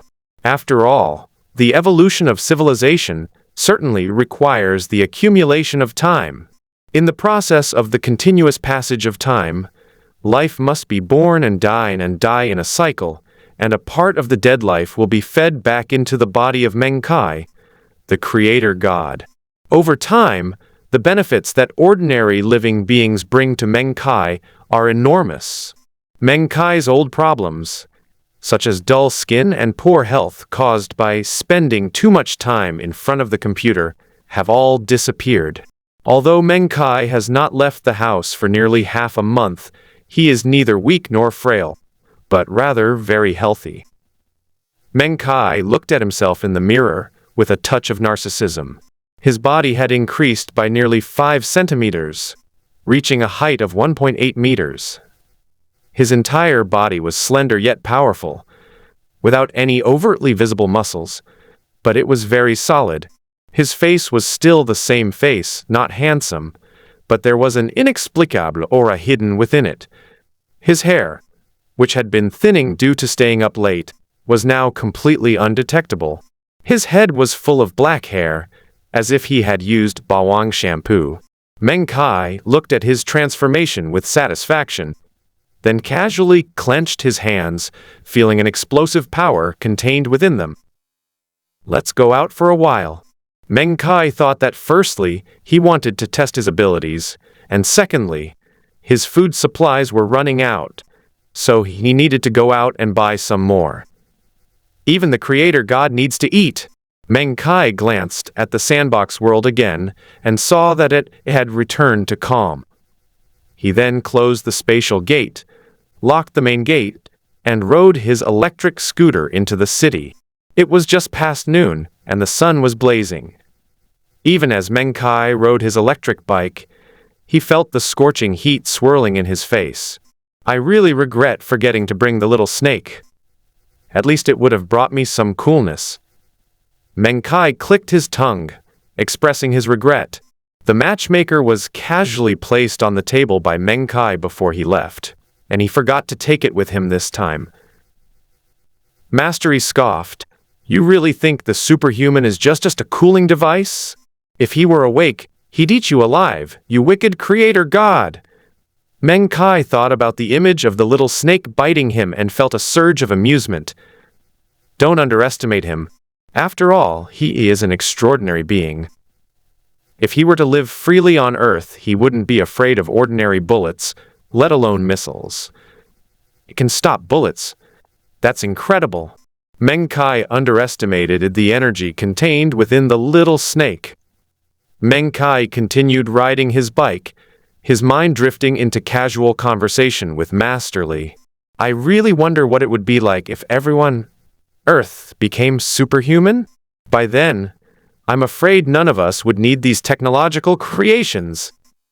Even if you're just going out to buy groceries, you can simply summon a flying sword, stand on it, and arrive in an instant. At that point, these modes of transportation will probably be less useful. The whole nation is becoming extraordinary. This is similar to the spiritual energy revival described in some online novels. But this highly fictional plot may actually happen in the near future. Meng Kai's imagination ran wild. After the spiritual energy revival, the ancient Chinese civilization, with its long history and profound cultural heritage, would probably have the upper hand.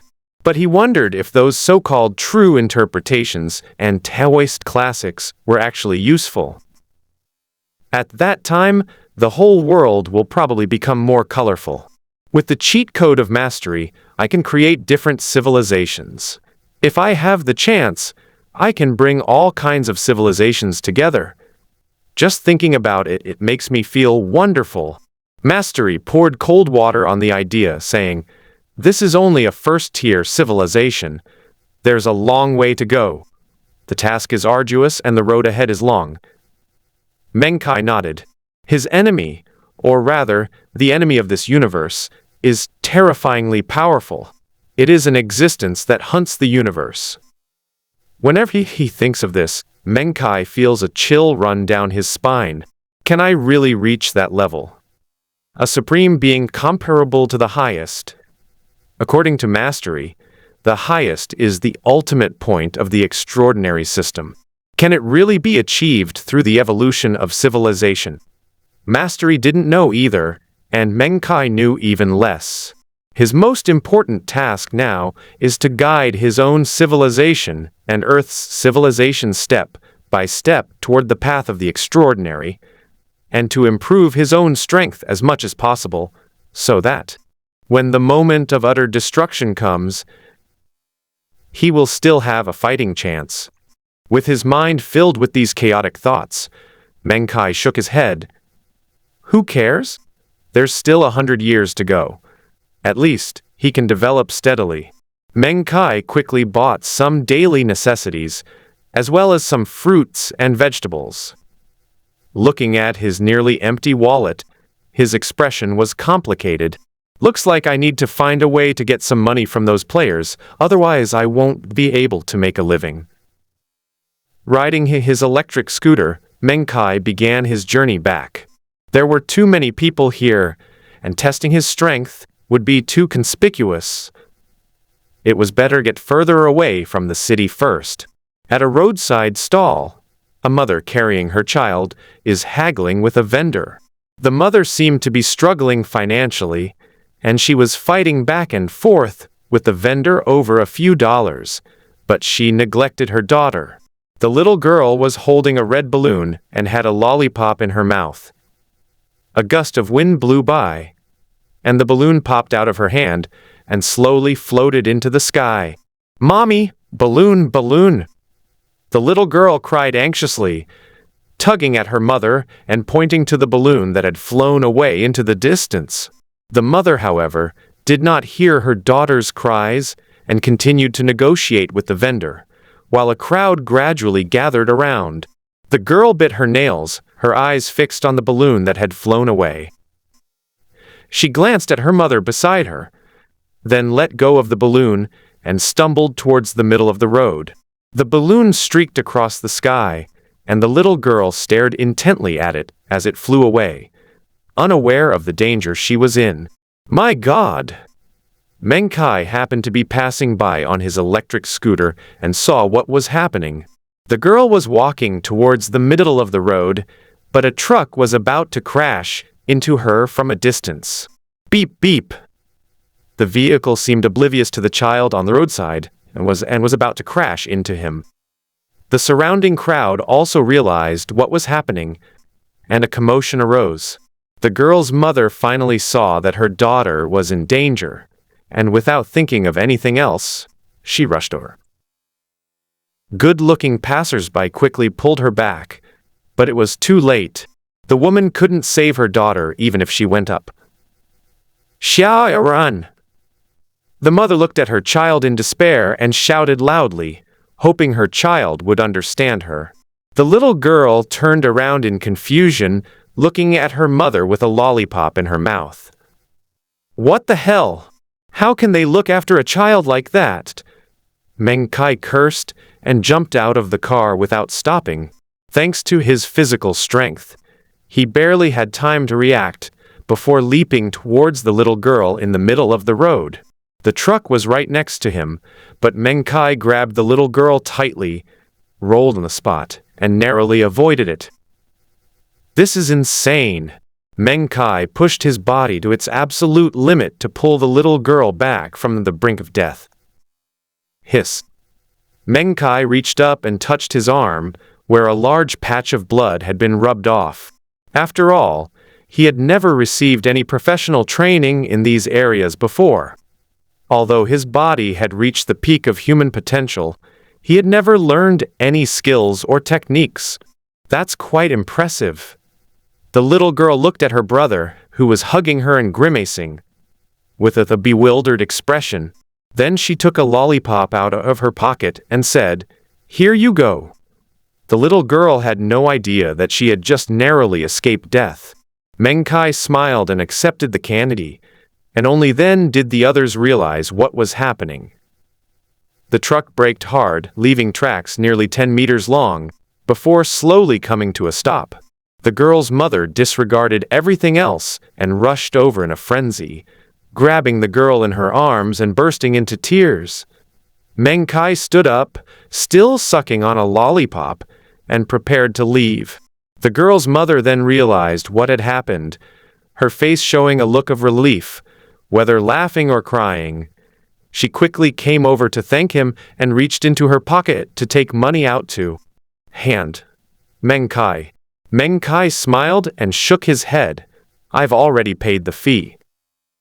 Seeing the girl's mother's bewildered expression, Meng Kai smiled and pointed to the lollipop he had received from the little girl. "This is the best reward." The mother smiled sheepishly, took the money back, and her gratitude deepened. At that moment, the truck driver rushed over, his face covered in cold sweat. If it weren't for this young man who came to his rescue, he would probably be dead if he had crashed into him. The surrounding crowd was buzzing with discussion, and several passers-by who had witnessed the whole thing were gesturing excitedly. You have no idea how critical that the situation was. I was so close to that little girl, but I couldn't save her in time. I watched as the little girl was hit by the car. Guess what happened? What happened? That young man! Oh my God! He jumped right off the electric scooter like a gust of wind. Before I could even react, the scooter had already sped past. I thought I was done for, but guess what? What's wrong? My God! You won't believe it. That young man just saved someone. Nobody even had time to react. The crowd pointed and whispered, their eyes filled with disbelief. Unfortunately, most of those present were elderly people. They simply thought the young man was agile and ran incredibly fast, without understanding just how fast. Amazing! Amazing! That's awesome! Upon hearing this, Meng Kai's face darkened, immediately recalling the goofy online friends in the game. He looked in the direction of the voice and saw an elderly man with white hair. The old man looked at Meng Kai with an appreciative smile, gave him a thumbs up, and said, "You're awesome, young man." Meng Kai's face darkened. He walked straight to his electric scooter, got on, and rode away. Hearing the murmurs behind him, Meng Kai couldn't help but smile knowingly. Masterly chimed in, showing off and then running away. How exciting! Meng Kai was already immune to this guy's sharp tongue that had somehow awakened, and didn't care. He just felt the red scarf around his neck become much brighter in the breeze. My mind is a mess. Here's a filler chapter. Within the witch pool world lies the ancestral land of the human race. A considerable amount of time has passed since Meng Kai entered the witch pool world. The entire witch pool world has returned to its original state, and the influence of the giant is gradually waning. However, the immense power of that day greatly shocked these intelligent beings, and gave them a more forward-looking goal for cultivation. Inside a newly built stone house in the ancestral valley, the current leader was holding the animal skin that recorded Meng Kai's majestic voice. He gently stroked it with his large, black-haired hand, his eyes focused on the words written on the skin, and he murmured unintelligible words. Furthermore, this great journey of the shaman elucidates the vast emptiness within human existence. Chief Jiang read Meng Kai's loud voice in the tribe's language in a stiff voice. He didn't understand what it meant, but he vaguely felt that it must contain important information. Well, the chieftain put down the animal hide, a glint of shrewdness in his eyes. Is this the language of the gods? It's truly incomprehensible. The animal hide had been deciphered by some of the wisest people in the tribe, but it remained a mystery, and no one could understand it. But Chief Jiang was not discouraged at all. If the language of God were so easy to interpret, there would be no way. Looking at the patterns on the animal hide, Chief Jiang sighed softly, recalling once again the scene that blotted out the sky. And then there was the overwhelming yellow gas. The moment it flowed down, I felt like I was under extreme suppression. But unlike the lightning tribulation, that suppression was a higher level of suppression. It seemed to transcend time and space, existing in an absolute state. A flicker of apprehension flashed in Jiang's eyes, but deep within them lay a profound longing. His strength was already at the level of the strongest in the entire human race, reaching the highest level planned by the human race. However, after cultivating to this level, he discovered that no matter how much he cultivated, he could not take another step forward, as if he had reached the final point. Originally, this was what Chief Jiang thought. He was already the strongest at the top, and as for Nuxi, who passed down the totem cultivation method 100 years ago, he considered her to be nothing more than a fictitious figure. According to the clan's records, how could a living being possess such power? Flying in the sky, its body radiating golden light, and forcing back the beast horde with a single glance? In Jiang's view, the statue in the center of the ancestral land was merely the faith of the human ancestors in their time of despair, and not worth believing in. As for the restrictions outside the ancestral land, Jiang himself was initially surprised, but as time went by, he thought it was just a gift from nature. Moreover, the woman hope has never appeared even once in the past 100 years, which further confirms Jiang's own view that all gods are illusory and false. However, the giant and the being beneath the lightning tribulation shattered Jiang's self-confidence, revealing that there was a more powerful force above the wilderness. The so-called wilderness is the highest level of the human race's totem cultivation system. Over the past 100 years, human sages have divided the cultivation level into 3 levels: imprinting, enemy beasts, and the most powerful wilderness. Imprinting the totem onto one's body and initially activating the totem's power is called imprinting. Humans at the first level of imprinting can hunt relatively weak beasts on their own. The inscription depicts enemy beasts. As their name suggests, these enemy beasts are comparable to wild beasts. Without activating their totem power, they can fight against powerful beasts. These human warriors are the backbone of the human race. Above the enemy beasts is the highest level of the wilderness. The wilderness level is comparable to the wilderness species. After igniting the power of the totem, it can even fight on equal footing with the powerful wilderness species. A powerhouse of this level can almost tear tigers and leopards apart. Humanity has developed for many years, and its numbers have increased dramatically. Human warriors have also grown exponentially. Most of the warriors are the imprint level, a few are at the beast level, and the wilderness level warriors are almost all high-ranking members of the human race. The current leader, Jiang, is considered top-tier even among wilderness-level warriors, which explains why Jiang is so arrogant. However, Meng Kai's appearance made Jiangxi truly feel his own insignificance. As the leader of the human race, he naturally had the ambition and ability to match it. The appearance of the giant rekindled his ambition. I must become that kind of being. Jiang looked at the animal hide in front of him, and a raging fire rose in his heart. His eyes shone with an inexplicable brilliance, like stars in the night sky, and his deep voice echoed within the stone house. There really is an even more powerful force. Perhaps the proverb left by the goddess Hope 100 years ago is true. Jiang stood up, pushed open the door, and looked at the dark red energy gathering in the distance. He murmured, "The so-called witches and demons really exist. After the wilderness, is it time to step into the level of a shaman?"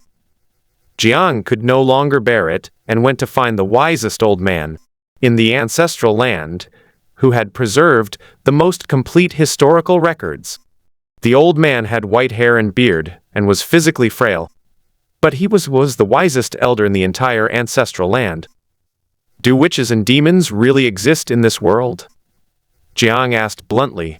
The old man glanced at Jiang with his dim eyes, slowly stood up, took out animal hides from the stone platform behind him, and slowly spread them out, revealing patterns carved in blood.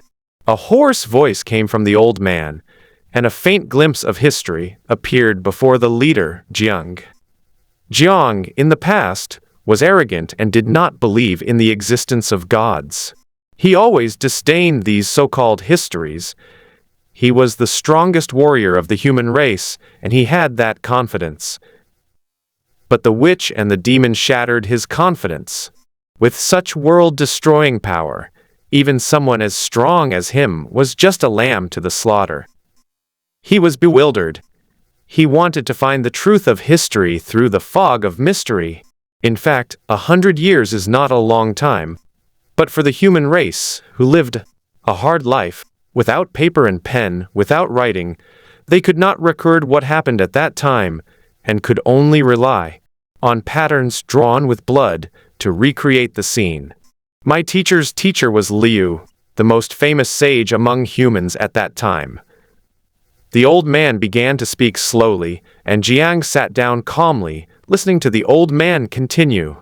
The wise man once personally witnessed the descent of Lady Hope, and he saw the miracle with his own eyes. The old man pointed to the unfolded animal hide scroll. He wrote his experiences on the animal hide with his blood as ink. You see, the old man pointed to the first picture, which recorded the grand occasion with simple stripes. The simple stripes depicted the human race, all of whom were prostrate on the ground in piety. Above them was a figure shrouded in light, with a section of a snake's tail showing behind it. This is the scene of humanity is about to perish, and Lady Hope comes from the endless void with a human head and a snake body, and her whole body is covered with golden light. Jiang examined painting closely. The stripes were drawn very roughly, and there were some blood stains and blurry details. After all, it had been more than 100 years, and it was quite remarkable that the animal hide had been preserved to this day. Jiang nodded, and the old man continued, "This is the second picture. Lady C passed down the cultivation method, which requires building a stone statue, and then carving a totem. The painting depicts a group of humans kneeling beneath a tall, human-headed, snake-bodied stone statue, with several people carving something on one of the tall, imposing figures. The method of totem engraving was indeed passed down by Lady C," the old man said to himself, seemingly aware of rumors that his leader did not believe in God, pointing to the pattern. Jiang wasn't angry and continued, "The method of totemism was passed down by Nuxi, but is the method of becoming a shaman real?" The old man paused for a moment, then slowly rolled up the animal hide on the stone platform and put it back in the distance.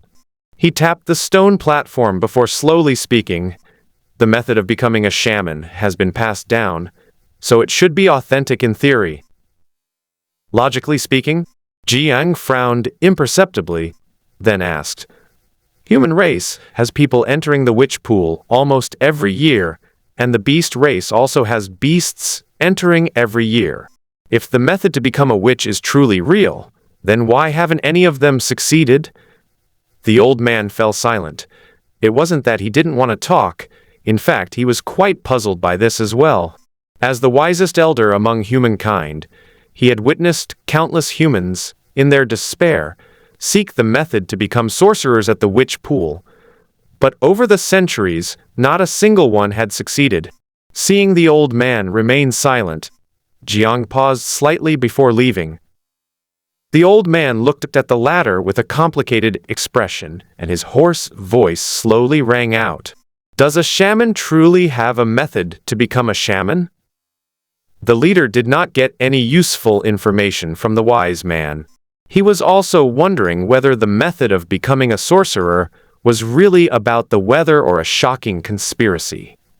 Jiang had no idea that he had locked himself in the stone house for 3 days.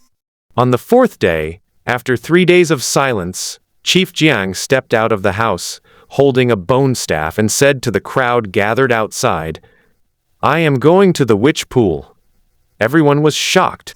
Some of the human leaders tried to dissuade him, saying that the witch pool was too dangerous, and almost no one who went in came out. As the strongest human, the leader should not joke with his life. However, Jiang had made up his mind. He had great ambitions, but he did not have the strength to match them. He had to gamble, even if it meant risking his life. Having witnessed immense power, how could one be satisfied with what one currently possesses? After preparing for several days, Jiang set off without hesitation, leaving behind 2 orders before departing. First, he temporarily appointed Meng as the deputy leader, temporarily assume the position of leader, and handle all affairs of the human race. If he does not return within 10 days, then Meng will officially become the leader of the human race. The second order is if he does not return, then the human race must never set foot in the witch pool again. Jiang had his own considerations. He wanted to break through his shackles and become a powerful sorcerer, and he was willing to risk everything for it. However, if this was a huge scam, then there would be no need for him to enter the sorcerer's pool again. Jiang left without hesitation, leaving the bone staff in the ancestral land. After taking enough food, he strode towards the witch pool. The crowd saw him off at the valley entrance, and as they watched that resolute figure, they couldn't help but feel a sense of disorientation. Power or death, the witch pool is not far from the ancestral land of the human race. It is just a short walk through a forest. However, there are several extremely powerful wild beasts around it. They do not go in, but simply enjoy the rich energy of the witch pool. In the past, when humans entered the witch pool, the wildlings would hardly stop them. The human race is much stronger than it was 100 years ago, and now there are many human warriors who can rival the wildlings. The beastmen were also helpless. Humans could cultivate, but beastmen could not. They could only rely on their strong bodies to absorb as many energy factors as possible from the air in order to become stronger. Like humans, the beastmen also regard the witch pool as a dangerous place. They are only willing to cultivate near the witch pool, but no powerful wild beast is willing to step into the witch pool. Jiang was alone, carrying only a package made of animal hide filled with dried meat and water, and holding a bone spike in his hand. This bone spike was not precious. It was just made from the bones of ordinary wild beasts. This was to prevent wild beasts in the forest from attacking. Pushing aside the thorns in the woods, you can vaguely see a path overgrown with weeds. This is the path that the humans who entered the witch pool took. Following this path, the destination is the witch pool. No one had come here for a year. The road was overgrown with weeds, and thorns and vines were intertwined in a mess, which made Jiang frown. Frowning won't help. This kind of thing has to be resolved. Jiang gripped the bone spur tightly in his hand, glanced at the intertwined vines ahead, and thought to himself that he should have used a stone axe to clear a path. Jiang Qi was unwilling to waste her precious energy on such a meaningless thing, so she could only rely on her own 2 hands. Jiang strode forward, holding a bone spur in one hand, and using brute force to clear away all the vines and weeds with the other. His hand, covered in black hair, was incredibly strong, so there was no need to worry about the thorns pricking him. After passing this section of road, there is a relatively open area ahead. Beyond this point, the location of Wuchi Witch Pool will be reached. Jiang no longer hesitated. With his own strength, he had no need to worry about wild beasts attacking him, so his journey was very smooth. As the energy became more abundant, the land became increasingly muddy. Looking ahead, Jiang saw a dark red mist floating in mid-air, which looked particularly beautiful under the sunlight. Jiang glanced at it, and what came into view was Wuchi. Although it is called a pool, it was actually more like a lake to these primitive people. The crimson water looked eerie and alluring. Even the trees around the pool seemed taller than those in other places. Jiang took a deep breath of the energy particles around him, ignoring the mud on the ground, and spread the animal hide on the ground. He then took out the dried meat and ate it in big mouthfuls to replenish his strength. The wild creatures entrenched around the witch pool also sensed Jiang's arrival. Their scrutinizing eyes looked over from afar, and a hint of disbelief appeared on their faces. They recognized this extremely domineering and arrogant human leader, whose strength was comparable to that of a wild race, and who only became comparable to themselves after igniting his totem. Why is he here? Several wild creatures couldn't help but wonder. In their view, the witch pool was a place of great danger, and because the energy here was too abundant, it was not suitable for humans to absorb. So what was he doing here? Entering the witch pool? Stop joking. Why would such a powerful person choose to die rather than enjoy a good life? The wild beasts had no idea what Jiang Jin was thinking, so they could only wait and see what he was up to. Jiang was not intimidated at all. He sat on the ground and ate the dried meat in big bites. After a while, he finished his food, let out a burp, stood up, and began to observe the mysterious witch pool. Actually, this wasn't Jiang's first time here. Before he ascended to the position of leader, when his strength reached the desolate level, he had come here before and seen this mysterious witch pool. But at that time, his purpose was not the witch pool, but to challenge the top desolate species around the witch pool. Unfortunately, even with his strength at the time, and even after igniting the totem, he was still some distance from the top-tier wild beasts. If it weren't for the human powerhouses who came to his rescue, he would probably have died on the spot. This time, Jiang's mindset was very different from before. His dark eyes looked around the witch pool and then focused on the indifferent figure to the west of the witch pool.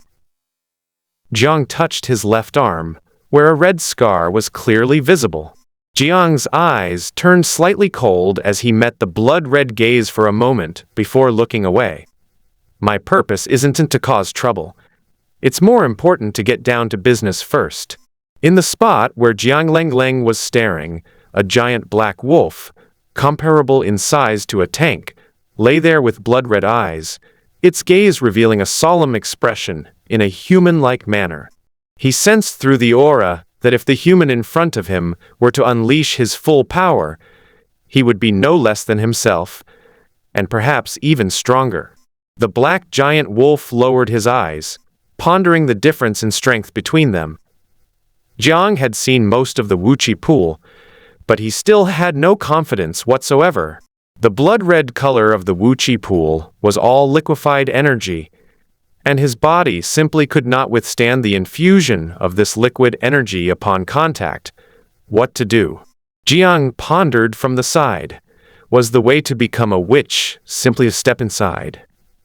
It's a dead end no matter how you look at it.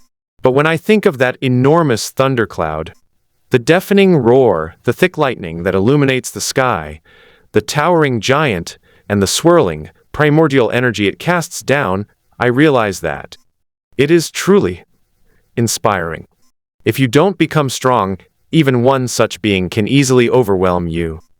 The pursuit of power always comes at a price, and that price can be life itself. With that thought, Jiang no longer hesitated. He hardened his heart and jumped directly into the witch pool. The surrounding wild beasts were all astonished by Jiang's actions. When the giant black wolf saw Jiang jump into the witch pool, its eyes held a hint of mockery, and it forced a smile through its massive jaws. The other wild beasts, seeing Jiang jump in without hesitation, were probably thinking something. Some even stood up, their huge bodies stretched out, their eyes filled with complex emotions. Is this human going to become a witch? The wild races exchanged glances, each seeing the solemnity in the other's eyes. The human leader wasn't stupid. With such strength, how could he risk his life to enter the witch pool without any preparation or confidence? Have humans found a way to become sorcerers? The wild beastmen couldn't sit still any longer. Once a human became a shaman, the balance between the two sides would be broken instantly, and no beastman could contend with the corresponding shaman. Even knowing Jiang's purpose, they were powerless to stop him unless they recklessly stepped into the witch's pool. But the wild races were wary of each other, so how could they possibly risk their lives to step into the unknown witch pool? The beasts all watched, and some optimists immediately thought that the shaman could not succeed so easily. Perhaps the human leader was just having a moment of despair and wanted to commit suicide. Only a minority held this view. Some extremely ancient wild species were also attracted to the area. The old white giant tiger and the desert giant scorpion, whose luster had faded, were two wild species that were almost creatures left over from the previous era. They had lived for more than 100 years thanks to the energy of the witch pool. However, it is now extremely old. Under the pressure of the last tribulation lightning, the giant tiger lost its arrogance, and the other wild beasts directly pushed it down from its position as the strongest. The giant tiger then left the witch pool, wanting to quietly wait for death in a forest. Even if it were to die of old age, it would never set foot in the witch pool. It had seen beasts enter the witch pool before, and the blood-red energy dissolved their bodies inch by inch.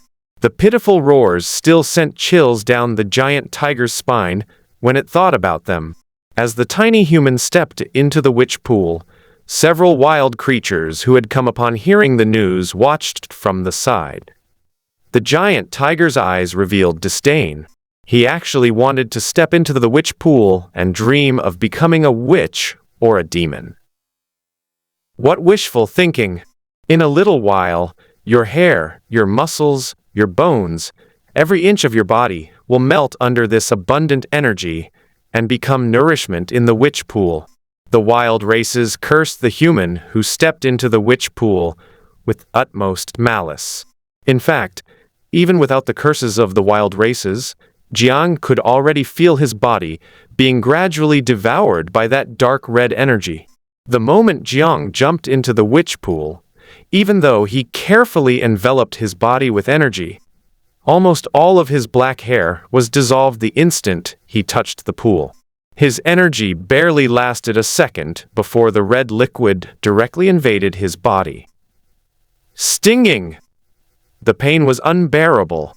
Jiang was clearly aware that his skin was being torn apart, his muscles were being dissolved inch by inch, and his whole body was almost filled with dark red energy. It was like pain of cutting his whole body apart and then trying to stuff salt into his body. Jiang couldn't bear it any longer. His remaining body struggled desperately, but he couldn't even stir up a ripple. His consciousness gradually blurred, and he could barely feel his own body anymore. But the excruciating pain kept Jiang from losing consciousness. The wild creatures beside the witch pool noticed Jiang's struggle and all sneered. What an overconfident bunch of humans! After a moment of reflection, the herd dispersed, each returning to their own territory in twos and threes. Jiang was unaware of all this. He was still enduring the pain, his body feeling as if it were being shattered again and again, constantly being reassembled within the witch pool, only to be swallowed up inch by inch. 1 day, 2 days, 3 days. Suddenly, a vortex like a tornado appeared above the witch pool, converging into it. The surging energy aura rose to its peak, and an extremely powerful aura appeared within the witch pool. The expressions of the wild beasts and humans around changed drastically.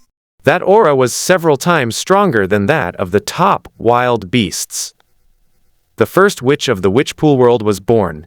Dark red energy surged, and the entire witch pool was no longer calm. Blood-red liquid energy was poured into the central figure, as if a whale were sucking water in. Some of the wild creatures around were terrified, while others scattered and fled. The human warriors who were originally in their ancestral land also noticed this strange phenomenon. Soon, led by their deputy leader Meng, they rushed towards the direction of the witch pool. As Meng ran, he was secretly thrilled. This must be Leader Jiang. He had succeeded. A red mist rises and ascends. The wise man within the ancestral land also sensed the commotion outside. Gazing at the strange phenomenon in the distance, a smile appeared on his face. He casually took out a sturdy animal hide and used his carefully prepared blood to record this magnificent scene on it. The question that has been posed for so long has finally been answered today. The desolate realm is far from the end. There are even more powerful witches ahead. Walking slowly through the jungle, several terrifying savage creatures emerged. A giant tiger, a sand scorpion, a dinosaur, a leopard, and a polar bear, almost all top-tier savage creatures. Although the giant tiger and sand scorpion were getting old, their fighting spirit remained, and their strength had not diminished much. A group of wild beasts looked at the figure within the witch pool with solemn expressions, all filled with apprehension. Witches and demons exist.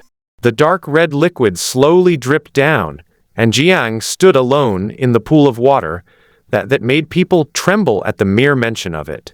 His black hair had long since disappeared, revealing his ancient yellow skin and well-defined muscles. He had reached a height of 4 meters, with a wholly and near-perfect face and a body that resembled a Greek sculpture with gold proportions, giving him a powerful and impactful presence. Jiang still had his eyes closed, silently absorbing the remaining energy. At this moment, he understood why so many human warriors had died when they entered the witch pool. Most of them were already old and their physical condition was not as good as before. They were simply unable to accept the excruciating pain of being cut and scraped in the witch pool. During the baptism in the witch pool, their minds were already lost, and they were ultimately used as nourishment by the witch pool. Jiang silently recalled what she had experienced in the past few days, and her heart still trembled slightly. But after feeling the immense power within his body, Jiang couldn't help but clench his hands tightly. It was all worth it. I've already taken the next step.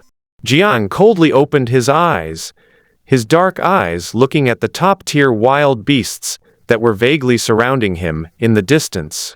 Are they trying to ambush and kill me now that I've just broken through? Jiang immediately understood the wild beasts' thoughts upon seeing them, which wasn't surprising, given that his breakthrough had disrupted the balance between humans and beastmen. Even at this point, are you still afraid to step inside?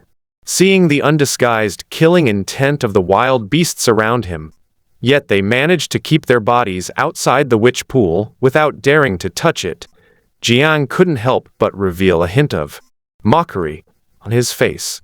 Swish, swish, swish. Dozens of figures rushed through the woods, carrying bone spikes as white as jade, directly from outside the forest. Leader. The people who arrived were the human team led by Meng. Almost every one of them was comparable to the high-level combat power of the wild beast race. If they were not wild beast level, they were at least top-tier enemy beast level. When everyone saw Jiang, whose features were still vaguely recognizable, and looked at his perfect body, which was like that of a god, they couldn't help but feel envious. Is this what witchcraft is? Jiang nodded toward the human race, and the group composed themselves, wielding bone spikes to confront the wild beasts. The herd of beasts grew larger and larger, almost completely surrounding the group. Meng brought almost all of his elite troops, so he wasn't afraid at all. Jiang slowly stepped out of the witch pool, and the surrounding wild creatures quickly sensed the immense power contained within his 4-meter-tall body. Some of the wild beasts retreated, seemingly out of fear, while others gleamed with murderous intent as they looked at Jiang, who was striding towards them. If such a situation is not eliminated today, there will be no chance for it to continue. Seeing Jiang surrounded by wild beasts, everyone became worried. Meng's expression was particularly grave as he kept calculating whether he could share some of the burden with Jiang. Seeing the humans' expressions of alarm, Jiang shook his head and chuckled. He was no longer the same person he used to be. In the past, If he had faced this situation, Jiang would have run away without saying a word. He simply couldn't win against this. But now, Jiang looked at the wild beasts surrounding him and smiled faintly, thinking they were just food.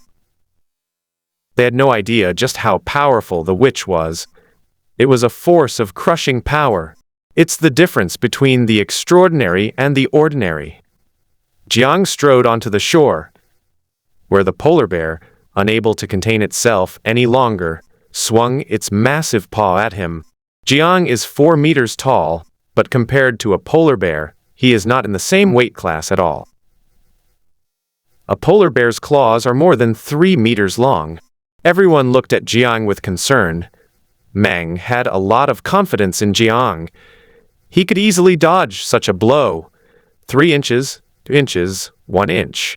Jiang watched as the huge polar bear's paw came crashing down him, but he ignored it completely, not worrying at all that it would hurt him. Meng's heart sank. He knew things were bad. The polar bear's claws were incredibly strong. If it swung down, he would be badly injured, if not killed. A crazed smile flickered in the corner of the polar bear's eye, as if it could see Jiang being reduced to mincemeat under its blows. To be honest, the polar bear was quite satisfied with its strength, but while it was strong, it was not fast. When fighting against it, the wild races or humans who were comparable to the wild races would often use speed to dodge, making the fights not very exciting. This time I finally encountered someone who didn't dodge, but unfortunately, I'm about to die. Jiang caught a glimpse of the polar bear's expression out of the corner of his eye and immediately understood. Are we going to compare strength? Looking at the bear paw so close to him, Jiang shook his head decisively, placed his finger on it, pressed it forward. Bang! A series of heavy slapping sounds rang out, followed by a teeth-grinding sound, and then the polar bear roared directly at the sky. Roar! That roar was definitely not a declaration of victory, but rather a cry of pain. After the polar bear roared, Jiang's calm voice rang out. Unfortunately, you know nothing about power. As the smoke cleared, everyone looked inside and found a scene that was not what they had expected. The polar bear's paw, which had been descending with great force, shattered into pieces, with chunks of flesh covered in white fur scattered on the ground. The polar bear sat down heavily on the ground, clutching its paw and roaring. Everyone looked at Jiang and saw that the finger was still stuck back in place, stained with thick blood. Hiss! Terrifying. The sight of this explicit scene stirred up a storm of emotions within everyone present, including the wild beasts. Is this the power of witchcraft? Jiang seemed to have read everyone's mind. He stood tall, his face indifferent, and said in a cold voice, "The power of witches? No. That's only a small part of it." Within the wild savage horde, the giant tiger stared in horror at Jiang, who stood silently in the distance before running away. It cherishes its life too much. Although its strength is already top-notch, it has never had the idea of entering the witch pool. Faced with the overwhelming pressure of heaven and earth, it could not resist and directly submitted. Now, seeing Jiang's inhuman combat power, it could not sit still at all. Its first reaction was to run away. "Do you think you can escape?" Jiang leaped into the air, his body shooting into the swarm of wild beasts like a cannonball, and with one in each hand, he threw away all the wild beasts that were in his way. Bang! A powerful fist slammed down, knocking the giant tiger senseless and forcing it to halt its rapid pace. "Want to leave? Did you ask me first?" Jiang continued punching the giant tiger relentlessly. In just a few blows, the giant tiger, with its piercing eyes and white forehead, which had roamed the witch pool world, was no longer breathing. Seeing this, the other wild beasts dared not linger any longer. Abandoning all their sense of authority as leaders, and fled frantically in all directions. Jiang, who had just become a shaman, was not yet able to fully control his power and could not keep all the wild beasts. He could only choose the most powerful ones. With his strength already at an extraordinary level, Jiang didn't need any other extra techniques. He simply used the strength of his hands to take down most of the wild beasts, including the giant wolf with scarlet eyes.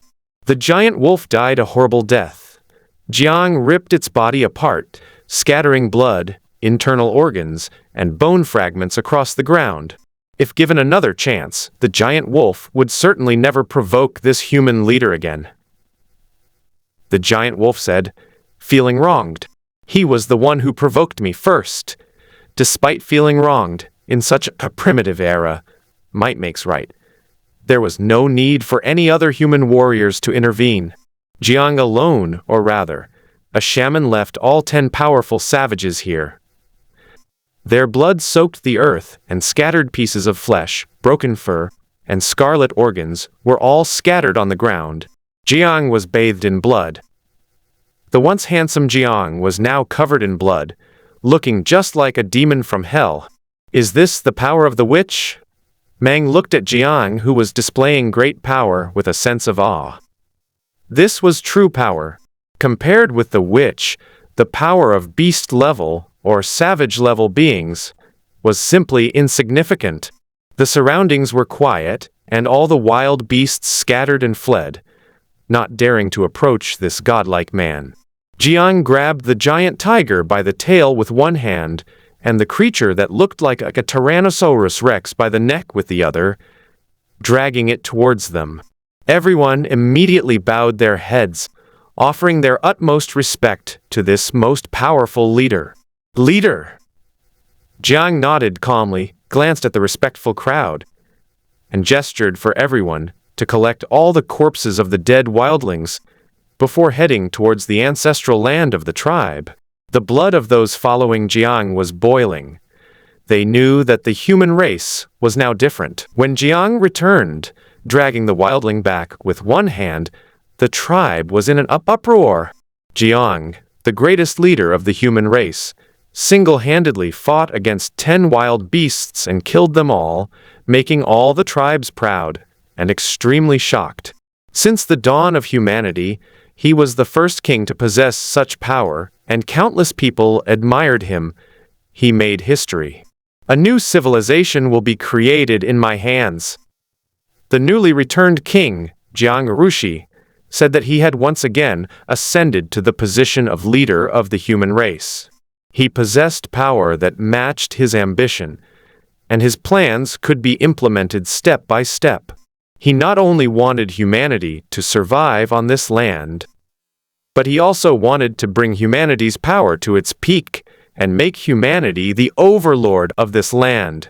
And he, the people of the future, will songs of praise for him, and truly regard him as the supreme king of the human race. As time went on, Wu Jiang, who stood at the pinnacle of the entire continent, began his path of conquest. He led the human race to continuously expand his territory, and the wild beastmen were no match for him. The power of the beastmen began to shrink. Jiang encouraged human reproduction, and in just a few years, the human population began to double, and the average lifespan began to gradually increase. Because he possessed extremely high power, he relocated all the human elites from their ancestral land. With his protection, the restrictions on the ancestral land were practically unnecessary. Because of his existence, no powerful savage species dared to attack the human tribes located in Zhangzhou. Only the elderly, the weak, the sick, and the disabled remained in their ancestral land. Traces of Jiang's conquests can be found throughout the Central Plains. The powerful savage races barely survive under Jiang's might. Wild beasts have become food for humans, and various regions have become testing grounds for humans. He was already invincible on this continent until the next witch or demon appeared. Unable to find any rivals, he could only bury himself in developing his civilization. Human footprints quickly covered every corner of the Central Plains, even in the remote western desert and the northern wilderness. Only a few decades had passed since Jiang became a shaman. The lifespan of shamans is very long, nearly 200 years. The lifespan of ordinary humans has also gradually increased as the threat of wild beasts and savage species has gradually disappeared, and ordinary humans can live to be 50 years old. Humanity has reached its zenith, and continuing to live in tribes would hinder its progress. In the land of the river source lies the largest human tribe, the River Source Tribe. Jiang, the most powerful chief in history, was in the tallest stone house in the tribe. The ground was covered with thick pelts of wild beasts, and on the walls of the stone house hung all kinds of animal bones. Each bone was proof of Jiang Weili's strength, and each bone represented the life of a powerful wild beast. Standing nearly 4 meters tall, it sat on a stone seat inside the stone house, covered with soft fur from a scavenger, its dark eyes as black as the night sky, gazing into the distance. Around him, several high-ranking human leaders bowed their heads, listening attentively to the commands of this greatest human leader. The tribal system has begun to hinder the development of the human race. A deep voice echoed in the room, and the surrounding human leaders stared with fervent eyes at their mighty and magnificent leader. The human race has already spread throughout the Central Plains. Jiang rested his chin on his right hand, lowered his eyes slightly, looked at everyone, and continued. There are human tribes everywhere. The beast race no longer poses to humans in the Central Plains. They have fled to the more distant northern wilderness, western desert, and even other places. However, the tribal chiefs have begun to fight amongst themselves. Although they dare not directly defy my orders, the tribal political system has begun to fall behind. As the human race continued to develop, powerful human warriors one after another. Furthermore, Jiang led the human elite to drive out the wild races, and the human race's development entered a period of peace and stability.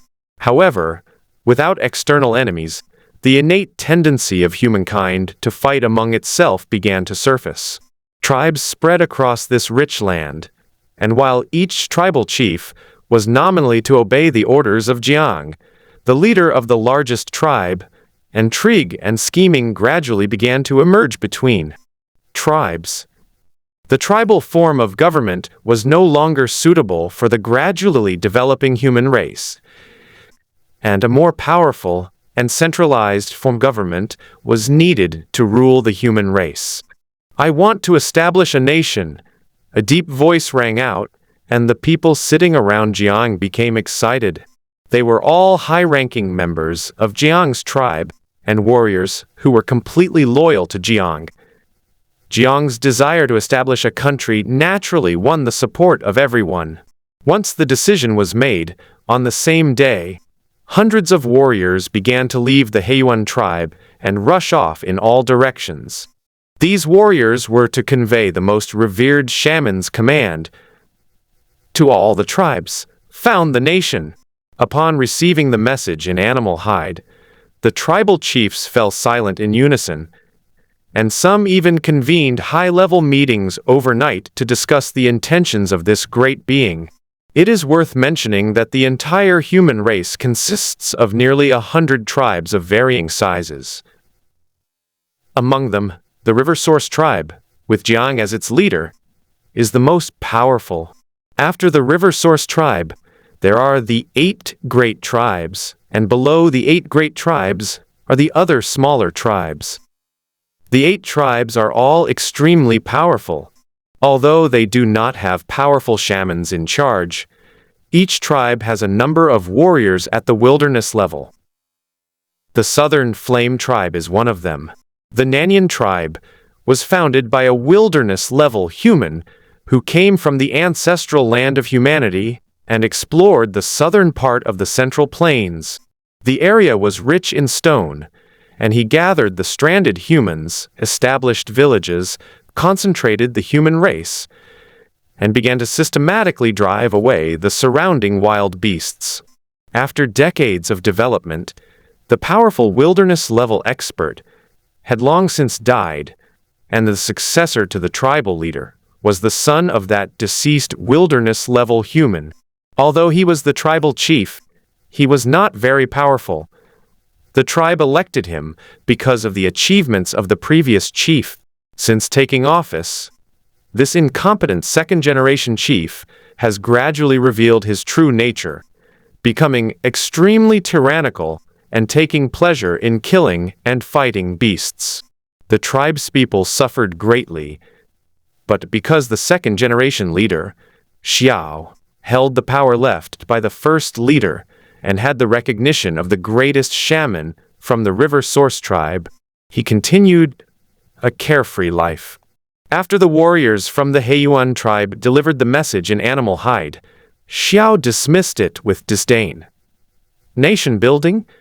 Xiao snorted coldly, casually tossing the animal hide on the ground. His eyes were filled with a tyrannical aura as he said coldly, "Even the most esteemed shaman doesn't have the power to gather all the tribes together. Such authority, humph." The trusted aide beside him was terrified. "Leader, this is a letter from a shaman. We are powerless to stop a great shaman's plan. It is the will of a shaman, and the will of a shaman is unstoppable." Unstoppable? Xiao drew his bone blade and severed the neck of his confidant. The confidant, clutching his neck, stared in disbelief at his leader as blood flowed continuously, quickly covering the ground. The confidant, covered in black hair, collapsed to the ground with his eyes wide open. What utterly worthless trash! In this tribe, only my will is unstoppable. A cold glint appeared in Xiao's eyes as he kicked his trusted confidant hard and spat. "Someone come here!" The servant waiting at the entrance of the stone house bowed and entered, offering a greeting. "Drag him out!" The servant, as if used to it, simply dragged the corpse out. Xiao paced back and forth in the room for a while, and finally made up his mind. He then summoned a trusted confidant and gave him instructions. Because the human race is located in very scattered areas, the locations of some large tribes are relatively easy to locate, but the nearly 100 small tribes are really troublesome to find. Several months after the order to establish the nation was issued, envoys from various regions finally arrived at the River Source tribe. After all, the entire Central Plains was too vast, occupying the most fertile central part of the entire Witch Pool world. The Giant Stone tribe, the Eng tribe, the Qi tribe, the Water tribe, the Xun tribe, the Tao tribe, the Nanyan tribe, and the Fooling tribe are the 8 largest tribes. The envoys of 6 of these tribes arrived at the source of the river to submit to the great shaman. Sitting on the enormous throne, Jiang lowered his eyes slightly and accepted the submission of the 6 major tribes. In addition to the 6 major tribes, nearly 100 smaller tribes also submitted to Jiang. This is understandable for these small tribes. Their fighting strength is insufficient. Although attacks on humans by wild beasts are rare on the entire central continent, these small tribes cannot withstand even some powerful wild beasts. Now that they have the opportunity to become part of the newly established Wu nation, the leaders of these small tribes are filled with gratitude. Nanyan tribe, Fooling tribe. As Jiang sat on the stone seat, he slowly uttered these few syllables, causing the hearts of everyone kneeling on the ground to tremble. Those who do not submit will perish. The great shaman left these words behind and departed alone. The surrounding human leaders understood the shaman's meaning and began preparing for war against the 2 major tribes. The news spread, and within a few days, the powerful warriors of the Nanyan and Fooling tribes cut off the heads of the two tribal leaders, rushed to the source of the river, presented the heads to the river, and expressed their submission. At Jiang's instruction, the tribe began to migrate in an orderly manner toward the source of the river, advancing layer by layer around the river source tribe, forming a super-large human settlement. Jiang designed the first city of the human race on animal skins and personally moved the giant stones to lay the foundation, naming this greatest city in human history Yang City. Wherever the sun shines, it is human territory. After Yangcheng was established, Jiang made it his capital, the foundation of his state. On this day, the suffering human race embraced each other and wept with joy. For they knew that history would turn a new page from this moment. First year of the Great Witch Dynasty. Jiang, the first shaman of the human race, established the Great Shaman Dynasty, with Yangcheng as its capital. He built 80 cities in the Central Plains to defend against the invasion of ferocious beasts. The human race was grateful for Jiang's kindness and honored him as Emperor Jiang. After the establishment of the country, things became more complicated and demanding, but Jiang found joy in it. He was an ambitious man with a strong desire for power. As long as he had power and influence, nothing else mattered to him. He is indeed talented, and even better at recognizing people.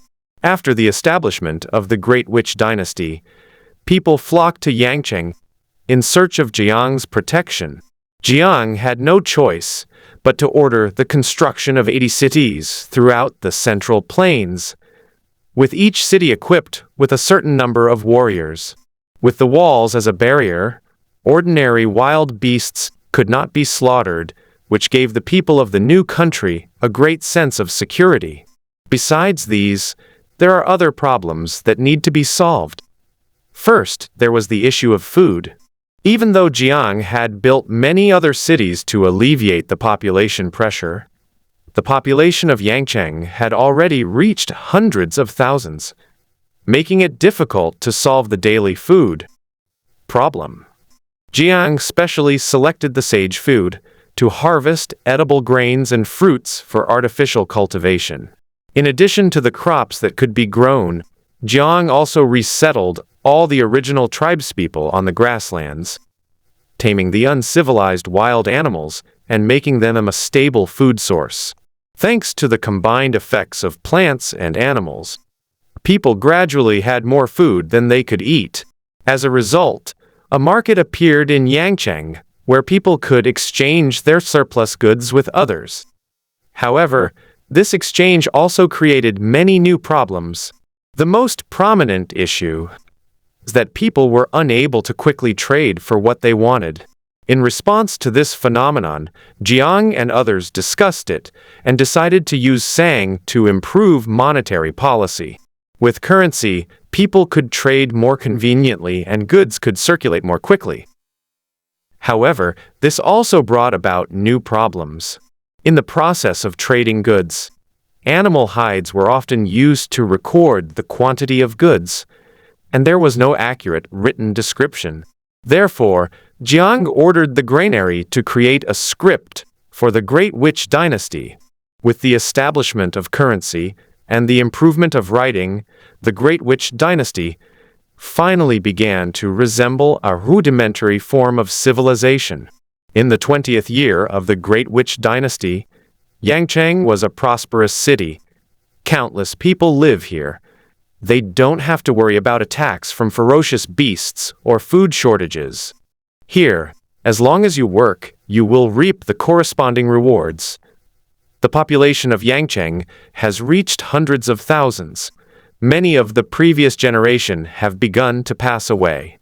Their precarious lives are incompatible with the lives of the new generation, who have adapted to this stable life.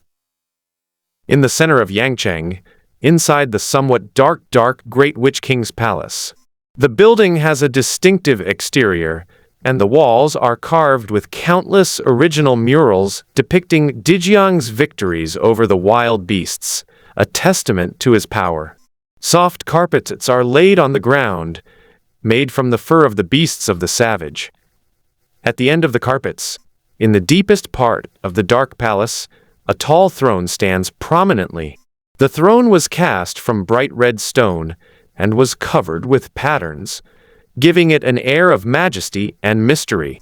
The tall figure sat there, resting his chin on one hand, his eyes slightly narrowed, looking somewhat tired, but his eyes, which he opened from time to time, shone with a captivating light. Above the main hall were Emperor Jiang's most trusted ministers. Minister of Agriculture Fu, Minister of Trade Sang, Minister of War Zhu, Minister of Guard Wei, and several wise elders. King! The crowd bowed their heads in respect, and then Fu, dressed in coarse linen clothes, respectfully reported on the grain situation. Dijiang listened attentively from his throne, nodding occasionally in agreement. You did a great job. Dijiang spoke slowly, which made the latter even more excited, and he quickly bowed down. He waved his hand, a hint of wariness in Dijiang's eyes. Even with his strong desire for power and his efforts to develop the human race to its current state, he still had a lot of work to do every day, most of which were trivial matters, leaving him somewhat listless. The main hall was quiet. Not a single person spoke. Dijiang tapped his fingers rhythmically on the armrest of the throne, paused, and then spoke. Has the witch pool been found? The crowd exchanged bewildered glances, their eyes flickering. Then, the minister of the guard stepped forward and said, The human warriors have searched all over the central plains, but have not found any trace of the witch pool. It hasn't been found yet. Dijiang sighed softly, and the moment he became a shaman involuntarily flashed through his mind. The crimson energy within the witch pool shrank significantly. Originally, he planned to bring the hunted wild beasts to the ancestral land, and then seal off the witch pool the next day. After all, one powerful witch was enough at this stage.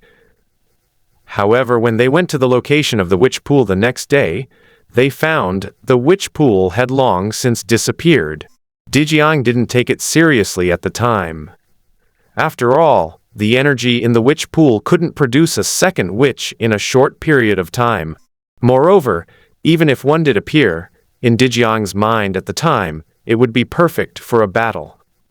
Then Dijiang led the human race to drive away and hunt wild beasts all over the central plains. While hunting, they also kept an eye on the location of the witch pool. But the witch pool seemed to have vanished into thin air and could not be found at all. After the establishment of the Great Witch Dynasty, the disappearance of the witch pool was like a thorn stuck in Dijiang's heart. He was no longer alone. He carried the burden of the Great Witch Dynasty of the human race. If a demon were to emerge from the witch pool after its baptism, all that he had done over the years might be destroyed. Dijiang would never allow such a thing to happen. Only by firmly grasping the witch pool in one's own hands can one truly feel at ease. Therefore, at the beginning of his reign, he established a special team to search for the witch pool, but after so many years, they still haven't found it. The enormous figure on the throne slowly rose, looked into the distance, paused briefly, and then issued an order. Continue to form small teams to search. Don't limit yourself to Central Plains, Southern Plains, Northern Wilderness, and Western Desert. Search everywhere. Everyone readily agreed and then left. Inside the vast palace, only Dijiang remained, sitting quietly. After a moment, he took out an ancient animal hide from his pocket, gently stroking it with his fingers, quietly gazing at the mottled hide. There were no complicated patterns on it, just a line of strange text. There is a demon saint from the Witchpool continent who transmits the Dharma to the human race. He has performed great merits and will ascend to immortality on the spot. After decades of development, Dijiang did not forget the existence of this animal skin. He gathered the most intelligent people in the human race to translate the sentence. and finally translated it into the language used exclusively by the Wuchi people. Is this continent called the Witch Pool continent? Daijiang's eyes gleamed. And what does this have to do with Witch Pool? And then there's the demon Saint Hope. Judging from this sentence, it refers to the giant statue within Yang City, the female Hope. Is the being that existed under the heavenly tribulation the female Hope?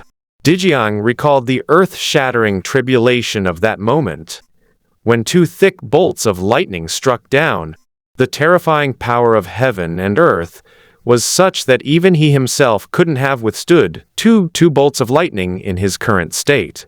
I originally thought that witchcraft was the ultimate power, but what level of power did someone like Nuxi reach?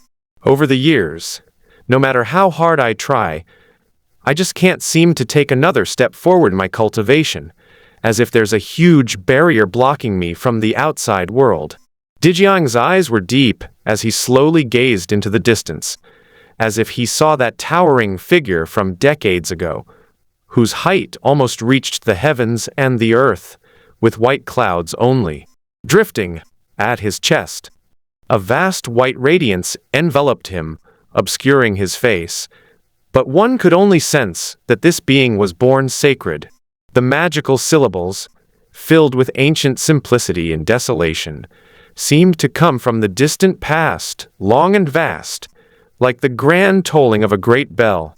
That posture, that majesty, that powerful authority that almost ruled over heaven and earth, all captivated Daijiang.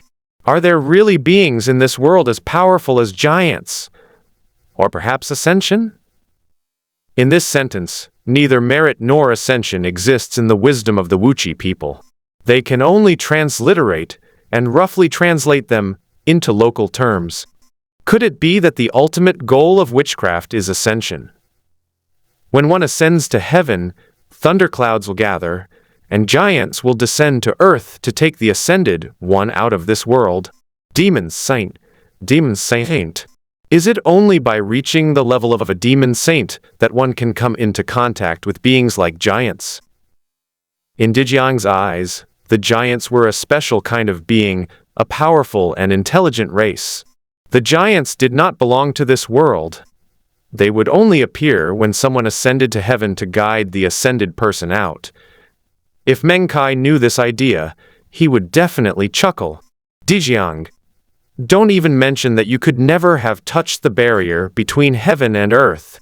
Even if we take a step back and assume that you did touch the barrier and attracted the will of the universe, don't even think about stepping into the witch pool world again to save you. For Meng Kai, Hong Niangzi was a truly extraordinary person. He was the first life form to reach the extraordinary level. And he was even led to his own living room, tricked into becoming the life form that passed down the totem magic. He had become the source of the totem and the guarantee of the evolution of many human life forms. Meng Kai would never let Hong Niangzi die. However, Dijiang is different. He has not yet studied the cultivation system of totem magic. He is just a relatively powerful transcendent. Even if he dies in the tribulation of lightning, Meng Kai will not care. He might even feel happy for a while. After all, some of the energy from the deceased transcendents would be fed back to Meng Kai himself. Therefore, Dijiang's deduction simply does not exist. Of course, Dijiang has no way of knowing any of this. He is currently racking his brains, trying to figure out how to take the next step. Is it the witch pool? Dijiang murmured. After the first baptism at the witch pool, I became a witch. So how will I evolve after the second baptism? Is it an evolution to a higher level? He kept pondering this idea in his mind. At this moment, Dijiang's power was unparalleled in the world, and his authority had reached its peak. A vast dynasty spread throughout the Central Plains. He had no intention of expanding his dynasty outwards. The western desert and the northern wilderness were both barren lands where human survival would be very difficult. As for the southern plains, although it was somewhat better than the west and north. The southern plains were covered with swamps, posing too great a risk to human survival. Dijiang was already quite satisfied with expanding his territory to various parts of the central plains. As for the next step, we must do our best to find the witch pool. I need to test it myself to see if my idea can succeed the northern wilderness.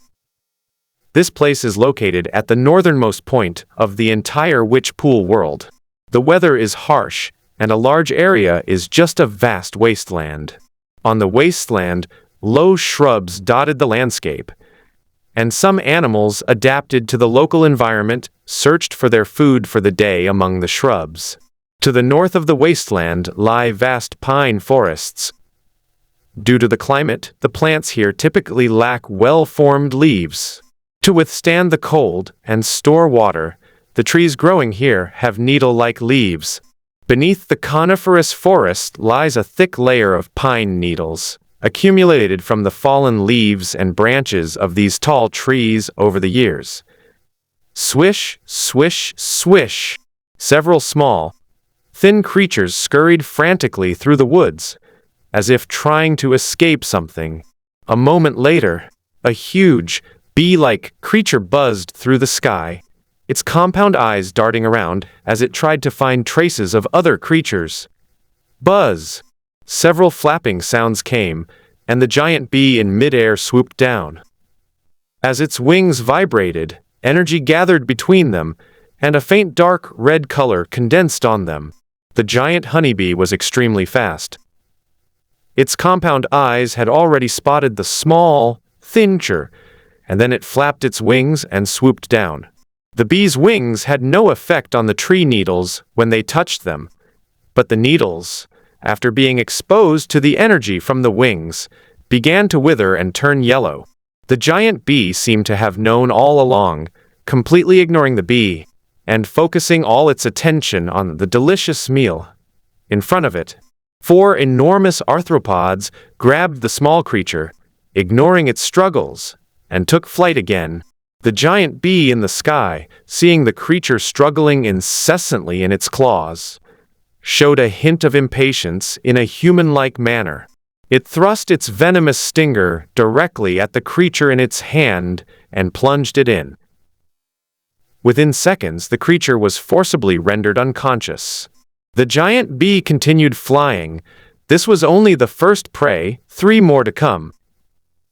Its compound eyes kept turning, constantly watching the creatures beneath the coniferous forest. Although there were many trees here, they were all coniferous, so the field of vision was relatively wide. Soon, the giant bee found its remaining prey. After dropping their prey on the ground, the giant bees found some resinous liquid, smeared it all over the prey, and then began to enjoy their meal. As the sun gradually set, the giant bee clicked its tongue in satisfaction and then prepared to return to its hive. The sky turned a dark red, but the giant bee didn't pay any attention and continued to flap its wings and fly forward. Buzz, buzz, buzz. The dark red color gradually deepened, and from a distance, it looked like a fiery cloud rising into the sky. The giant bee's eyes gradually became somewhat puzzled, but then, sensing the dense energy around it, its wings vibrated more powerfully, and its eyes became joyful. The further you fly, the more concentrated the energy becomes. The giant bee quickened its pace. Surrounded by a sea of a crimson liquid, the giant bee slowly descended. With each flap of its wings, the energy between its wings slowly dissipated, eroding all the surrounding needles. The sight of the large expanse of red liquid and the rich energy within it greatly surprised the giant bee. It is the overlord of this coniferous forest, a top-tier wild species. It could sense the immense value contained within and the irresistible allure it held for its own existence. If nothing unexpected happens, the big bee's eyes showed a thoughtful look. That annoying scruffy creature would soon find this place, along with that gazelle. He didn't have time to think too much, nor did he care about the dangers. If those wild creatures he hated came over, he wouldn't get much of the energy in this pool. I want it all to myself. This idea sprouted uncontrollably in my mind like bamboo shoots after a spring rain. The giant bee could no longer resist the allure of this energy and flew directly into the lake. I want to take a bath. I'll absorb the nutrients while I soak. Let those scruffy sheep and yellow goats drink their own bath water. Hey, hey, hey. The giant bee didn't think about anything else and jumped straight into the pool. Bang! Not a single ripple was stirred. Before the giant bee could even figure out what was happening, it was plunged into extreme pain. It clearly felt its limbs dissolving, and its entire body gradually dissolving. Buzz, buzz, buzz. The giant bee frantically vibrated its wings, trying to escape. This is a trap, a place where beasts are destined to die. But the bee's frantic flapping of its wings had no effect whatsoever. It didn't even stir up a single drop of water. The giant bee gradually despaired, but it didn't want to die. It was a top hunter, one of the most powerful beings in this region. Is my fate to die a tragic death in this ominous pool? No way! As its wings were gradually dissolved, the giant bee quickly gathered all its energy to resist. The corrosive energy formed a simple barrier around him, and a hissing sound immediately filled the air. It works! The giant bee was overjoyed, but its corrosive energy membrane was immediately devoured. Undeterred, the giant bee continued to unleash its remaining energy, but it was quickly overwhelmed. Feeling its body being devoured bit by bit, the extreme pain was unbearable for the beast, but it couldn't faint, so it could only endure it quietly. The giant bee felt its consciousness beginning to detach from its body. It gritted its teeth and pricked itself with its hardest stinger.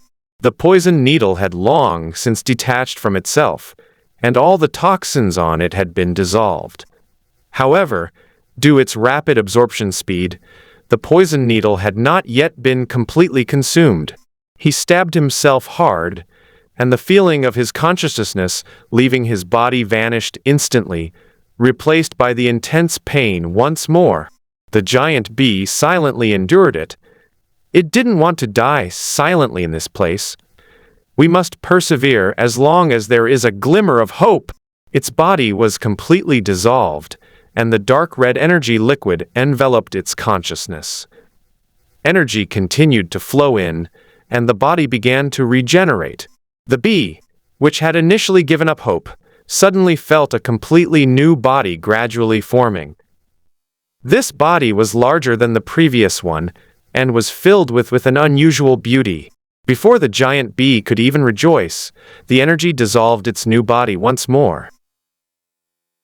The giant bee could only continue to endure the unimaginable pain and wait silently. It had a sudden realization.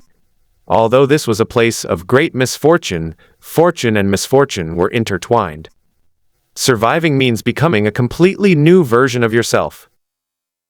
We must survive. The honeybee deeply felt the pain of dissolving and rebuilding time and time again, each time experiencing the agony of limbs being torn apart. It didn't know how long this went on, perhaps a year, 2 years. Time always seems to drag on endlessly when one is suffering. The giant bee felt as if it had experienced several years, but in reality, it had only been 3 days. In 3 days, one can transcend the mundane and attain sainthood. 3 days later, the giant bee emerged from the witch pool. Its body was 4 or 5 times larger than before, and its 4 limbs on its chest were much thicker and more powerful, shimmering with the luster of black metal. Its stinger on its tail gleamed with golden light, and with the flapping of its wings, streamed dark red energy spread outwards, like ripples of water, spreading to the surrounding pine needle. Ground. A large area of pine needles was corroded, revealing a large pit. The compound eyes are more agile. Without needing to concentrate, one can look around at will, and see distances several times farther than before. Even the smallest insects on the trees are now clearly visible. I've become stronger. The giant bee felt the surging energy within its body, clenched its forelimbs, and sensed a power several times stronger than before. Is this an ominous sign? The giant bee couldn't help but feel a little ashamed of its previous thoughts. This is a truly powerful creation.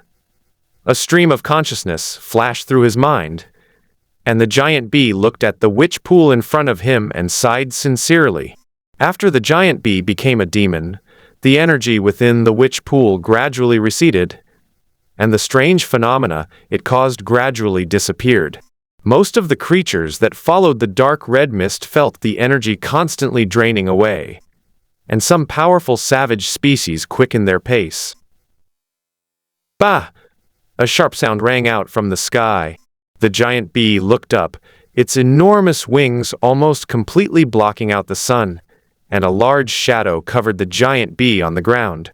From the forehead of this enormous figure, a sharp gaze shot towards the giant bee standing on the ground. Oh, it's just a scruffy bird. The giant bee's stream of consciousness directly entered the latter's mind. The giant rock in the sky was stunned for a moment, then realized that it was talking about him, and his anger erupted. Kick. The giant bee glanced disdainfully at the giant rock circling overhead, then pushed off with its hind legs and leaped into the air. Before the giant rock could react, a forelimb as hard as steel grabbed its neck and pulled it downwards. This cry was rather mournful. The giant rock's neck was grabbed by a large bee with one hand, and it plummeted downwards like a kite with broken wings. Rumble! The towering trees collapsed under the weight. As the giant rock was dragged down by the giant bee, it didn't have time to fold its wings.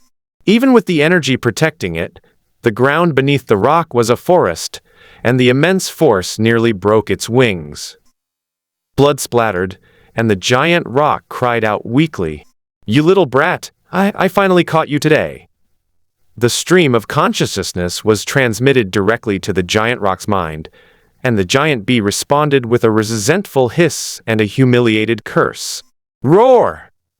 Another loud roar, and a yellow creature that looked like a sheep, but wasn't actually a sheep, suddenly burst in. The giant bee immediately turned its head and looked at the gazelle. "You've come at the perfect time, yellow sheep. I was just about to finish dealing with this scumbag before coming to find you." Scratched its hooves nervously, sensing that the large bee in front of it was different from before. "You too, submit to me, Qin Yuan, or die? Surrender or die?" This is a question that humans would have to consider. But for the uncivilized races who are not very intelligent, it is quite simple. I submit. Feeling the immense force on his neck, the giant rock had no doubt that if he didn't submit, this despicable creature would crush his neck in the next second, so it was best to save his life. Seeing that the giant rock had submitted, Qin Yuan removed the forelimbs that were gripping its neck. Wouldn't it have been better to do this sooner? Then Qin Yuan coldly looked at the gazelle, "And you?" "Submit." Without hesitation, Huang Yang immediately surrendered. Seeing how badly the giant rock was tortured by Qin Yuan, Huang Yang didn't hold a grudge and directly admitted defeat. Qin Yuan nodded in satisfaction, and suddenly, as if struck by a flash of inspiration, a stream of consciousness entered his mind. Juping was stunned when he saw Qin Yuan, then a fierce glint flashed in his eyes. But when he saw the other party's body as hard as iron, he became somewhat deflated. So that's how it is. My level of cultivation is considered demonic. Qin Yuan's eyes gleamed with an inexplicable light, his gaze fixed on his own body with a hint of fanaticism. He licked his lips slightly, a strange glint flashing across his face. This is the difference between a demon and an ordinary wild beast. Even wild beasts are like ants in my eyes. Suddenly I stood at the highest point. Qin Yuan looked back at the witch pool, and saw that its energy was gradually shrinking, and the misty fog was beginning to disappear. A white fog gradually enveloped the pool, completely blocking Qin Yuan's searching gaze. The yellow sheep and the giant rock gazed greedily at the gradually disappearing witch pool before them. They had been here for a long time, and when they first arrived, they wanted to go straight in, but Qin Yuan was already undergoing baptism inside the witch pool, so they had no way to enter. When Qin Yuan emerged, he had become so powerful that the two beasts couldn't help but feel a deep sense of regret. I'm afraid I'll never encounter such a wondrous creation again. Thinking of this, the two beasts felt even more regretful. Qin Yuan saw the look in the eyes of the two beasts, and a hint of disdain appeared on his lips. You two idiots. Can you even withstand the dissolution and recombination of this witch pool? I'm afraid that if they go in, they won't get any opportunities, but will only lose their lives in vain. However, Qin Yuan did not say these words aloud, as he had more important things to do. Now that you have become a powerful demon, why not command all beasts and use them for your own purposes? After becoming a demon, Qin Yuan's intelligence was no less than that of a human. It has the emotions that humans possess, and it also has the ambitions that humans possess.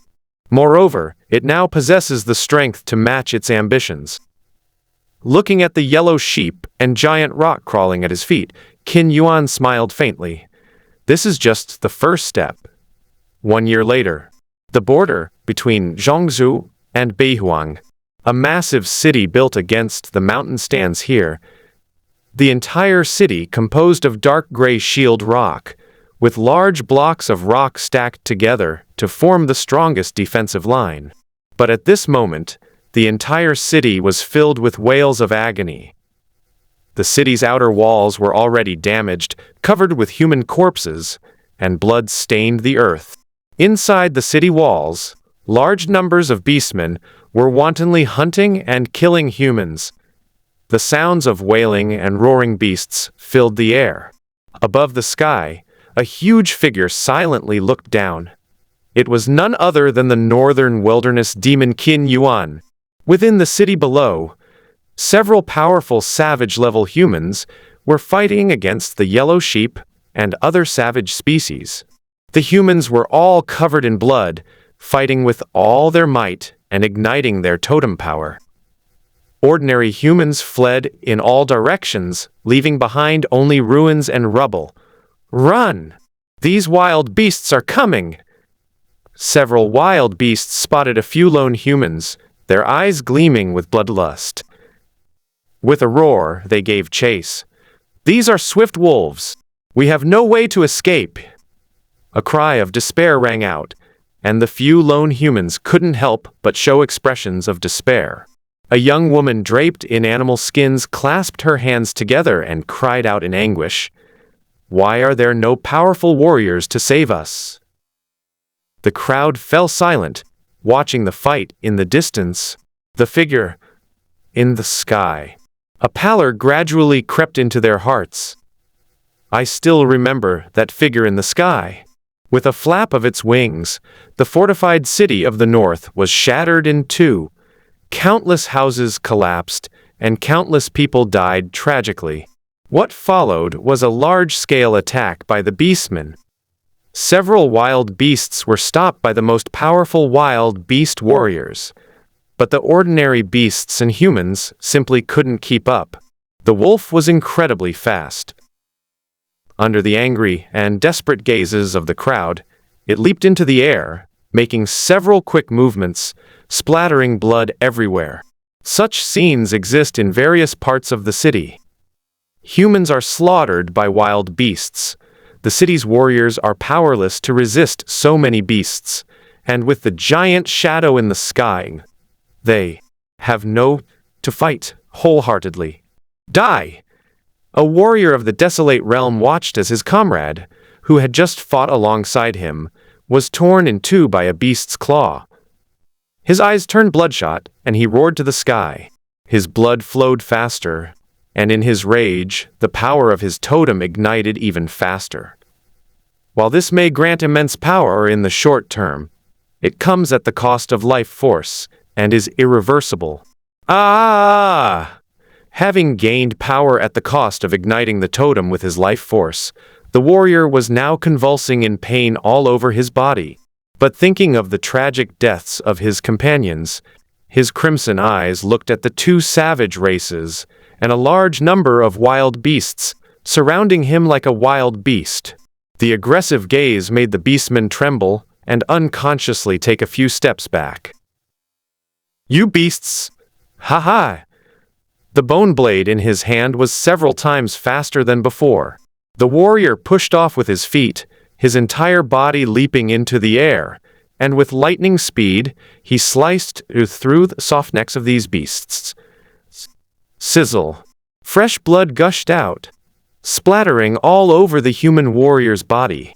At this moment, the human warrior was covered in blood, truly becoming a blood-soaked figure.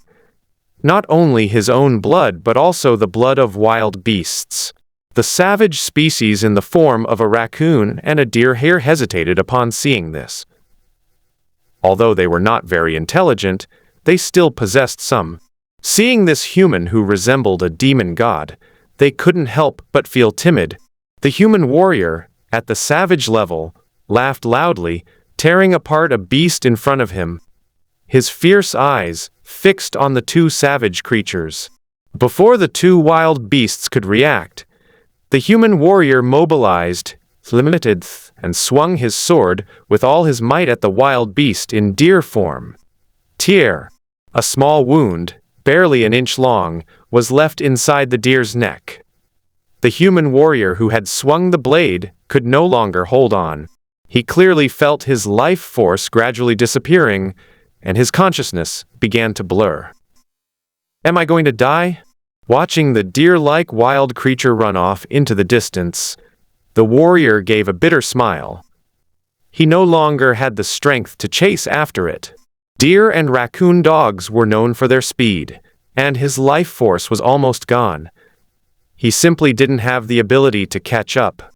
Vaguely gazing at the human corpse torn to shreds in the distance, the human warrior collapsed to the ground, filled with resentment. There were only about 20 savage warriors in this city.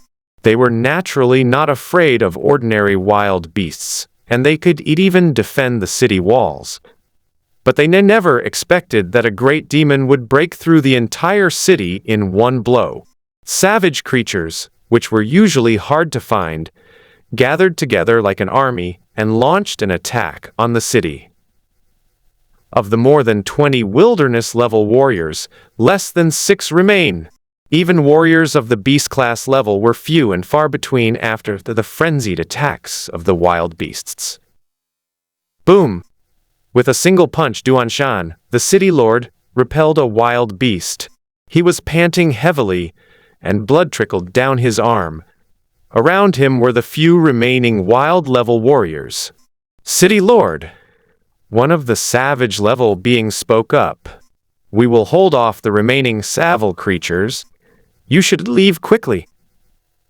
Yes, Lord City Lord, you are the strongest and the easiest to escape. Report the situation here to the king. We have no chance left. But if we fight with all our might, we can create one. Duan Shan smiled bitterly, shook off the blood stains on his body, and stared at the several wild beasts surrounding him with eyes like a hawk. There's no way to escape. Duan Shan shook his head and said in a deep voice, with that being in the heavens watching over us, who can escape? The crowd fell silent, and the surrounding wild beasts were in no hurry to attack, instead wasting time. The longer the time dragged on, the weaker these humans would become, a side effect of igniting the totem. Damn it! A younger warrior looked at the beastly figure in the sky and said indignantly, "What kind of savage creature is that? How could it possess such power? A single blow can shatter a city. Even several top-tier savage races couldn't do that." Duan Shan narrowed his eyes slightly, his black fur, stained with blood, fluttering in the wind. He looked at the creature in the sky that was putting immense pressure on him and said, That's no longer a beast of the wilderness level. As the city lord, Duan Shan was as a high-ranking official, and Di Jiang had already explained to them some things they should know, including the function of the witch pool, demons, and witches. If I'm not mistaken, it should be a demon. An crowd exclaimed in unison. Many of the younger warriors at the wilderness level had never encountered anything like this before, while some of the older warriors showed thoughtful expressions. Oh? Qin Yuan, who was looking down over the entire battlefield from the sky, heard the human's words. A look of surprise flashed in his eyes. With a flap of his huge wings, he landed directly on the city wall, where Duanshan was located. The shadow spread out, and everyone felt the power emanating from it. Their eyes immediately filled with horror. The surrounding wild creatures, seeing their king arrive, readily made way for a clear area, showing no fear of these humans suddenly attacking. A slightly shrill voice rang out across the empty battlefield. "Human, you actually know about demons?" The sound startled everyone. This is the language of humans. How could it be mastered by a demon at this moment?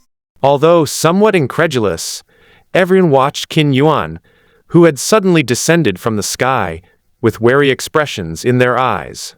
"Is that you speaking?" Surrounded by 5 people, Duanshan looked at Qin Yuan in disbelief. When did animals learn to talk? But when he thought that the bee-like beast in front of him was a demon, Duanshan felt relieved. Qin Yuan's eyes were cold as he looked at the weak human in front of him, a hint of disdain on his lips. "Humans are truly weak." Qin Yuan's eyes then shifted. "How could you laughable reptiles possibly know of the existence of demons?" Qin Yuan's eyes were like knives, and all 6 of them trembled slightly. "How did you learn about the existence of demons?" Qin Yuan was born in the northern wilderness, and had no idea what had happened in the central plains. When Meng Kai arrived, Qin Yuan's intelligence was not yet mature, so he had no idea what had happened. In its view, the witch pool was its destiny. Even after it became a demon, the name demon still appeared in its mind. It never expected that this weak human creature would also know about the existence of demons. There must be some secret, Qin Yuan thought to himself, trying to pry something out of these humans, such as where the mysterious witch pool went. After becoming a demon, Wuqi vanished without a trace. If I were to possess such a rare treasure, I would certainly guard it carefully, prevent any living being from entering, lest another being emerge as a demon and threaten my position. However, the disappearance of Wuqi thwarted Qin Yuan's plans. These humans may know the secrets of the witch pool. Duanshan looked at the demon before him, gripping his bone blade tightly, as if only in this way could he gain some sense of security. However, Duanshan also knew that this false sense of security was just an illusion. If the demon in front of him wanted to kill him, it would be as easy as crushing an ant. Thinking of this, Duanshan mustered his courage, pointed the sharp blade in his hand at the demon in front of him, and coldly said, "Why should I tell you?" "Why?" Qin Yuan asked calmly, then flapped his wings, and a strange energy rushed directly towards one of the human warriors at the desolate level.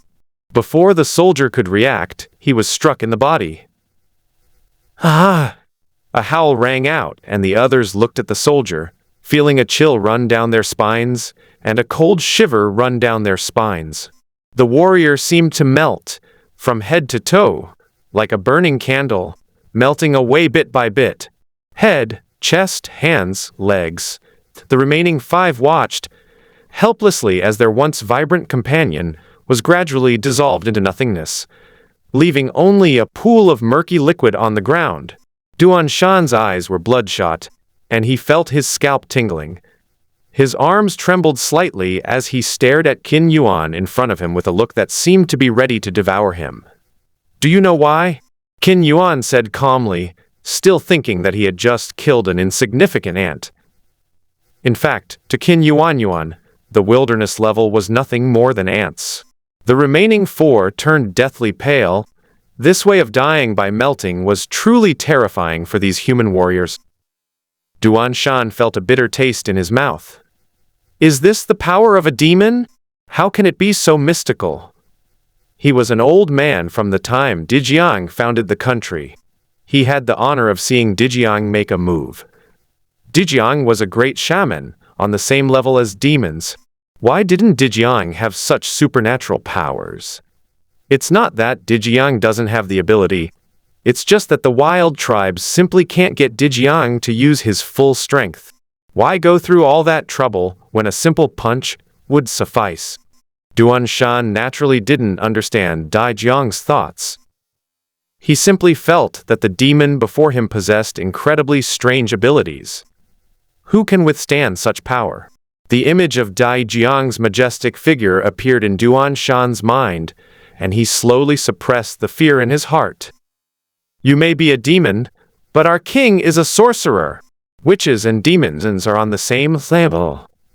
Duan Shan barely mustered all his remaining strength, wielding his bone blade with a disdainful sneer. As expected of ignorant beasts, even as demons, they remain savages. Qin Yuan's eyes flashed with anger, and his wings flapped again. Another human warrior had followed in the footsteps of the one who had just died. Ha ha ha ha.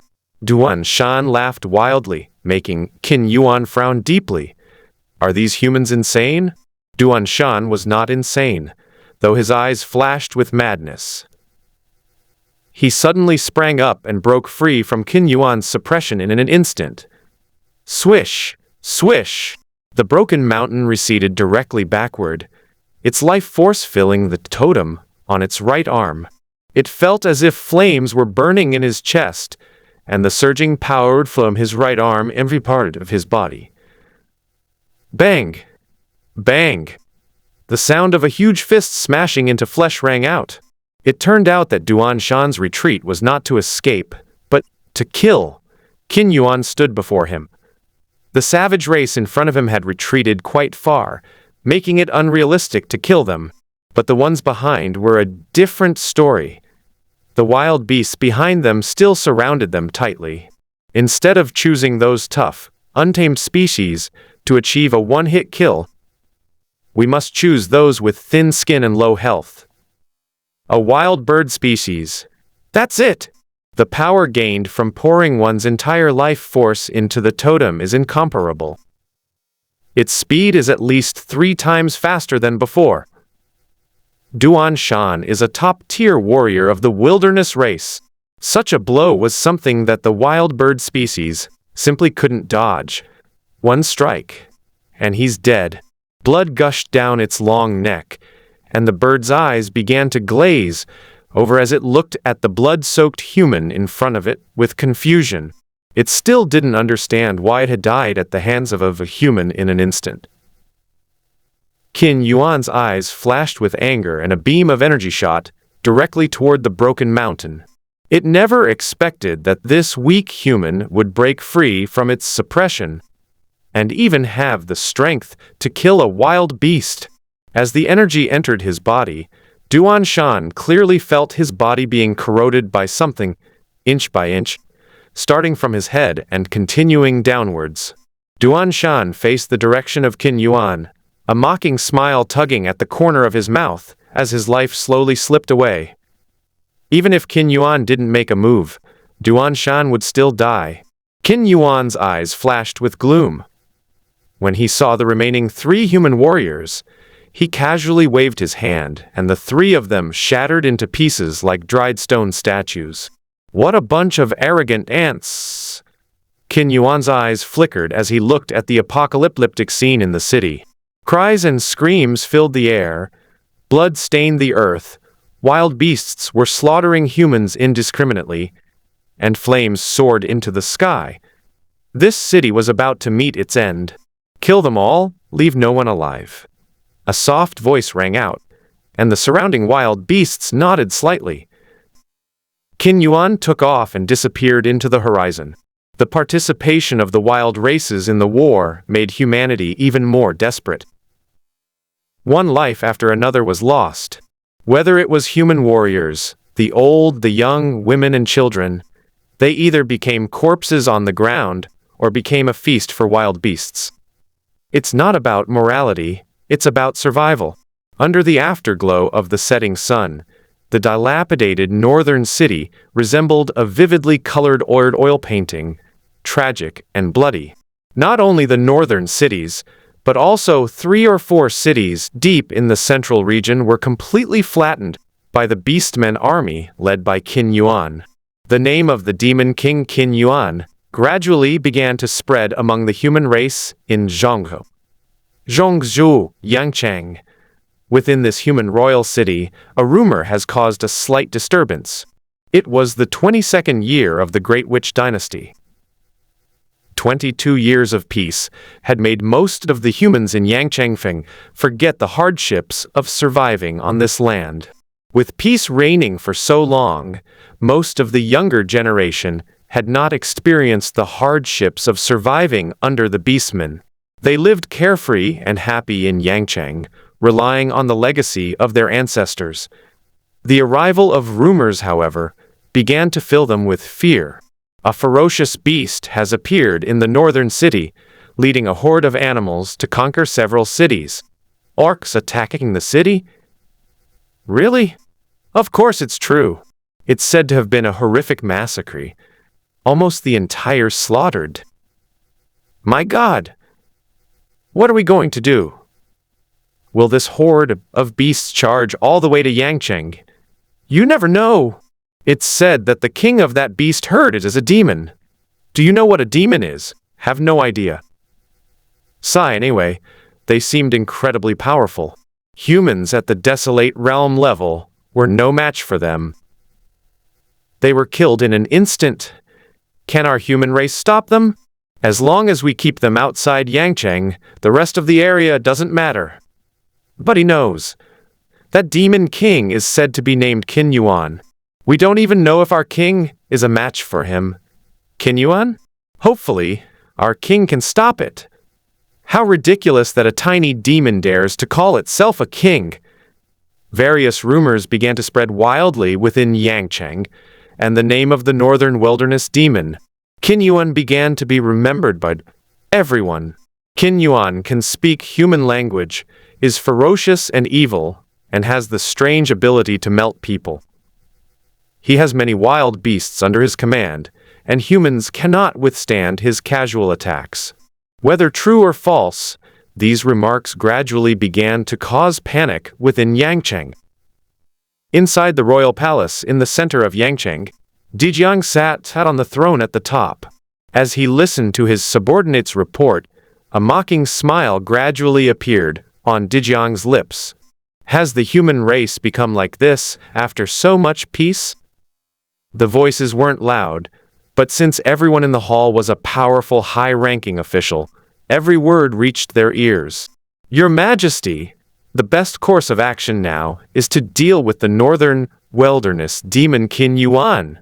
His appearance has already disrupted the peaceful situation of the human race. An older human stepped forward and offered advice to Dijiang. A demon? Dijiang gazed into the distance, a long-lost fighting spirit rising in his heart. This was a being of the same level as the witch.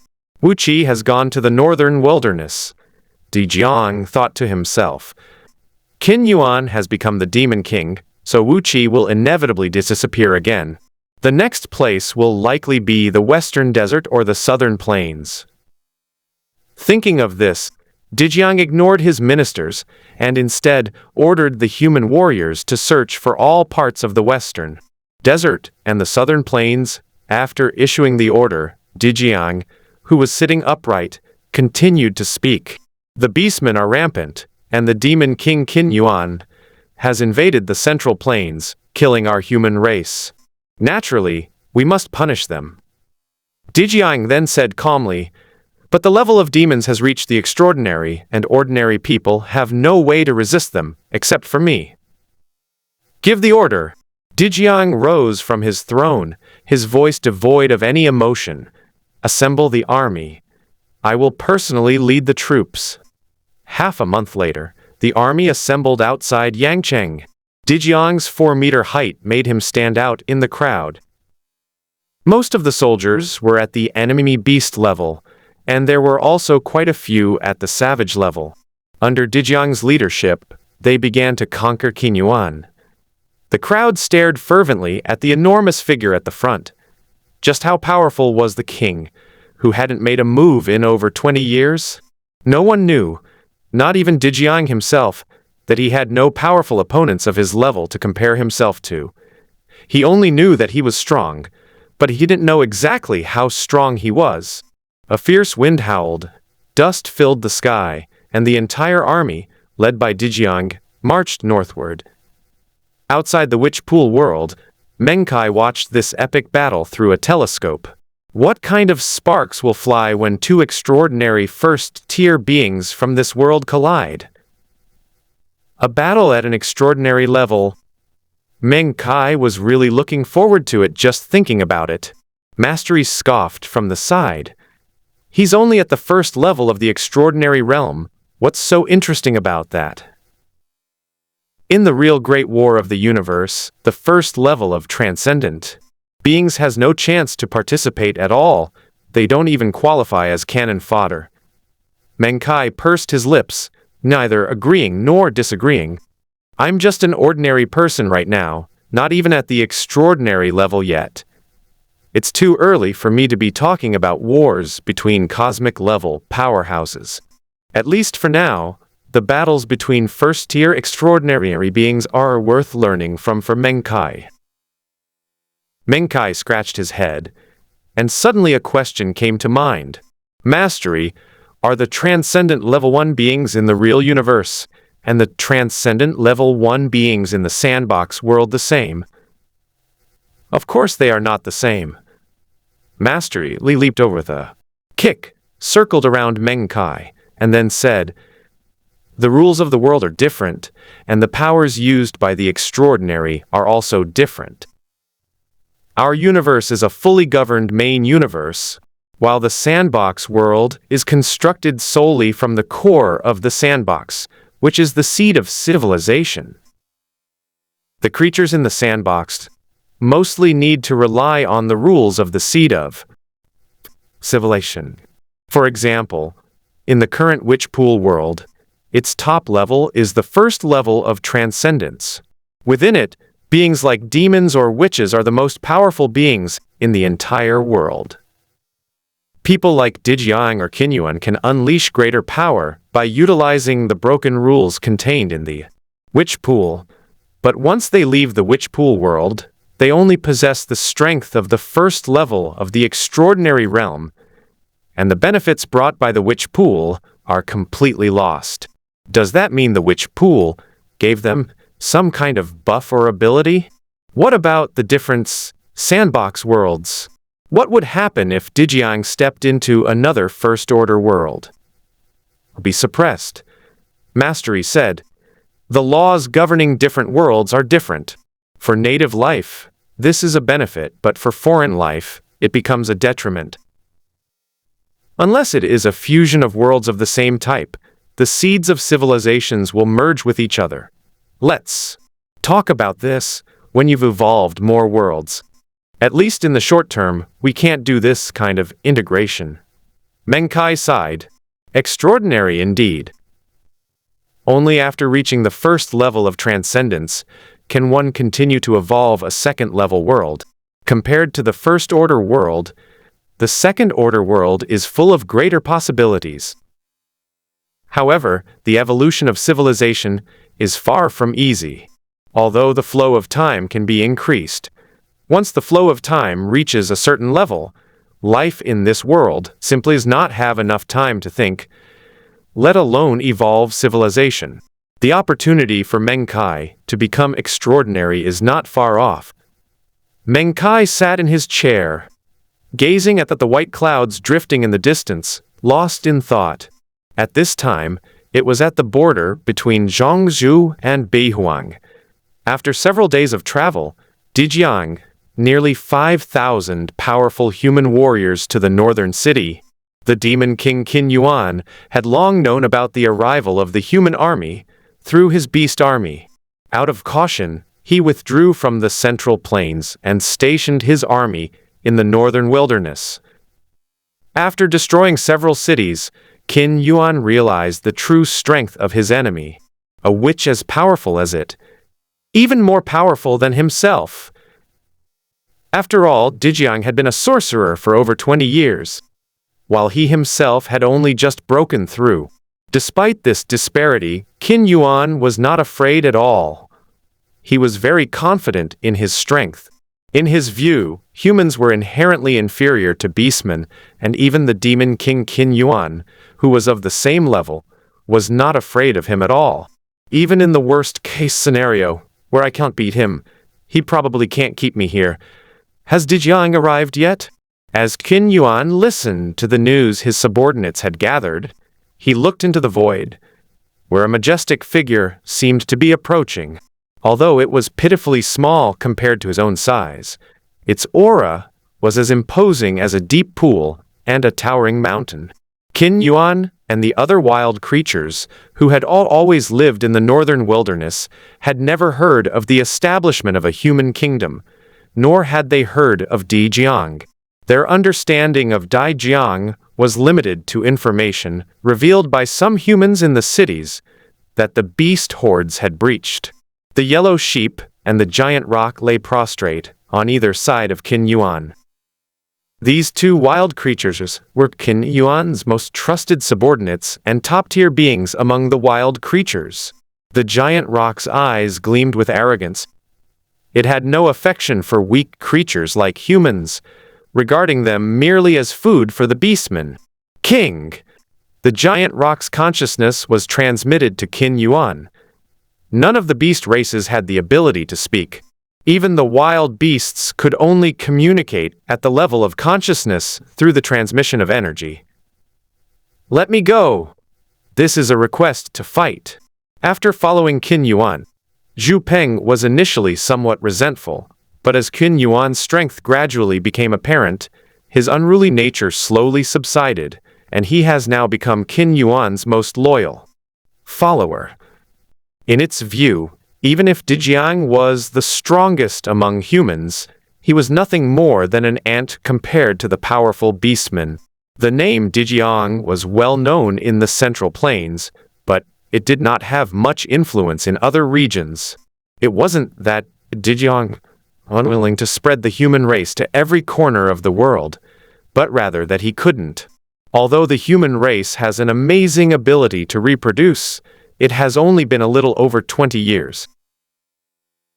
It is already quite difficult to bring the entire central continent under human control.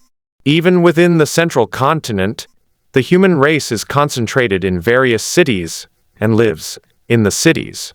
Large areas of wilderness are only used as hunting grounds for humans, and no one lives there. Dijiang initially had the idea of bringing the entire world under the control of the human race. Even if they conquered it, there wouldn't be enough people to live there, and it would also cause the human race to be scattered. If the wild beasts attacked the city, the world was so big that it would be almost impossible to save it in time. Zhongzhou is not fully developed yet. The human population is still too small, which means that the beastmen in other regions have no idea of the Dijiang's strength and terror. Faced with Zhu Peng's request to fight, Qin Yuan refused without hesitation. You are no match for them. Giant roc don't look down on humans. As the giant roc listened to Qin Yuan's undisguised praise of humanity, it couldn't help but feel disdain.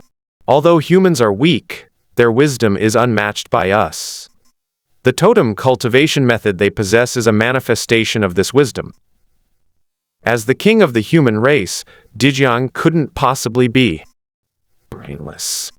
If he couldn't defeat me, why would he come here personally? Moreover, he is a sorcerer of the same rank. Zhu Peng appeared respectful on the surface, but inwardly he was grumbling. What kind of witch? With such a frail body, even if she ignites the so-called totem, she's nothing special. When that so-called Dijiang arrives, I'll definitely teach him a lesson, After resting for a few days in the northern city, a large number of elite and agile warriors set out to search for traces of the orcs. Qin Yuan didn't hide his feelings. He also wanted it to have a head-on clash with Daijiang.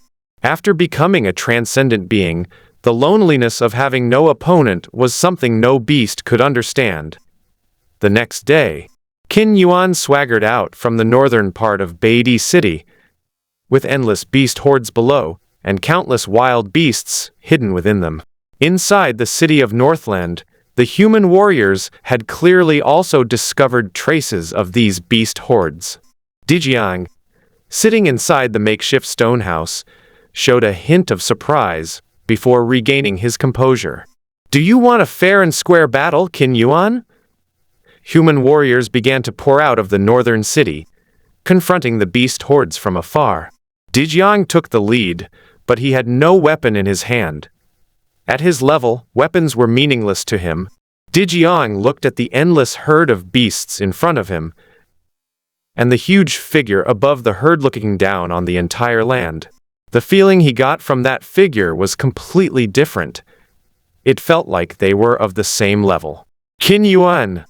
Dijiang! Qin Yuan, who was high, narrowed his eyes and felt a little gloomy. He also felt the other party's heavy and mountain-like aura, which was stronger than his own. Is this what witchcraft is? Qin Yuan put aside his contempt for Dijiang, flapped his wings, and ripples began to extend towards Dijiang. Snort! Dijiang sensed the fluctuations in the surrounding energy, and those strange ripples dissipated with Dijiang's angry snort. Qin Yuan, come and fight. Without any unnecessary words, he went straight to challenging them. With a slight jolt, his explosively powerful body stomped on the ground with his right foot, and his entire body shot out like a cannonball. Dijiang's challenge seemed to sound the clarion call of the entire battlefield, and human warriors, armed with various weapons, charged towards the vast horde of beasts opposite them. Let's start the war. Human warriors charged towards the beast horde, wielding various weapons. Although the number of beasts far exceeded the number of human warriors, most of them were beast-like creatures, and the wild beasts were far too few compared to the entire horde. Humans are now more refined than numerous, and despite the overwhelming presence of these wild beasts, not one of them felt fear or trepidation. They are warriors of the human race. In an instant, the beast horde, under the command of the yellow sheep and the giant rock, also launched a charge. However, compared to the human race, their formation was scattered, and the beasts charged forward recklessly, even trampling their own kind without regard for anything else. After seeing blood, the beasts went into a state of complete frenzy. Even wild beasts, after seeing blood, gradually had their minds filled with killing. On the contrary, the human warriors, with excellent teamwork, were able to withstand the charge of the beast horde. A series of blood-red flashes appeared as human warriors, whose strength was not too great, ignited their totem power, greatly increasing their strength and making it easy for them to slaughter the surrounding wild beasts. However, what determines the outcome of this battle is never the struggle between the weak, but the contest between the strongest. Above the sky, Qin Yuan hovered in midair, taking advantage of his favorable position. His wings flapped, and strange energies continuously spread towards the charging Dijiang. The ripple-like energy crashed directly into Dijiang, who was charging towards him.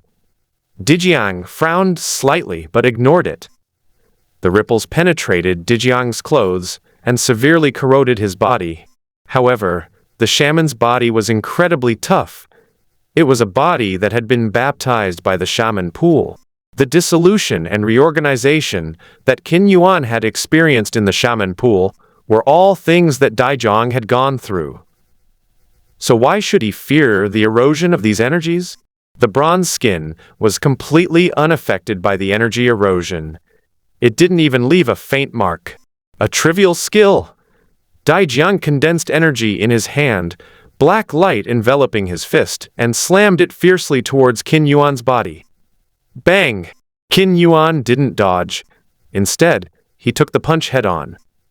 Dijiang's eyes narrowed slightly as he looked at the scales gradually appearing on Qin Yuan's skin, a solemn expression on his face. Boom!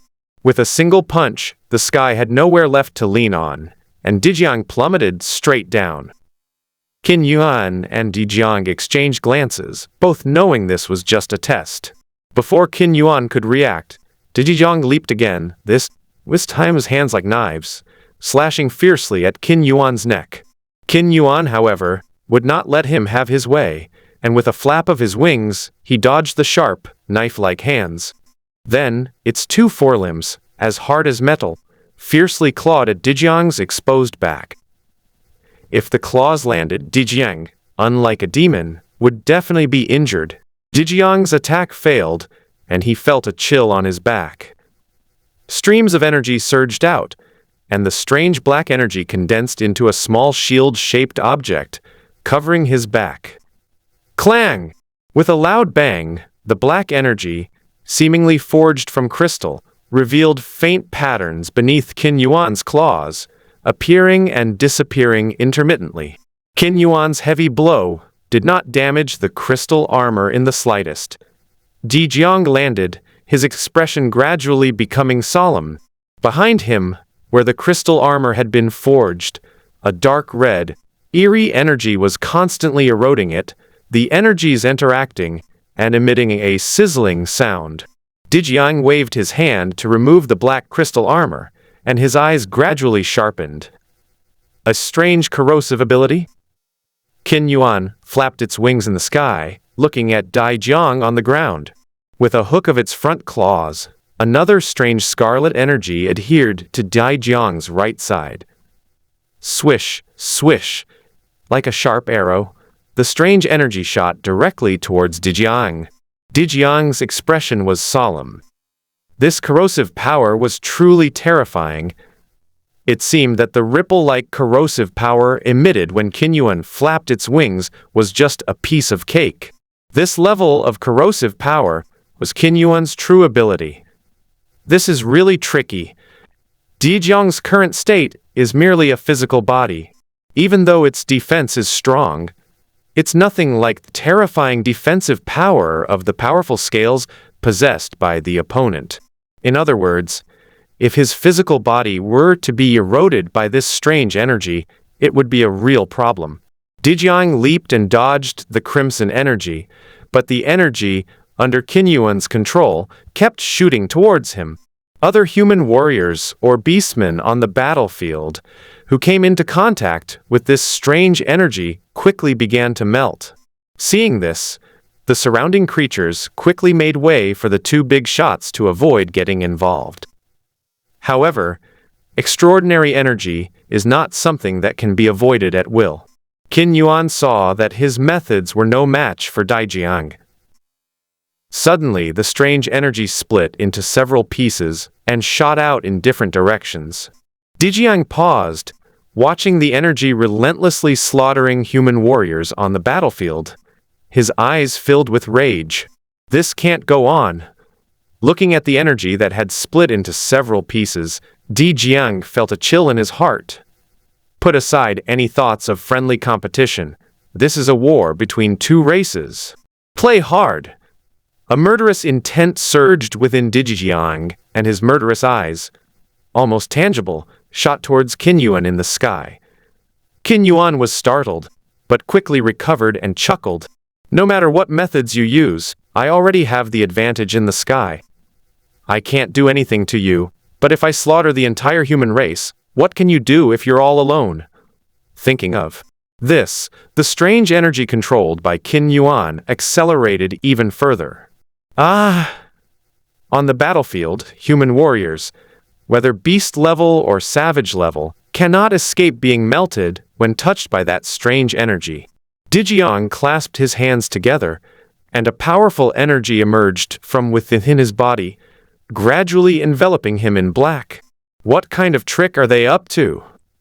Qin Yuan looked at Dijiang, who was shrouded in black mist, and felt a slight unease.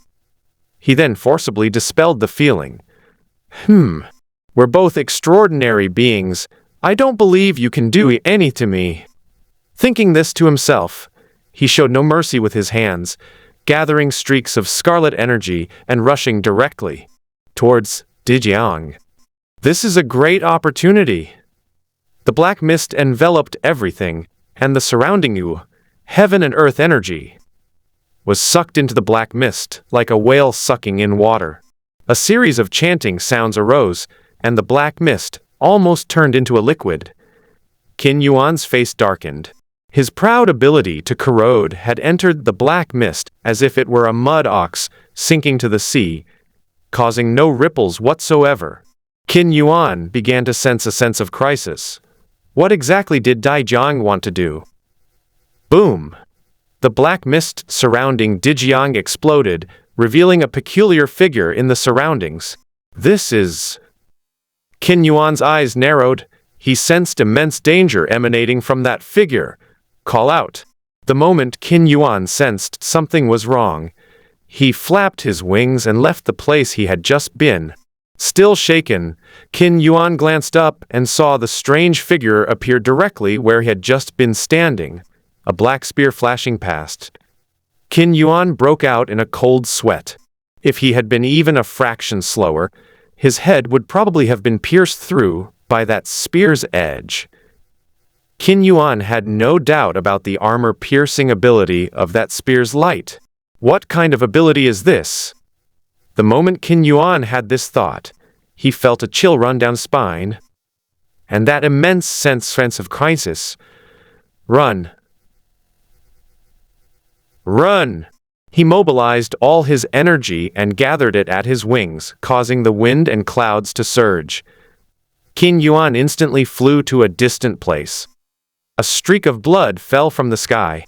Where Qin Yuan had just stood, the black spear light resembled obsidian, with specks of blood slowly dripping down along it. Qin Yuan's expression was ferocious, and a deep wound on his left limb was bleeding. Even though Qin Yuan sensed the danger, he was still much slower than that elusive ability. Qin Yuan's eyes were bloodshot as he looked at the enormous demonic figure standing silently in the distance, and a chill ran through him.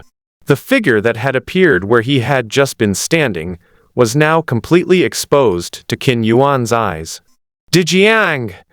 Behind the figure were two enormous wings, and in front and behind were two thick black arms. The front arm held a black spear. Judging from the face, it was none other than Dijiang from before. What kind of ability is this? Qin Yuan was horrified. The ability to appear behind him at any time was truly frightening. Without sensing the slightest fluctuation in the air, Dijiang appeared as if he had suddenly appeared behind him without any warning. Bang! The figure reappeared behind Qin Yuan. This time, Qin Yuan did not run away. He pulled out the poison needle from his tail and, relying on his intuition, charged directly at the spear light. Dijiang's eyes showed a slight surprise, and then he immediately reached out and condensed black spear light in both hands again, stabbing fiercely towards Qin Yuan. Qin Yuan had not expected this move at all, and in his haste, he hurriedly used his claws to resist. Clang! Blood splattered as the sturdy forelimb was pierced directly by the black light. Ah! Qin Yuan retreated hastily. Dijiang always appeared behind him and stabbed him hard with his spear. After a short while, Qin Yuan finally had a chance to catch his breath, but at this moment, he was no longer the majestic demon king. His whole body was covered with wounds. His left forelimb was pierced with a large hole. One of his wings was pierced, and his whole body was almost covered with wounds. Even his most sturdy poison needles began to show pits. Dijiang was all suspended in the sky, slightly out of breath, his cold face looking at the somewhat disheveled Qin Yuan in front of him. Even the true form of the ancestral witch couldn't kill him? Although Qin Yuan was in a sorry state, His attention was entirely focused on Dai Jiang. This annoying fighting style was really irritating Qin Yuan. His proud advantage in the sky had been completely lost, and his erosion ability couldn't even touch his opponent. His opponent's elusive ability was truly frightening. Whoosh! Upon seeing Dijiang disappear again, Qin Yuan was greatly alarmed. He no longer cared about his beast horde and immediately flew away. This, impossible to play. Did Dijiang become a paid member? Standing in the void, Dijiang watched Qin Yuan flee in a disheveled state.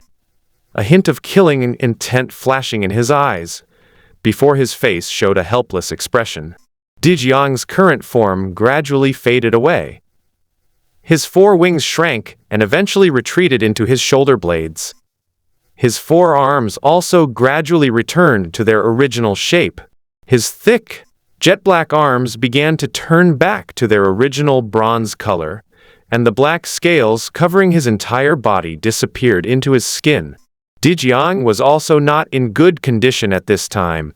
His face was pale, and his hands were trembling slightly. Using the true form of the ancestral witch is a powerful ability, but it also places a very heavy burden on the user. Dijiang's eyes revealed a hint of regret. It was a pity that he hadn't managed to capture the Qin Yuan Demon King this time.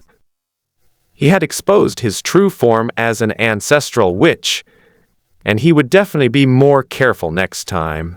Dijiang clenched his hands, still savoring the power he had just possessed. This so-called ancestral witch true form is actually the second form evolved from the witch pool energy contained within Dijiang and the rules inherent in the witch pool itself. All creatures that have undergone the baptism of the witch pool will have it in their bodies. Different creatures have different abilities, and the laws they receive when undergoing the baptism of the witch pool are also different, which will lead to the evolution of different second forms. However, to unleash one's true form, one must develop oneself, truly master one's own power, and then combine it with the laws of the witch pool to evolve powerful abilities.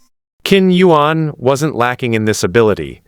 It's just that he hadn't been in the supernatural realm for long and hadn't truly mastered his own power or developed his second form. As for Hong Niangzi, why she didn't have a second form is something the author wouldn't admit to having forgotten at the time. Dijiang's second form has 4 wings, 2 legs, and 4 arms, and his body is covered with black scales that provide strong defense. The black energy can transform in different weapon forms at any point on his body. Most importantly, Dijiang's ancestral witch true form has the ability to traverse space at close range. This is also the reason why Qin Yuan has repeatedly suffered setbacks. However, this ability to traverse space is extremely demanding on physical strength. Even a shaman like Dijiang would feel extremely fatigued when using the true form of the ancestral shaman. As Qin Yuan fled, some agile and clever beastmen on the battlefield began to slowly retreat. The powerful wild beasts that had not fallen into madness, such as the yellow sheep and the giant roc, immediately broke away from the battlefield the moment Qin Yuan fled and headed towards the northern wilderness. Only those wild beasts with low intelligence and the savage species, whose ferocity had been fully unleashed by bloodshed, were still fighting against humans on the battlefield. Snort! Dijiang snorted coldly, leaped into the air, and joined the battle. Even though Dijiang was not in good condition at this time, a casual punch from him was still something that a wild beast could not withstand. Boom, boom, boom. Bombardment boomed through the beast horde. The beastmen who came into contact with Dijiang's fist were immediately infused with black energy and then exploded. Dijiang's addition gave the human warriors who were fighting bloody battles great confidence. Kill! The human race began to fight back. Dijiang only targeted the powerful wild races, leaving the others to the rest of the human warriors. As times change, demons have emerged among the beastmen. The past dominance of the human race will gradually change with the passage of time. War will be inevitable in the future, and these human warriors will need to be tempered by blood. A moment later, Dijiang leaped out of the battlefield. The strongest of the wild beasts either fled or were killed by Dijiang's punch. The remaining beasts and wild beasts, with the tacit cooperation of the human warriors, slowly reaped their lives. The ferocity aroused by the blood gradually cooled down, and the tens of thousands of beast corpses around them seemed to be reminding the remaining beastmen that their scarlet eyes were beginning to clear. A clear light. A whoa! A wolf's howl became the signal for the retreat of the beasts. The bewildered wild beasts were terrified by the human warriors and scattered in all directions. The war has finally come to an end. The beast horde suffered heavy losses, with tens of thousands of beastmen killed. They lay quietly on the ground, their blood flowing across the earth. Although the human warriors had the advantage, their numbers were indeed a weakness. Even though the human warriors were generally stronger, they still suffered losses. Of the more than 5,000 warriors, 1,000 died directly, and the rest were all wounded. War comes quickly and goes quickly. If this drags on, the percentage of human warriors killed in battle will increase dramatically. The reason is simple. The longer the time drags on, the more likely the warriors who have ignited the power of the totem will be killed by the wild beasts or worn down by the totem. After all, while igniting the totem can increase combat power in the short term, it is not sustainable. Over the years, the human race has been continuously studying the secrets of totems. They have only increased the combat power boost and the short duration after ignition. From initially only being able to last 3 or 4 minutes, they can now last for more than 10 minutes, which is already a great improvement. After the war, the humans began to clean up the battlefield, and despite their deep exhaustion, they camped in the northern city for one night. Meng Kai was amazed after watching the whole thing. He was eating melon seeds while watching the show, but his attention was mainly focused on the battle between Dijiang and Qinyuan. He automatically blurred out the details of the group battle. It's not appropriate to watch such a bloody scene while enjoying a melon. The deaths of tens of thousands of beastmen and a large number of human warriors transformed to a gentle warm current that flowed directly into Meng Kai's body, giving him a jolt of energy. Sure enough, the energy fed back from the deaths of so many powerful creatures has made me even stronger. Meng Kai silently sensed his own power.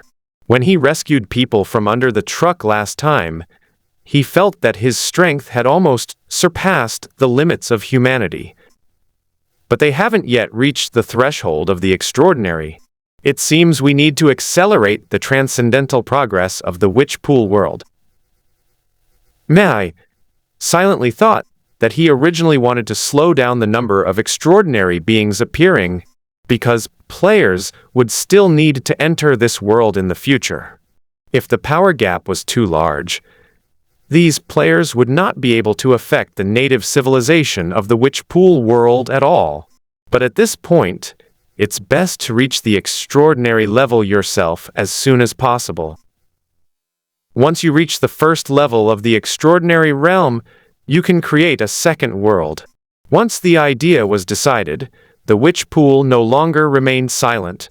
After completing the witch pool baptism, it immediately teleported to another place, giving more lives the opportunity to undergo the witch pool baptism. Let the world enter an extraordinary era. Bite. A soft sound broke Meng Kai's thoughts. What happened? Mastery, who was standing next to Meng Kai, flipped through the panel and said, "It's the player's side. Some players have already touched the edge of the game area." Walk to the edge of the game area? Meng Kai was surprised. He hadn't been paying attention to the players these past few days. and he hadn't expected that things would develop so quickly among them. It's only been 3 days, right? Meng Kai was puzzled. The time flow in the game area was the same as the time flow in reality. In a 3-day world, how could those players have reached the edge of the game area? How did he get there? Mastery flipped through the panel, his expression somewhat strange. You should see for yourself. Mastery brought up the player's information directly, like a projection, and projected it onto the wall. Meng Kai looked at the wall, feeling somewhat speechless. He suddenly had a toothache. This player is too weird. How could he come up with such a method? On the screen, a strange-looking creature sits on a small wooden boat, drifting all the way to the edge of the game area. Meng Kai didn't know what to say. Floating in the ocean was much faster than walking on land. Even if the player logged off, their evolved life form would remain on the small boat. Although the player's evolved life form couldn't move, the small boat below floated with the wind. In other words, even if the player logged off, they were still moving forward. How lucky! Meng Kai exclaimed in amazement. It's incredible that such a small boat hasn't been attacked by any creature. You have to understand, there are no safe zones at sea. Every creature in the ocean could attack this small boat at any time. But until it reached the end of the sea, no creature attacked it. Isn't that just luck?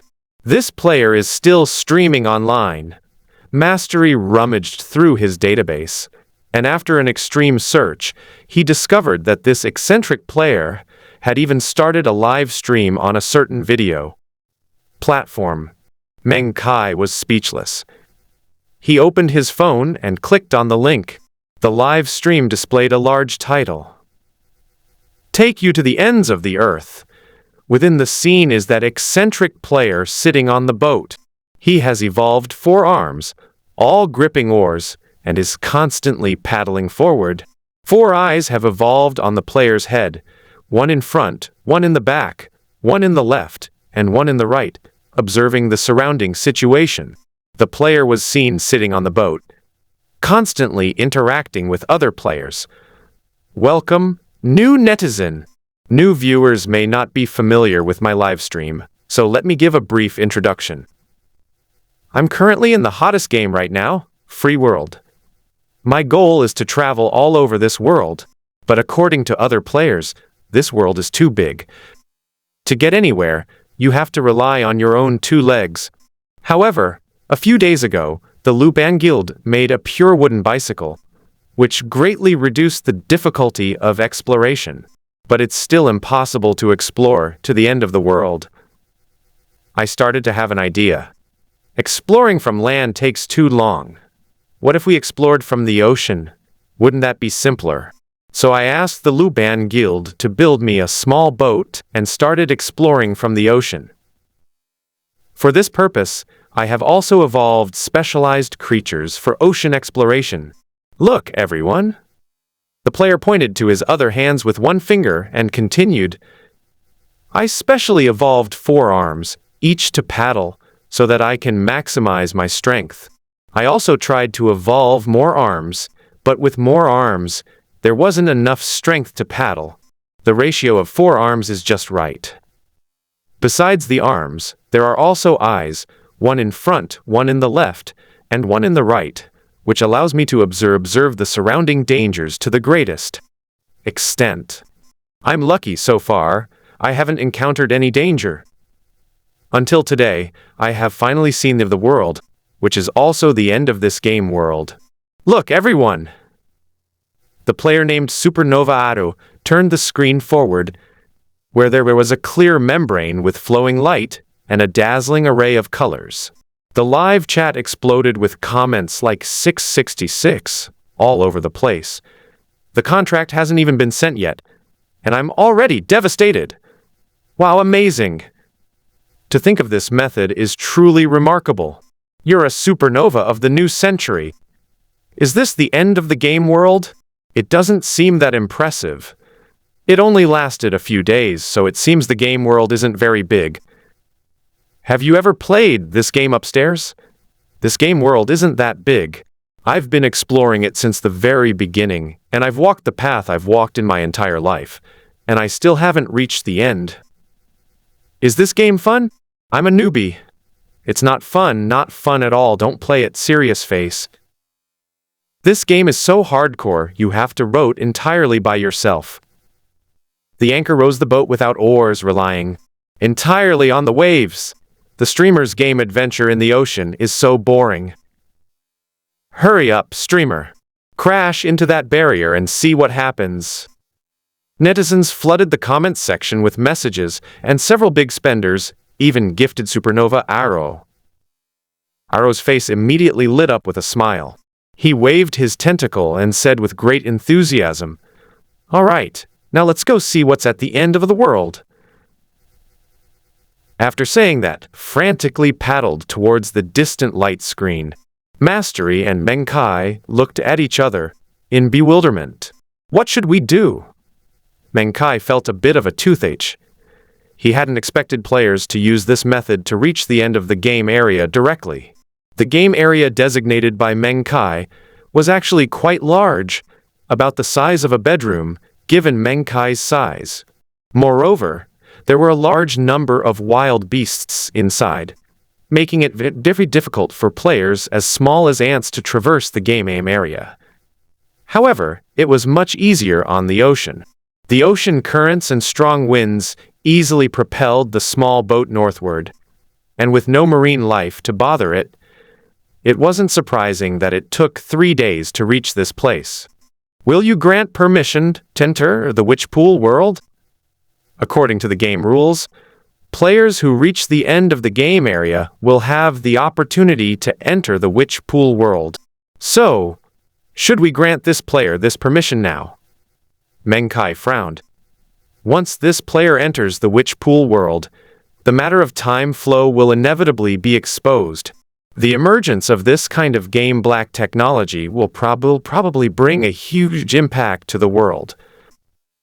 1 day in real life is equivalent to 100 years in the game. This is equivalent to extending human lifespan in a roundabout way. It's definitely cutting-edge technology. Meng Kai rubbed his eyes.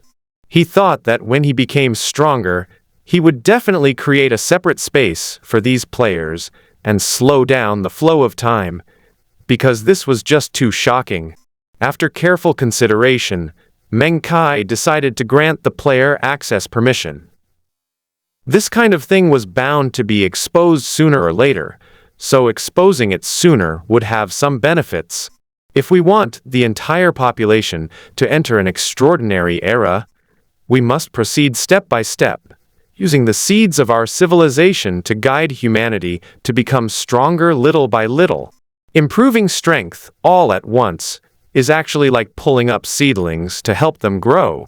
Just like the structure in some novels about the revival of spiritual energy, it cannot be fully revived all at once, but must be revived little by little. In this way, the original social order is maintained, and the extraordinary can be subtly implanted into society. However, the flow of time will eventually be exposed. With mastery around, they don't even know that they are the mastermind behind the entire game. Who would have thought that such a magical creation would appear in the suburbs of a third-rate small city? Thinking of this, Meng Kai felt relieved and decided to grant this eccentric player access. It's unclear what impact players entering the overworld will have on the human and orc races. I'm actually quite looking forward to it. Announcement issued. The main world of Witch Pool is now open. A short while later, an announcement was released throughout the game. A game announcement. Player Supernova Arrow has reached the starting area barrier, thus opening the main world. There are only 200 players anyway. Let them cause as much trouble in the main world as they want. They shouldn't be able to make a fuss. The announcement caused an immediate sensation throughout the game. Holy crap, this map is so big, and after playing for so long, it's only the beginner area. There's even an overworld? Didn't you see the previous CG animation? The one undergoing tribulation and that giant are definitely in the main world. It turns out the planners hinted at the existence of a main world in the CG animation. How terrifying. Wow. So, according to you, there are cultivators in the main world? I'd love to see flying swords, Taoist magic. This world is so wonderful and diverse. I really want to go. Seriously, this guy who discovered the barrier to the newbie zone is amazing. How can he grind so much? Isn't that obvious? Which pro player in this game doesn't grind? Look at those crazy guys in the Luban Guild. Who knows how long they've been grinding? Brother, I'm from the Luban Guild. Oh, really? Ha. In the woods next to the starting village, two players who had evolved serrated arms were whispering to each other. Boss, this supernova arrow looks so familiar. It's the one who asked us to help build the boat a few days ago. Right. Now that you mention it, I remember. That guy really did succeed. Looks like a big shot. I wonder what's in the main world, boss. Don't you want to go and see for yourself? What are you looking at? Hurry up and cut this tree down. After the announcement, Aro was incredibly excited. He was the first person to step to this place, and even open up the main world. Swipe forward quickly. The colorful light screen was slightly lighter in color, but Aro ignored it and rode the oars with all his might. In the live stream room, a large group of people were spamming 6666, Aro, and tightened his grip with all four hands. The light screen is right in front of us. Whoosh! The small boat carrying Aro rushed directly into the light screen, and the live broadcast room outside went completely black. There's nothing we can do about it. The flow of time is different. So how can we start a live stream? A group of viewers in the live stream were hoping to see what the new world was like. But all they got was a black screen. Everyone was in an uproar. We strongly urged the streamer to turn on their camera. However, the streamer could no longer see the player's cries. The moment he entered, he severed all connection with the live stream. Warning: players must not reveal content outside this world. Otherwise, all life created by the player will be wiped out. The bright red characters appeared in Arrow's eyes, and Aro was taken aback. Can't I tell the locals who I am a player? Interesting. Aro rode the paddle, his eyes showing interest. This game really takes realism to the extreme. It's like a real world, and he wants to be completely immersed in it. Entering the real witch pool world is not much different from the outside world, except that the trees seem to be taller. After all, the world flow in the game area is consistent with that in reality. And one day in the game area is equivalent to 100 years in the main world. How far can a species evolve in 100 years? They are at least stronger and more adapted to the environment than the original species. Aro is still adrift in the ocean, but at the edge of his vision, a vast expanse of land stands there. We've finally reached land. Aro was secretly excited, realizing he had been adrift at sea for an unknown amount of time, which had been unbearable. Hurry up and get to land as soon as possible. I wonder what surprises await me. Zombies? Skeletons? Exploding slimes? As we continued onward, the mainland came into view. It was a lush and verdant forest. The trees are tall and lush, with ancient trees reaching for the sky. Their dense foliage casts vast shadows as they intertwine. Above, flocks of enormous birds fly by.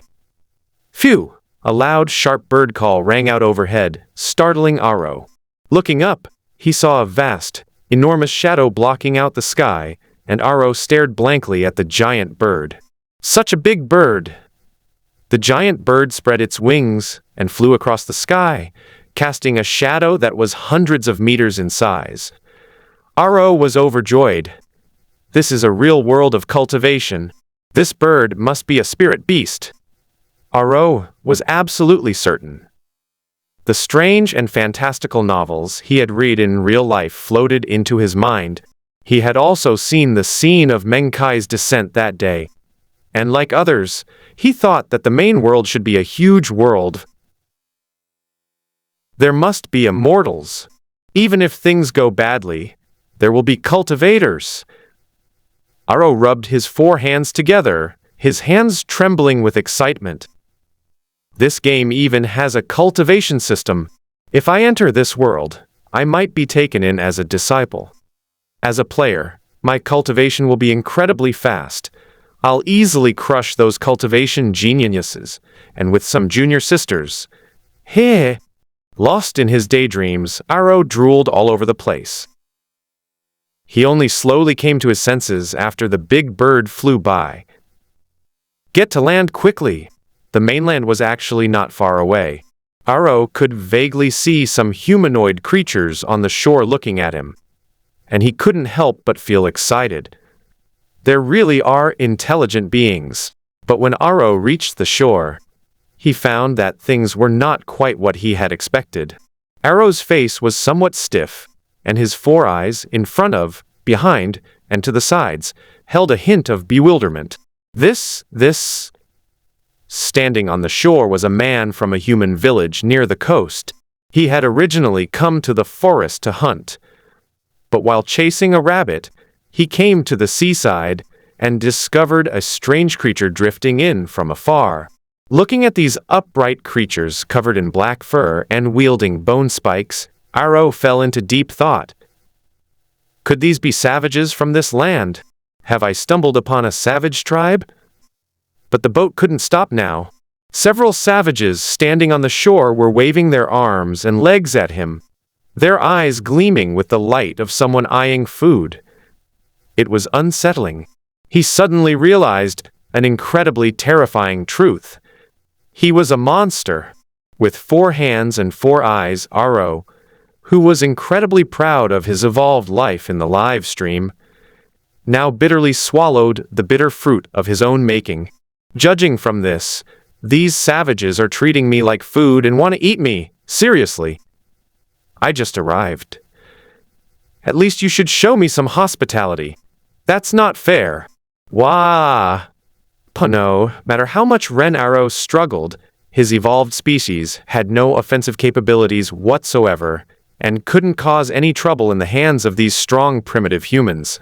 Aro was being held miserably in the hands of one of the burly cavemen, whose black eyes looked at him with suspicion. Looking at the savage so close at hand, Aro smiled obsequiously. Can you understand me? As Aro spoke, he observed the expressions on the faces of these primitive people. Seeing the strange little thing in his hand opening its mouth and making a lot of noises, the caveman carrying Aro was a little confused. Aro was even more nervous now. While you may not be afraid of dying in the game, dying means having to evolve your species again, which is a huge loss. But these primitive people couldn't understand their own language. Isn't Chinese the world's most widely spoken language? Aro thought to himself, but then dismissed the idea. This must just be the language of these savages. The language of the civilized world should be Chinese. Otherwise, how could people play this game? Do I have to learn a whole new language to play games? Aro spoke simply at this moment, accompanied by his own gestures, gesturing wildly as he spoke. The savage looked at Aro with a puzzled expression, then turned to another savage and asked, "What kind of creature is this? Have you ever seen it before?" "No." The human behind him glanced at Aro. It drifted in from the sea, riding in a strange vessel. It must be a sea creature. The rather short human took an interest in the ship that Aro was riding in, and couldn't help but touch the exquisite wooden boat from left to right. This device can actually float on the sea? The short, primitive man looked at the structure of the boat, and was greatly astonished. Could it be made by this kind of creature? The short, primitive man looked at the strangely shaped Aro with suspicion in his eyes. Aro watched the 2 primitive men chattering away, sometimes looking at him, sometimes touching his little boat in a perverted way, and felt somewhat discouraged. What can we do if we can't speak the language? Aro thought for a moment, then shouted loudly. The two primitive men were immediately drawn to Aro. Aro pointed to himself with one finger, looked at the savage holding him, and slowly uttered the syllable, Aro. Then he pointed at the savage, giving him an "it's your turn" look. These two primitive people were not stupid. They were also intelligent beings among the human race, and they quickly understood Aro's actions. The two looked at each other and saw shock in each other's eyes. Does this kind of creature also possess intelligence? That's incredible. The strong savage carrying Aro pointed to himself and then uttered two strange syllables, which, in the language of the native people of Wuchi, were pu. Then he pointed to another short, savage man and said, Hong. Hong Hong? Aro shook his head. So these two savages were called Pu and Hong? Aro suppressed the strangeness of his syllables and continued, Pu, Hong. The two humans from the witch pool exchanged a glance, both revealing expressions of excitement. This life form can actually learn our language. Oh my God! The diminutive Hong stepped forward, his face showing amazement. He touched Aro with his finger and felt a softness. I never expected such a weak creature to have intelligence. How interesting! The two witch chi people whispered amongst themselves for a long time, oblivious to everyone else, and decided to take Aro back to their village. Won't there be any danger? Probably not. Pooh! A Wuchi man tugged at Aro in his hand. This kind of creature is even weaker than the weakest rat beast. Indeed, the life form that Aro evolved is only rated at the half-star level, which is inferior to some of the beasts in the game area, let alone the creatures within the main world of Witch Pool. Aro, described as extremely weak and harmless, was carried by Hong with one hand and walked into the woods, while the small boat was easily lifted by Pu with both hands and walked into the woods. With Hong, this is insane! Aro felt like crying. How unlucky he was! He had just entered the main world and had already been captured by savages. Aro trembled as he was held in the giant hand. He couldn't understand what the two witches were saying at all, and as a result, he was being held like prey. Could it be that they thought he was prey? In fact, Aro didn't need to have such thoughts. The evolved life form of Aro was only about half a meter tall. Even the relatively short Hong of the Wuchi people was about 0.8 meters tall. Such a small creature was not enough to fill its stomach. Within the world of the Witch Pool, only powerful creatures can provide humans with enormous energy, while weaker creatures have no chance of even becoming human prey.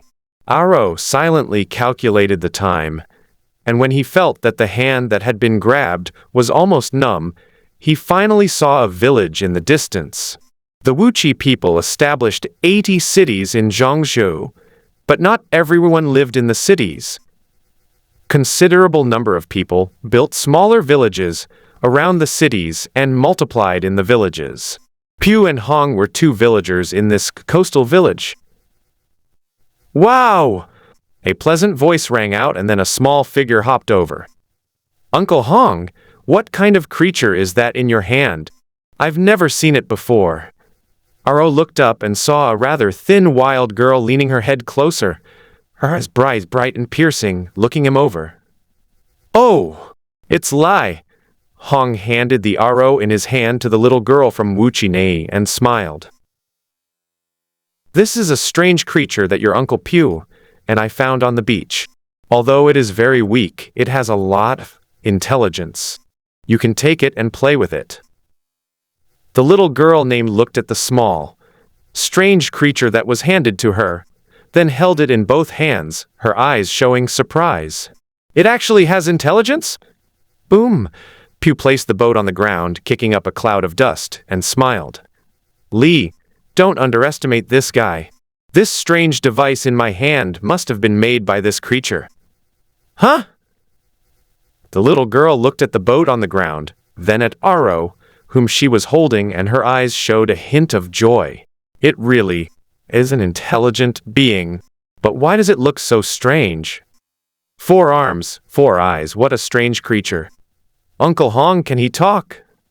Oh, Hong was looking at the ship's structure when he heard Lai's voice. He straightened up and scratched the back of his head somewhat embarrassedly. He probably doesn't speak our language, but he learns very quickly. Hong walked over, pointed to himself and said, Hong, then pointed to the little girl and said, Li, then pointed to Aluo. After being completely bewildered the whole way, Aro finally got a chance to speak. It turned out that the little wild girl was called Li. Seeing Hong pointing at him, Aro stretched out his arm and pointed at himself. Aro. Luo? The little girl hugged Aro. Is your name Aro? The little girl omitted the A part and looked at Luo with some excitement. Seeing Lai's excited expression, and then hearing the word Luo appear in what he said, Luo, who was unaware of his own abilities, could only nod. I can really understand. The little girl danced with excitement, then asked with a hint of anticipation, Uncle Hong, did you give Lu to me? Of course. Hong, engrossed in the small boat, didn't care at all and waved his hand. I'm giving him to you, but you'd better teach him to speak properly. Okay. Thank you, Uncle Hong, thank you, Uncle Pooh. Li looked excited and hurriedly ran to her hut with Luo in her arms. Pooh and Hong watched Li walk away and both smiled. Lai is the only child in the village. Now we've finally found her a playmate. A bewildered Aro was carried into the stone house. Aro turned his head and looked around. He saw that the house had very few facilities. A simple bed made of stacked stones, covered with some animal skins. Many colorful stones in the corner of the house, and a few wooden bowls placed to the side. What poverty! Aro looked at the furnishings of the house and truly felt that he had accidentally entered the territory of savages. The little girl started chattering away to Aro, but Aro looked completely bewildered. Left with no other choice, Li began to talk about simple things. Luo, this is bed. Repeat after me, bed. Bed?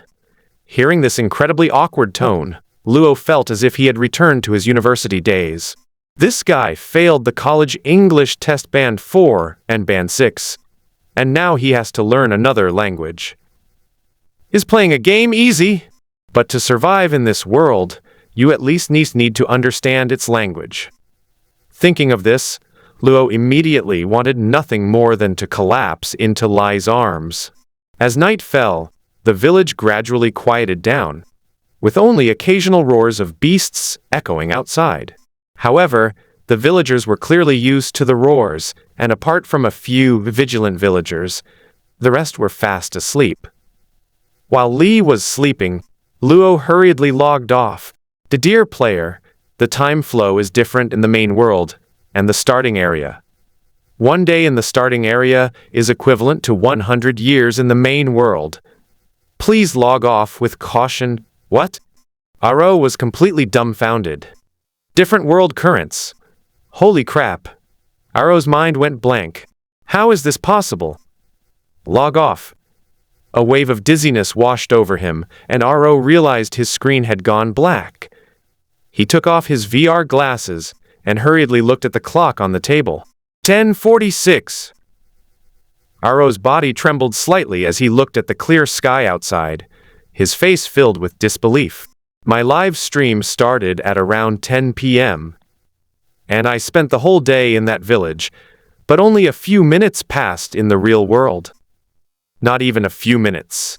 What kind of cutting-edge technology is this?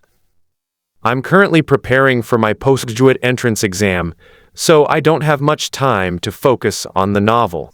I can only write 1 chapter at 11:59 am every day, and there's no evening chapter for now.